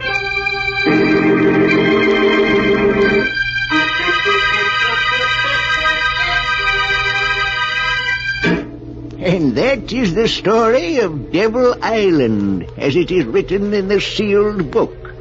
Because an imposter slipped up on a middle name that didn't exist, an almost perfect crime was prevented by Sheriff Williams, and an innocent girl was rescued from imprisonment and probable death. It was a small slip, but a fatal one. But the sound of the great gong tells me I must close the sealed book once again. One moment, keeper of the book. What story will you tell us next time? Next time? Are you sure you want to know? Perhaps my next story may be about you. For I have here all the stories that ever happened, and many that have yet to come to pass. But I'll find one for you in just a moment.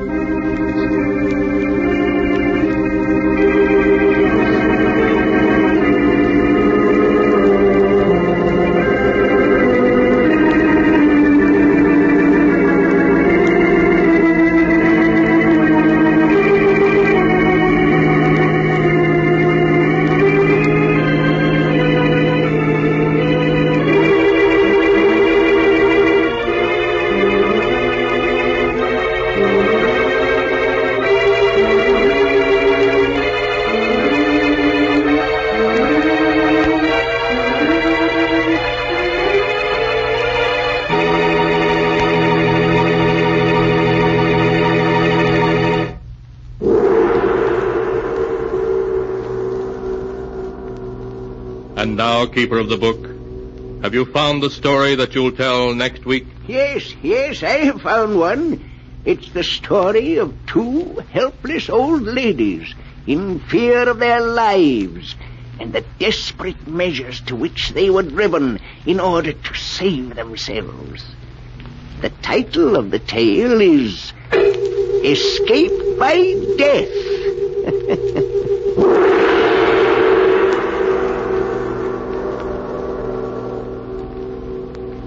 Be sure and be with us again next time when the great gong heralds another strange and exciting story from The Sealed Book. The Sealed Book, written by Bob Arthur and David Cogan, is produced and directed by Jock McGregor. In the event of any important news developments, the sponsor will interrupt this program.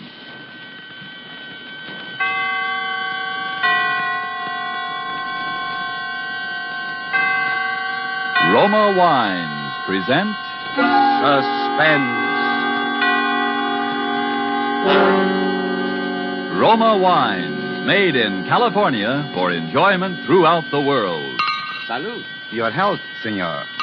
Roma Wines toast the world. The wine for your table is Roma Wine, made in California for enjoyment throughout the world. The Roma Wine Company of Fresno, California, welcomes you again to this weekly half hour of Suspense. Tonight from Hollywood, Roma Wines bring you as stars two of the screen's most distinguished actors, Mr. Thomas Mitchell and Mr. Donald Crisp. They appear this evening in a play written for suspense by Robert Tallman, in which psychiatry is called upon to deal with a sick mind which has unknowingly been tempted thrice by murder. And so with the performance of Thomas Mitchell as the millionaire tycoon Edgar Lowndes and of Donald Crisp as the psychiatrist Dr. Aronson, we again hope to keep you in suspense.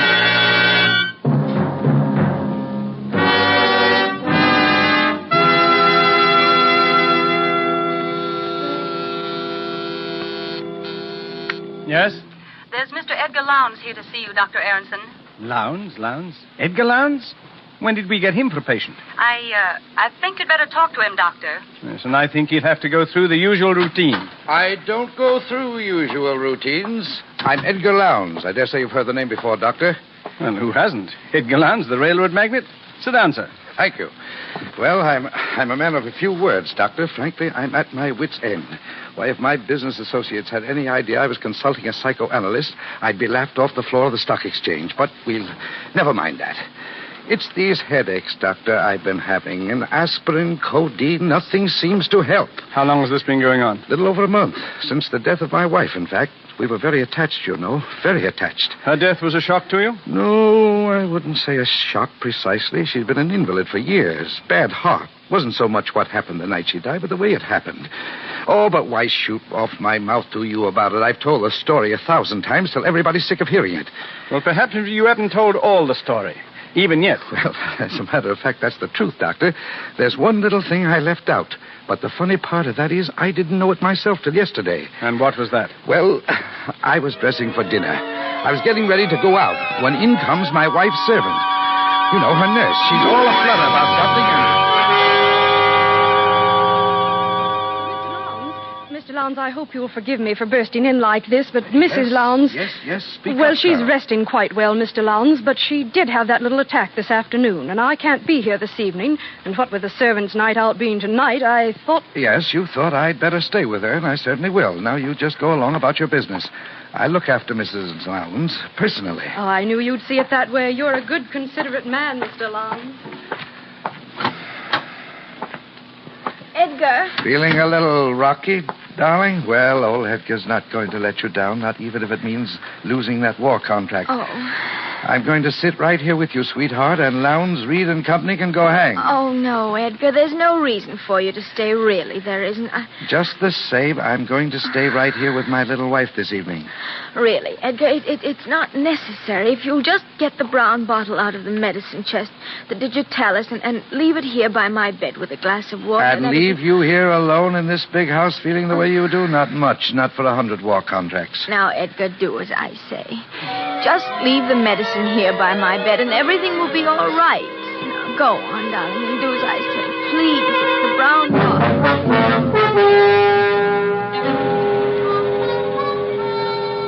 Now, Dr. Aronson, what would you have done under the circumstances? After all, I'd left her alone before and nothing had happened. And this dinner was important in a business way.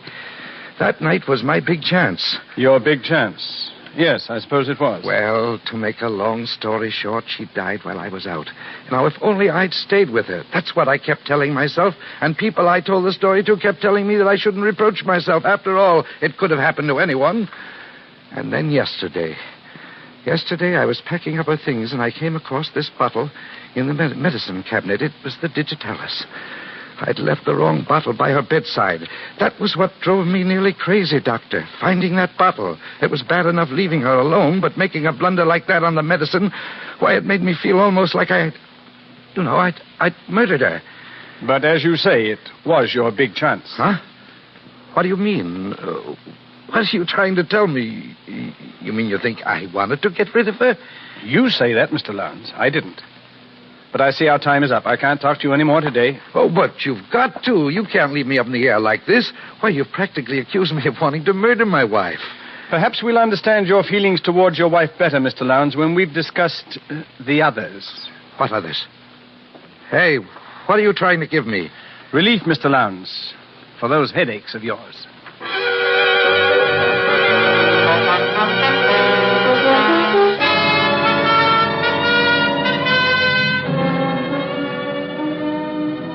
Tonight, for Suspense, Roma Wines are bringing you as stars Mr. Thomas Mitchell and Mr. Donald Crisp, whom you have heard in the first act of Case History on Edgar Lowndes. Tonight's tale of Suspense.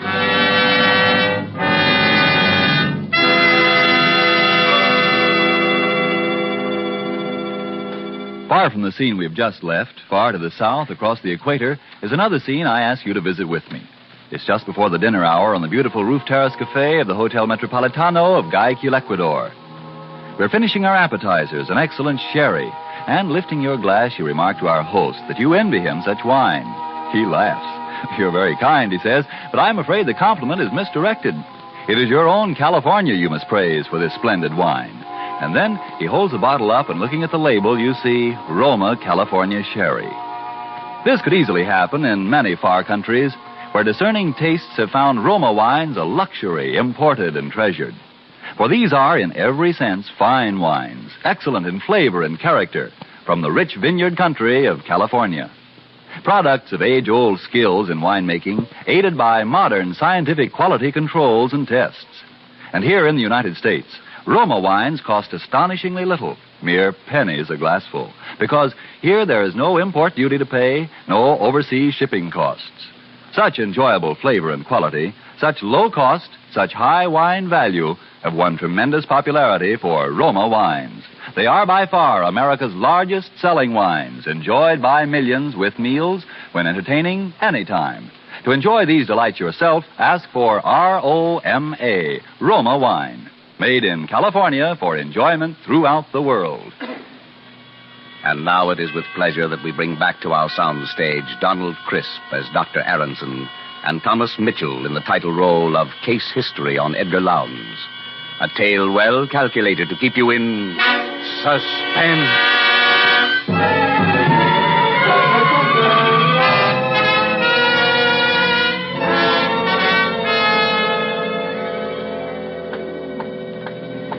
He's outside now, Doctor. Here are your notes on the case.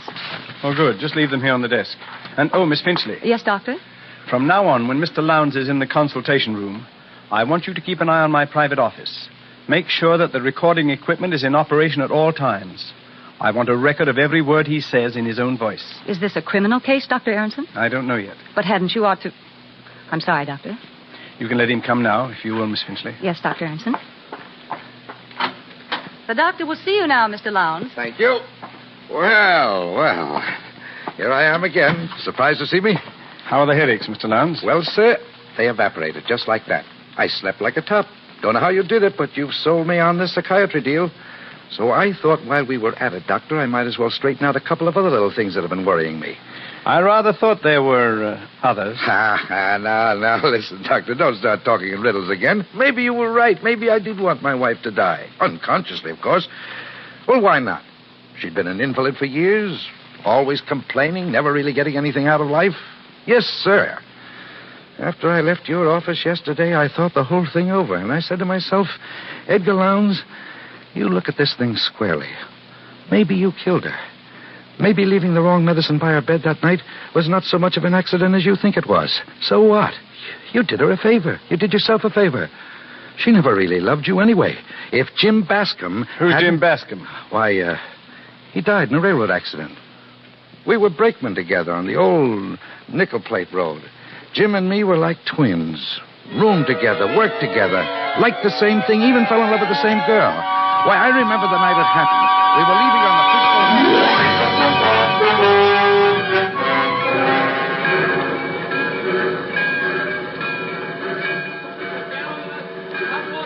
I reckon we better climb on top, Ed. It's our signal. Hey, wait a minute, Jim. That's Virginia. Ah, bless her heart. I knew she'd come to see us. Oh, hurry up, sweetheart. Oh, gee, I'm glad. I was afraid I'd be too late. That's not a train in the whole nickel plate line you wouldn't hold up for us, Virginia. Oh, Jim. Baby. Hey, what about a kiss for me, too? Why, Edgar, you're jealous, I do believe. Well, why not? Oh, there. How's that? Like my own sister. Ah, come on, Ed. They're getting impatient up there. You've got to tell him this time. You hear me, Jim? Yeah, I'll tell him. I promise, Virginia. Hey, come on, Jim. Coming, Ed. Coming. One more kiss, baby. Oh, darling. My darling, take care of yourself, Jim. I will, baby. Don't forget to send out the invitations.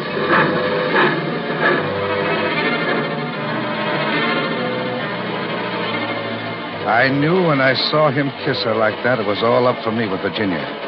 Jim told me when we were crossing the divide.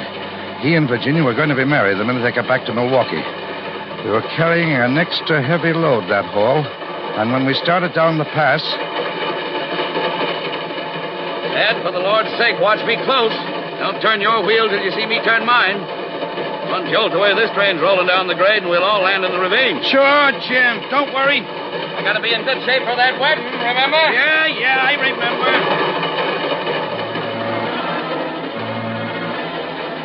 I watched him walk back along the cars. It was pretty dark, and I had a cinder in my eyes since we left Salida. I thought I saw him reach the brake wheel on the other car and signal to me. I grabbed the wheel in front of me and braked my car with all the strength of my body. Hey! The Lord, break it! We rolled, free of the car behind. The coupling on Jim's car had broken. The light changed as we crossed the switch, and the runaway cars raced out at a dead-end spur.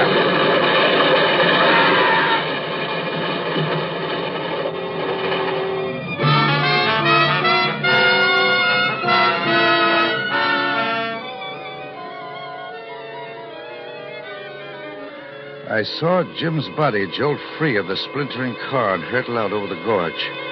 Just then we plunged into a tunnel. I never found Jim's body.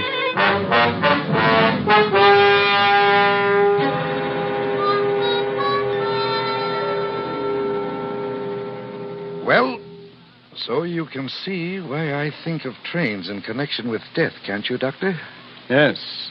Yes, the association is quite clear. Uh-huh. Now, you're thinking I killed Jim, too, aren't you? Isn't that what you're thinking? Is that what you're thinking, Mr. Lowndes? I don't know what to think. Say, what are you trying to do to me anyway? I came here to get professional advice. You're trying to drive me crazy. If that's the way you feel, perhaps you'd better try another doctor. I will. By George, I will. That's just what I'll do. Well, good luck, Mr. Lowndes. Huh? No hard feelings? No, of course not. And you won't tell anybody about...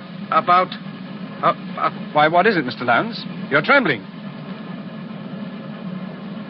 There it is again.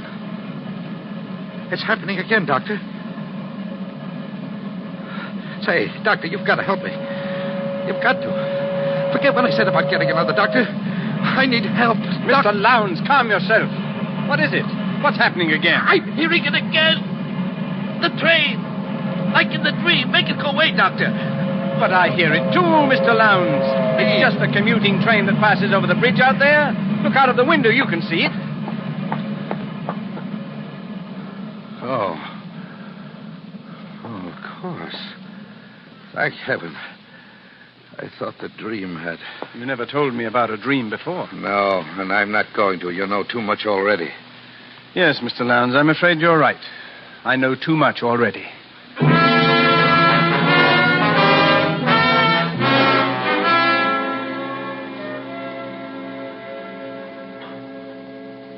And I have kept a complete record of each interview with this patient by means of a recording machine concealed in my private office. There is no doubt that the patient has twice committed murder unconsciously, and on the day the patient stopped the analysis, he exhibited hysterical symptoms which were brought on by the sound of a railroad train. Yes, go on from there, Miss Finchley. New paragraph. The train is a death symbol for this man and appears to be the subject of a recurrent dream. The danger of the present situation lies in the fact that the patient's unconscious impulses have been brought to the surface without being rationalized. There is, in my opinion, a positive danger that the patient, in his present condition, may commit one or even more conscious murders, particularly should he take it into his head to board a railroad train.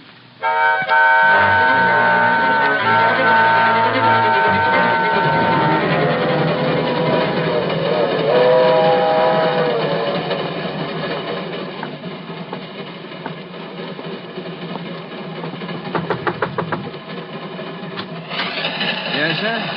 Pardon me, but I noticed you were traveling alone, too, and I wondered if you'd like to join me in a little game of cards. Oh, well, that's a great idea. Come on in. Thank you. Railroads are my line. Edgar Lowndes. Not E.J. Lowndes? Uh-huh. Oh, well, this is in the nature of an honor, sir. You're something of a tycoon, Mr. Lowndes. Thanks. My name's Ellis. Neckwear is my line. Mr. Ellis, say, I could use a couple of neckties. Got any samples with you? Oh, sure thing, Mr. Lowndes. Right here in this case. There you are, sir. Take your pick. Compliments of the Swalligan Cravat Company. Now, this one strikes my fancy. Well, go ahead. Take it. See any others you like? Well, let me think. Oh, hey, there's another tray under there. Say, hey, look. What? Out the window there. You see it? I don't see anything. Hey, what are you doing? Come on. So his line was neckwear, was it?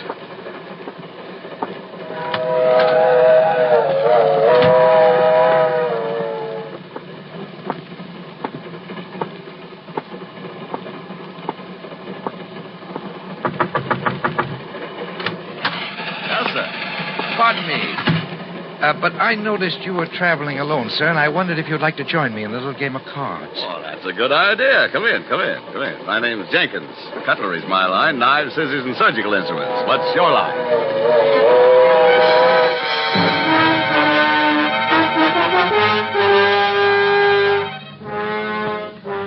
Police of 5 Midwestern states are on the lookout tonight for the homicidal maniac who stalked the corridors of the Lightning Express transcontinental luxury train, claiming the total of 3 victims murdered in cold blood. Edgar J. Lowndes, an executive of the railroad who was aboard the train on the fatal night, has posted a personal reward of $50,000 to anyone giving information leading to the arrest of the murderer. Well, it's happened. There was nothing you could have done to prevent it, Doctor. Even if you'd sent your report to the police, there wasn't enough evidence. And there still isn't enough evidence. Well, you run along. I'm going to stay here and finish these reports in longhand. You can type them in the morning. You're sure you don't need me? Absolutely. I think I'll take your advice. Good night, Doctor. Good night. Oh, Miss Finchley. I almost forgot to tell you... Oh, she's gone. What a nuisance. Talking to yourself, Doctor? Lowndes. How did you get in here? The door was unlocked. Would you rather I'd come back during office hours? Why, yes. I'd rather you did, Mr. Lowndes. Was it very urgent? It's the headaches, Doctor. They've come back. It started again about a week ago. Well, that's after what happened on the train. Doctor, tell me the truth. Did I commit those murders, or didn't I? You're the only one who knows the answer to that. Something to do with the dream, I think. Oh, yes, the dream. We were getting around to that when you left here the last time. Now, tell me about it. Well, I hear the sound of the train, and I'm sitting there beside someone, a stranger, I think. He's wearing a checked waistcoat, and there's There's a heavy gold watch chain with an elk's tooth suspended from it, like the one my father used to wear when I was a child in Wisconsin. Tell me something about your father. He died when I was quite young. He'd been an invalid, Doctor, ever since I could remember. He used to sit in an armchair, in a wheelchair it was, really, in front of the parlor window. He looked out into the street hour after hour. Sometimes, when I came running into the house, he'd put out his cane and trip me, and I hated him for that. At one time, Doctor, I think I was about 8 or 9 years old at the time. Edgar?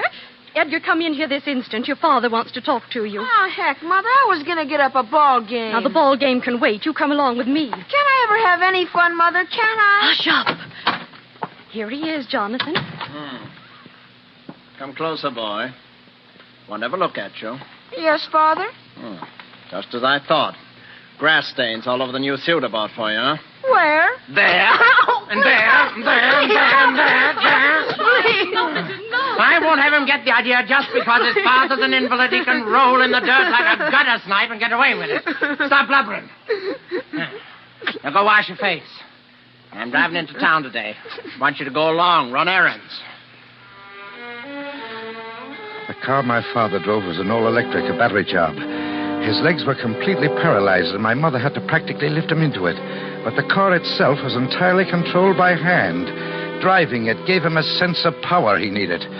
I used to dread those trips into town with him, the horrible spectacle of Mother helping him in and out of the car while the neighbors stared, and then riding along with him alone without anyone, nothing, to intervene for me. That was the worst.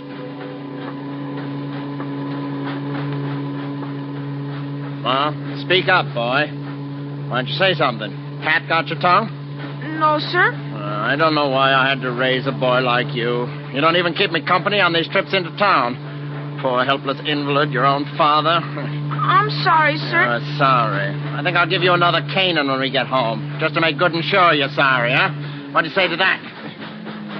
Oh, bother. Now look what's happened. Stalled. Battery's run down again. Get out and open the hood in the back, boy. You see a switch there.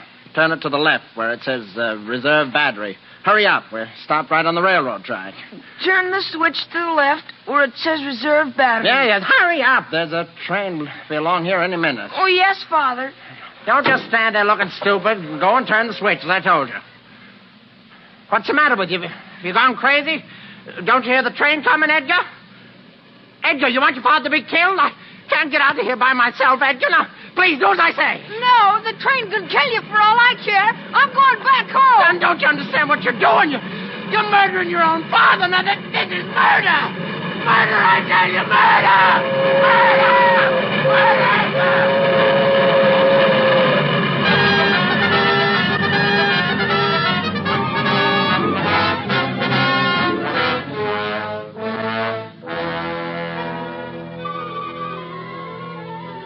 I walked home with those words of his ringing in my ears. I can hear him yelling yet. Son, don't you understand what you're doing?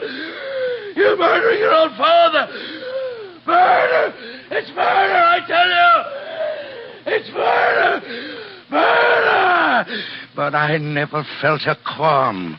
Those words were like sweet music to me, Doctor. Well, that's the end of the story. But it's only the beginning. When I walked into this office for the first time, I was a man suffering from headaches, seemingly brought on by grief over the death of a loved one. Now I see myself as a man who murdered his father, his best friend, and his wife, who must kill and kill again, because every time I kill, I'm killing him, my father, whom I hated beyond all comprehension, and for whom one death agony was not enough. Now that you know all about these things, my dear doctor, I'm afraid that you'll have to be the next on my list. Put that gun away, Edgar. You don't really want to kill me. I'd be a fool if I didn't. Well, the headaches will come back, Edgar. There'll be no one here to cure them. They won't come back. You showed me what caused them, didn't you, Doctor? You'll have worse things than headaches. You'll begin to hear things. You'll have delusions. You'll think you can hear a train passing outside at this very moment, don't you? But if you look out of the window, you'll see there's no train there at all. You won't trick me into turning my back. Come out from behind that desk. Keep your hands up high. That's it. Now then. What was that?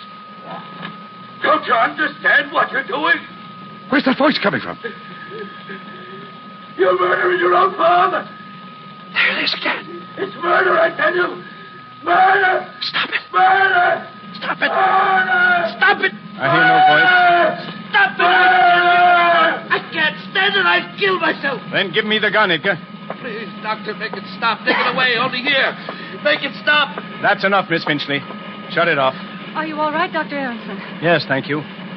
You almost had me thinking I was hearing voices. Well, I did hear voices, and that's why I came back. And I remembered about your wanting Mr. Lowndes' interviews recorded, so I went in the other room and started the machine. When he became violent, I played back the last part of the record, thinking it might divert his attention. Good girl.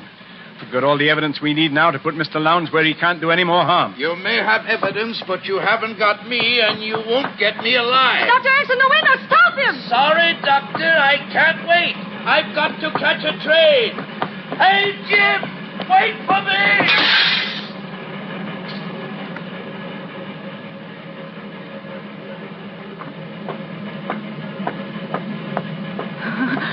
21 floors to the street. Or is it 20? Do they skip 13 in this building? Well, it doesn't matter to Lowndes.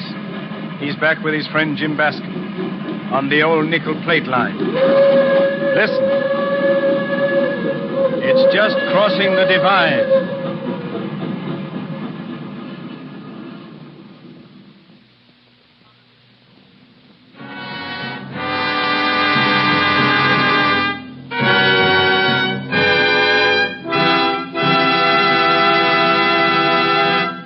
And so closes Case History on Edgar Lowndes, starring Thomas Mitchell and Donald Crisp. Tonight's tale of Suspense. Suspense is produced and directed by William Spear. To every woman listening tonight, I want to say a special word about making every dinner or supper you serve taste better. I want to urge you to start serving Roma wine with your meals. It's simple, the cost is very, very little, and it works magic in making food more enjoyable. You can serve Roma wine with any meal or any time in any kind of glass you wish. Serve it chilled. Try different kinds of Roma wine until you find those you enjoy most of all. Try hearty red Roma California Burgundy or the delicately delicious Roma California Sauterne. The cost is mere pennies a glassful, but you'll find even a pickup supper tastes like a banquet. Get Roma wines today, and if your dealer is temporarily out of them, please try again soon. Just ask for R-O-M-A, Roma Wines, America's largest selling wines, made in California for enjoyment throughout the world. This is Donald Crisp, and I'm sure I speak for both Mr. Mitchell and myself in saying how much we have enjoyed appearing this evening as the guests of Suspense, which I'm sure must be one of your favorite programs, as it is one of ours. Next week's stars of Suspense will be Geraldine Fitzgerald and Richard Wolfe, who appear in one of the most extraordinary stories by that most extraordinary writer, James Thurber. Thomas Mitchell will next be seen in the 20th Century Fox production of Wilson. Donald Crisp will be seen in the coming Metro-Goldwyn-Mayer production, National Velvet. Next Monday, same time, you will hear Geraldine Fitzgerald and Richard Wolfe in Suspense. Presented by Roma Wines, R-O-M-A, made in California for enjoyment throughout the world. The following message from our United States Treasury is brought to you by Roma Wines. The invasion is on, the biggest in history, and it needs backing that is equally big. So back the attack. Buy war bonds. Buy more than before.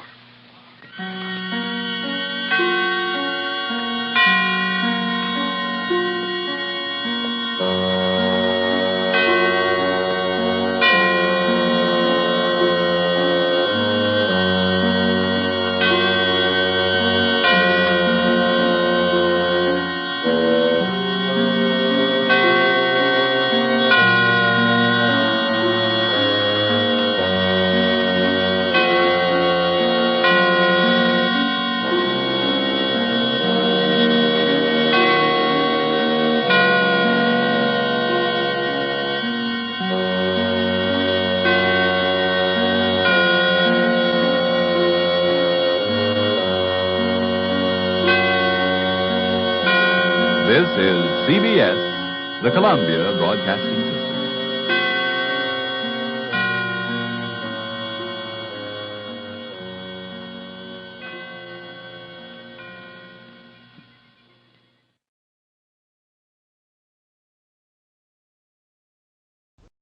The Signal Oil Program, The Whistler.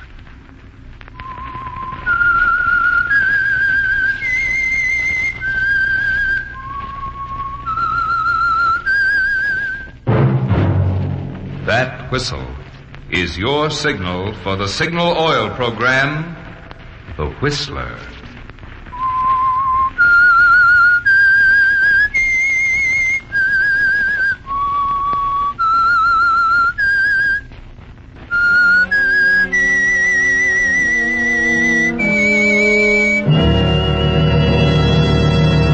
I am the Whistler, and I know many things, for I walk by night. I know many strange tales hidden in the hearts of men and women who have stepped into the shadows. Yes, I know the nameless terrors of which they dare not speak.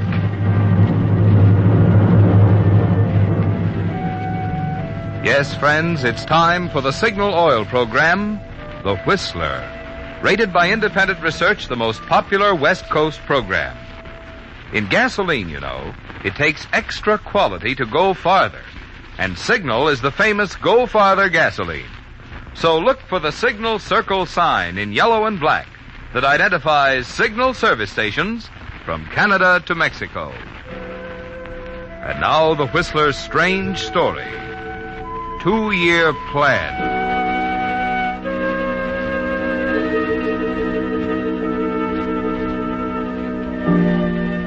It had taken Eddie Davis exactly 2 years to swing it.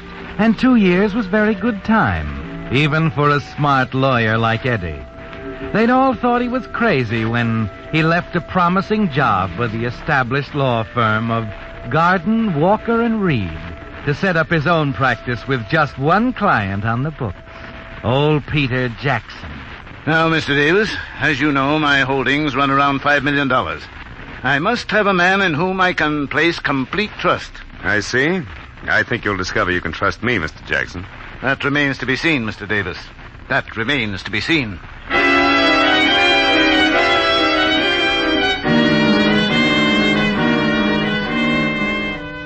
Yes, you went to work for Peter Jackson, Eddie, because he needed someone he could trust those $5 million to. Only a few months later, he was singing a different tune. Eddie, that's wonderful. Nothing to it, Pete. You say old Hamilton didn't know Columbia Stores wanted that corner of his? Well, you don't think he'd let it go for $40,000 if he did, do you? Eddie, believe it or not, this time it isn't the money.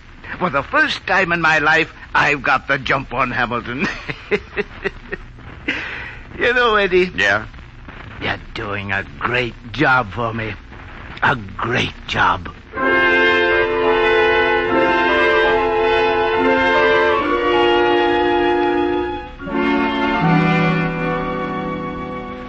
The next jump was the long one, wasn't it, Eddie? It took a lot of work and more than a year of waiting, but you'd figured it for the long pull and kept telling yourself you had all the time in the world.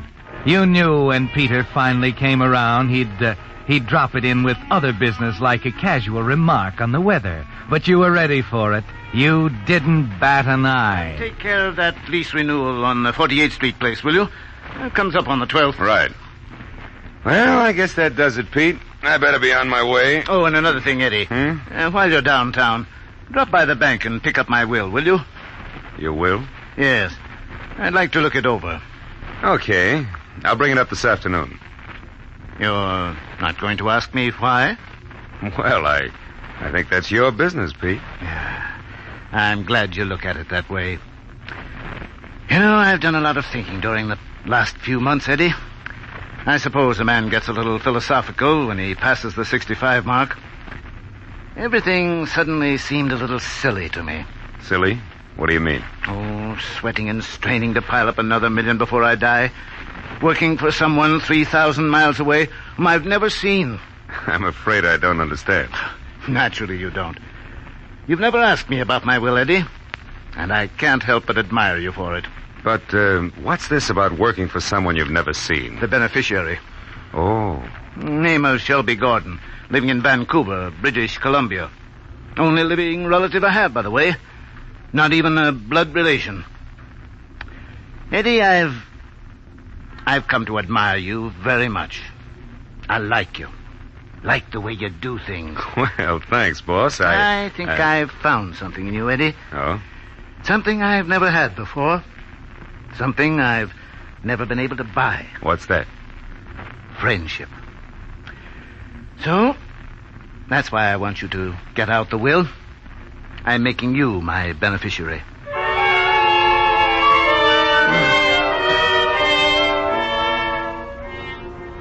And that was it, Eddie. 2 years almost to the day. And there's a new will, signed, sealed, and witnessed, with your name in the right place, simply because no one else in town was smart enough to see that old Peter Jackson was a pushover for the right boy. It's legal now. You send off the new will to the recorder's office, and Peter writes a personal letter to notify the former beneficiary in Vancouver, because that's the way he does business. There's nothing between you and that 5 million, Eddie, but time.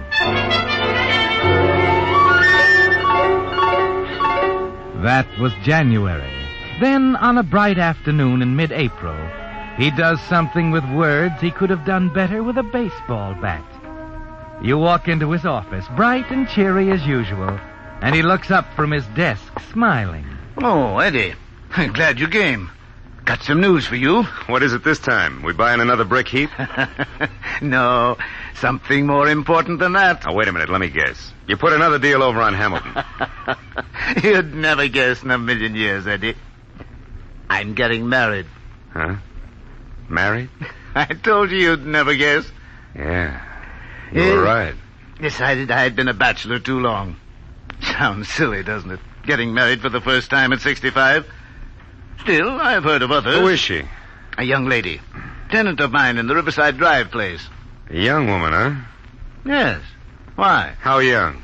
40, 45? I said young, Eddie. Marcia's 24. 24? Oh, now, wait a minute. I know what you're going to say. No, but Pete, Don't you... say it. I want you to meet Marcia first. Okay. Better get ready. She's meeting us in the Astor Lounge in half an hour. No congratulations. Your suggestion was a good one, boss. Suppose I meet her first, huh?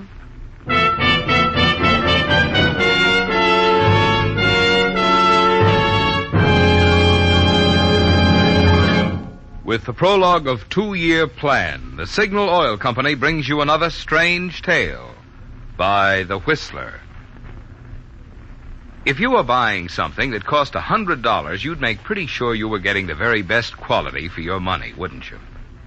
Well, if you're an average driver, you spend about $100 a year for gasoline. But how can any driver measure the quality of a gasoline?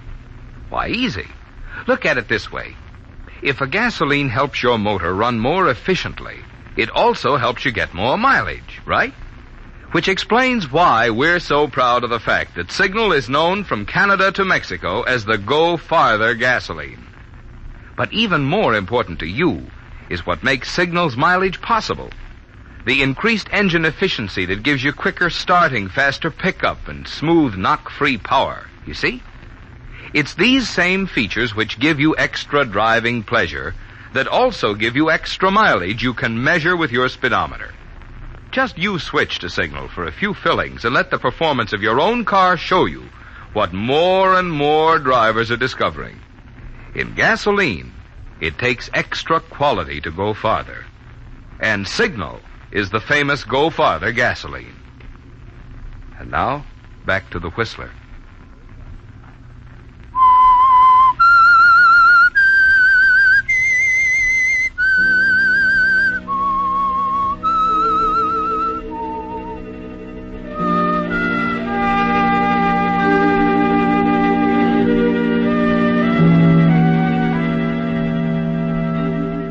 Yes, Eddie. Your client and friend, Peter Jackson, could have done it better with a baseball bat. Somehow, though, you managed not to show the shock, the sinking feeling inside you as you stood there in his office while he calmly told you he'd gone off the deep end. You listened to him talk about Marcia McElroy in the taxi on the way to the Astor. And by the time the two of you walk into the lobby, you figure your chances of holding on to that $5 million, if the marriage goes through, are about those of a lame goat in the Kentucky Derby. You follow Peter into the lounge, and suddenly he's saying, Marcia, dear, I want you to meet Mr. Davis, my attorney. Eddie, Marcia McElroy, my fiancée. Hello, Mr. Davis. Peter has told me so much about you.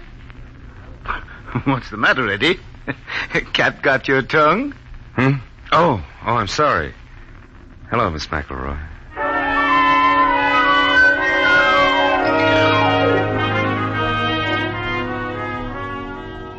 And you know at that moment that she holds all the cards you have, and several more. Yes, Eddie, you've seen beautiful women in your time, but nothing ever to compare with Marcia. With her jet black hair and creamy skin, and eyes that seem to change from blue to violet to purple. The kind of eyes that make you stutter and wobble at the knees. And Peter is proud of her. You can see that, too.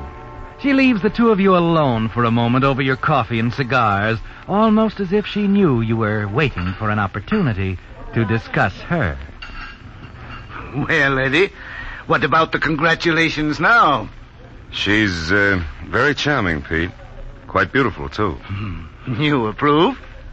You mind if I speak frankly? Oh, you've got a right to. You're my best friend. She's marrying you for your money. I knew that was coming. Look, she's 24 and you're 65. Now, does that make sense?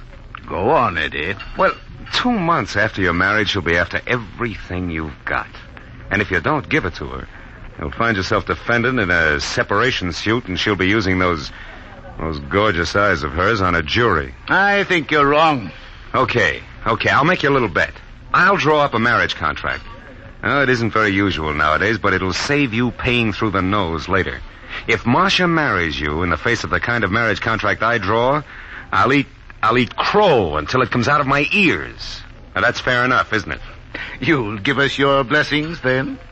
Pete, if she signs that contract, you can make me #1 flower girl. Good. Bring it around tomorrow. I'll have her there to sign it.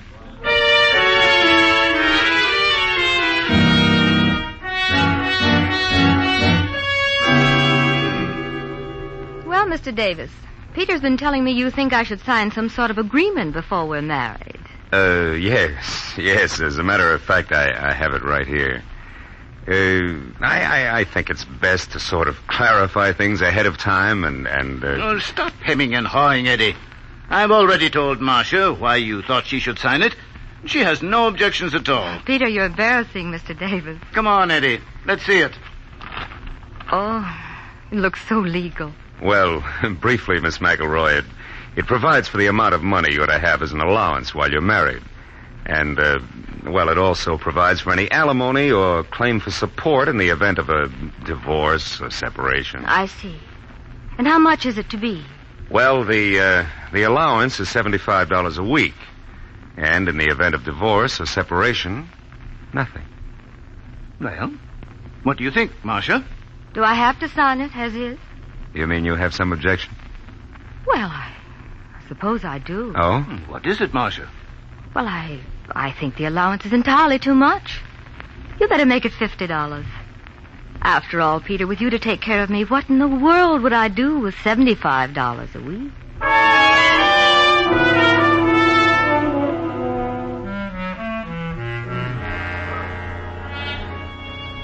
No, Eddie. You'll never understand it.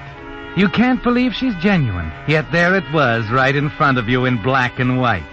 And you're more confused than ever, because deep inside you, mixed up with the dollars and cents, tangled with your rivalry with her for the $5 million, you know you're in love with her, just as lost as Peter is in those deep blue eyes.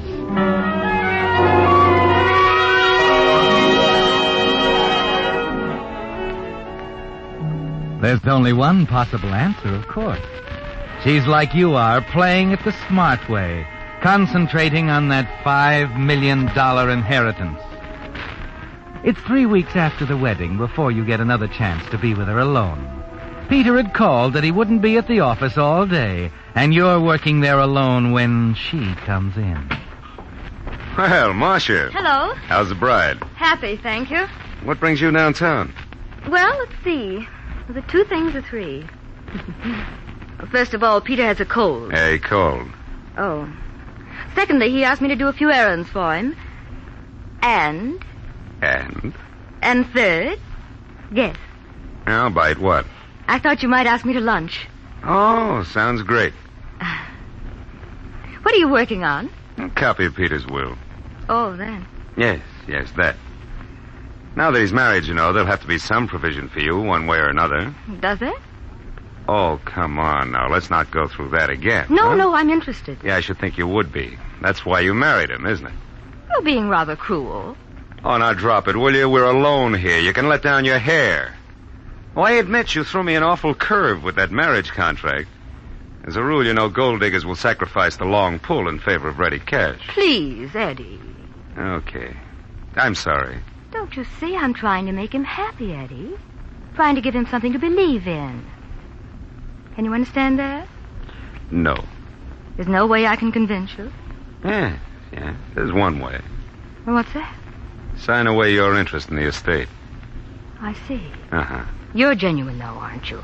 You're a real friend to him. You don't care about his money. What's that got to do with it? Well, he told me you're the current beneficiary in his will. Oh? How'd you get that out of him? 3rd degree or thumb screws? Did you have to say that? Oh, I'm sorry. You see, I can't help wondering about you, Eddie. Yeah, well, I'll leave that up to Peter. Well, he's wondering, too. You seem so concerned about the marriage. What'd you tell him? Nothing. I see. Would I convince you if I signed away my interest in the will? After that, baby, I'd believe anything. And you'd convince me if you signed away yours. I already told you that the money didn't make any difference to me. What about you? He's my best friend. Does that answer your question? There's only one way you can answer it, Eddie. We can go to him together and tell him we want the will restored to its original state, just as it was before he met either of us. You mean leave his money to that Shelby Gordon in Vancouver? That's right. Oh. Well, which is it? Peter as a friend or his money? I'm sure he'll be glad to know. Do you really mean that? You'd give it all up for... Of course I do. Oh, no. You're not human. You're not human at all. You're out of this world. Do you believe in me now? Oh, it just doesn't make sense, Marcia. You're young. You're the most beautiful girl I ever saw in my life. Peter's 65. I told myself the will was the only possible answer. You've been terribly hard to convince. Oh, they don't come like you. Not even in dreams. You're awfully sweet. I don't need to tell you, I guess.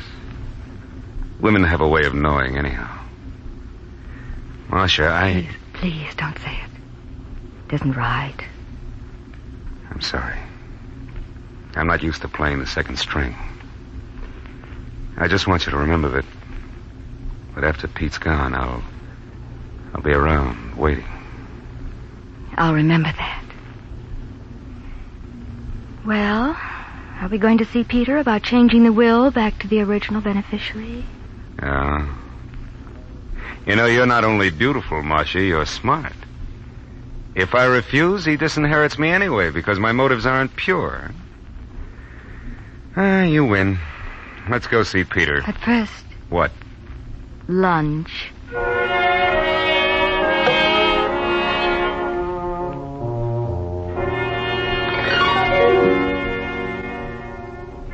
Well, Eddie, you have to believe in her now, don't you? There just aren't any other answers. The 2 years you invested in Peter Jackson went for nothing. The dreams of the $5 million fell to pieces before this girl whose only weapon was honesty. And somehow you find you can take it. One look from those blue eyes and you'd buy her Grant's tomb and make a down payment on the Brooklyn Bridge. a week after the new will is signed, reinstating Shelby Gordon of Vancouver, the original beneficiary, Peter calls to say he's not feeling well again and asks if you'd mind driving her home after an afternoon of shopping. It's been awfully sweet of you to drive me home, Eddie. Marcia? Yes? Oh, I better skip it, I guess. What are you trying to tell me, Eddie? You've started to say something 3 times in the last 5 minutes. Well, Marcia, it's about the will. Oh, again? Yeah, again. Now, believe it or not, I'm only thinking of you this time. What is it now? Well, it's not fair to you. No, don't look at me that way. He ought to provide for you. You've got a legal right to it. I told you I don't. Now, wait a minute. You might as well know all of it. Now, the will is signed and witnessed on page 3. I drew it up that way. It's still down in my office safe. I've got a right to keep it there because I'm Peter's executive. But I don't see what difference... Well, it's just this. The beneficiary shown on page 2. It'll make no difference whatsoever to Peter if I draw up a new page with you as beneficiary. Why, Eddie... Why, that'd be forgery. I know it. For you, I take the chance. Look, he doesn't care a rap for this Shelby Gordon in Vancouver. He's never even seen him. I don't want it, Eddie. I don't want you to touch it. Is that clear? You mean you'd expose me if I did? Why, I don't know. Well, here we are. You've got to promise me, Eddie. Now, let's not talk about it here. Now, wait a minute. Look, here comes the maid. Mrs. Jackson! Mrs. Jackson! Something's wrong. Oh, Mrs. Jackson, I've been trying to get you. What's the matter? It's Mr. Jackson. He's had a stroke. Peter! It's awful. Did you get a doctor? Yes, he's up there now. I'm afraid Mr. Jackson's gone. Oh, Eddie, come on. We'd better hurry. No. I've got to get back to the office. Now, Don't argue with me. Go up and talk to the doctor. I told you I've got to get back to the office.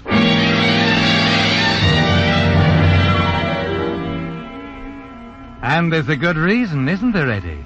As you race down the parkway toward town, page 2 of the will falls into place in your mind. Only the 3 of you knew the context, because you'd been clever enough to call in the witnesses only for the signatures.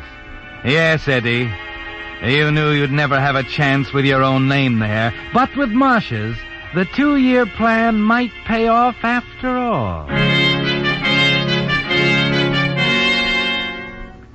It takes you only a few minutes to draw up the new page and insert it between the others, replacing the black ribbon just as it was before, and carefully put it back in the safe.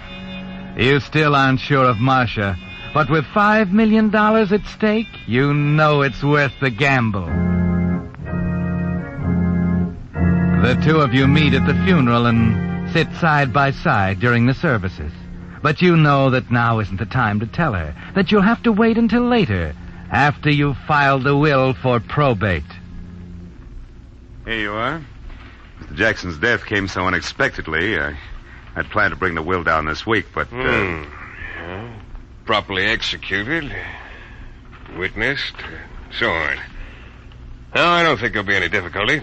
Mrs. Jackson will be the natural beneficiary, of course. Yes, of course.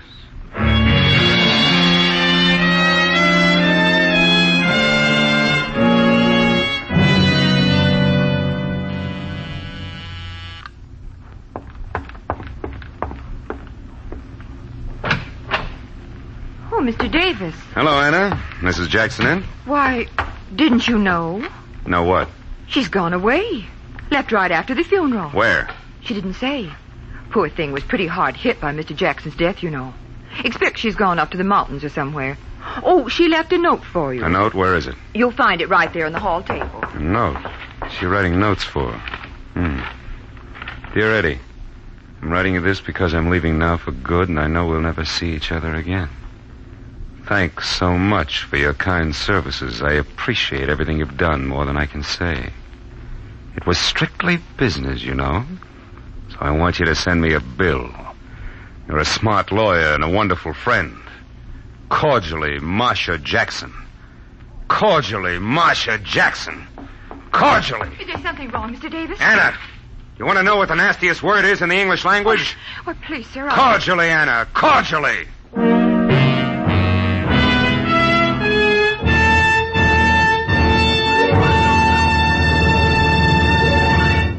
The Whistler will return in just a moment with the strange ending of tonight's story. Meantime, a question. What would you think of a driver who deliberately did something that clogged up his motor with 6 times as much carbon and wore out his cylinders 50% faster than necessary? Well, get ready for a shock, because that's just what you're doing if you're still using old-fashioned straight motor oil. Listen to these facts. In exhaustive road and laboratory tests, today's finest straight motor oil was compared with the amazing new type Signal lubricant that combines 5 scientific compounds with 100% pure paraffin-based Signal Premium motor oil. The result? The motors using Signal Premium oil actually showed only 1/6 as much carbon and 1/3 less cylinder wear. Now get that. Motors stayed 6 times cleaner. Cylinder wear was reduced 1/3 with new Signal Premium motor oil. No wonder drivers who want to keep wear down and performance up are switching from old-fashioned straight motor oil. Better make your next oil change a change for the better. Change to the new type Signal lubricant that's your guarantee of a sweeter running motor. Signal Premium motor oil. Now back to the Whistler.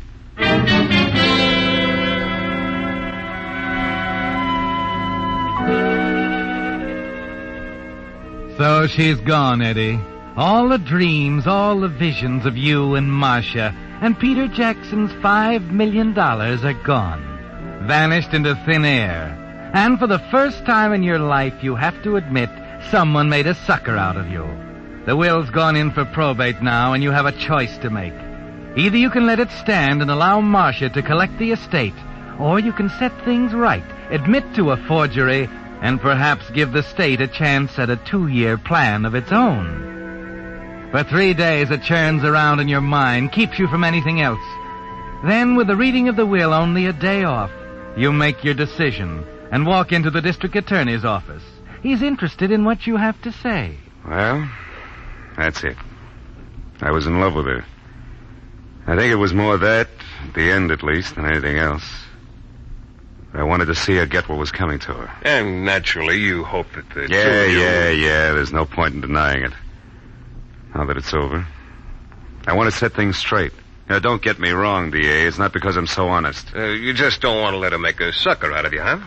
That's right. She has no claim on the estate. The money belongs to a distant relative, a guy named Shelby Gordon. Lives in Vancouver. I have the genuine pages of the will right here. Oh, good. Incidentally, I don't think you'll have to worry about the forgery charge, Eddie. Doesn't make much difference anyway, and... What do you mean?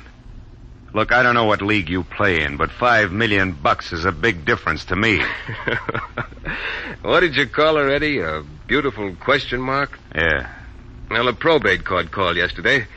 Asked us to check on her. You see, there was a reason why she came to New York and married Peter Jackson after he'd made a new will in your favor. What? We thought there might be a loophole somewhere. Possible fraud. But there isn't any. She's too smart. You see, before she came here, she had her name legally changed to Marcia McElroy. Her real name was Shelby Gordon. Lives in Vancouver.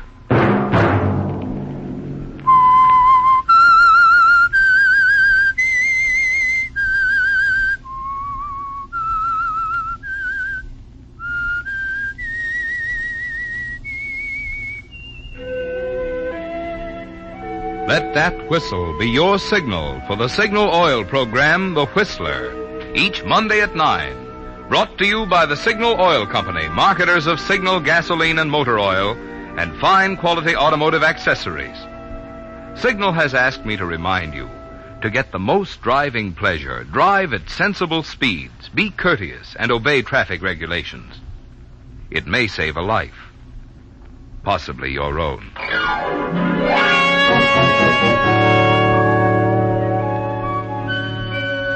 Featured in tonight's story were Lurene Tuttle and Gerald Moore. The Whistler was produced by George W. Allen. Story based on an idea by George Fass. Music by Wilbur Hatch. And was transmitted to our troops overseas by the Armed Forces Radio Service. This is Marvin Miller speaking for the Signal Oil Company. This is CBS, the Columbia Broadcasting System.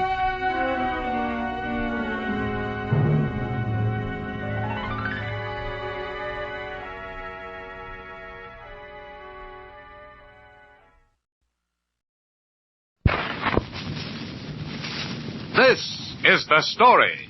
The strange story of the immortal fame that awaited a girl whose father pronounced her dead.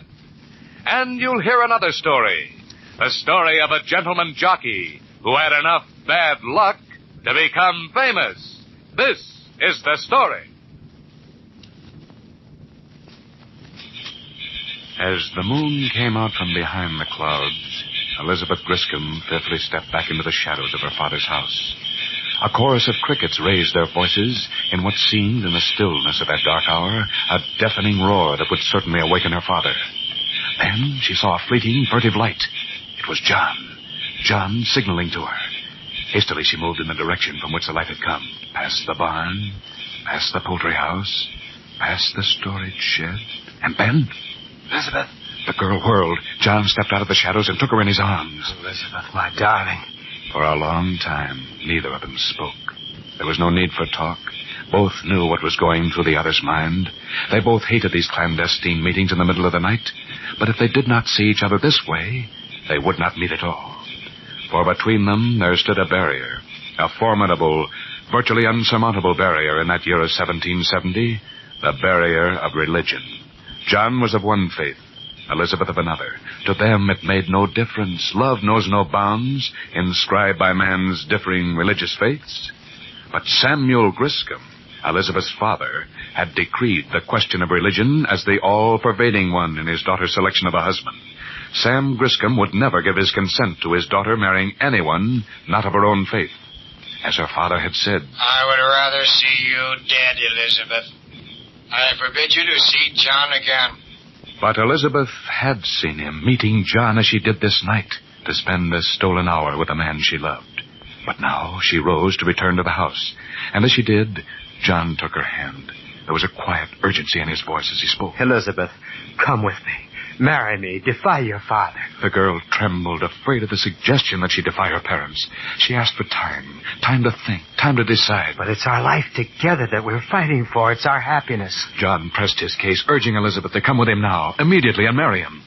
She knew it was a decision that she must make, and which could not be long postponed, but to go tonight, now. No, she should not do that. She must have time, a little time. Then tomorrow night, Elizabeth. Tomorrow night or never. We can't go on like this. And so it was agreed. They would meet again tomorrow night, and Elizabeth would come prepared to go away with John. They would be married.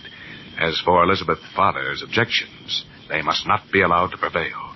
Thus determined, the girl started back toward the house, comforted by her loved one's voice, which followed after her in the night. Good night, my darling. Good night until tomorrow. The stairs creaked and groaned under Elizabeth's feet as she ascended to her room. She listened at the door of her father's room as she passed down the hallway, but she could not be certain that she heard his heavy, regular breathing. But she moved on and stole back into her own room. And as she turned from her door, she froze with fear. Sitting in a chair across the room was her father. Come in, Elizabeth. Samuel Griscom's face was hard, grim, angry as he sat there looking at his defiant daughter. He berated her for disobeying him, for stealing off in the night to meet a man he'd ordered her not to see. And then he delivered an ultimatum. Either you promise never to see John again, or you will leave this house. But Elizabeth was not to be intimidated. She loved her father. She had no wish to cause him unhappiness. She wished there were a middle ground upon which they could meet. But if there were not, then she would have to go, for she could not give him a word that she would not see John. You know what it will mean if you marry this man, Elizabeth? Griscom's daughter nodded. In the eyes of your family and of your church, you shall have died. Think of that, Elizabeth. She had thought of that, of everything. Her mind was made up. And so Samuel Griscom rose slowly from his chair, heavily burdened by the weight of his grief. At the door of the room, he turned and spoke the last words he was ever to speak to his daughter. In the eyes of your father, your family, your church, you are dead. And to those of us who look back upon the history of our country, the name of Elizabeth Griscom might also be dead, gone to the grave with the woman who bore it when she passed from this life in the year 1836. But history had a stranger fate in store for Elizabeth Griscom. For 7 years after her marriage, there came to the upholstery shop, which she ran with her husband John Ross in Philadelphia, an officer of the Continental Army, and placed with her an order which assured her of immortal fame. For the order which Elizabeth Griscom took and completed was the order to make a new flag for a new country. And despite her father's curse, her name shall live as long as that flag shall wave. For it is the name of Betsy Ross. This is the story.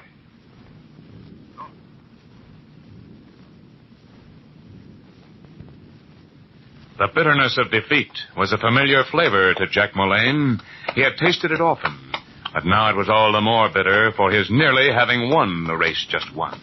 It had been at the last barrier that the steeplechase had been decided. Mullane had been out in front as his mount cleared that fence. Victory was in his grasp as his jumper came out on the flat for the dash to the finish line. Mullane was on his way to winning his first race since becoming a gentleman jockey 2 years before. And then, well, Mullane himself didn't know exactly what had happened. His mount had slipped, not much, not enough to fall, but enough to break its stride, its pacing, enough to lose the race by a few inches. A fellow rider clapped Mullane sympathetically on the back as the unfortunate jockey dismounted at the stable. Tough luck, Jack, old boy. That should have been your race. Mullane smiled weakly and entered the clubhouse to change his clothes. And while he undressed, showered, and dressed for the street, he had time to mull over the misfortune that had dogged his footsteps from the moment he had ridden his first race. Mullane loved horses. He loved to ride. And the profession of a gentleman jockey was an honored and rewarding one in England, if you win. But you've got to win, at least once in a while. That's what Mullane told himself as he dressed. Yes, you had to win once in a while. And he hadn't won, not once. Jack had fought against the conclusion that a future as a steeplechase rider was not for him. And now he remembered the urgings of a schoolmate with whom he had appeared in college plays. His friend was now doing a part in a show in London. And when they had last met, his friend had said, Chuck this jockey business, old man. You can act. You're for the theater. I can get you a part in the play I'm in. I say, how about it? Jack had declined the offer with thanks. But now he found himself more and more questioning the wisdom of his decision and considering the status of his personal finances. Something else his friend had said sounded particularly inviting. It isn't much of a part you'll get in the play, but the show's good for a long run, and you could at least buy beer and Skittles. Mullane was considering this offer when the door of the dressing room opened, and a large, prosperous-looking middle-aged man entered. He approached Mullane and introduced himself. The jockey recognized his name. He was a manufacturer who owned one of the largest stables of steeplechase horses in England. The visitor came directly to the point. He'd seen Mullane ride, and though he had lost the race, he liked the way he handled his mount. He wondered, the manufacturer said, whether Mullane would be interested in riding his entry in the Grand National. The Grand National? Mullane was awed by the offer. The Grand National. The world-famous Grand National, the most important event in English steeplechase racing, was the goal of every jockey. And here he was being offered a chance to ride in it. And not only ride, but to be astride the pre-race favorite. For it was common knowledge in English track circles that a horse named Londonderry Lad, owned by the manufacturer, was the horse to beat. Would he like to ride Londonderry Lad in the Grand National? What a foolish question. There's nothing in this world I'd like better, sir. Nothing. And so the following day, with a horse that was favored to win the Grand National safely ensconced in the rear of the van, Mullane and his driver started for Liverpool. It was March, and it was cold. And as the lorry rolled over the slippery roads, a fog began to settle over the countryside. Relaxing in the wonderment of his good fortune, Mullane was soon lulled to sleep by the steady hum of the truck's wheels on the damp pavement. Mullane was brought back to consciousness by the blare of the truck's horn. Out of the fog, a car moving in the opposite direction loomed in front of the lorry. The truck driver, in attempting to avoid a crash, whirled the steering wheel. The lorry skidded, went off the road, and crashed into a fence. Mullane and the driver were shaken by the accident, but the jockey's first thought was of Londonderry Lad in the rear of the truck. He leaped from the cab, ran to the rear of the machine, and dropped the tailgate. On first inspection, the horse was uninjured. But when, with the help of the truck driver, Mullane got the mount out of the truck and began to walk it up and down the road, Londonderry Lad moved with a perceptible limp. One of the horse's forelegs had been bruised, not badly, but enough for even an inexperienced horseman like the truck driver to declare. I say, Governor, looks like he won't be running in the Grand National after all. The truck driver was right.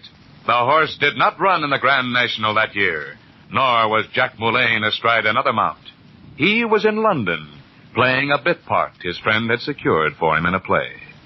Yes, Jack Moulin reluctantly conceded defeat in his career as a jockey. After all, there's just so much bad luck a man can take and no more. But the same misfortune that dogged his footsteps as a jockey miraculously vanished when Moulin turned actor. And the stage and the motion pictures can be thankful it did.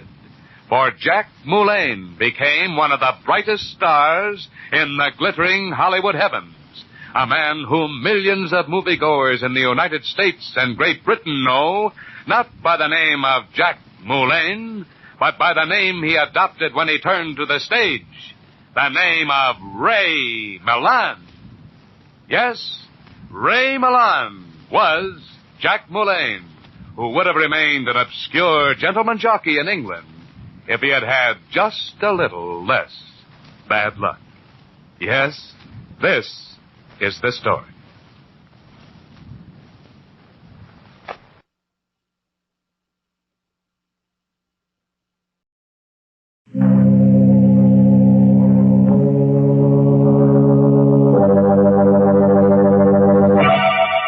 Lipton Tea and Lipton Soup present Inner Sanctum Mysteries.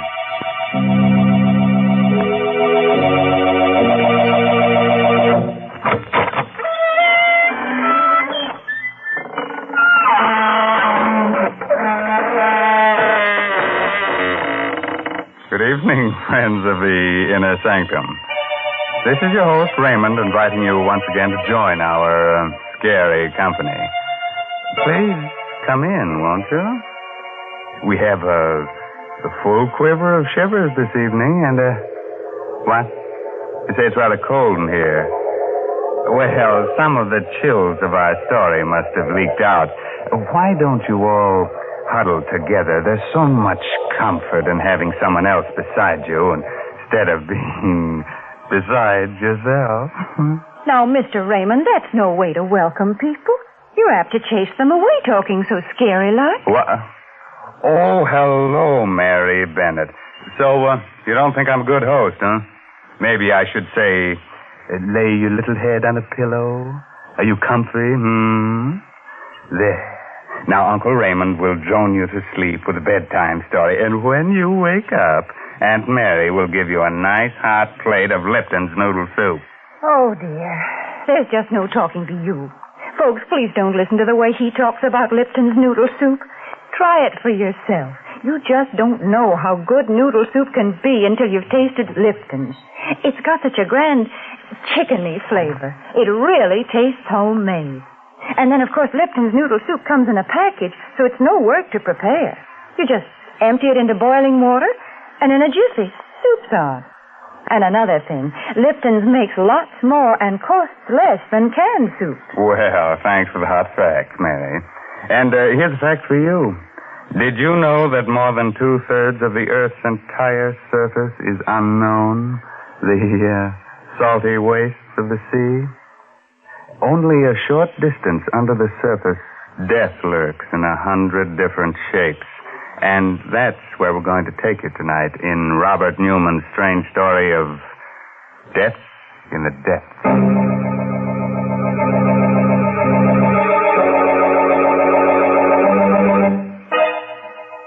A wharf in a small seaside town a few minutes before midnight. Moored to the dock, just barely visible through the thick fog, is a stubby, broad-beamed ship. Suddenly, out of the swirling mist, a man and woman appear. He is tall, heavy-set, carries a sea bag over his shoulder. She's slim, attractive. They reach the end of the dock, and he stops. Hey. I can't do it, Leila. I just can't. That's all there's to it. Stop arguing and get on board there. Well, I'm telling you I can't, Leila. I can't. Why even think about it? The way the water looks down under. The feel of it pressing against. And I'm telling you that you're going, whether you like it or not.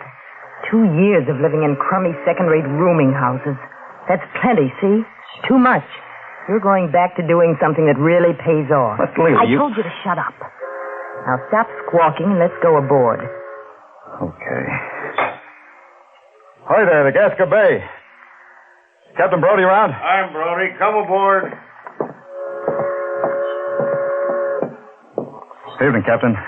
My name's Farrell. This is my wife. Hello. I understand you're going off on a job and you're looking for divers. Well, yes, I am. We've got a salvage job off the Keys. It's a tough one, 20 fathoms.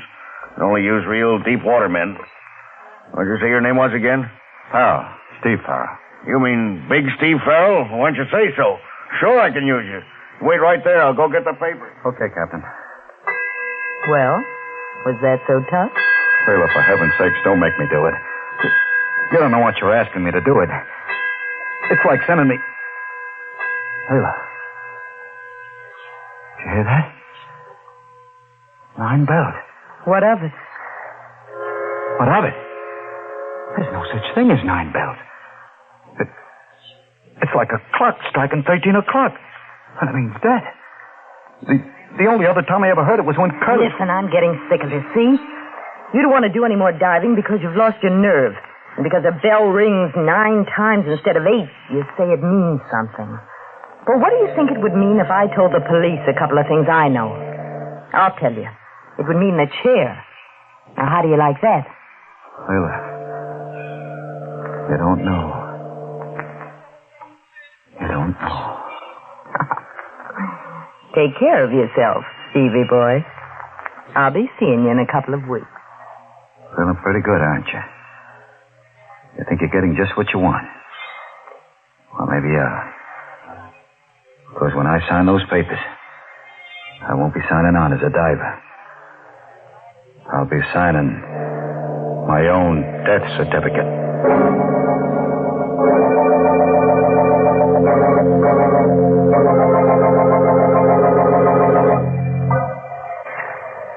All set, Captain.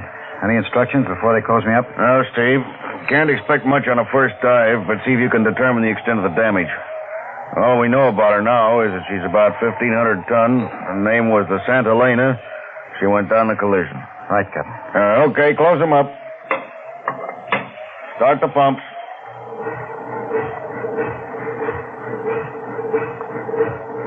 Go away.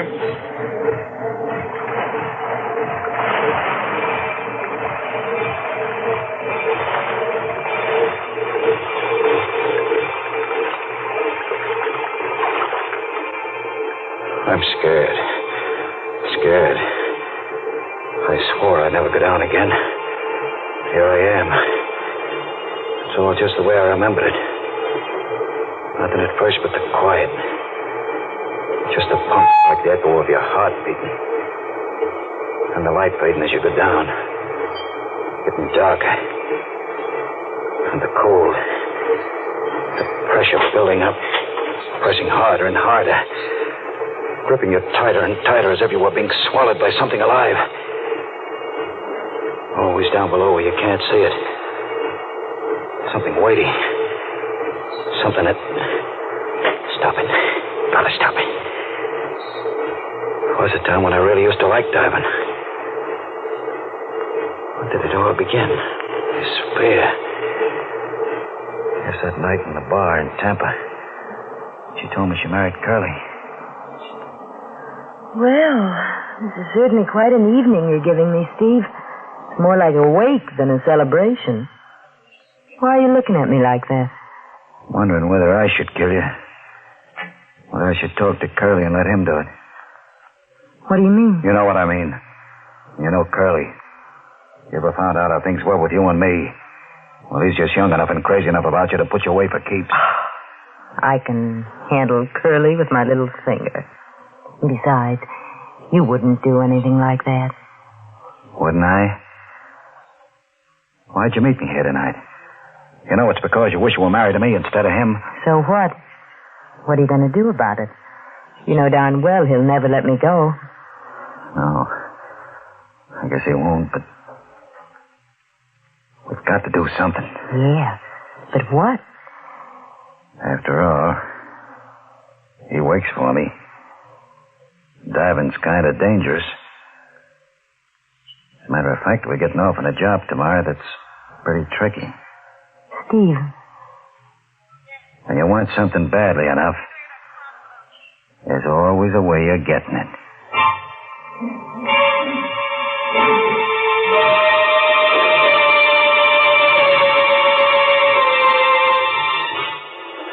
Yeah, that was the beginning. That wasn't when I was afraid for the first time. That came later. 2 days later, out on the reefs. 2 days of being with Curly and talking to him. Knowing all the time what I was going to do. And that last dive, late in the afternoon. Standing on deck with Andy, the pump man, and watching Curly through the clear water. Watching her move across the deck of the Hulk. As cool as she was, and... You going down too, Steve? Yeah, Andy. Maybe we can wind up today and start home tomorrow. You can handle both of us? Sure. Only watch the coil over on the port side there, sharp as a razor. Almost took Curly's boot off this morning. If you get into any trouble, well, I'm all alone up here. I'll watch it. Want to button me up? Yeah, sure.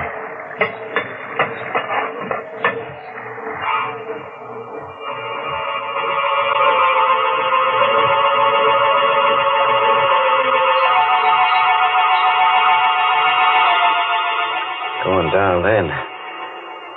Just the way I'm going down now. I still wasn't afraid. Not yet. I was too busy figuring out just how I was going to do it. And landing on the bottom and starting to work my way toward the Hulk, over the coral. There was Curly's hose and safety line. Lying on the coral. Snaking its way to the Hulk where he was working. I didn't have to look up. I could tell by the shadow I was under the hull of our ship, so Andy couldn't see me. And I came to a place where Curly's line was lying right next to a coral spur. And I knew that was it. I bent down, looped it around the spur so Andy couldn't pull him up. Hello, Curly. Curly, try your line. I think it's fouled. And I did it. Took out my knife and cut Curly's air hose. Andy must have known it even before Curly did. As soon as a bubble started pouring out of the end of the hose. Hello, Curly. Can you still hear me? I think you're in trouble. Your airline's cut. Hold it and save whatever air you got. Steve's on the bottom, too. He'll get over to you. Did you hear Steve? Yeah. I heard. I'm going as fast as I can. Steve, you gotta hurry. Where are you? I just hit the deck, but it's clouded up and I can't see anything. Where's Curly? Up forward near the ship's bell. Listen, he says he's going to ring it so you can follow the sound. And for heaven's sake, hurry. Follow the sound. As if I didn't know where he was. Straight forward. I could see him now, his lifeline taut, so he couldn't move. Holding his air hose with one hand and ringing the bell with the other. He was swaying back and forth. And I started counting the strokes. 5, 6, 7, 8, 9. Then he slid down onto the deck. The air bubbled out of his helmet, and I knew he was dead. I remember thinking, 9 bells. 1 bell after midnight. And suddenly it came over me that this was something I was never going to be able to forget. Never. But every time I went down, I was going to see him swaying there, hanging onto the bell, waiting for me. Waiting.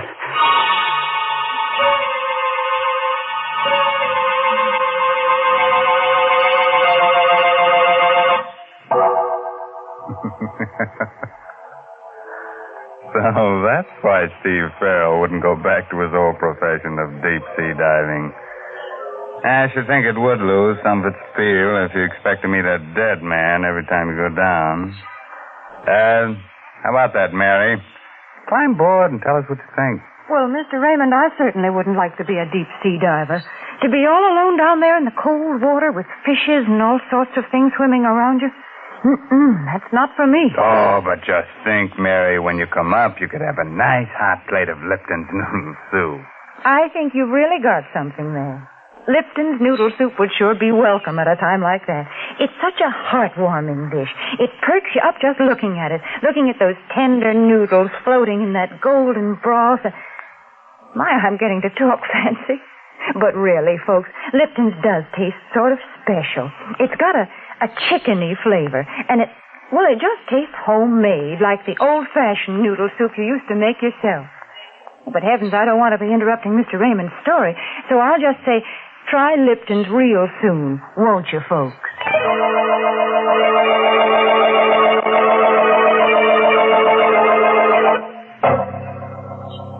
Now, shall I go on with the story of death in the depths of the sea? That strange underwater world where dead men ring their own death knell on the bells of sunken ships? Okay. Just a moment later now, and Steve Farrell is still standing on the deck of the sunken freighter Santa Elena. Oh, Steve, anything the matter? Why, no, Captain. I'm sorry. I thought I heard something funny, and I guess I lost my nerve for a minute. After all, this is my first dive in quite a while, but I'm okay now. You sure? We can haul you up, send Mike down. No, I'm okay. I'm going to stay. Well, all right, but don't forget, we can't see you from up here. So keep talking all the time so we'll know exactly where you are and what you're doing. Check. I'm up forward now on the port side of the deck. I'm just going inside. The companionway door is jammed shut, and I'm blinking on it. There she is. And now I'm inside in the corridor. It's pretty dark. I'm switching on my light. I can see now, a little way ahead of me at least. It's all kind of queer. Queer? How? Just funny, strange. He's canted over on the starboard side, so the card is tipped over at an angle. Sort of like a dream where everything's turned around. Kind of different and still familiar. Why does it seem so familiar? It seems to remind me of something else. That's it. The corridor of the hotel right after we were married. Walking down it with her, Leila. Out onto the terrace. The way she took the cigarette I gave her. Smiled at me. Very sure of herself. Thanks, Steve. Thanks a lot. Why the smile, baby? Why shouldn't I smile? I'm young, healthy, and I'm married to a guy I like. A guy who's going to take real good care of me. I sure am, baby. Not only that, from now on, things are going to be different. Didn't have a chance to tell you before, but I'm through with diving. For keeps. What do you mean? Just that. Sold the boat yesterday and all the equipment. I'm out of that racket for good. You shouldn't have done that, Steve. Not without talking to me about it first. What do you expect to do from now on? Oh, I'm all set on that. I got a job as a second engineer in a freighter, the Arcturus. Well, I guess that'll be all right. For a while, anyway. What do you mean, for a while? You think you're going to tell me what kind of work I should do and what kind I shouldn't do? But of course, Steve. Like I said, I'm your wife. And besides, if I wanted to, I could tell either you or anyone else a lot of other things. Like why you decided to give up diving. What are you talking about? Gave it up because I was sick of it. Is that the reason? Or is it because you're afraid that if you did do any more diving, you might start seeing things? Seeing what? Well, after all, you were right there when Curly had his accident and got drowned. The funny thing is, you were talking about how he might have an accident just before you went off on that trip. I've been thinking I really ought to talk to Andy about it since he was there, too, and find out just how it happened. Andy's not around anymore. He left town right after I paid him off. Oh, I see. Well, remember that the police could probably find him, Steve, if they should ever want to ask him any questions.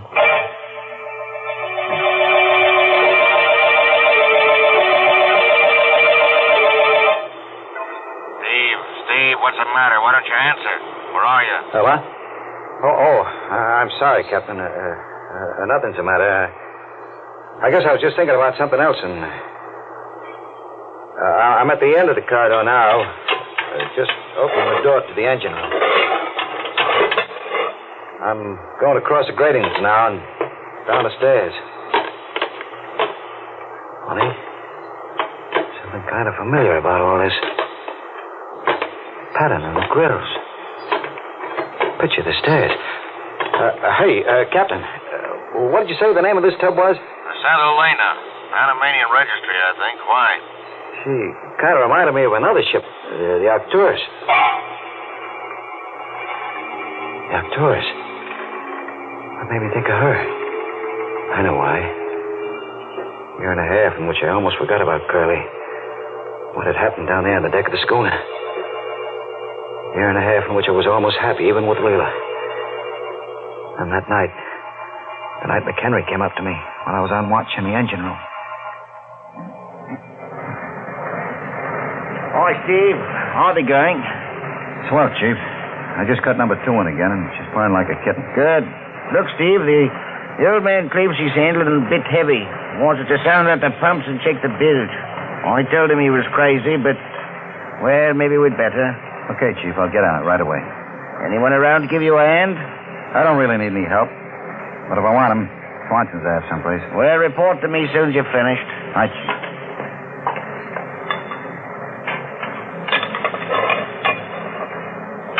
Oh, there you are, Swanson. Hey, where you going? Come back here. Go. Hey, wait. Wait a minute. You're not Swanson. Who are you? Hey, I'm nobody, Chief. Stowaway, huh? Hiding down here behind the boiler. Give me a break, will you, Chief? I ain't doing nobody any harm. Where I'll be. Steve, big Steve Farrell. Andy. Andy Andrews. And I wanted a break. This is terrific, Steve, like money in the bank. What happened to you anyway? Oh, usual thing. Run of tough luck. Been out of work for about a year now.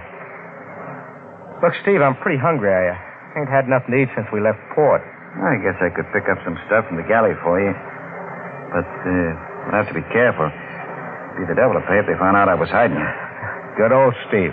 I know you wouldn't let an old shipmate down. And, Steve, while we're at it, I could use a little cash, too. Yeah, I figured that. Well, when we get to port, I guess I could let you have 10 or 20. That's not enough. I was figuring on, like, 500. For a starter. 500? Are you nuts? I don't think so, Steve. You see, after Curly had his little accident and you sold the boat and all the equipment, I figured you'd given up diving because you were kind of upset about it. Then I heard you'd married his widow, that Leela dame. I started thinking back. I remembered how Curly's air hose looked after we pulled him up. The place where it was cut wasn't rough, like it had been done by Coral. It was clean, like it had been done with a knife. So that's it. Blackmail. Well, why do you have to use words like that, Steve? Okay, Andy. It's going to be a little tough to get, but... Wait a minute. What is it? Someone's coming, one of the wipers. We got to find some place for you to hide. I know. Down there in the bilge. Here, climb in. Right down through that No, but it's almost full of water. There's plenty of room and you'll be safe there. Really safe. Oh, okay, but you better not... Oh, what are you doing? Let go of me. Let go. Help. Help. You'll be safe here, all right. I'll see to that. Stop struggling like that, Andy. Not going to do you any good. And I'm in too deep already to let you go wandering around with what you know. In weeks before they find you down here in the bilges. Maybe they never will. And if they do, they'll figure you tried to hide down there and got drowned all by yourself.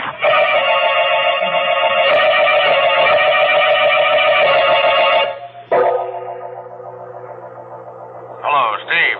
Steve, will you talk up and stop mumbling? Where are you now? Down at the bottom of the ladder in the engine room. This light's not too good.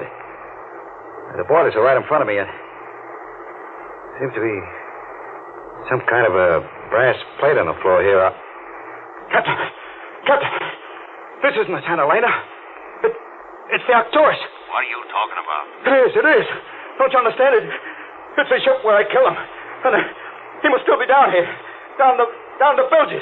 Get me out of here. Pull me up. Okay, Steve, don't take it easy. We'll get you up. Start hauling them up. Mike, you better go down there fast, see what the trouble is. Hurry up, for heaven's sake.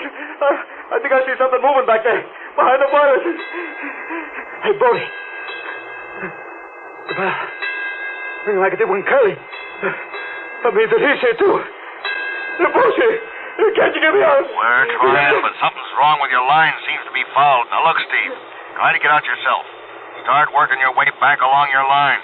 No good, Steve. You know that, don't you? You're here to stay. Andy. It is you. Sure, Steve. And I got a friend with me. A friend of yours, too. He's standing right next to you. Andy. We waited a long time, Steve. But now you're here with us. And now you're going to know exactly what it was like with both of us. You're going to know what it's like to drown. Steve, why don't you answer? What's the matter? Steve, your lifeline and air hose, I think they're gone. Andy, Curly, no. Let me go. Let me go. Too late, Steve. This is it. This is the way it was with us. Trying to fight it first, holding your breath. Then, when you can't fight it any longer, letting go. The water rushing into your mouth, nose. You choke at first, try to fight some more. Then everything starts to go black, and you relax. There are lights moving in the darkness, and suddenly you feel very peaceful and very free. Peaceful and very free.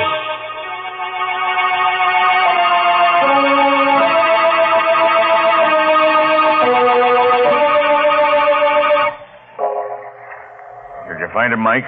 Yeah, he was right where you said. Down in the engine room. They're hauling him up now. It's going to be tough breaking the news to his wife. How did it happen? There's a heavy iron door leading into the engine room. It swung shut, cut his lifeline and air hose.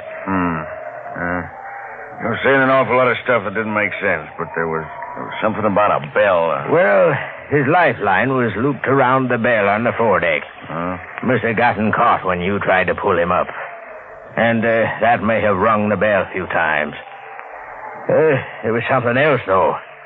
You remember you said he kept asking if the ship's name was really the Santa Helena? Yeah? Well, there was a brass plate in the engine room with her original name on it.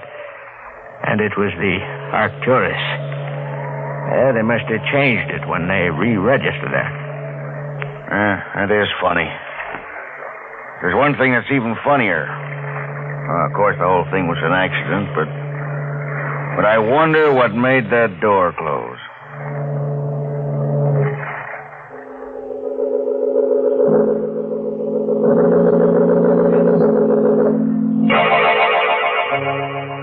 Oh, you do, huh? Even with two able-bodied ghosts about? But that's the way we like to leave you, with a couple of things to keep you wondering. And when we do, then we've known we've really rung the bell. The funeral bell. Oh, Mr. Raymond, with all the different kinds of bells there are, why do you have to talk about that kind? All right, Mary. Pick your own bell, see if I care. All right, then I'll choose a dinner bell. Will you ring it 9 times, huh? No, sir. You only have to ring it once if you're serving Lipton's noodle soup. And folks will come swarming to the table, because they know it takes Lipton's to show how good a noodle soup can be.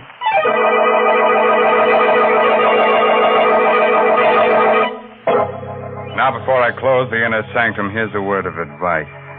If you should have nightmares tonight about drowning men and wake up with a start and see a strange figure in your room, a figure with staring eyes and seaweed in its hair, dripping water on the floor, don't be alarmed. Just ask it for its haunting license. Brother. By the way, this month's Inner Sanctum mystery novel is Net of Cobwebs by Elizabeth Sanksay Holding. Well, now it's time to really close that squeaking door until next week at this same time when Lipton Tea and Lipton Soup present another Inner Sanctum mystery directed by Hyman Brown. So until then, good night. Pleasant dreams.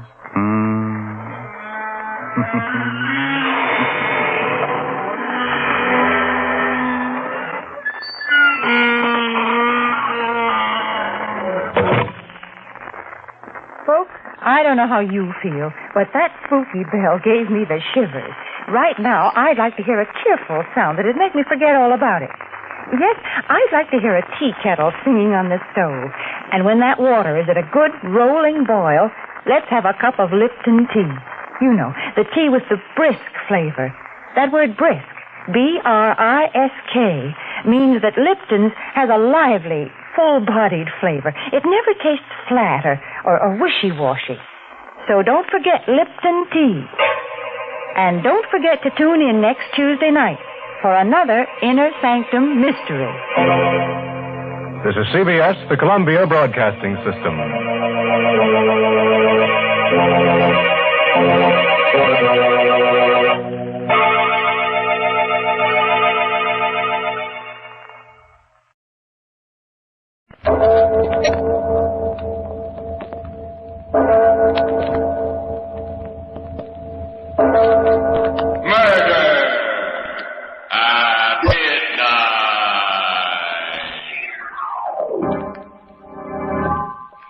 This item here, Mr. Bradley. Mm-hmm. Girl in mystery drowning, Pennaquit, Maine. While her sister stood helplessly on the dock, Abigail Thorne, 26, was drowned in the bay here at midnight last night. What? According to her sister Sarah, the older girl was about to board her ship. The Black Swan. What? Why, yes, that's the name. How did you know? How did I know? Because it had to be. It had to be.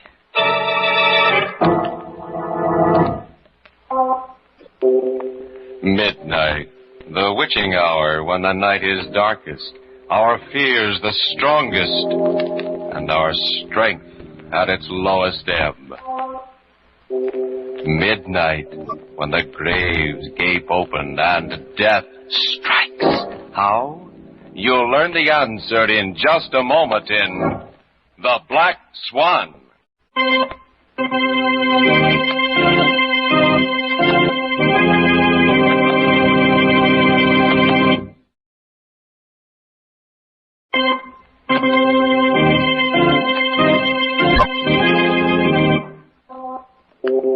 And now, Murder at Midnight, Tales of Mystery and Terror by radio's Masters of the Macabre. Our story by Leon Meadow is The Black Swan.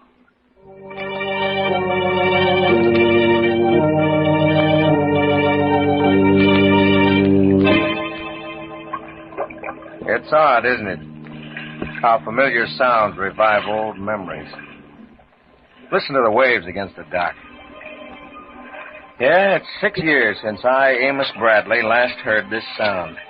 Last stood here in the moonlight looking out over Pennaquit Bay. And there she rides at anchor just as she did 6 years ago. A black ship against the sky. 45 feet of black hull beauty. Loveliest sloop ever turned out in the main shipyard. 45 feet of unholy black evil. The Black Swan, she was named, but a better name would have been Ship of Death. Yes, she was even launched in blood.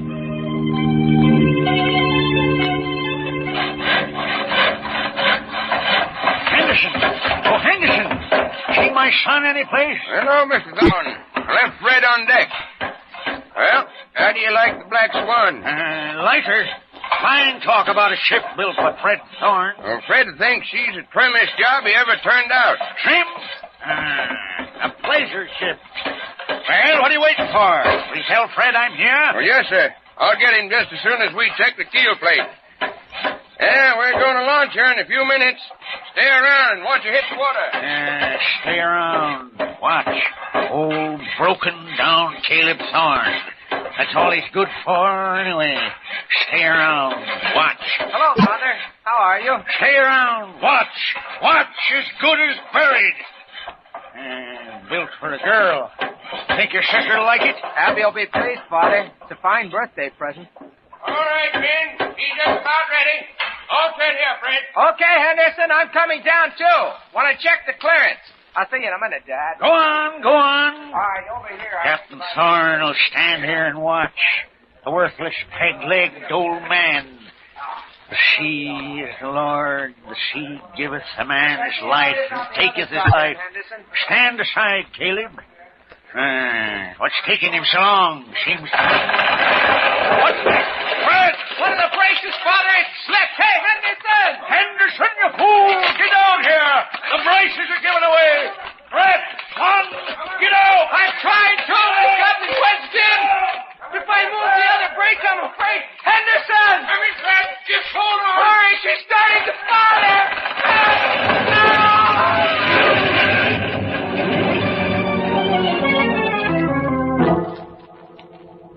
Yes, launched in blood. Murderer of Fred Thorne. The Black Swan never left the yard. For months, she lay there on the waves like a stranded whale on a beach. There was talk in town about old Caleb turning strangely on the one thing he was supposed to love, his daughter Abby. But I dismissed it as idle village gossip.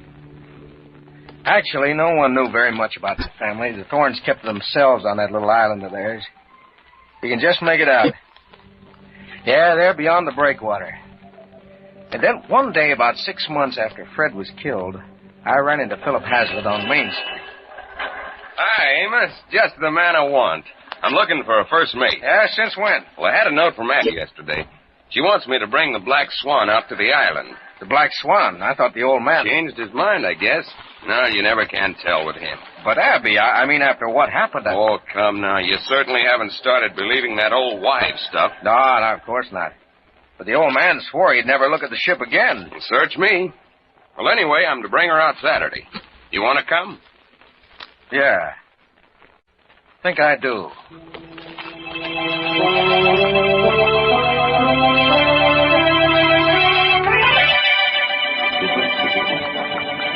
Here, Amos. You take over the wheel. She handles like a dream. Well, Fred knew how to build them. Now, watch it. She's trigger light to the touch. Well, maybe this is the turning point. Maybe now Abby will set the date, now that she's put these childish fears behind her. You've been patient, Philip. I'd wait forever for Abby Thorne. How about the old man? You know how he feels about Abby, or how he was supposed to. You'll just have to learn to like it. Cut her closer to the boy. That's it, Amos. Right. Now, a few points. Ah, there we are. There's the dock.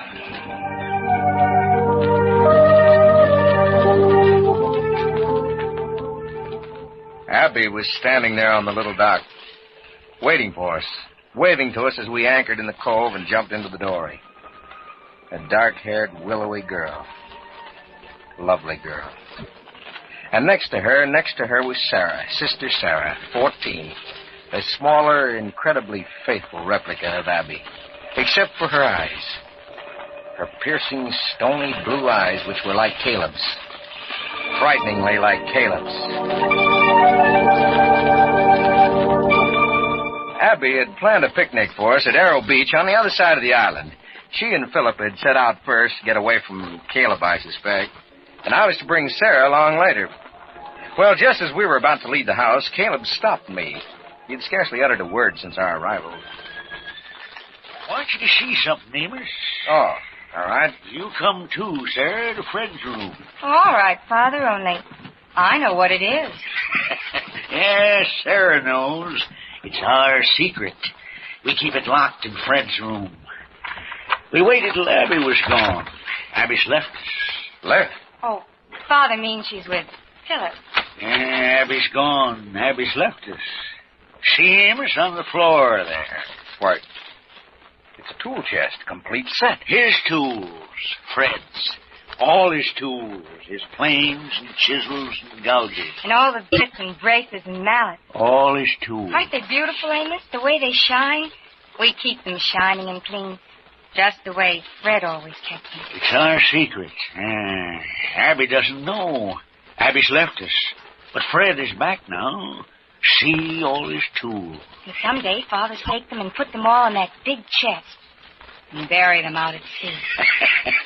That's what Sarah and me planned. Only now I have a better idea. You didn't tell me, Father. You didn't. Where, Father? Where could there be a better place? There's a better place, all right. Well, go on, get to your picnic. There's a better place, all right.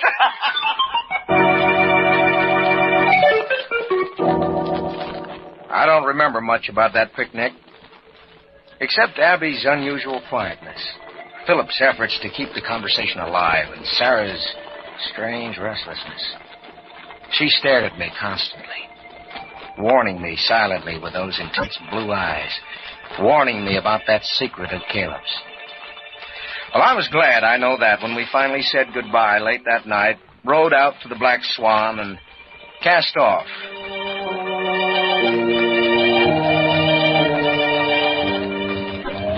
Amos, I don't get it. Get what? The ship, the way she's acting. She's not responding. She's sluggish. Temperamental. Wait till we get out beyond the cove. She feels the wind. Looks stiff out there.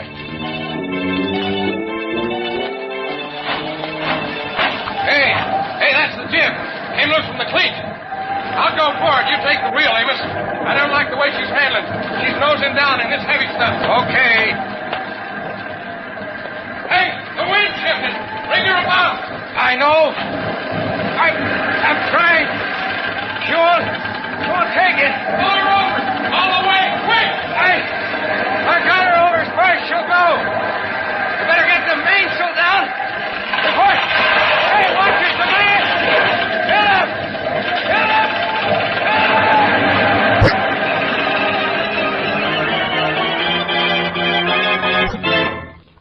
Yes, he was gone. Swept overboard by the backlash of a splintered mast. Lost in the darkness. Philip Hazlitt, second victim for the Black Swan.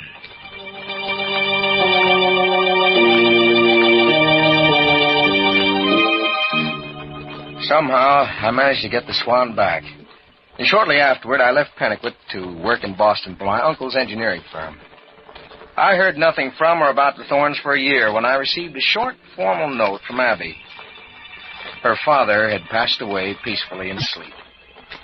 Well, I would have been less surprised had Caleb's death been more violent, had the Black Swan somehow been involved. And then, once more, Pennaquit and the Thorns receded into the past. 3, 4, 5 years slipped by uneventfully before the Black Swan again revived my half-forgotten fears. I had just returned from a conference to find Miss Brewster, my assistant, standing at my desk, glancing at the evening newspaper. She looked up as I entered the office. You're from Pennaquit, Maine, aren't you, Mr. Bradley? Yeah, what about Pennaquit? Well, this little item here. Possibly you know the girl. Sounds positively spooky. Listen. Girl in mystery drowning, Pennaquit, Maine. While her sister stood helplessly on the town dock, Abigail Thorne, 26, was drowned in the bay here at midnight last night. What? According to her sister Sarah, 20, the older girl was just about to board her ship. The Black Swan. What? Why, yes. That is the name. The Black Swan. How did you know? How did I know? It had to be. It had to be. The dark of night. And the ship with a past that is just as dark. What would you expect of a ship that was launched in blood, but... Murder! At midnight!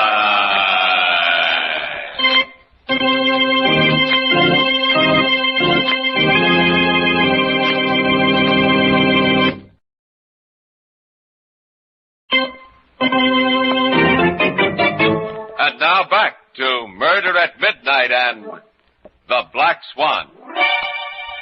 Who has the ship of death singled out for its next victim? Listen as Amos tries to find the answer.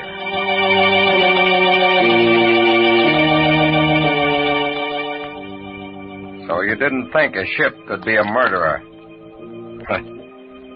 First, Fred Thorne, who built the Black Swan for his sister Abby. Then Philip Hazlitt, who loved that sister, Abby. And then Abby. Lovely, dark-haired Abby herself. And who's to be next? Well, that's why I'm here now. Why I've come back after all these years to Pennaquid Bay. I'm going to find out tonight. Yeah, I know. It's late and dark. Care to come? No? Can't say I blame you. What's that? May storm a bit later. Well, fine. That suits me just fine. I'm going out there, see? Sailor myself. Before this night is done, I am going to know the answer.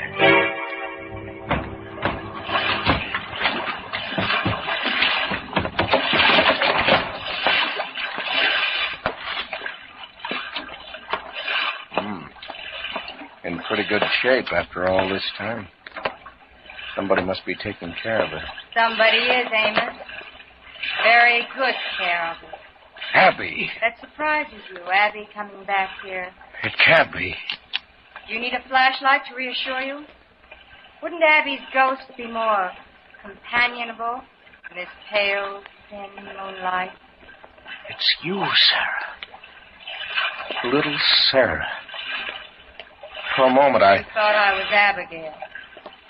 Yes, Amos, you were the one who always said I was the image of it. I am. A pale image. A reflection without substance. Come over here and sit down, Amos. After all, we have a lot to talk about. You want to know, don't you? You came back to find out about Abby. The Black Swan? Yes, Amos. But the paper didn't say how or why, did it? It didn't tell about the fights we had, Abby and I, after Father died. The bitter fights we had about the Black Swan. Until one day, a few months ago it was. Well, why not, Abby? Why not sell her? What's so precious about that horrible ship? I won't, that's all. I won't. Hasn't she caused enough grief? Let her rot to pieces in the harbor. I won't sell. You're afraid, aren't you? Afraid she might kill someone else. Yes. Yes, I'm afraid. Then make sure she never has another chance. Sure? How? Destroy her. In the harbor. Destroy her? Yes, Sarah. Yes, why not? Leave some gasoline at the house. We could burn her in the harbor. Tonight. And that's what you were going to do that night? Yes, Amos. We put 2 cans of gasoline in the dory and rowed out to the Black Swan.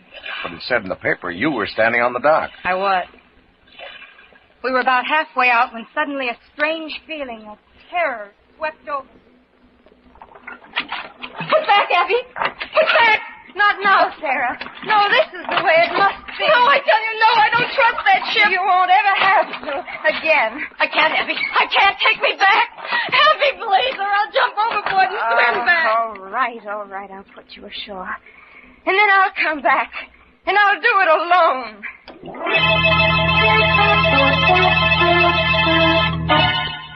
I see. See what? Do you see me standing there watching the dory in that choppy swell?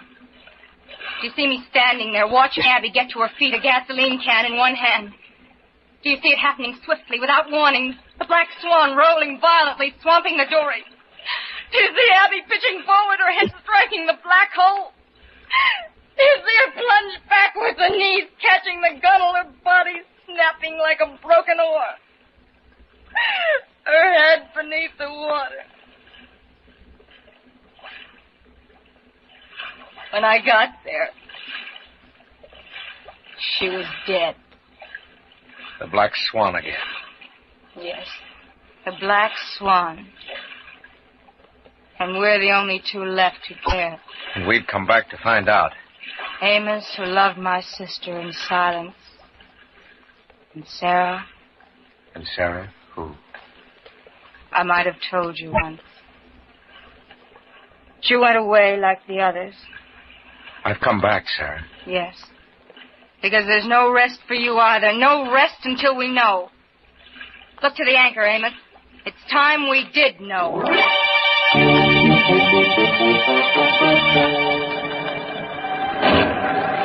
My friend at the dock was right. It's going to storm. Yes, I think so. And we haven't learned anything. She's handling like any other ship. Only better. It's Fred built her to handle. She's biding her time, that's all. What are you thinking? Do you remember the picnic that day? Yes, sir. That night, after you and Philip had left, I went to Fred's room. They were gone. His tools, the chest. Gone? You mean Caleb? Yes. Father had taken them away while we were picnicking over at Arrow Beach. Take them where? He wouldn't tell me. He said he'd found a better place. He kept saying that over and over, but he would never tell me where. Poor Father. Yes, sir. He changed so after Philip was killed. How? Well, it goes back to Fred, my brother Fred. Don't you see, Father commissioned Fred to build the Black Swan as a birthday present for Abby. It was one of the ways he thought he could, well, buy Abby away from Philip. And Fred was the first victim of the Black Swan. Yes. Then, Philip. And the more Father tried, the worse it became. Abby wouldn't talk to him, not a word. In death, Philip took Abby further away from your father than he could possibly have done in life. Philip's death? No, Amos. Philip's murderer did that. The Black Swan.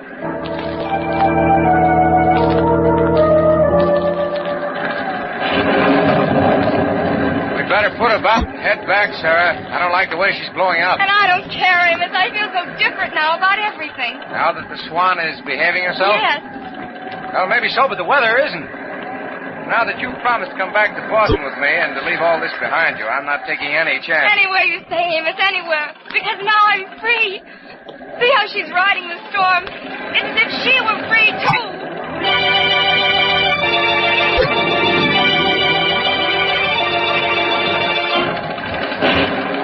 Any sign of that breakwater yet? I should catch it in the next lightning.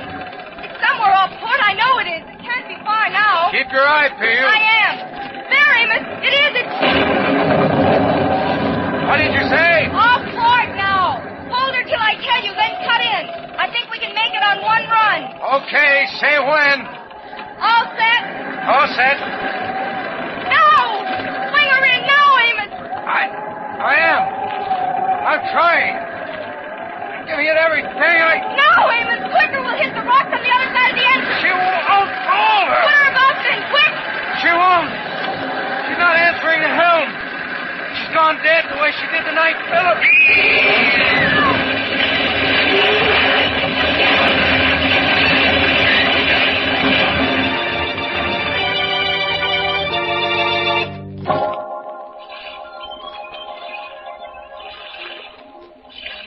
Abby. It's my fault. It's all right. It's all right. Abby, I need you. You're safe. It's all over. Oh, Amos. Amos, the ship. Finished, dear. All finished. Can you sit up? Here, take my hand. Look, Sarah. I want to show you something. Over there. Can you see? See? See what? You mean the shining... Yes, sir. It's half submerged. Why, there... No. No, they can't be. They are. They're his tools. Fred's tool chest and everything. Father. Father did it.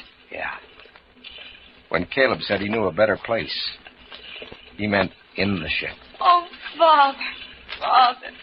Yes, he took the chest and nailed it up under the deck, up at the bow. That's why the Black Swan acted so strangely the night Philip and I left the island. But Amos, tonight she was acting so beautifully until... I know. That's because somehow all these years she's been rocking there in the harbor. The chest worked itself loose, just loose enough so it would shift with the ship's motion. But then, I mean, what happened when we tried to bring her in tonight? Well, my guess is that the chest suddenly got itself wedged in tight in one place, off center. That's why she wouldn't answer the helm. Fred's chest. Yes, Amos. Yes, that's why she rolled so badly the night Abby and I... Don't, Sarah. It's all over now. Yes, it is over now, isn't it? It was almost over for us. And then no one would have known. We know now, Sarah. Yes, the black swan has been brought to justice. And by her own hand.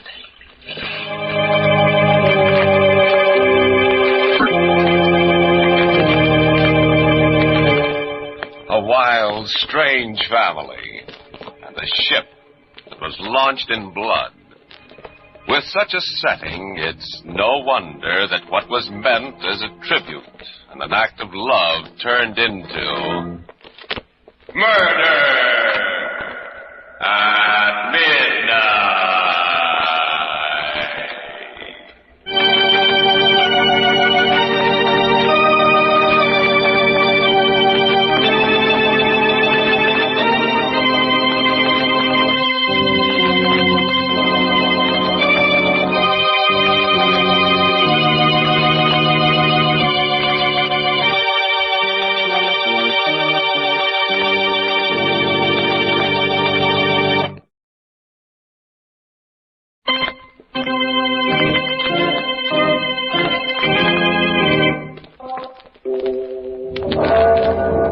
Remember to be with us again when death comes in with the rising tide and the clocks strike 12 for murder at midnight.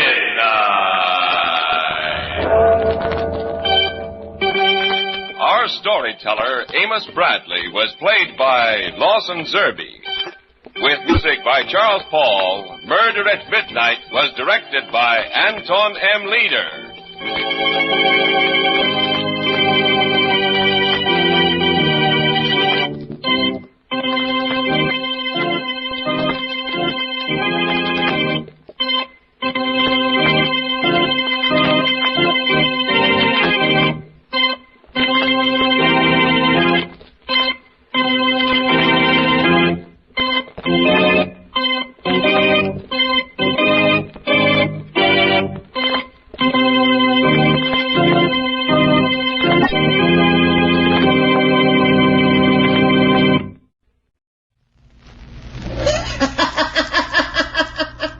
The sealed book.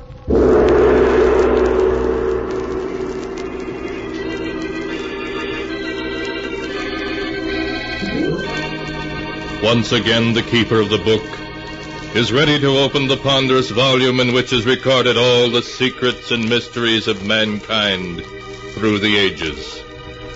All the strange and mystifying stories of the past, the present, and the future.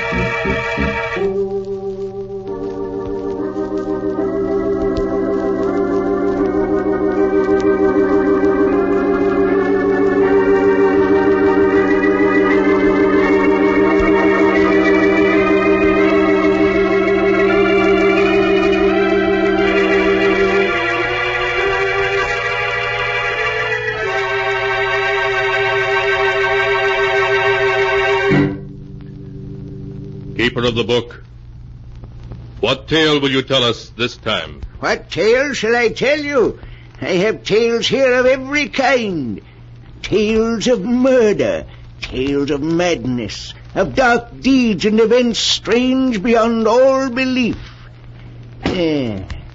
Let me see. Yes, here's a tale for you.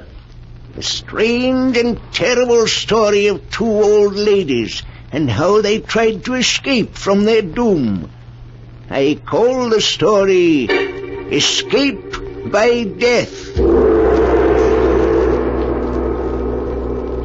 My story begins in a big, shabby old house in the country, fully a mile from any other habitation. In a large ground-floor room, which is both their bedroom and sitting room, Martha and Louise Abbott listen to the wind howl outside. Louise is an invalid, confined to a wheelchair. Martha, though able to walk, can only hobble a few steps at a time, so that to them the lonely house is almost like a prison. Oh, listen to that wind, Louise. Oh, I do hate living out in the country like this. We're so isolated from everybody. Oh, yes, Martha. It was so much nicer when we lived in our own house in the village. Even if Roger and Hester are our nephew and niece, we should never have let them persuade us to move out here with them. Oh, what is it, Toby? Queenie? Oh, our mother's darling's hungry. Even Toby and Queenie don't like living here. Yes, they do seem unhappy. Queenie hasn't been eating well. Louise, it's very foolish for us to stay here with Roger and Hester. I think I hear Hester coming now. We'll tell her right away that we want to go back to our old home. Here I am at last, Aunt Louise. Aunt Martha, I brought you tea and some cake I just made this afternoon. Thank you, dear. I have the Daily Sentinel for you. George Gibson just delivered it. I haven't even opened it yet. Thank you. Roger, Louise and I have been talking things over. It was very kind of you to invite us to live here with you, but we were much happier living in the village. We want to go back. But, Aunt Martha, it's much better for you here. Really it is. Of course, you're just homesick, both of you. And you'll get over it. Pretty soon you'll love the country as much as we do. Now, we don't want to hear another word about your leaving us. We couldn't be happy thinking of you alone and helpless in the village. Come along, Roger. Let them drink their tea. All right, Hester. See you both later. Oh, I do wish they'd let us go back. There's no reason why we shouldn't. Do you remember the teas we used to give? Mary Thompson came over every afternoon. It was so nice. There's no reason we can't move back and give those teas again. We won't be alone or helpless either.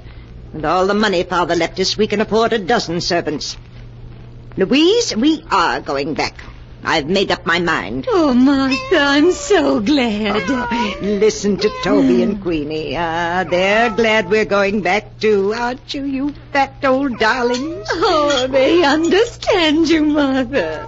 They know we're not going to stay here much longer. Of course they do. Well, now that's settled. Let's see what's in the Sentinel. Let's see now. Oh, Martha, let's look at the obituary notices first. Just what I was turning to, Louise. Here we are. Did anyone we know die? Now, let me see. Yes. You remember Amos Wilson, don't you? Yes. He died 2 days ago. Oh, poor Amos. He was about your age, wasn't he, Martha? Certainly not. He was a good deal older. Oh, Martha, look at this. Why, it says that Mary Thompson is entering the county home for the infirm. The poorhouse? Oh, no, it can't be. You can read it for yourself. Oh, that dreadful place. I'd rather be dead than in that home. Poor Mary. Martha, after we move back to the village, can't we have Mary come to live with us? Yes, of course. Why, going to the poorhouse would be the death of her. No, it can't be. What can't be? Read what it says there in the real estate column. The old Abbott mansion, owned by the Mrs. Martha and Louise Abbott, has been put up for sale by their nephew, Roger Clark. What? Why, it must be a mistake. We never told Roger to sell our house. Roger! Now, Martha, we mustn't get excited. But why should he want to sell our house? I don't permit it. You calling me, Aunt Martha? Yes, Roger. What's this in the Sentinel about our house being up for sale? Oh, Is it in the Sentinel? Oh, I'm so sorry. It is a mistake, isn't it, Roger? Well, no, Aunt Louise. But since the house isn't being used, I thought it would be a good idea to sell it. But you had no right to put the house up for sale without telling me. Now, don't get yourself excited, Aunt Martha. You don't want the house sold, I'll remove it from the market. You must, Roger. We couldn't live if the house was sold. All right. Now I'll take care of everything. Don't you worry. Everything's going to be all right. I don't like it, Louise. I don't like it at all.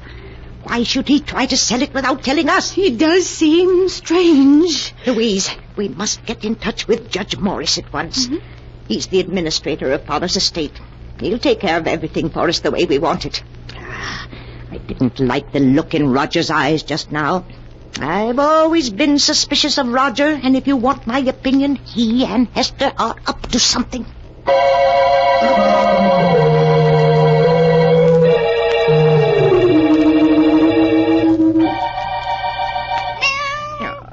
Is Mother's beautiful Queenie hungry? Well, here's a nice piece of meat from the lovely supper Hester just brought us.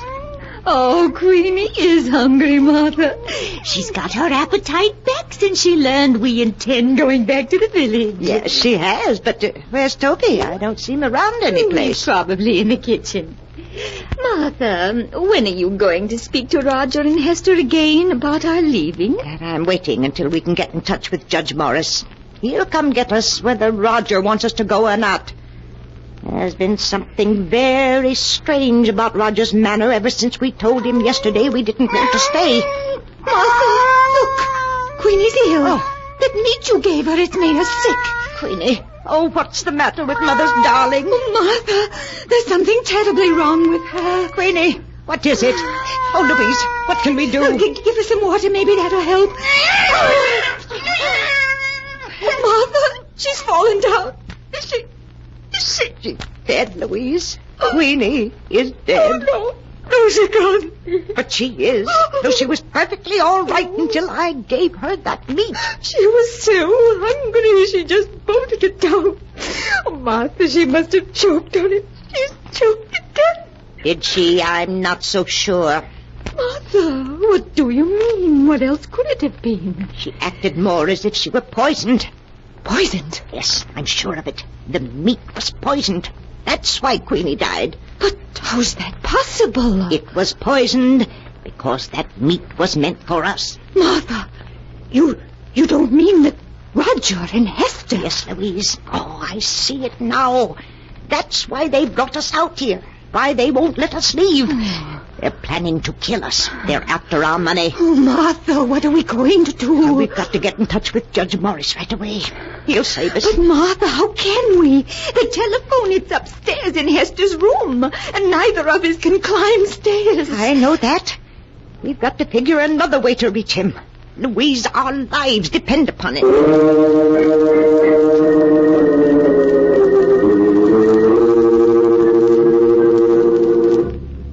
All that night, the two old ladies, terror in their hearts, tossed and turned in an effort to think of a way of escape from the horrible trap in which they found themselves. In the morning, they thought they had discovered how to do it. When George Gibson, the rural mail carrier, came by, Louise called to him and gave him a frantic message to Judge Morris, which he promised to deliver. However, a few minutes later, encountering Roger, their nephew, George Gibson told him what had happened, and Roger managed to persuade him not to deliver the message. Then Roger hurried home to consult with Hester. Roger, you say that while Martha was out here in the kitchen with me, Louise was giving George Gibson a message for Judge Morris? Yes. And she seemed so excited that George stopped me on the road to tell me about it. Hester, I'm afraid they suspect. Oh, no, they mustn't. We mustn't let them. I should say not, after all the trouble we've gone to. We would ruin everything. We've got to quiet their suspicion somehow. We've got to make them like it here, so they'll be perfectly content to stay with us until they die.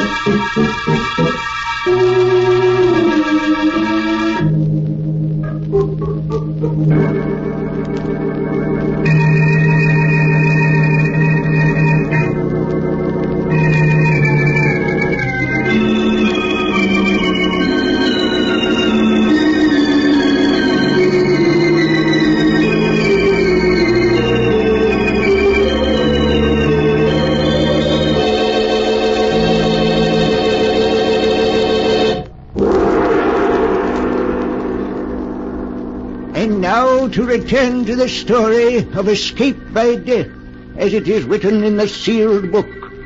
For 24 hours, Martha and Louise have waited in trembling impatience for George Gibson to bring word that Judge Morris has received their frantic appeal for help. Oh, Martha, where can George be? He's more than an hour late. Well, he's probably just been delayed. Maybe the car broke down. He'll be here soon. Yes, here he comes now. He's turning up the drive. Oh, Martha, I was so worried. I told you he wouldn't fail us. But there's Roger taking the mail from him. Suppose Roger doesn't let him see us. He might... Louise. What is it, Martha? What's wrong? That isn't a much younger man. Now he's leaving.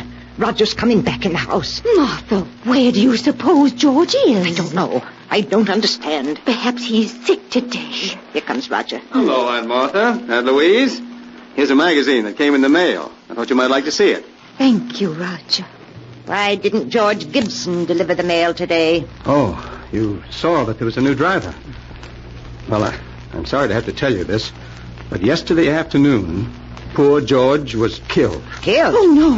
He had a bad accident as he was returning to the village. An accident? Yes. I'd rather not talk about it anymore now. It'll just upset you. Hester will bring you some supper soon. Poor George. Well, that means Judge Morris didn't get our message. Oh, Martha. Don't you see, Louise? That wasn't any accident. George was killed to keep him from going to Judge Morris. Martha, you can't mean that Roger and Hester... Yes, Louise, they'll stop at nothing to get our money. But what are we going to do? We can't get a message to anyone. And they're poisoning our food. We haven't eaten a thing since poor Queenie died. We can't go on throwing the food away or we'll starve. There's only one thing to do, food. You mean to see if it's poison? Yes.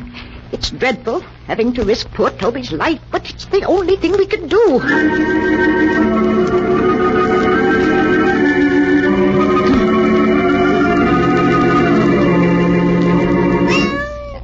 Here you are, Toby, a nice piece of meat for Mother's darling. Martha, I get so frightened every time I see Toby eating something.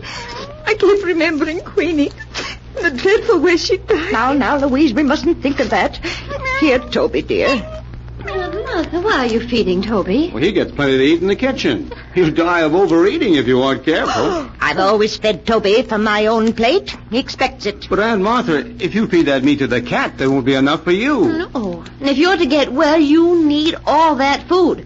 Now, I don't want you feeding Toby any more of it. Here, Toby. Come on, boy. Come on. Come on out the kitchen there. Martha and Louise eat their supper.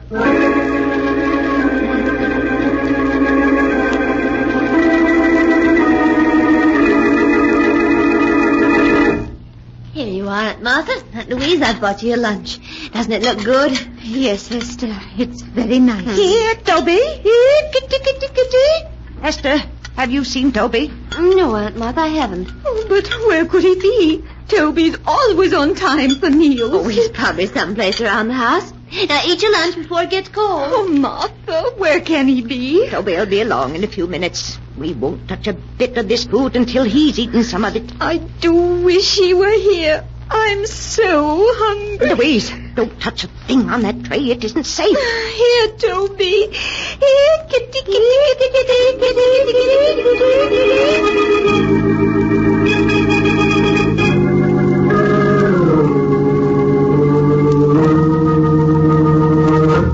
Good evening, Aunt Martha. Aunt Louise. How are you? Good evening, Roger. I have supper here for you, too. Why, Aunt Martha, neither of you ate your lunch. What's wrong? We weren't hungry, Hester. Have you found Toby yet? No, I've looked everywhere for him, but he seems to have disappeared. Oh, no. Now, you mustn't worry. I'm sure he'll turn up all right. Aunt Martha, you and Aunt Louise can't afford to miss meals in your state of health. Certainly not. Now, we want you to eat everything that Hester's brought you. Mm-hmm. You'll make us very unhappy if you don't. Now, please eat it while it's hot. Come along, Roger. I'll get you your supper. All right, dear. Did you hear what she said about Toby, Louise? Yes. He's vanished. Nonsense. They've killed him. You saw how angry they were last night when we fed Toby from our plates. They've killed him so he won't spoil their plans. Oh, Martha, what are we going to do? I'm so hungry that my head spins and I'm dizzy. I know, Louise. So am I. Oh, I hate them. I hate them. We're leaving them our money and our wills. They'll get it soon enough. Why must they kill us? Because they're nothing but common murderers. I distrusted Roger from the minute Hester first brought him to our house. Yes, it's his fault. He's changed Hester. She used to be such a sweet girl. Oh, there was only some way to get word to the village, or to bring somebody here to help us. Louise, I have an idea. What is it, Martha? There's one way to bring people here. What, Martha? If we were to set fire to the house, somebody would be sure to see the flames. Yes, of course. And then the fire company would come out. Then we'd be able to tell them. We'd be saved. Oh, but Martha, Hester and Roger would put out the fire before it could get big enough to be seen. Louise, I know a way we can prevent them from putting out the fire. You do? Yes, we can save ourselves, Louise. We can save ourselves.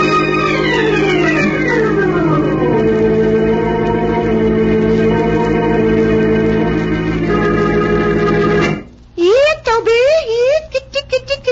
Martha, why are you looking down the cellar stairs like that?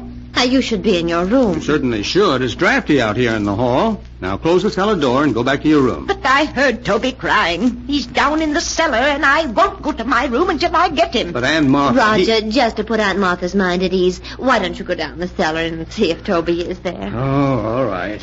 But if you ask me, it's just a waste of time. Please help him look for Toby, Hester. You'll find him so much quicker if you both look for him. Aunt Martha... Oh, very well. But you go back to your room so you don't catch cold. Roger, do you see him? Doesn't seem to be any place here in the cellar. Now we'll see just how smart you are, trying to poison us. You won't stop us from escaping now. Let's get Louise. Louise, it worked. You mean you were able to lock them in the cellar? Yes, and with the door locked, they can't get out. They found out they're locked in. Oh, don't you worry about it, Louise. I'll take care of everything. What are you doing with that kerosene lamp, Martha? Pouring the kerosene around the room so it will burn better. There. Are you ready to leave, Louise? Yes, Martha, yes. Now strike a match and start the fire. How quickly it's starting to spread. Yes, we've got to leave. I'll push your wheelchair, Louise, and you try to help by rolling the wheels. Yes, Martha. Well, we're coming along nicely. Good more, dear. Come on. Just a little bit more. Martha, I do hate to do this. Louise, you mustn't waste any pity on them. Even if they are our niece and nephew, they're nothing but common murderers. Yes, I suppose you're right. Now, I'll just open the front door, and we'll be free. Now, roll the wheels a bit, Louise. That's right. And just a few feet more, and we'll be safe. Yes, that's it. There. Now we're far enough away from the house to be perfectly safe. Oh, my. The whole house is on fire. Do you think they can see it in the village by now, Martha? I'm sure they do. Now remember, Louise, when the fire company gets here, we don't know what happened to Roger and Hester. We just managed to get out ourselves. Yes, Martha. If we told them what we were forced to do to escape, we'd have to reveal that our own niece and nephew were poisonous, murderers. We don't want to disgrace the family name, Louise. Oh, no, Martha, of course not. Look, Martha, look! The roof is going! Oh, and here comes the fire engine. Louise, we're saved. We're saved.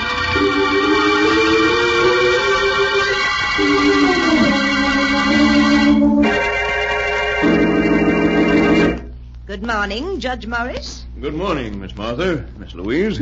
I trust you're well after that terrible ordeal last night. Oh, we're feeling much better. Thank you, Judge Morris. I know it'll be painful for you, but now that your niece and nephew are gone, we must plan for your future. Oh, you don't have to bother, Judge. All we want to do is move back to our old house, hire a few servants, and live as we used to.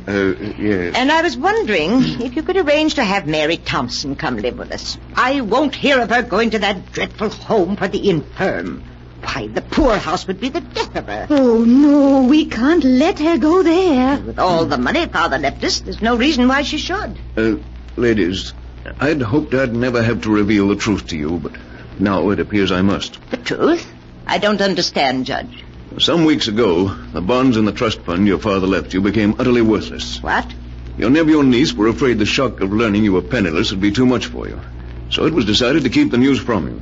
That's why the three of us persuaded you to move in with them.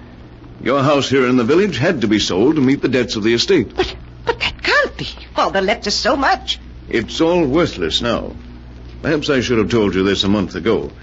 But your niece and nephew wouldn't hear of it. In spite of the fact that they had only Roger's salary to live on, they were determined to prevent you from ever learning of your misfortune. Oh, but the deaths of poor Queenie and Toby, of George Gibson. George Gibson? Yes. I'm afraid I don't understand.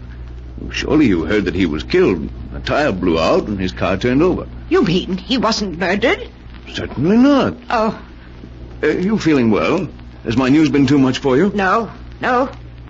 Well, now that your niece and nephew are gone, there's no one to support you, I'm afraid there's only one thing left. One thing left? What's that? I'm sorry to say, believe me, I am. The county home for the infirm. Oh. The poorhouse.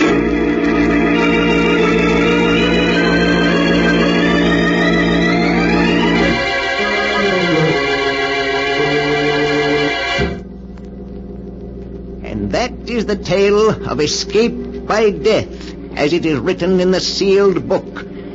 Louise and Martha, because they could not believe that the death of their cat was an accident, convinced themselves that they were in danger of being killed, and in their frantic efforts to escape, ruthlessly destroyed their only protectors. Strange are the ways in which fate plays tricks on mere mortals. But the sound of the great gong tells me it's time to close the sealed book once more. One moment, keeper of the book. What story from the sealed book will you tell us next time? Next time? What kind of a tale would you like? A story of ghosts, of vampires, of werewolves howling in the night? A tale of dark plots and evil deeds? Of a strange fate overtaking the guilty? Let me see. I'll find one for you in just a moment.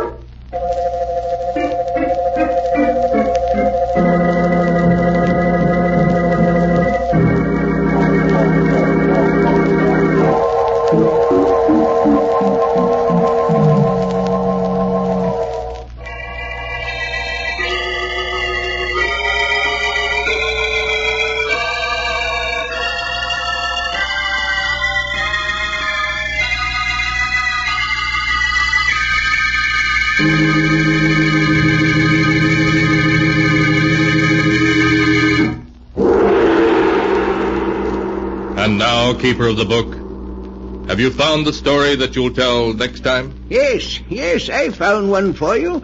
It's the amazing story of a woman's jealousy, so great that it would not let her lie quietly in her grave, but made her seek revenge even from behind the dark veil of death.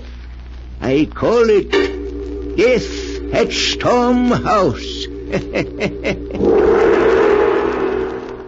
Be sure to be with us next time to hear another strange and mysterious story from The Sealed Book.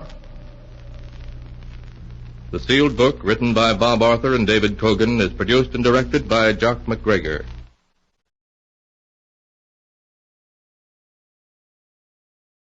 The Signal Oil Program, The Whistler.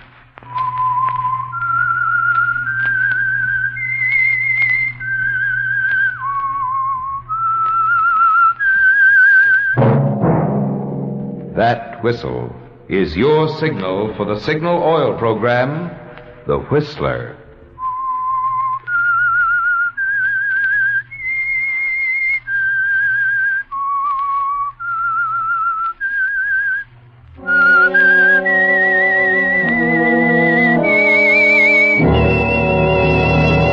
I am the Whistler, and I know many things, for I walk by night. I know many strange tales hidden in the hearts of men and women who have stepped into the shadows. Yes, I know the nameless terrors of which they dare not speak. Yes, friends, it's time for the Signal Oil Program, The Whistler. Rated by independent research, the most popular West Coast program in radio history. In gasoline, you know, it takes extra quality to go farther. And Signal is the famous Go Farther gasoline. So look for the Signal circle sign in yellow and black that identifies Signal service stations from Canada to Mexico. And now the Whistler's strange story, Maid of Honor.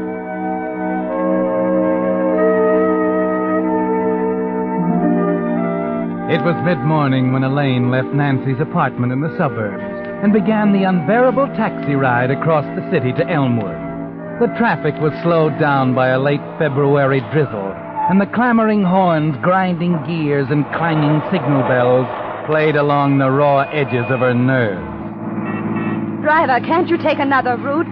Can't you get out of this some way? Sorry, ma'am. You said you were in a hurry, and the fastest way to Elmwood's right through the center of town.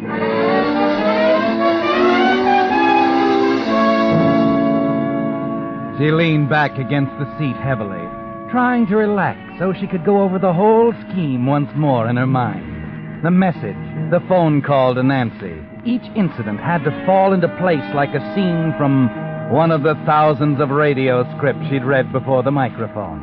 For Elaine Brand was a radio actress, and a great one. And she knew that each reaction, every word she said from now on, had to be convincing. Because above all, no one must ever guess the truth. No one must ever know that Nancy Whitney was already dead when Elaine left Nancy's apartment that morning.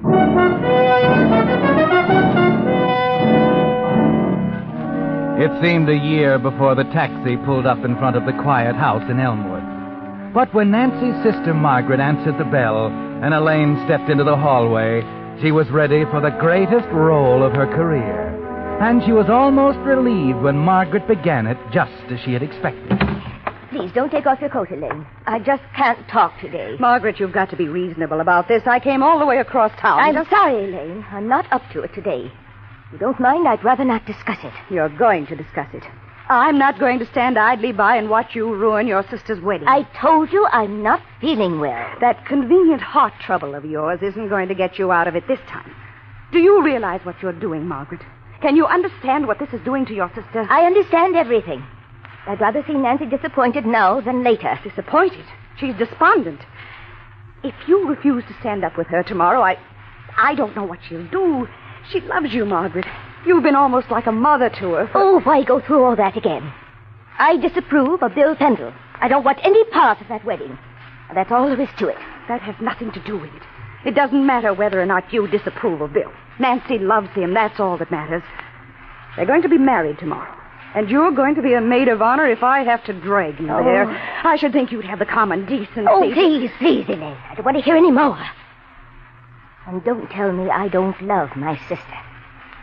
She means more to me than anything in the world. I hope you can convince Nancy of that. What do you mean? She ought to be here in a few minutes. I told her to come. Oh, why did you do that? Do I have to be tortured with it? Oh, stop being sorry for yourself. You're talking to a professional, darling. I know an act when I see one. There's Nancy now. Answer the door. I don't want to see her. Tell her I won't tell her anything. You just said you love her. Now you can prove it, Margaret. Go ahead. Answer the door. Oh. I have a message here from Miss Elaine Brand. Elaine? Is she here? Yes. Thank you. I'll give it to her. All right. Elaine. Yes? It wasn't Nancy. It was a message for you. A message? How did anyone know that Here. It's from Nancy. Nancy? Why, is she... Good Lord. What is it? Dearest Elaine, I'm addressing this to you because I'm sure now you're the only friend I have left. I see now that marriage, like everything else I've ever wanted, would be wrong. And I've decided there's only one answer. No. Oh, no. It's a selfish way, I know, but I hope you'll try to understand and explain to Margaret. No. The telephone, quick. She can't be doing this. Nancy would never do anything like this. She's doing it. Now maybe you see what I was talking about. Let me see the note. Go get your coat. We're going over there right now. Oh, Elaine. Elaine, I don't know what we can do. Hello? Nancy? It's Nancy. Oh, thank heaven. I just got your note. Listen, darling, you're all wrong. Believe me, dear, you're making a terrible mistake. Margaret understands now. I've had a talk with her, and... You can't do it, Nancy. It's not fair to Bill or Margaret or any of us. You've got to promise me now. Don't make a move until we get there. We're leaving right now. Promise me that. Yes, dear. Of course. Let me talk to her. No, she hung up. Oh, Elaine, if anything should happen, we better call the police. No, it would get into the papers. She said she wouldn't do anything until we got there. Come on, Margaret. We've got to hurry.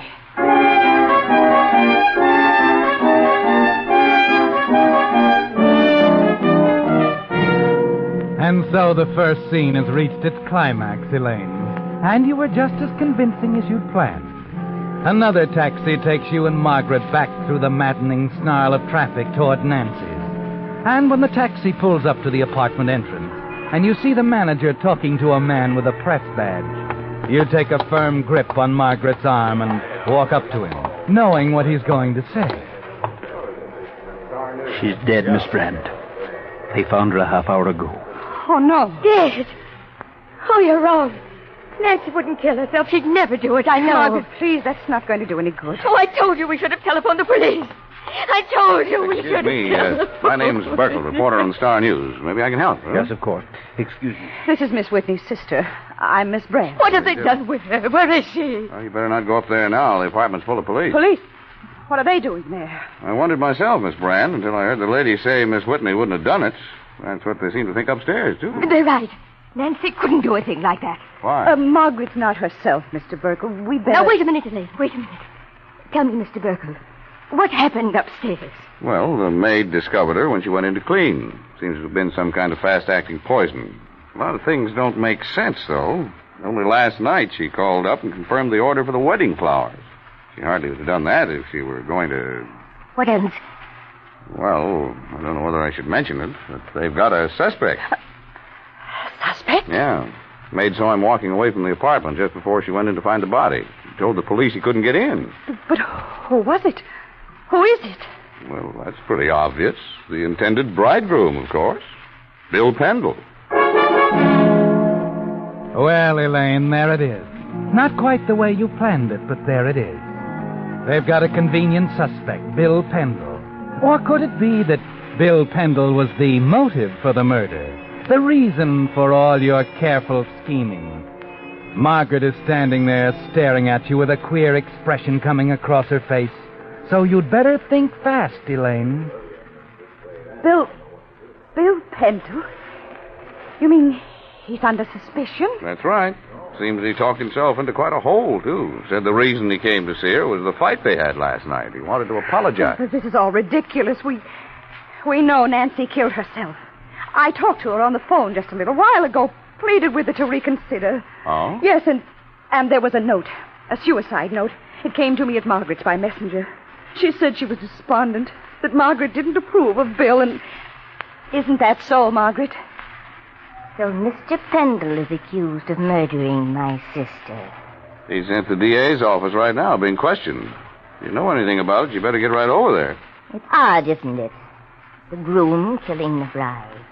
Margaret, what are you talking about? He did kill her, you know. Margaret. What? Margaret, the telephone call, the note. You can't deny that. Wait a minute. You have this note with you? Why, the note, I must have thrown it away. I was so excited and... Oh, I see. But Margaret will tell you. Tell him it's true. I'm sorry, Elaine. I don't know what you're talking about. What are you trying to do? It's very simple. I'm going to see that a murderer is brought to justice.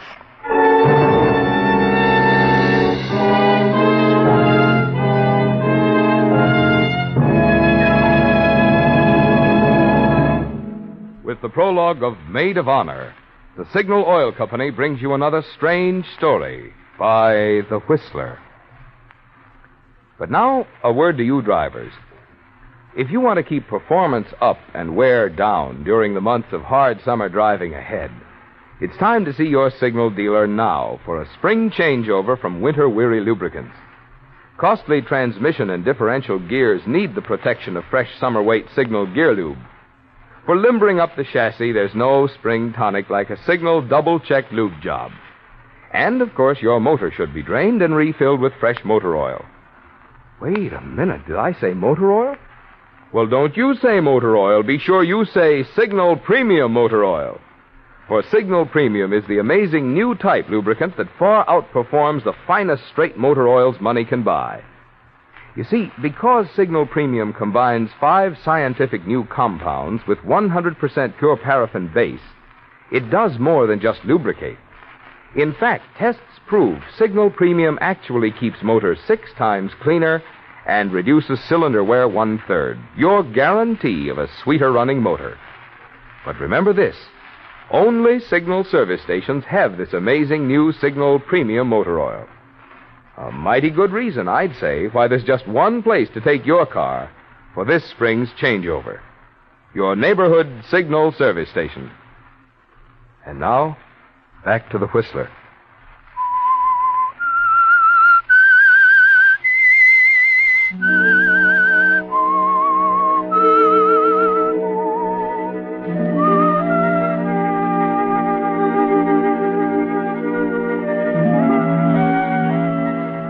Well, Elaine, that queer, tense expression on Margaret's face was the answer. Your whole plan is gone now. All your careful scheming is wasted. If it didn't have such tragic implications, you could almost laugh. You were willing to kill to keep Bill Pendle from going to the altar with someone else. And now he's being accused of the murder you so carefully committed. But you know that Margaret holds the key. You know that somehow you've got to make her admit the truth about the note and the phone call. We're going to the district attorney's office, Margaret. Are you going to tell them the truth, or aren't you? Oh, my heart. You're going to tell them, Margaret. Do you understand that? No. No, I'm not going to tell them anything. He killed her, Elaine. He's going to suffer for it. And you'd let him to. You go on deliberately lying to see Bill Pendle brought to trial. Simply because you've always hated him. Nancy was my sister. I loved her. She'd be alive right now if it weren't for him. You're not going to get away with this, Margaret. Driver. Yes, ma'am? I've changed my mind. We're not going to the courthouse. Elaine, what are you going to do? I'm taking Miss Whitney back to her home, driver. She's ill. That's 152 Milford Lane, Elmwood. Yes, ma'am. Elaine, you can't. Oh, yes, I can.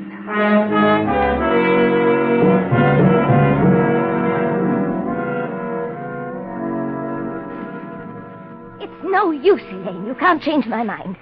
Bill Pendle is responsible for Nancy's death. He drove her to it. You know that's a lie. You heard that call to Nancy. You saw the note. I tell you, I don't want to talk any more about it. All right, Margaret. Have it your way. But when we get into a courtroom, it'll be your word against mine. I'm not an actress for nothing, you know. I can be pretty convincing. I doubt that. Under the circumstances. What do you mean? The quarrel between Bill and Nancy. What's that got to do with me? Everything. It was about you. You're lying, Margaret. Sally Wright will back me up. She was there, you know. It was pretty ugly with Bill telling Nancy he wanted to walk out. That he was only going through with the wedding because he didn't want to hurt her. Margaret, what are you saying? Bill is in love with you, Elaine. Oh, but there was nothing... Never. He hardly looked at her. That doesn't matter now. He told Nancy. That's enough. Believe me, I didn't know. Oh, you'll have to be pretty convincing to make them believe that. When it gets to the courtroom, you'll be the other woman fighting for the man you're in love with. Whom do you think they'll believe? You or me? You couldn't be low enough to use the thing. I'll do anything to see that Nancy's murderer is punished. Now, if you don't mind, I'm going to lie down. Wait a minute, Margaret. I said I didn't want to talk about it. You're going to talk about it. Margaret, get away from that telephone. You won't leave me alone. I'm going to call You're the police. not calling anyone. Give me that phone. Just to make sure you don't try to use it again. That ought to take care of it. You've broken the cord. Elaine, why are you doing this to me? Why? You're a sick woman, Margaret. Very sick. I'm going to stay here with you every minute and take care of you.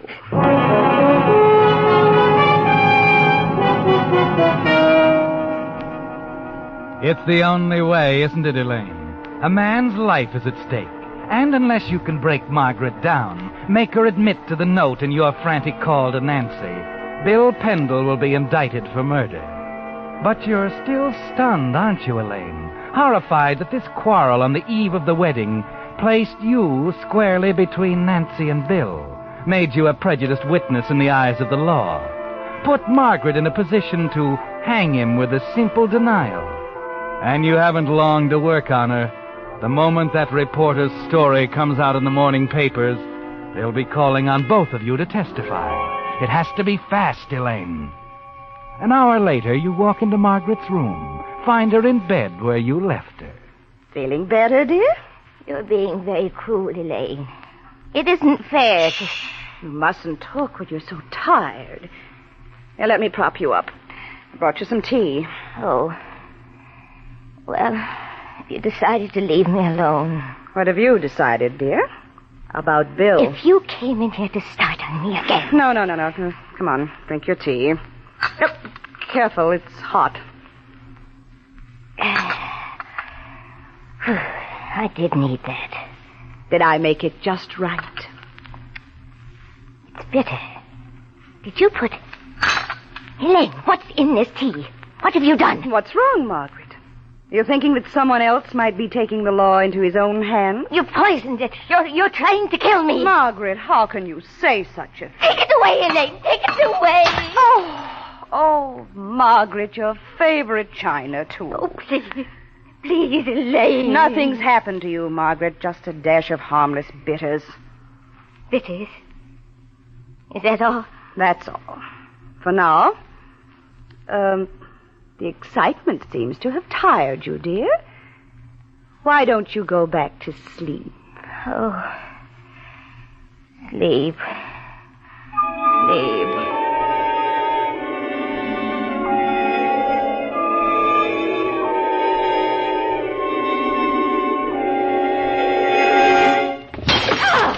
Oh, did I waken you? What is it? Oh, I'm sorry, dear. It was a vase. I knocked it off the mantel. Oh, it was a shame to interrupt your rest. I'll never get back to sleep now. Poor dear. Shall I fix you a sleeping powder? No, I don't. I don't want anything. Have you changed your mind, Margaret? No, Elaine, no. I haven't changed my mind.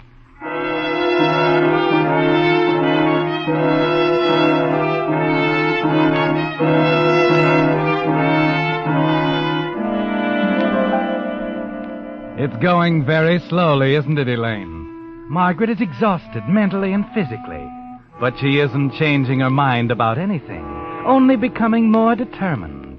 And half an hour after the incident with the vase, she even manages to doze off again. You wait a long time before disturbing her again, until just the right moment.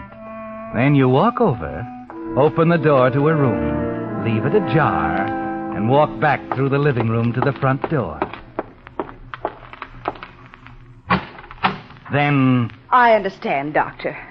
Yes, I'll do everything you said.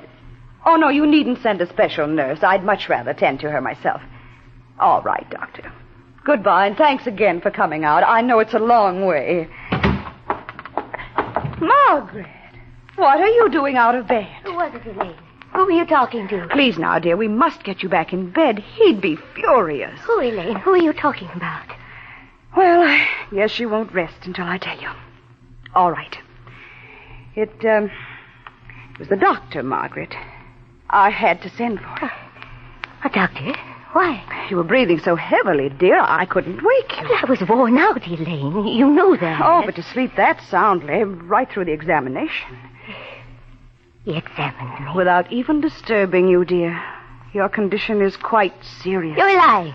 If it were true, you wouldn't tell me. I had to tell you, Margaret. If you know there isn't much time left for you, you might stop and think What did the doctor say? Please, Margaret, get back in bed. If something did go wrong, they might think I was careless. Well, I don't know what to think. Oh, Elaine, you couldn't be this cruel. If this is another one of your tricks... Whether you believe me or not, Margaret, you must get back in bed. I refuse to be responsible. Elaine, I can't stand any more of this. I can't.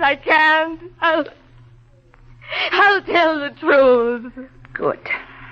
You'd better not change your mind, Margaret. If you do, you won't have a minute's rest. There'll be other nights. Long, sleepless nights. No, Elaine. You're right. I see it now. Nancy really wouldn't have wanted you to put the blame on Bill. I know. I'll tell him, Elaine.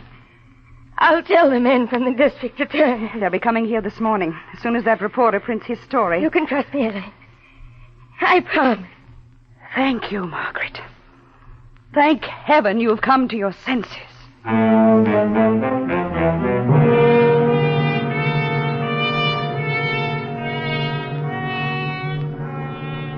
Well, Elaine, you've won. You can rest now. Relax in a chair in the living room and wait for morning, sure that Bill Pendle will be in the clear. It's going to be all right either way now, isn't it? Margaret will tell the truth about the note and the phone call, or she'll be so hysterical in denying it that they'll pass her off as an incompetent. At 9 o'clock, the doorbell rings. You stir sleepily and then realize that it must be someone from the district attorney's office. You find yourself awake, preparing for their questions as you hurry to the front door. Oh, I thought... Yeah, sorry to disturb you, but the company got a complaint that your telephone's out of order. The phone? Oh, yes, come in. We broke the cord last night. Broke it? Yes, must have been badly worn or something. It just snapped right off the wall. Well, I'll have a look. The phone's in the bedroom. I'll show you. Margaret? I'm ready, Elaine. It's just the phone man, dear. It's all right. You can go in now. Yeah, thanks.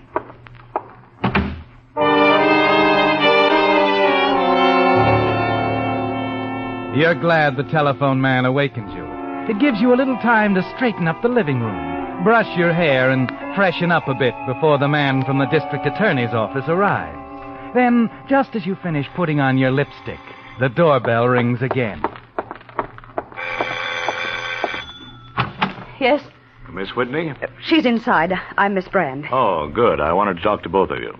My name's Fraser, Miss Brand, district attorney's office. Oh, we've been expecting someone. Come right in, Mr. Fraser. Miss Whitney's been in bed since yesterday, the shock and all. Yes, I understand.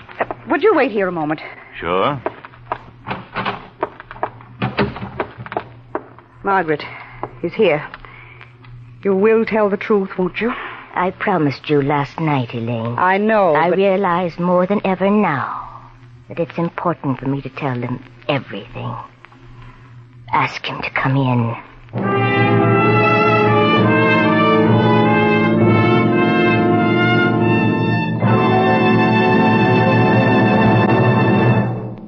Whistler will return in just a moment with a strange ending to tonight's story. Meantime, I have something else I think will surprise you. As I mentioned last week, this spring marks the 25th anniversary of Signal Oil. So I've been digging through the records, and I came across some data that really opened my eyes. Of course, we all know that today's gasoline offers the highest octane and the finest performance in all history. But do you have any idea how much today's gasoline costs you per pound?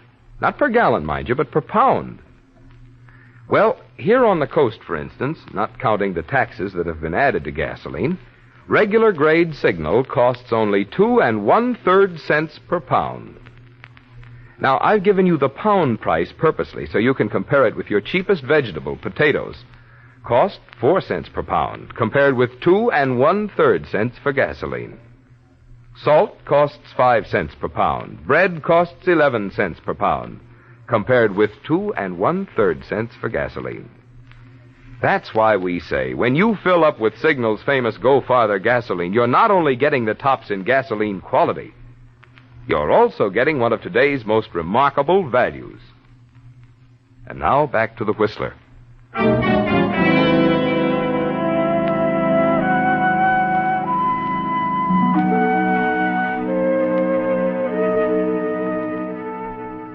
Well, Elaine, it's almost over now. Margaret has promised to tell the truth, to admit the phone call and the vanished suicide note from her sister Nancy. Somehow you feel you can trust her. Something in the new earnestness, the penitence in her face tells you that at last she realizes the horror of what she almost did. And now that you've won, Elaine, you know the strain has had its effect on you, too. Yes, you're weary now as you sit on the bed, watching Mr. Fraser of the district attorney's office making notes in his black book while he listens to Margaret. Just a minute, Miss Whitney. You say that a suicide note from your sister arrived here yesterday morning. That's right. I see. And Miss Brand here called her immediately. I heard her talking on the telephone. I tried to make her promise to do nothing until we arrived. You should have called the police immediately. I know that now. Well, what about this note, Miss Brand? Where is it? That's the stupid part of it all. I was so excited, I guess I threw it away. You've no idea where it is? I'm afraid not. Well, that was careless. On the contrary, Mr. Fraser, it was very wise. Margaret. What does that mean? Just this, Mr. Fraser. Elaine destroyed that note because it was forgery. She wrote it herself, probably on the morning she killed my sister. That's a lie, Margaret. She's an invalid, Mr. Fraser. She's trying Just a minute. Go on, Miss Whitney. She sent it here by messenger, timed to arrive just after she did. I almost did a terrible thing. I found out a few minutes ago what an awful mistake it would have been. You see, I felt that Mr. Pendle was responsible for Nancy's death. I was wrong. It was Elaine. What about that, Miss Brand? She's lying. That terrible, vicious mind of I hers. haven't finished. You didn't ask me about that phone call, Mr. Fraser. It was a very polished performance, you know. Quite convincing. When you consider the fact that there was no one on the other end. I was talking to Nancy. No, Elaine, no. The repairman just told me my telephone has been out of order for 2 days. The line was dead yesterday morning when you put on that act for me. Well, Miss Brand? I don't know. I guess the act is over.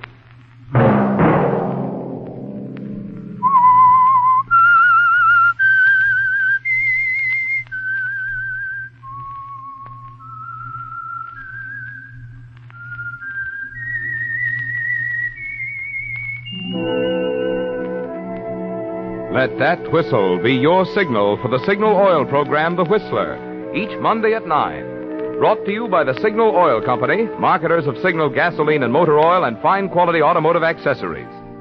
Signal has asked me to remind you, to get the most driving pleasure, drive at sensible speeds, be courteous, and obey traffic regulations. It may save a life, possibly your own. Featured in tonight's story were Mary Lansing and Lurene Tuttle. The Whistler was produced by George W. Allen with music by Wilbur Hatch, story by Brian Thorne, and was transmitted to our troops overseas by the Armed Forces Radio Service. This is Marvin Miller speaking for the Signal Oil Company. This is CBS, the Columbia Broadcasting System.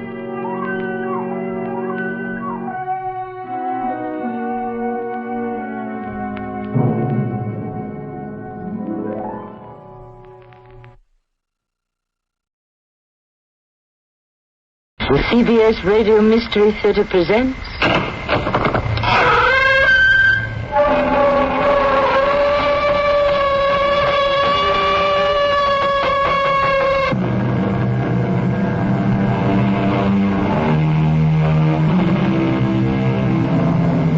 Welcome. Come in. I'm Tammy Grimes. Mr. Scott Fitzgerald once said, "Draw your chair up close to the edge of the precipice and I'll tell you a story." The edge of the precipice. Of course. That's where every story must take place because that's where all of us lead our lives. For no matter how safe and solid we believe the ground to be beneath our feet, the fact is, each of us is only a single step away from the edge of the precipice, which is another way of saying the rim of eternity. Are you the sergeant who's investigating the Davis murder? That's right. The man was held up and murdered on a deserted street. The killer disappeared. So you do nothing? Well, we do what we can. Look for witnesses who might have seen or heard something. Well, it's been over a week. Yeah, and during that week, we've had 4 more homicides. And you probably won't solve any of those either. Well, you never can tell. Sometimes we get lucky.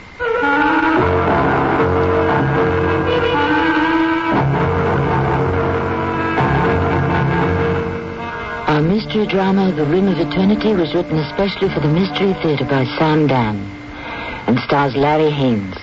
I'll be back shortly with Act 1.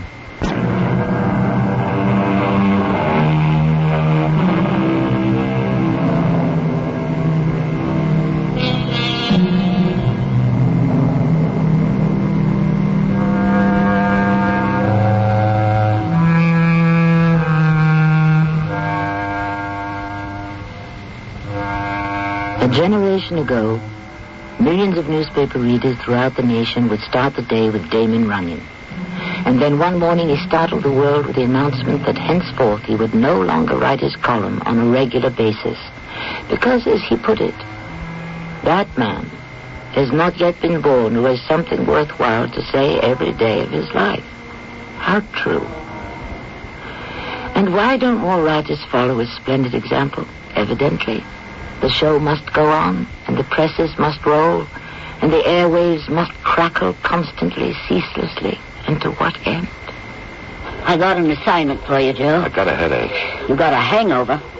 From last night's police report, a man named Kenneth T. Davis shot and killed outside his home about 11 p.m. And who was Kenneth T. Davis? Nobody. Well, who killed him? We don't know. Was it a robbery? Most likely. Have any leads? None at all. How old was he? 47. Where'd he live? With his wife, 28 Broome Avenue. And what'd he do?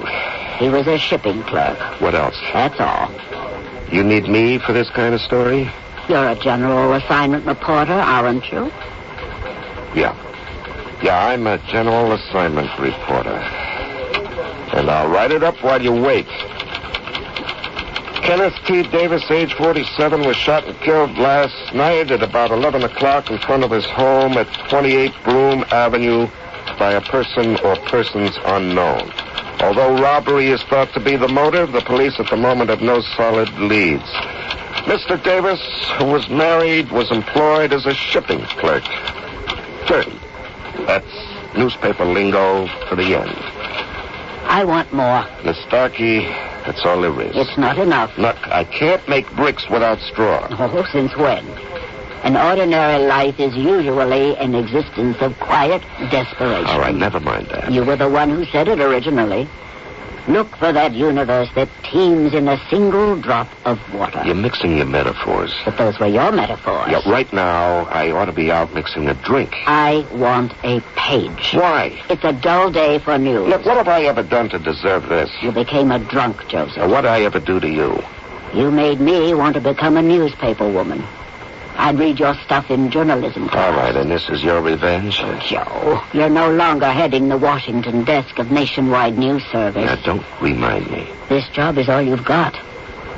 Angle this one for poignancy. Oh, have mercy. Well, by the time the readers get to the final sentence, I want them dissolved in tears. Look, 30 years ago, they'd given an assignment like this to a female reporter. They used to call them sob sisters. It's high time you discovered how the other half used to live.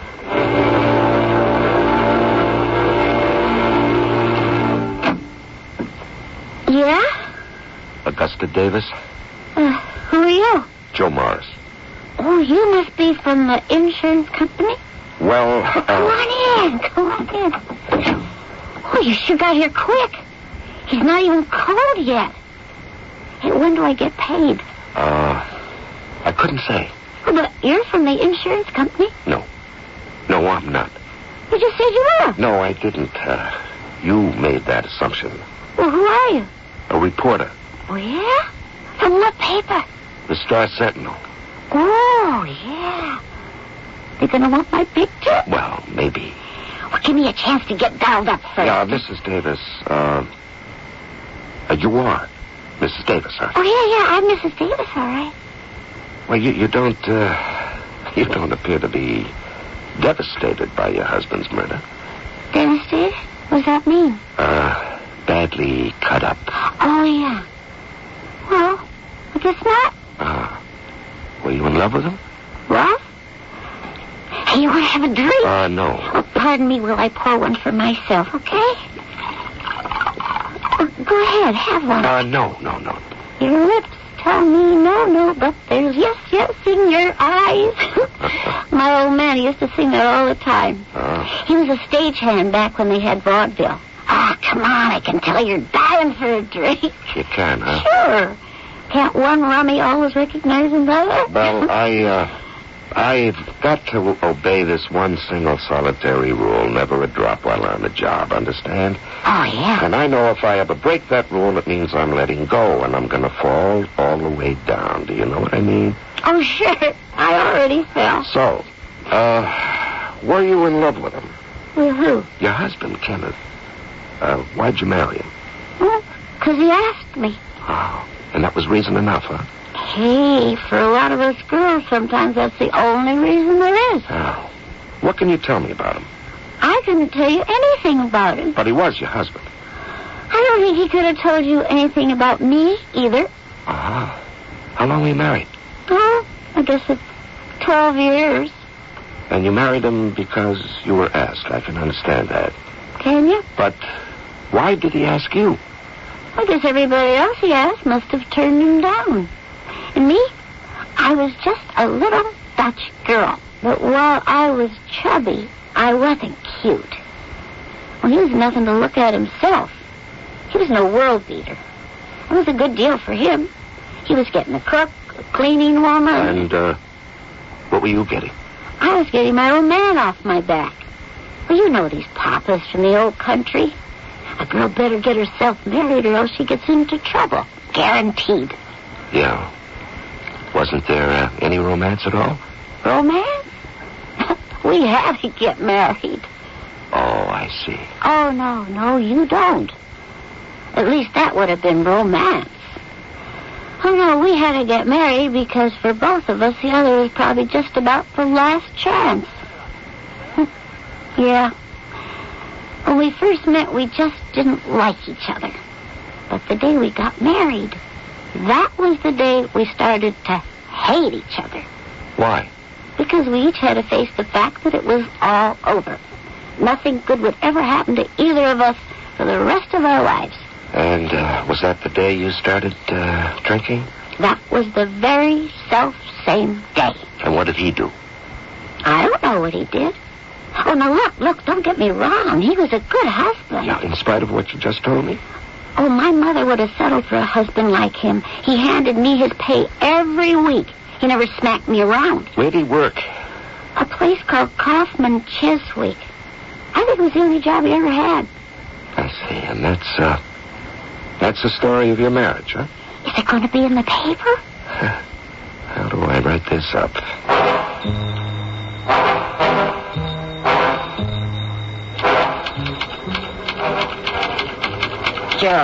Joe Morris.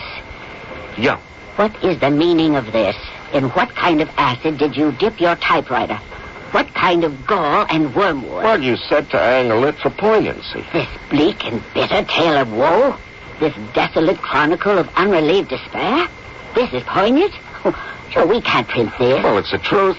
You portray that man as an unfeeling slob. And that's exactly what he was to his wife. Can't you see what you did? A law-abiding citizen has been murdered in cold blood on the street. What are you building? But after reading your story, there are people who might actually say good riddance. They might even identify with the killer. We can't have any of that. Well, that's how it was. But that's how his wife says it was. She's a drunk. What about his side of it? I can't ask him. He's dead. Isn't he entitled to his day in court? It's the survivors who write history. Now, Joe, I want a sweet, tender, poignant little story. And you better write one, or else. Okay. One sweet, tender, and poignant little story coming up.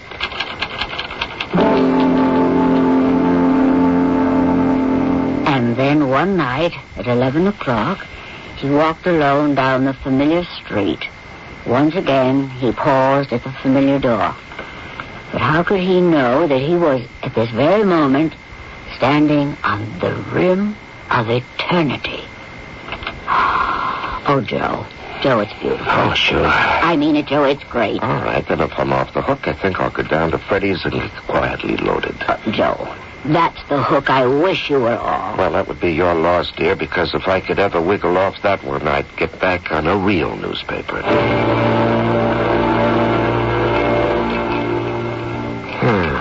Your lips tell me no, but there's yes in your eyes. I wonder, does anybody know how the rest of that goes? I've been missing your kissing just because I wasn't wise. Oh, thank you, sir. You have remedied a deficiency in my education. I wish I could tell you the next verse, but it eludes me somehow. Well, not as young as I used to be. Who is? It was quite a tune and quite an era. But we move on. Where? Nobody knows. On another subject, is your name Joe Morris? That depends. On what? On who wants to know. My name's Roger Kaufman. Ah, why does that sound familiar? It appeared in a story that you wrote for today's paper. You must be the Kaufman of Kaufman Cheswick. How'd you like the story? I couldn't believe you wrote it. Why not? Well, I remember your byline from Washington and Madrid and London and Moscow and Paris. Ah, yes, how the mighty have fallen, huh? Well, with all due apologies, I thought your story was asinine. On the same level with the usual sentimental slobbering one encounters in the Star Sentinel. Well, to prove there's no hard feelings, I'll buy you a drink. Freddie? They said in your office that you could be found in this place. Did you also write it here? Oh, no. I was stone cold sober, which is probably what's wrong with it. I dare say. You portrayed Kenneth Davis as a saint and a martyr. And you're saying he wasn't? Kenneth Davis, who headed my shipping department, was a narrow, bigoted, mean-spirited, petty tyrant. Well, you know how it is. Only speak well of the dead. How does it go? De mortuis nihil nisi bonum. Oh, your Latin is excellent. Your respect for the truth leaves something to be desired. Tell me, why are you so concerned? Well, you identified Kenneth T. Davis as an employee of Cheswick Kaufman, and that isn't true. He was not. Well, his wife told me. I had fired him. Oh. Well, he probably didn't want her to know he'd lost his job, so he lied to her. That makes sense. No, I'm afraid it does not. Well, men have been known to hide things like this from their wives, Mr. Kaufman. Of course they have, for a few days, weeks, a month or two, perhaps. But not for 5 years.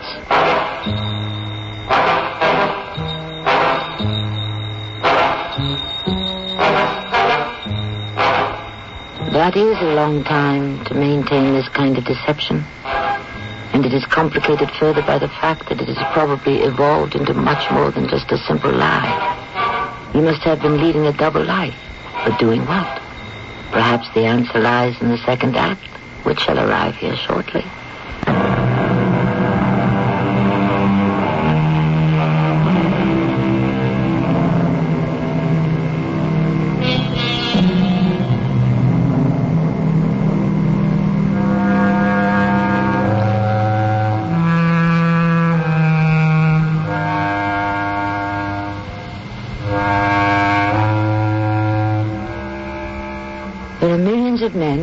home in the morning and return in the evening. It is assumed that they report to a job of some sort to perform a daily task. I would suggest that this assumption is correct, as far as the vast majority is concerned. But as you know, by now there are always the exceptions who indulge in deceptions, which is why we have stories. You fired Kenneth Davis 5 years ago? What's more, I liquidated the business 3 years ago, so you see, there is no Kaufman Cheswick. Well, now, how could he, persist in the deception? Oh, as a reporter, you should know that illusions and delusions are for many people the only reality they can tolerate. I would like you to print 2 or 3 lines to the effect that Kenneth T. Davis was erroneously described as an employee of Kaufman Cheswick. Well, the company no longer exists. What does it matter? Well, the truth always matters. Why did you fire Davis in the first place? I didn't like him. Well, should that be reason enough? Certainly. Why go through all the agony of owning a business if you can't do as you please? Well, is it all agony? Is there no ecstasy? He had been hired by Jim Cheswick, and Jim was constitutionally unable to admit that he ever made a mistake. But the day after Jim died, I called Davis into my office, and I said to him, get your money and get out. As far as you're concerned, that was the end of him. Yes. However, a week later... What? Oh, nothing. No, you were going to say. Well, perhaps I'd better not. It might be libelous. Oh, we wouldn't print it if it were. I'm sure such a citadel of upstanding journalism as the Star Sentinel could do it in a manner that would protect itself and leave me out in the open. Joe, come in. Thank you. I read about me and Kenny in the paper. Oh, I wanted to cry. Even though it was all a lie? Well, wasn't exactly all a lie. Oh, no? You mean you actually had this close and loving relationship? Reading it, I said to myself, why shouldn't it have been this way? Yeah, I think I'll go with it. Well, you told me yourself he was a miserable... I may have been all upset because of his sudden death, you know? You mean you actually believe that he... No, not altogether. Not yet. But after a little while, I guess I will. Anyhow, thanks. For what? Well, you made me a celebrity. Can you imagine? Me? Some woman called from a TV station. And tonight I'm going to be on the tube. As what? Mrs. Average American Wife? How do you like that? And people I haven't heard from in years. They all been popping out of the woodwork. The phone's been ringing off the wall. Even my old man chimed in. He wants to know if I need any money. Oh, Joe, I got it made.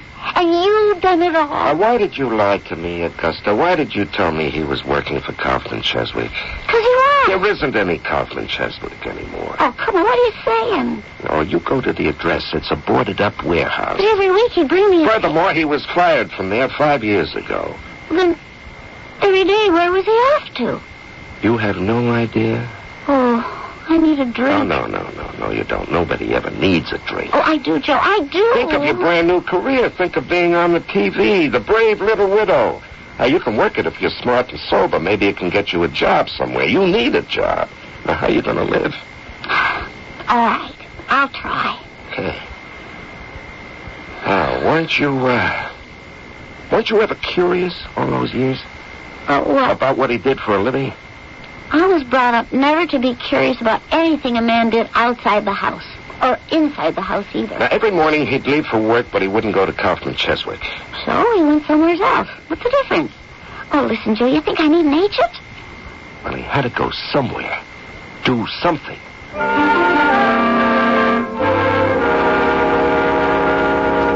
You wanted to see me, Joe? Yes, that story I handed you 3 days ago, the follow-up on Davis. Oh, yes, that story. Now what?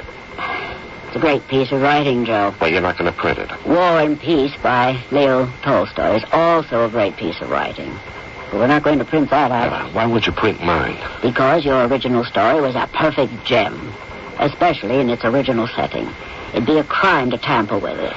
Now, look, this guy Davis, who knows what he could have been? Who cares? We know what he was. What was he? Exactly what you said. A plain, average, ordinary, everyday John Doe. The guy who quietly does his job, pays his taxes. He's the strength, the heart, the spirit of this great nation of ours. You made him. You can't tear him down. Well, that's not the point. Let it rest. End it here on a high note. Whatever you'll find out now can't be any good. And the bubble is sure to burst. Yes, that's just the point. It's only a bubble. But these bubbles are the basis of our business. And think of the widow. How many happy endings are there in this tragic world of ours? I quote you, Joe Morris. From this sorrow and suffering, she will emerge shining and triumphant. A new world is opening for her like an unfolding blossom. Oh, you're breaking my heart. Did you see her on TV? She's got a bright, perky personality, and it grabs you. It does, huh? I'm still quoting you, Joseph. It's because you can see how the outer edge of her smile is tinged with sadness.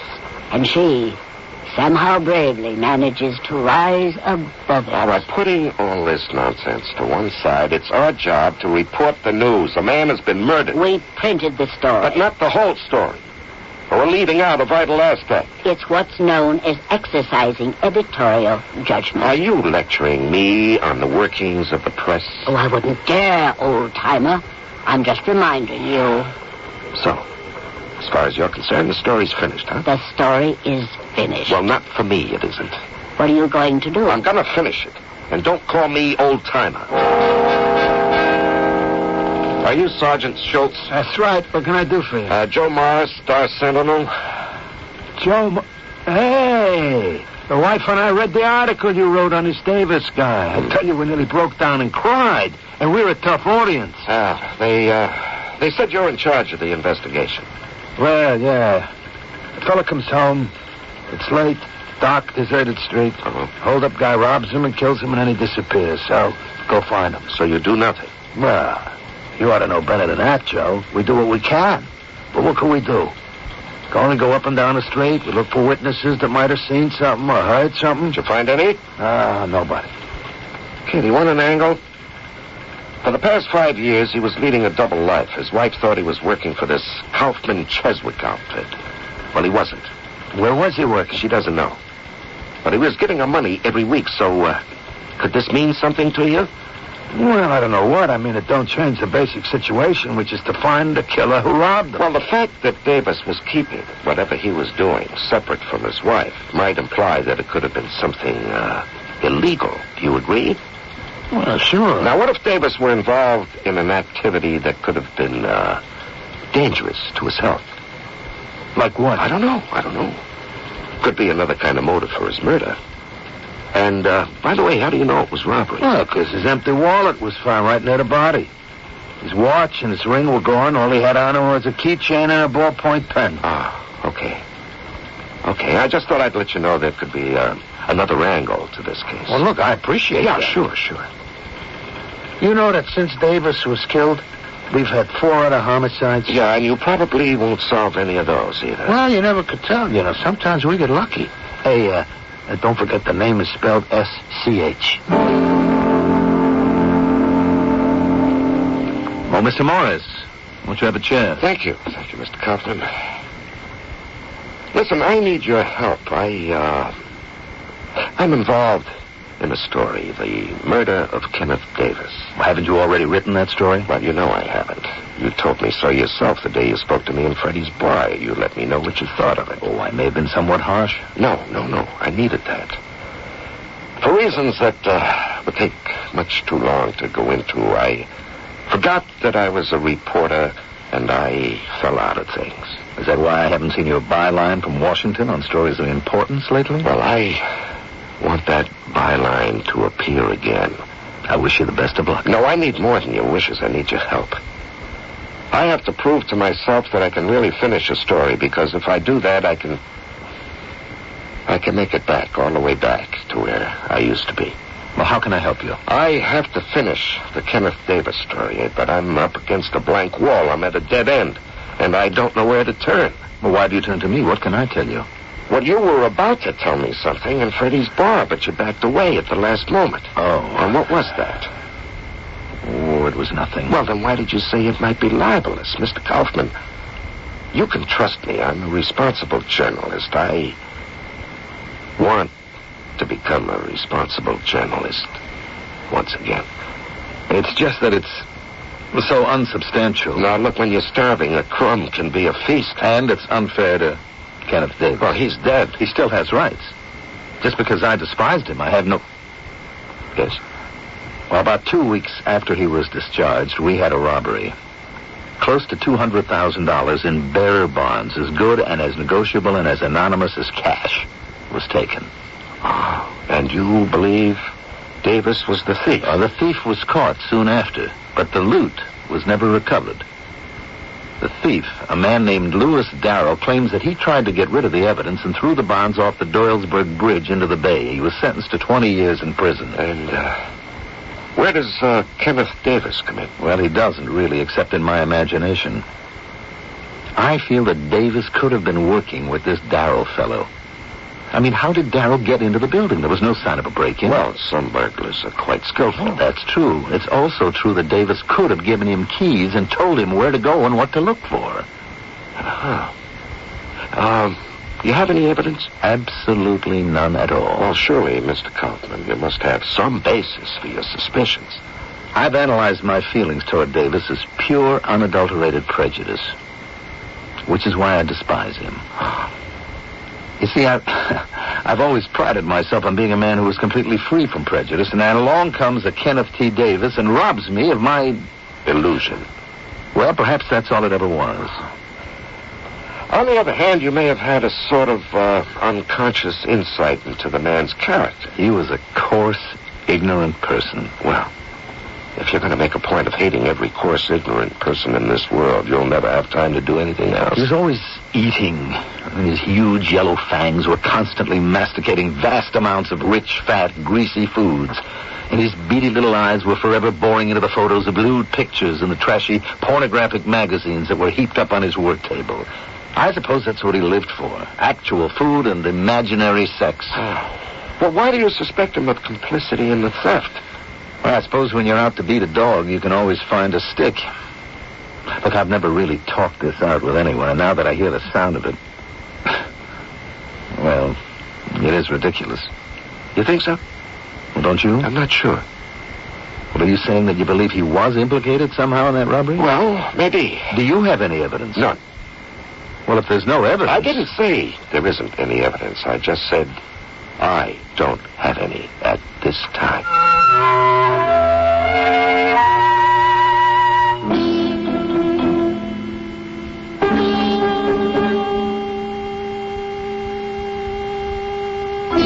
At this time, does that mean the experts will have some evidence at a future time?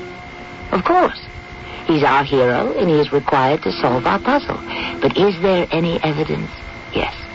To be absolutely fair, there is something that can become an outstanding clue. What is it? It was something somebody told him. You heard it when he heard it. Let's see if you can make the same connection that he does shortly in Act 3.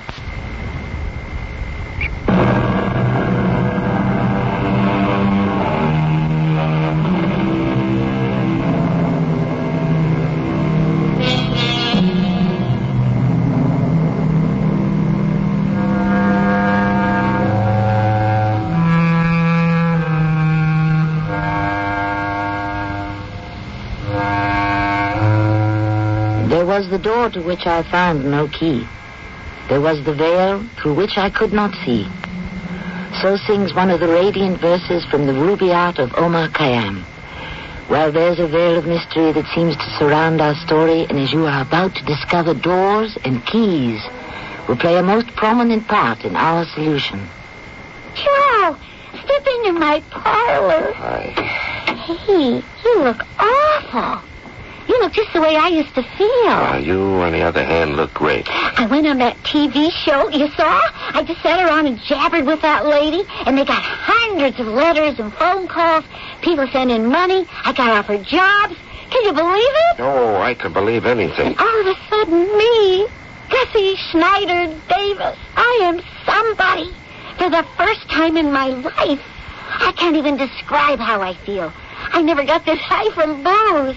And I'm going to work at the TV station. Oh, are you going to be a star? Oh, we kicked some stuff around. They decided I could do a great show on cooking. They went ape when I told them about my mother's old recipes. I owe it all to you, Joe.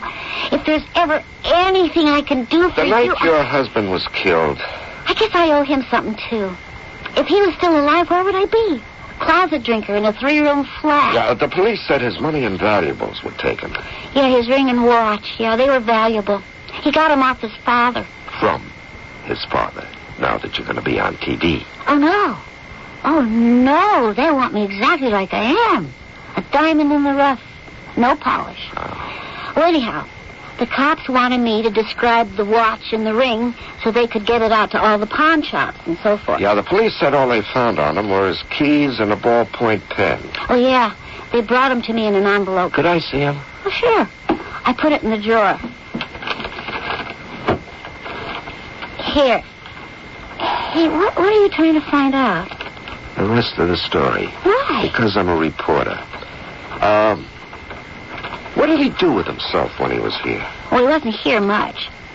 He'd leave the house at 7:30, 8 o'clock in the morning after breakfast. A big breakfast? How'd you know? I get nauseous just making it. Eggs, toast, ham, sausages, pancakes. Ugh, I'm getting sick just saying it. Okay, he'd leave. We don't know where he went. Did you ever, hear from him during the day? Never. What time did he get home for dinner? He'd call it supper. He never got home for that either. Well, he'd roll in about 10:30, 11 o'clock and say, fix me a snack. A snack? Steak, potatoes, corn, pie. Now, you're saying he'd be gone all day and half the night. And I didn't miss him. And he gave you money. I couldn't fault him on that. He must have found another job somewhere. And why wouldn't he have told you? Maybe he figured it was none of my business. Well, didn't you ever talk about anything? No. I can't believe that. Why can't you believe that? Oh. Maybe I'm thinking of how it was between me and my wife before she died. My mother, my old man, what'd they ever have to say to each other? He'd say, pass the potatoes, and she'd say, what do you want to have for breakfast? What's there to talk about with a lot of married people? He comes home, he's tired, he watches the TV, he listens to the radio, he reads the paper, and he hits the sack. In the morning, he's out of the house. Well, there has to be a key to this thing somewhere. Joe? It was different with you and your wife? What's it like when people talk to each other? The key. The key. Yeah, maybe the key. The keys on this ring. The keys on this ring, what are they? Huh? Well, can you tell me what each one is for? Oh, yeah, sure. This one's to the street door.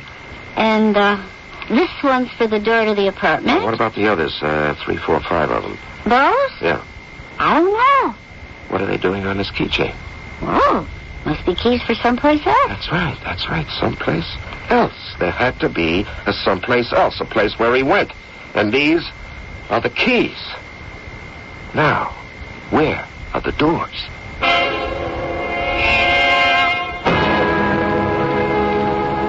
Hello, Sergeant. Hi, it's Mr. Morris from the Star Sentinel. How you doing on the Davis murder?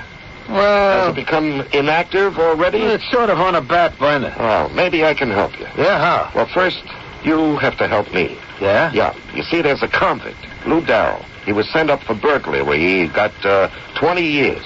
Now, that was just about 5 years ago. See if he's still there. Huh? Well, how does he come into this? Well, he could be the killer. How do you know? Well, you'll know it before I will. Just get his photograph from the files, Sergeant, and circulate it around the pawn shops. See if he could be the one who sold or tried to sell the watch and the ring that fits the description of the ones that were taken from Davis. Also... You mean there's more? Yeah. Here are some keys. Now, each one has the authorized locksmith's or keymaker's number. And you want us to find out who it is? Well, you could do that easily, Sergeant. Hey, what are you building here? No, maybe nothing, and then again, maybe we solve it. That is, you solve it, and you get the killer, and I get the story. And if it works out, Schultz, remember, your name is spelled S-C-H.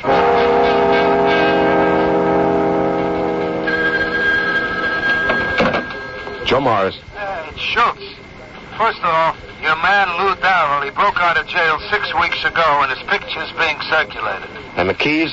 A place called Walter the Locksmith, over on 16 West Armstrong. Thank you, Sergeant. So, are we on the track? Well, we're either on it or off it. I'll let you know.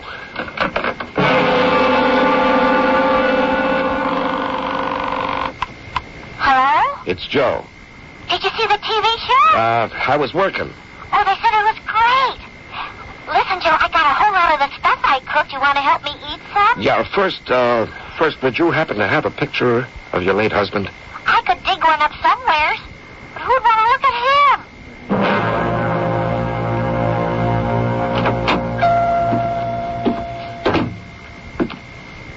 him? Yeah?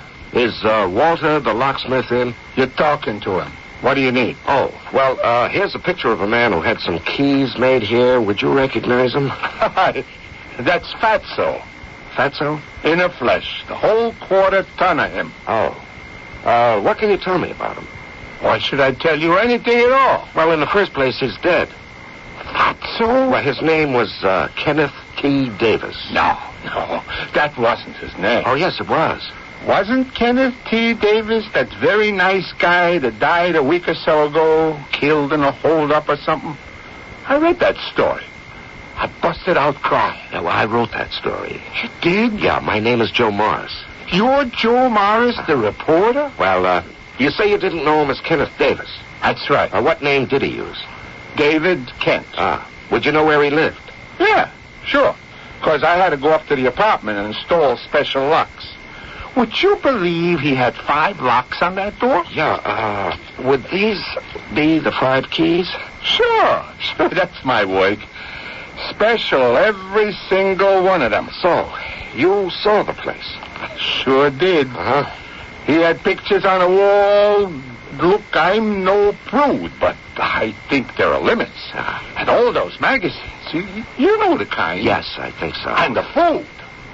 The food all over. Big bowls of fruit, and nuts, candy, cakes. Uh-huh. He had a big freezer bulging full with steaks, chops, cold cuts, turkey. Name it. Yeah, what's the address?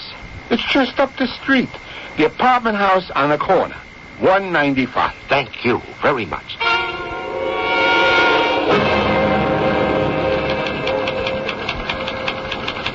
Now, what are you writing? Tomorrow's lead story. 30. Here, read it. Lou Darrell, an escaped convict, was identified today as the murderer of Kenneth T. Davis, according to Sergeant Bernard F. Schultz, whose brilliant investigative... Joe, how did you... Go on, read on. The motive was revenge. 5 years ago, Darrell broke into the offices of Kaufman Cheswick and made off with over $200,000 worth of bearer bonds. Not known at the time was the fact that the theft was made possible by the complicity of Kenneth Davis, who was employed there as head shipping clerk. Oh, Joe, this is sensational. Yeah, just keep reading, huh? Darrell had given the bonds to Davis for safekeeping until he could escape from prison. 6 weeks ago, he made a successful break. He confronted Davis and demanded his share. Davis refused. In a fit of anger, Darrell shot and killed him. Davis, meanwhile, had hidden the bonds in an apartment specially rented for the purpose. Better than half have been recovered. Interestingly, Davis had been leading a double life. Oh, Joe, I have to get this down to the press room. Well, maybe you better wait. Wait for what? Can we make sure that's really what happened? What are you saying? You wrote this story. I wrote what appeared to be the logical story. Oh, please, Joe, don't do this to me. Now, look at what I put together. A man had been murdered. It's an apparent holdup. All I want to know It turns out that man has been leading a double life. Do you follow this? Oh, I don't feel good. These past 5 years, his wife thought he was going to his job at Kaufman Cheswick. But that job didn't exist. Now, where was he going? Where did the money come from? Huh? 5 years ago, there was a robbery at Kaufman Cheswick committed by a hood named Lou Darrell. Now, I say Davis was his accomplice. Darrell gets caught, leaves Davis in possession of the money. All Davis wanted was rich food to fill his fat gut and porno pictures to fire his feverish imagination. So he rents himself a modest pleasure palace. How do you know this? Because I found that palace, and half the money was still there. The stolen bonds? Well, he was using them to finance his fantasy. Suddenly, a serpent entered his Eden. Lou Darrell broke out of jail, confronted Davis, demanded his share. Davis tried to stall him. Darrell angrily shot and killed him, but we can't say that yet. Why not? Because I know about the bonds, because I was in the apartment and found them. But I don't know about Darrell. It has to be Darrell. What other explanation could possibly make sense? Saved by the bell, or condemned by the bell. Joe Morris. Hey, it's Schultz. Listen, we picked up Darrell. It was easy. The chump even had the gun on him. And the bonds were in the apartment just like you said. Hey, Joe, how did you figure it out? For me? Read the paper tomorrow morning. It'll say that the case was solved by the brilliant line of investigation on the part of Detective Sergeant Bernard F. Schultz. Don't forget that Schultz, S-C-H. I got it. Run it. Joe, you mean you just put it together from thin air? No, I just wrote a story the way it should be written and the way I used to write it. Goodbye, Starkey. Where are you going? Well, first, I'm going to have a great dinner prepared by this new TV cooking expert. And then I'm going to look for a job on a real newspaper.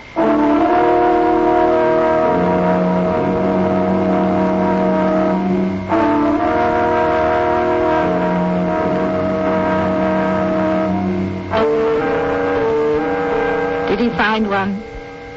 And did he also find a great new relationship with Augustus Schneider Davis? Just because the third act curtain has come down, does that mean our story is ended? No. It just means it's time to leave the theater. Because, as everybody knows, or should, a story has no end. It goes on forever. I shall be back shortly.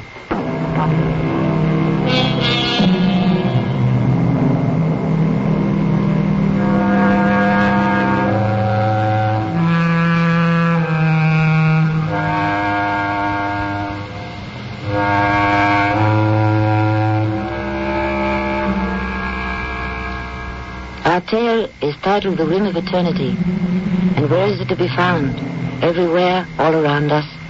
Each of us is condemned to move along this narrow and slippery path.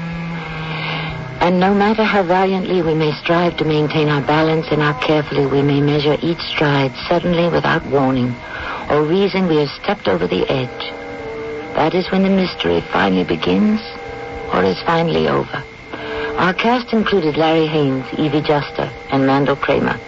The entire production was under the direction of Hyman Brown. And now, a preview of our next tale. I would feel ashamed if you didn't take this token of your victory. A debt of honor, sir. Okay, if you feel that strongly. I think it's only fair that if we ever play again, however, I should have a chance to win it back. Unless, of course, certain conditions should arise. Oh? What conditions? Why, the conditions under which you would give it up. Are you kidding? I'm deadly serious. This is a city of strange happenings and unusual meetings. It may someday happen that you will come across someone who will say to you, the Muzio Gambit is a very unsound opening. What? If that should happen, you will hand over the trinket you won today.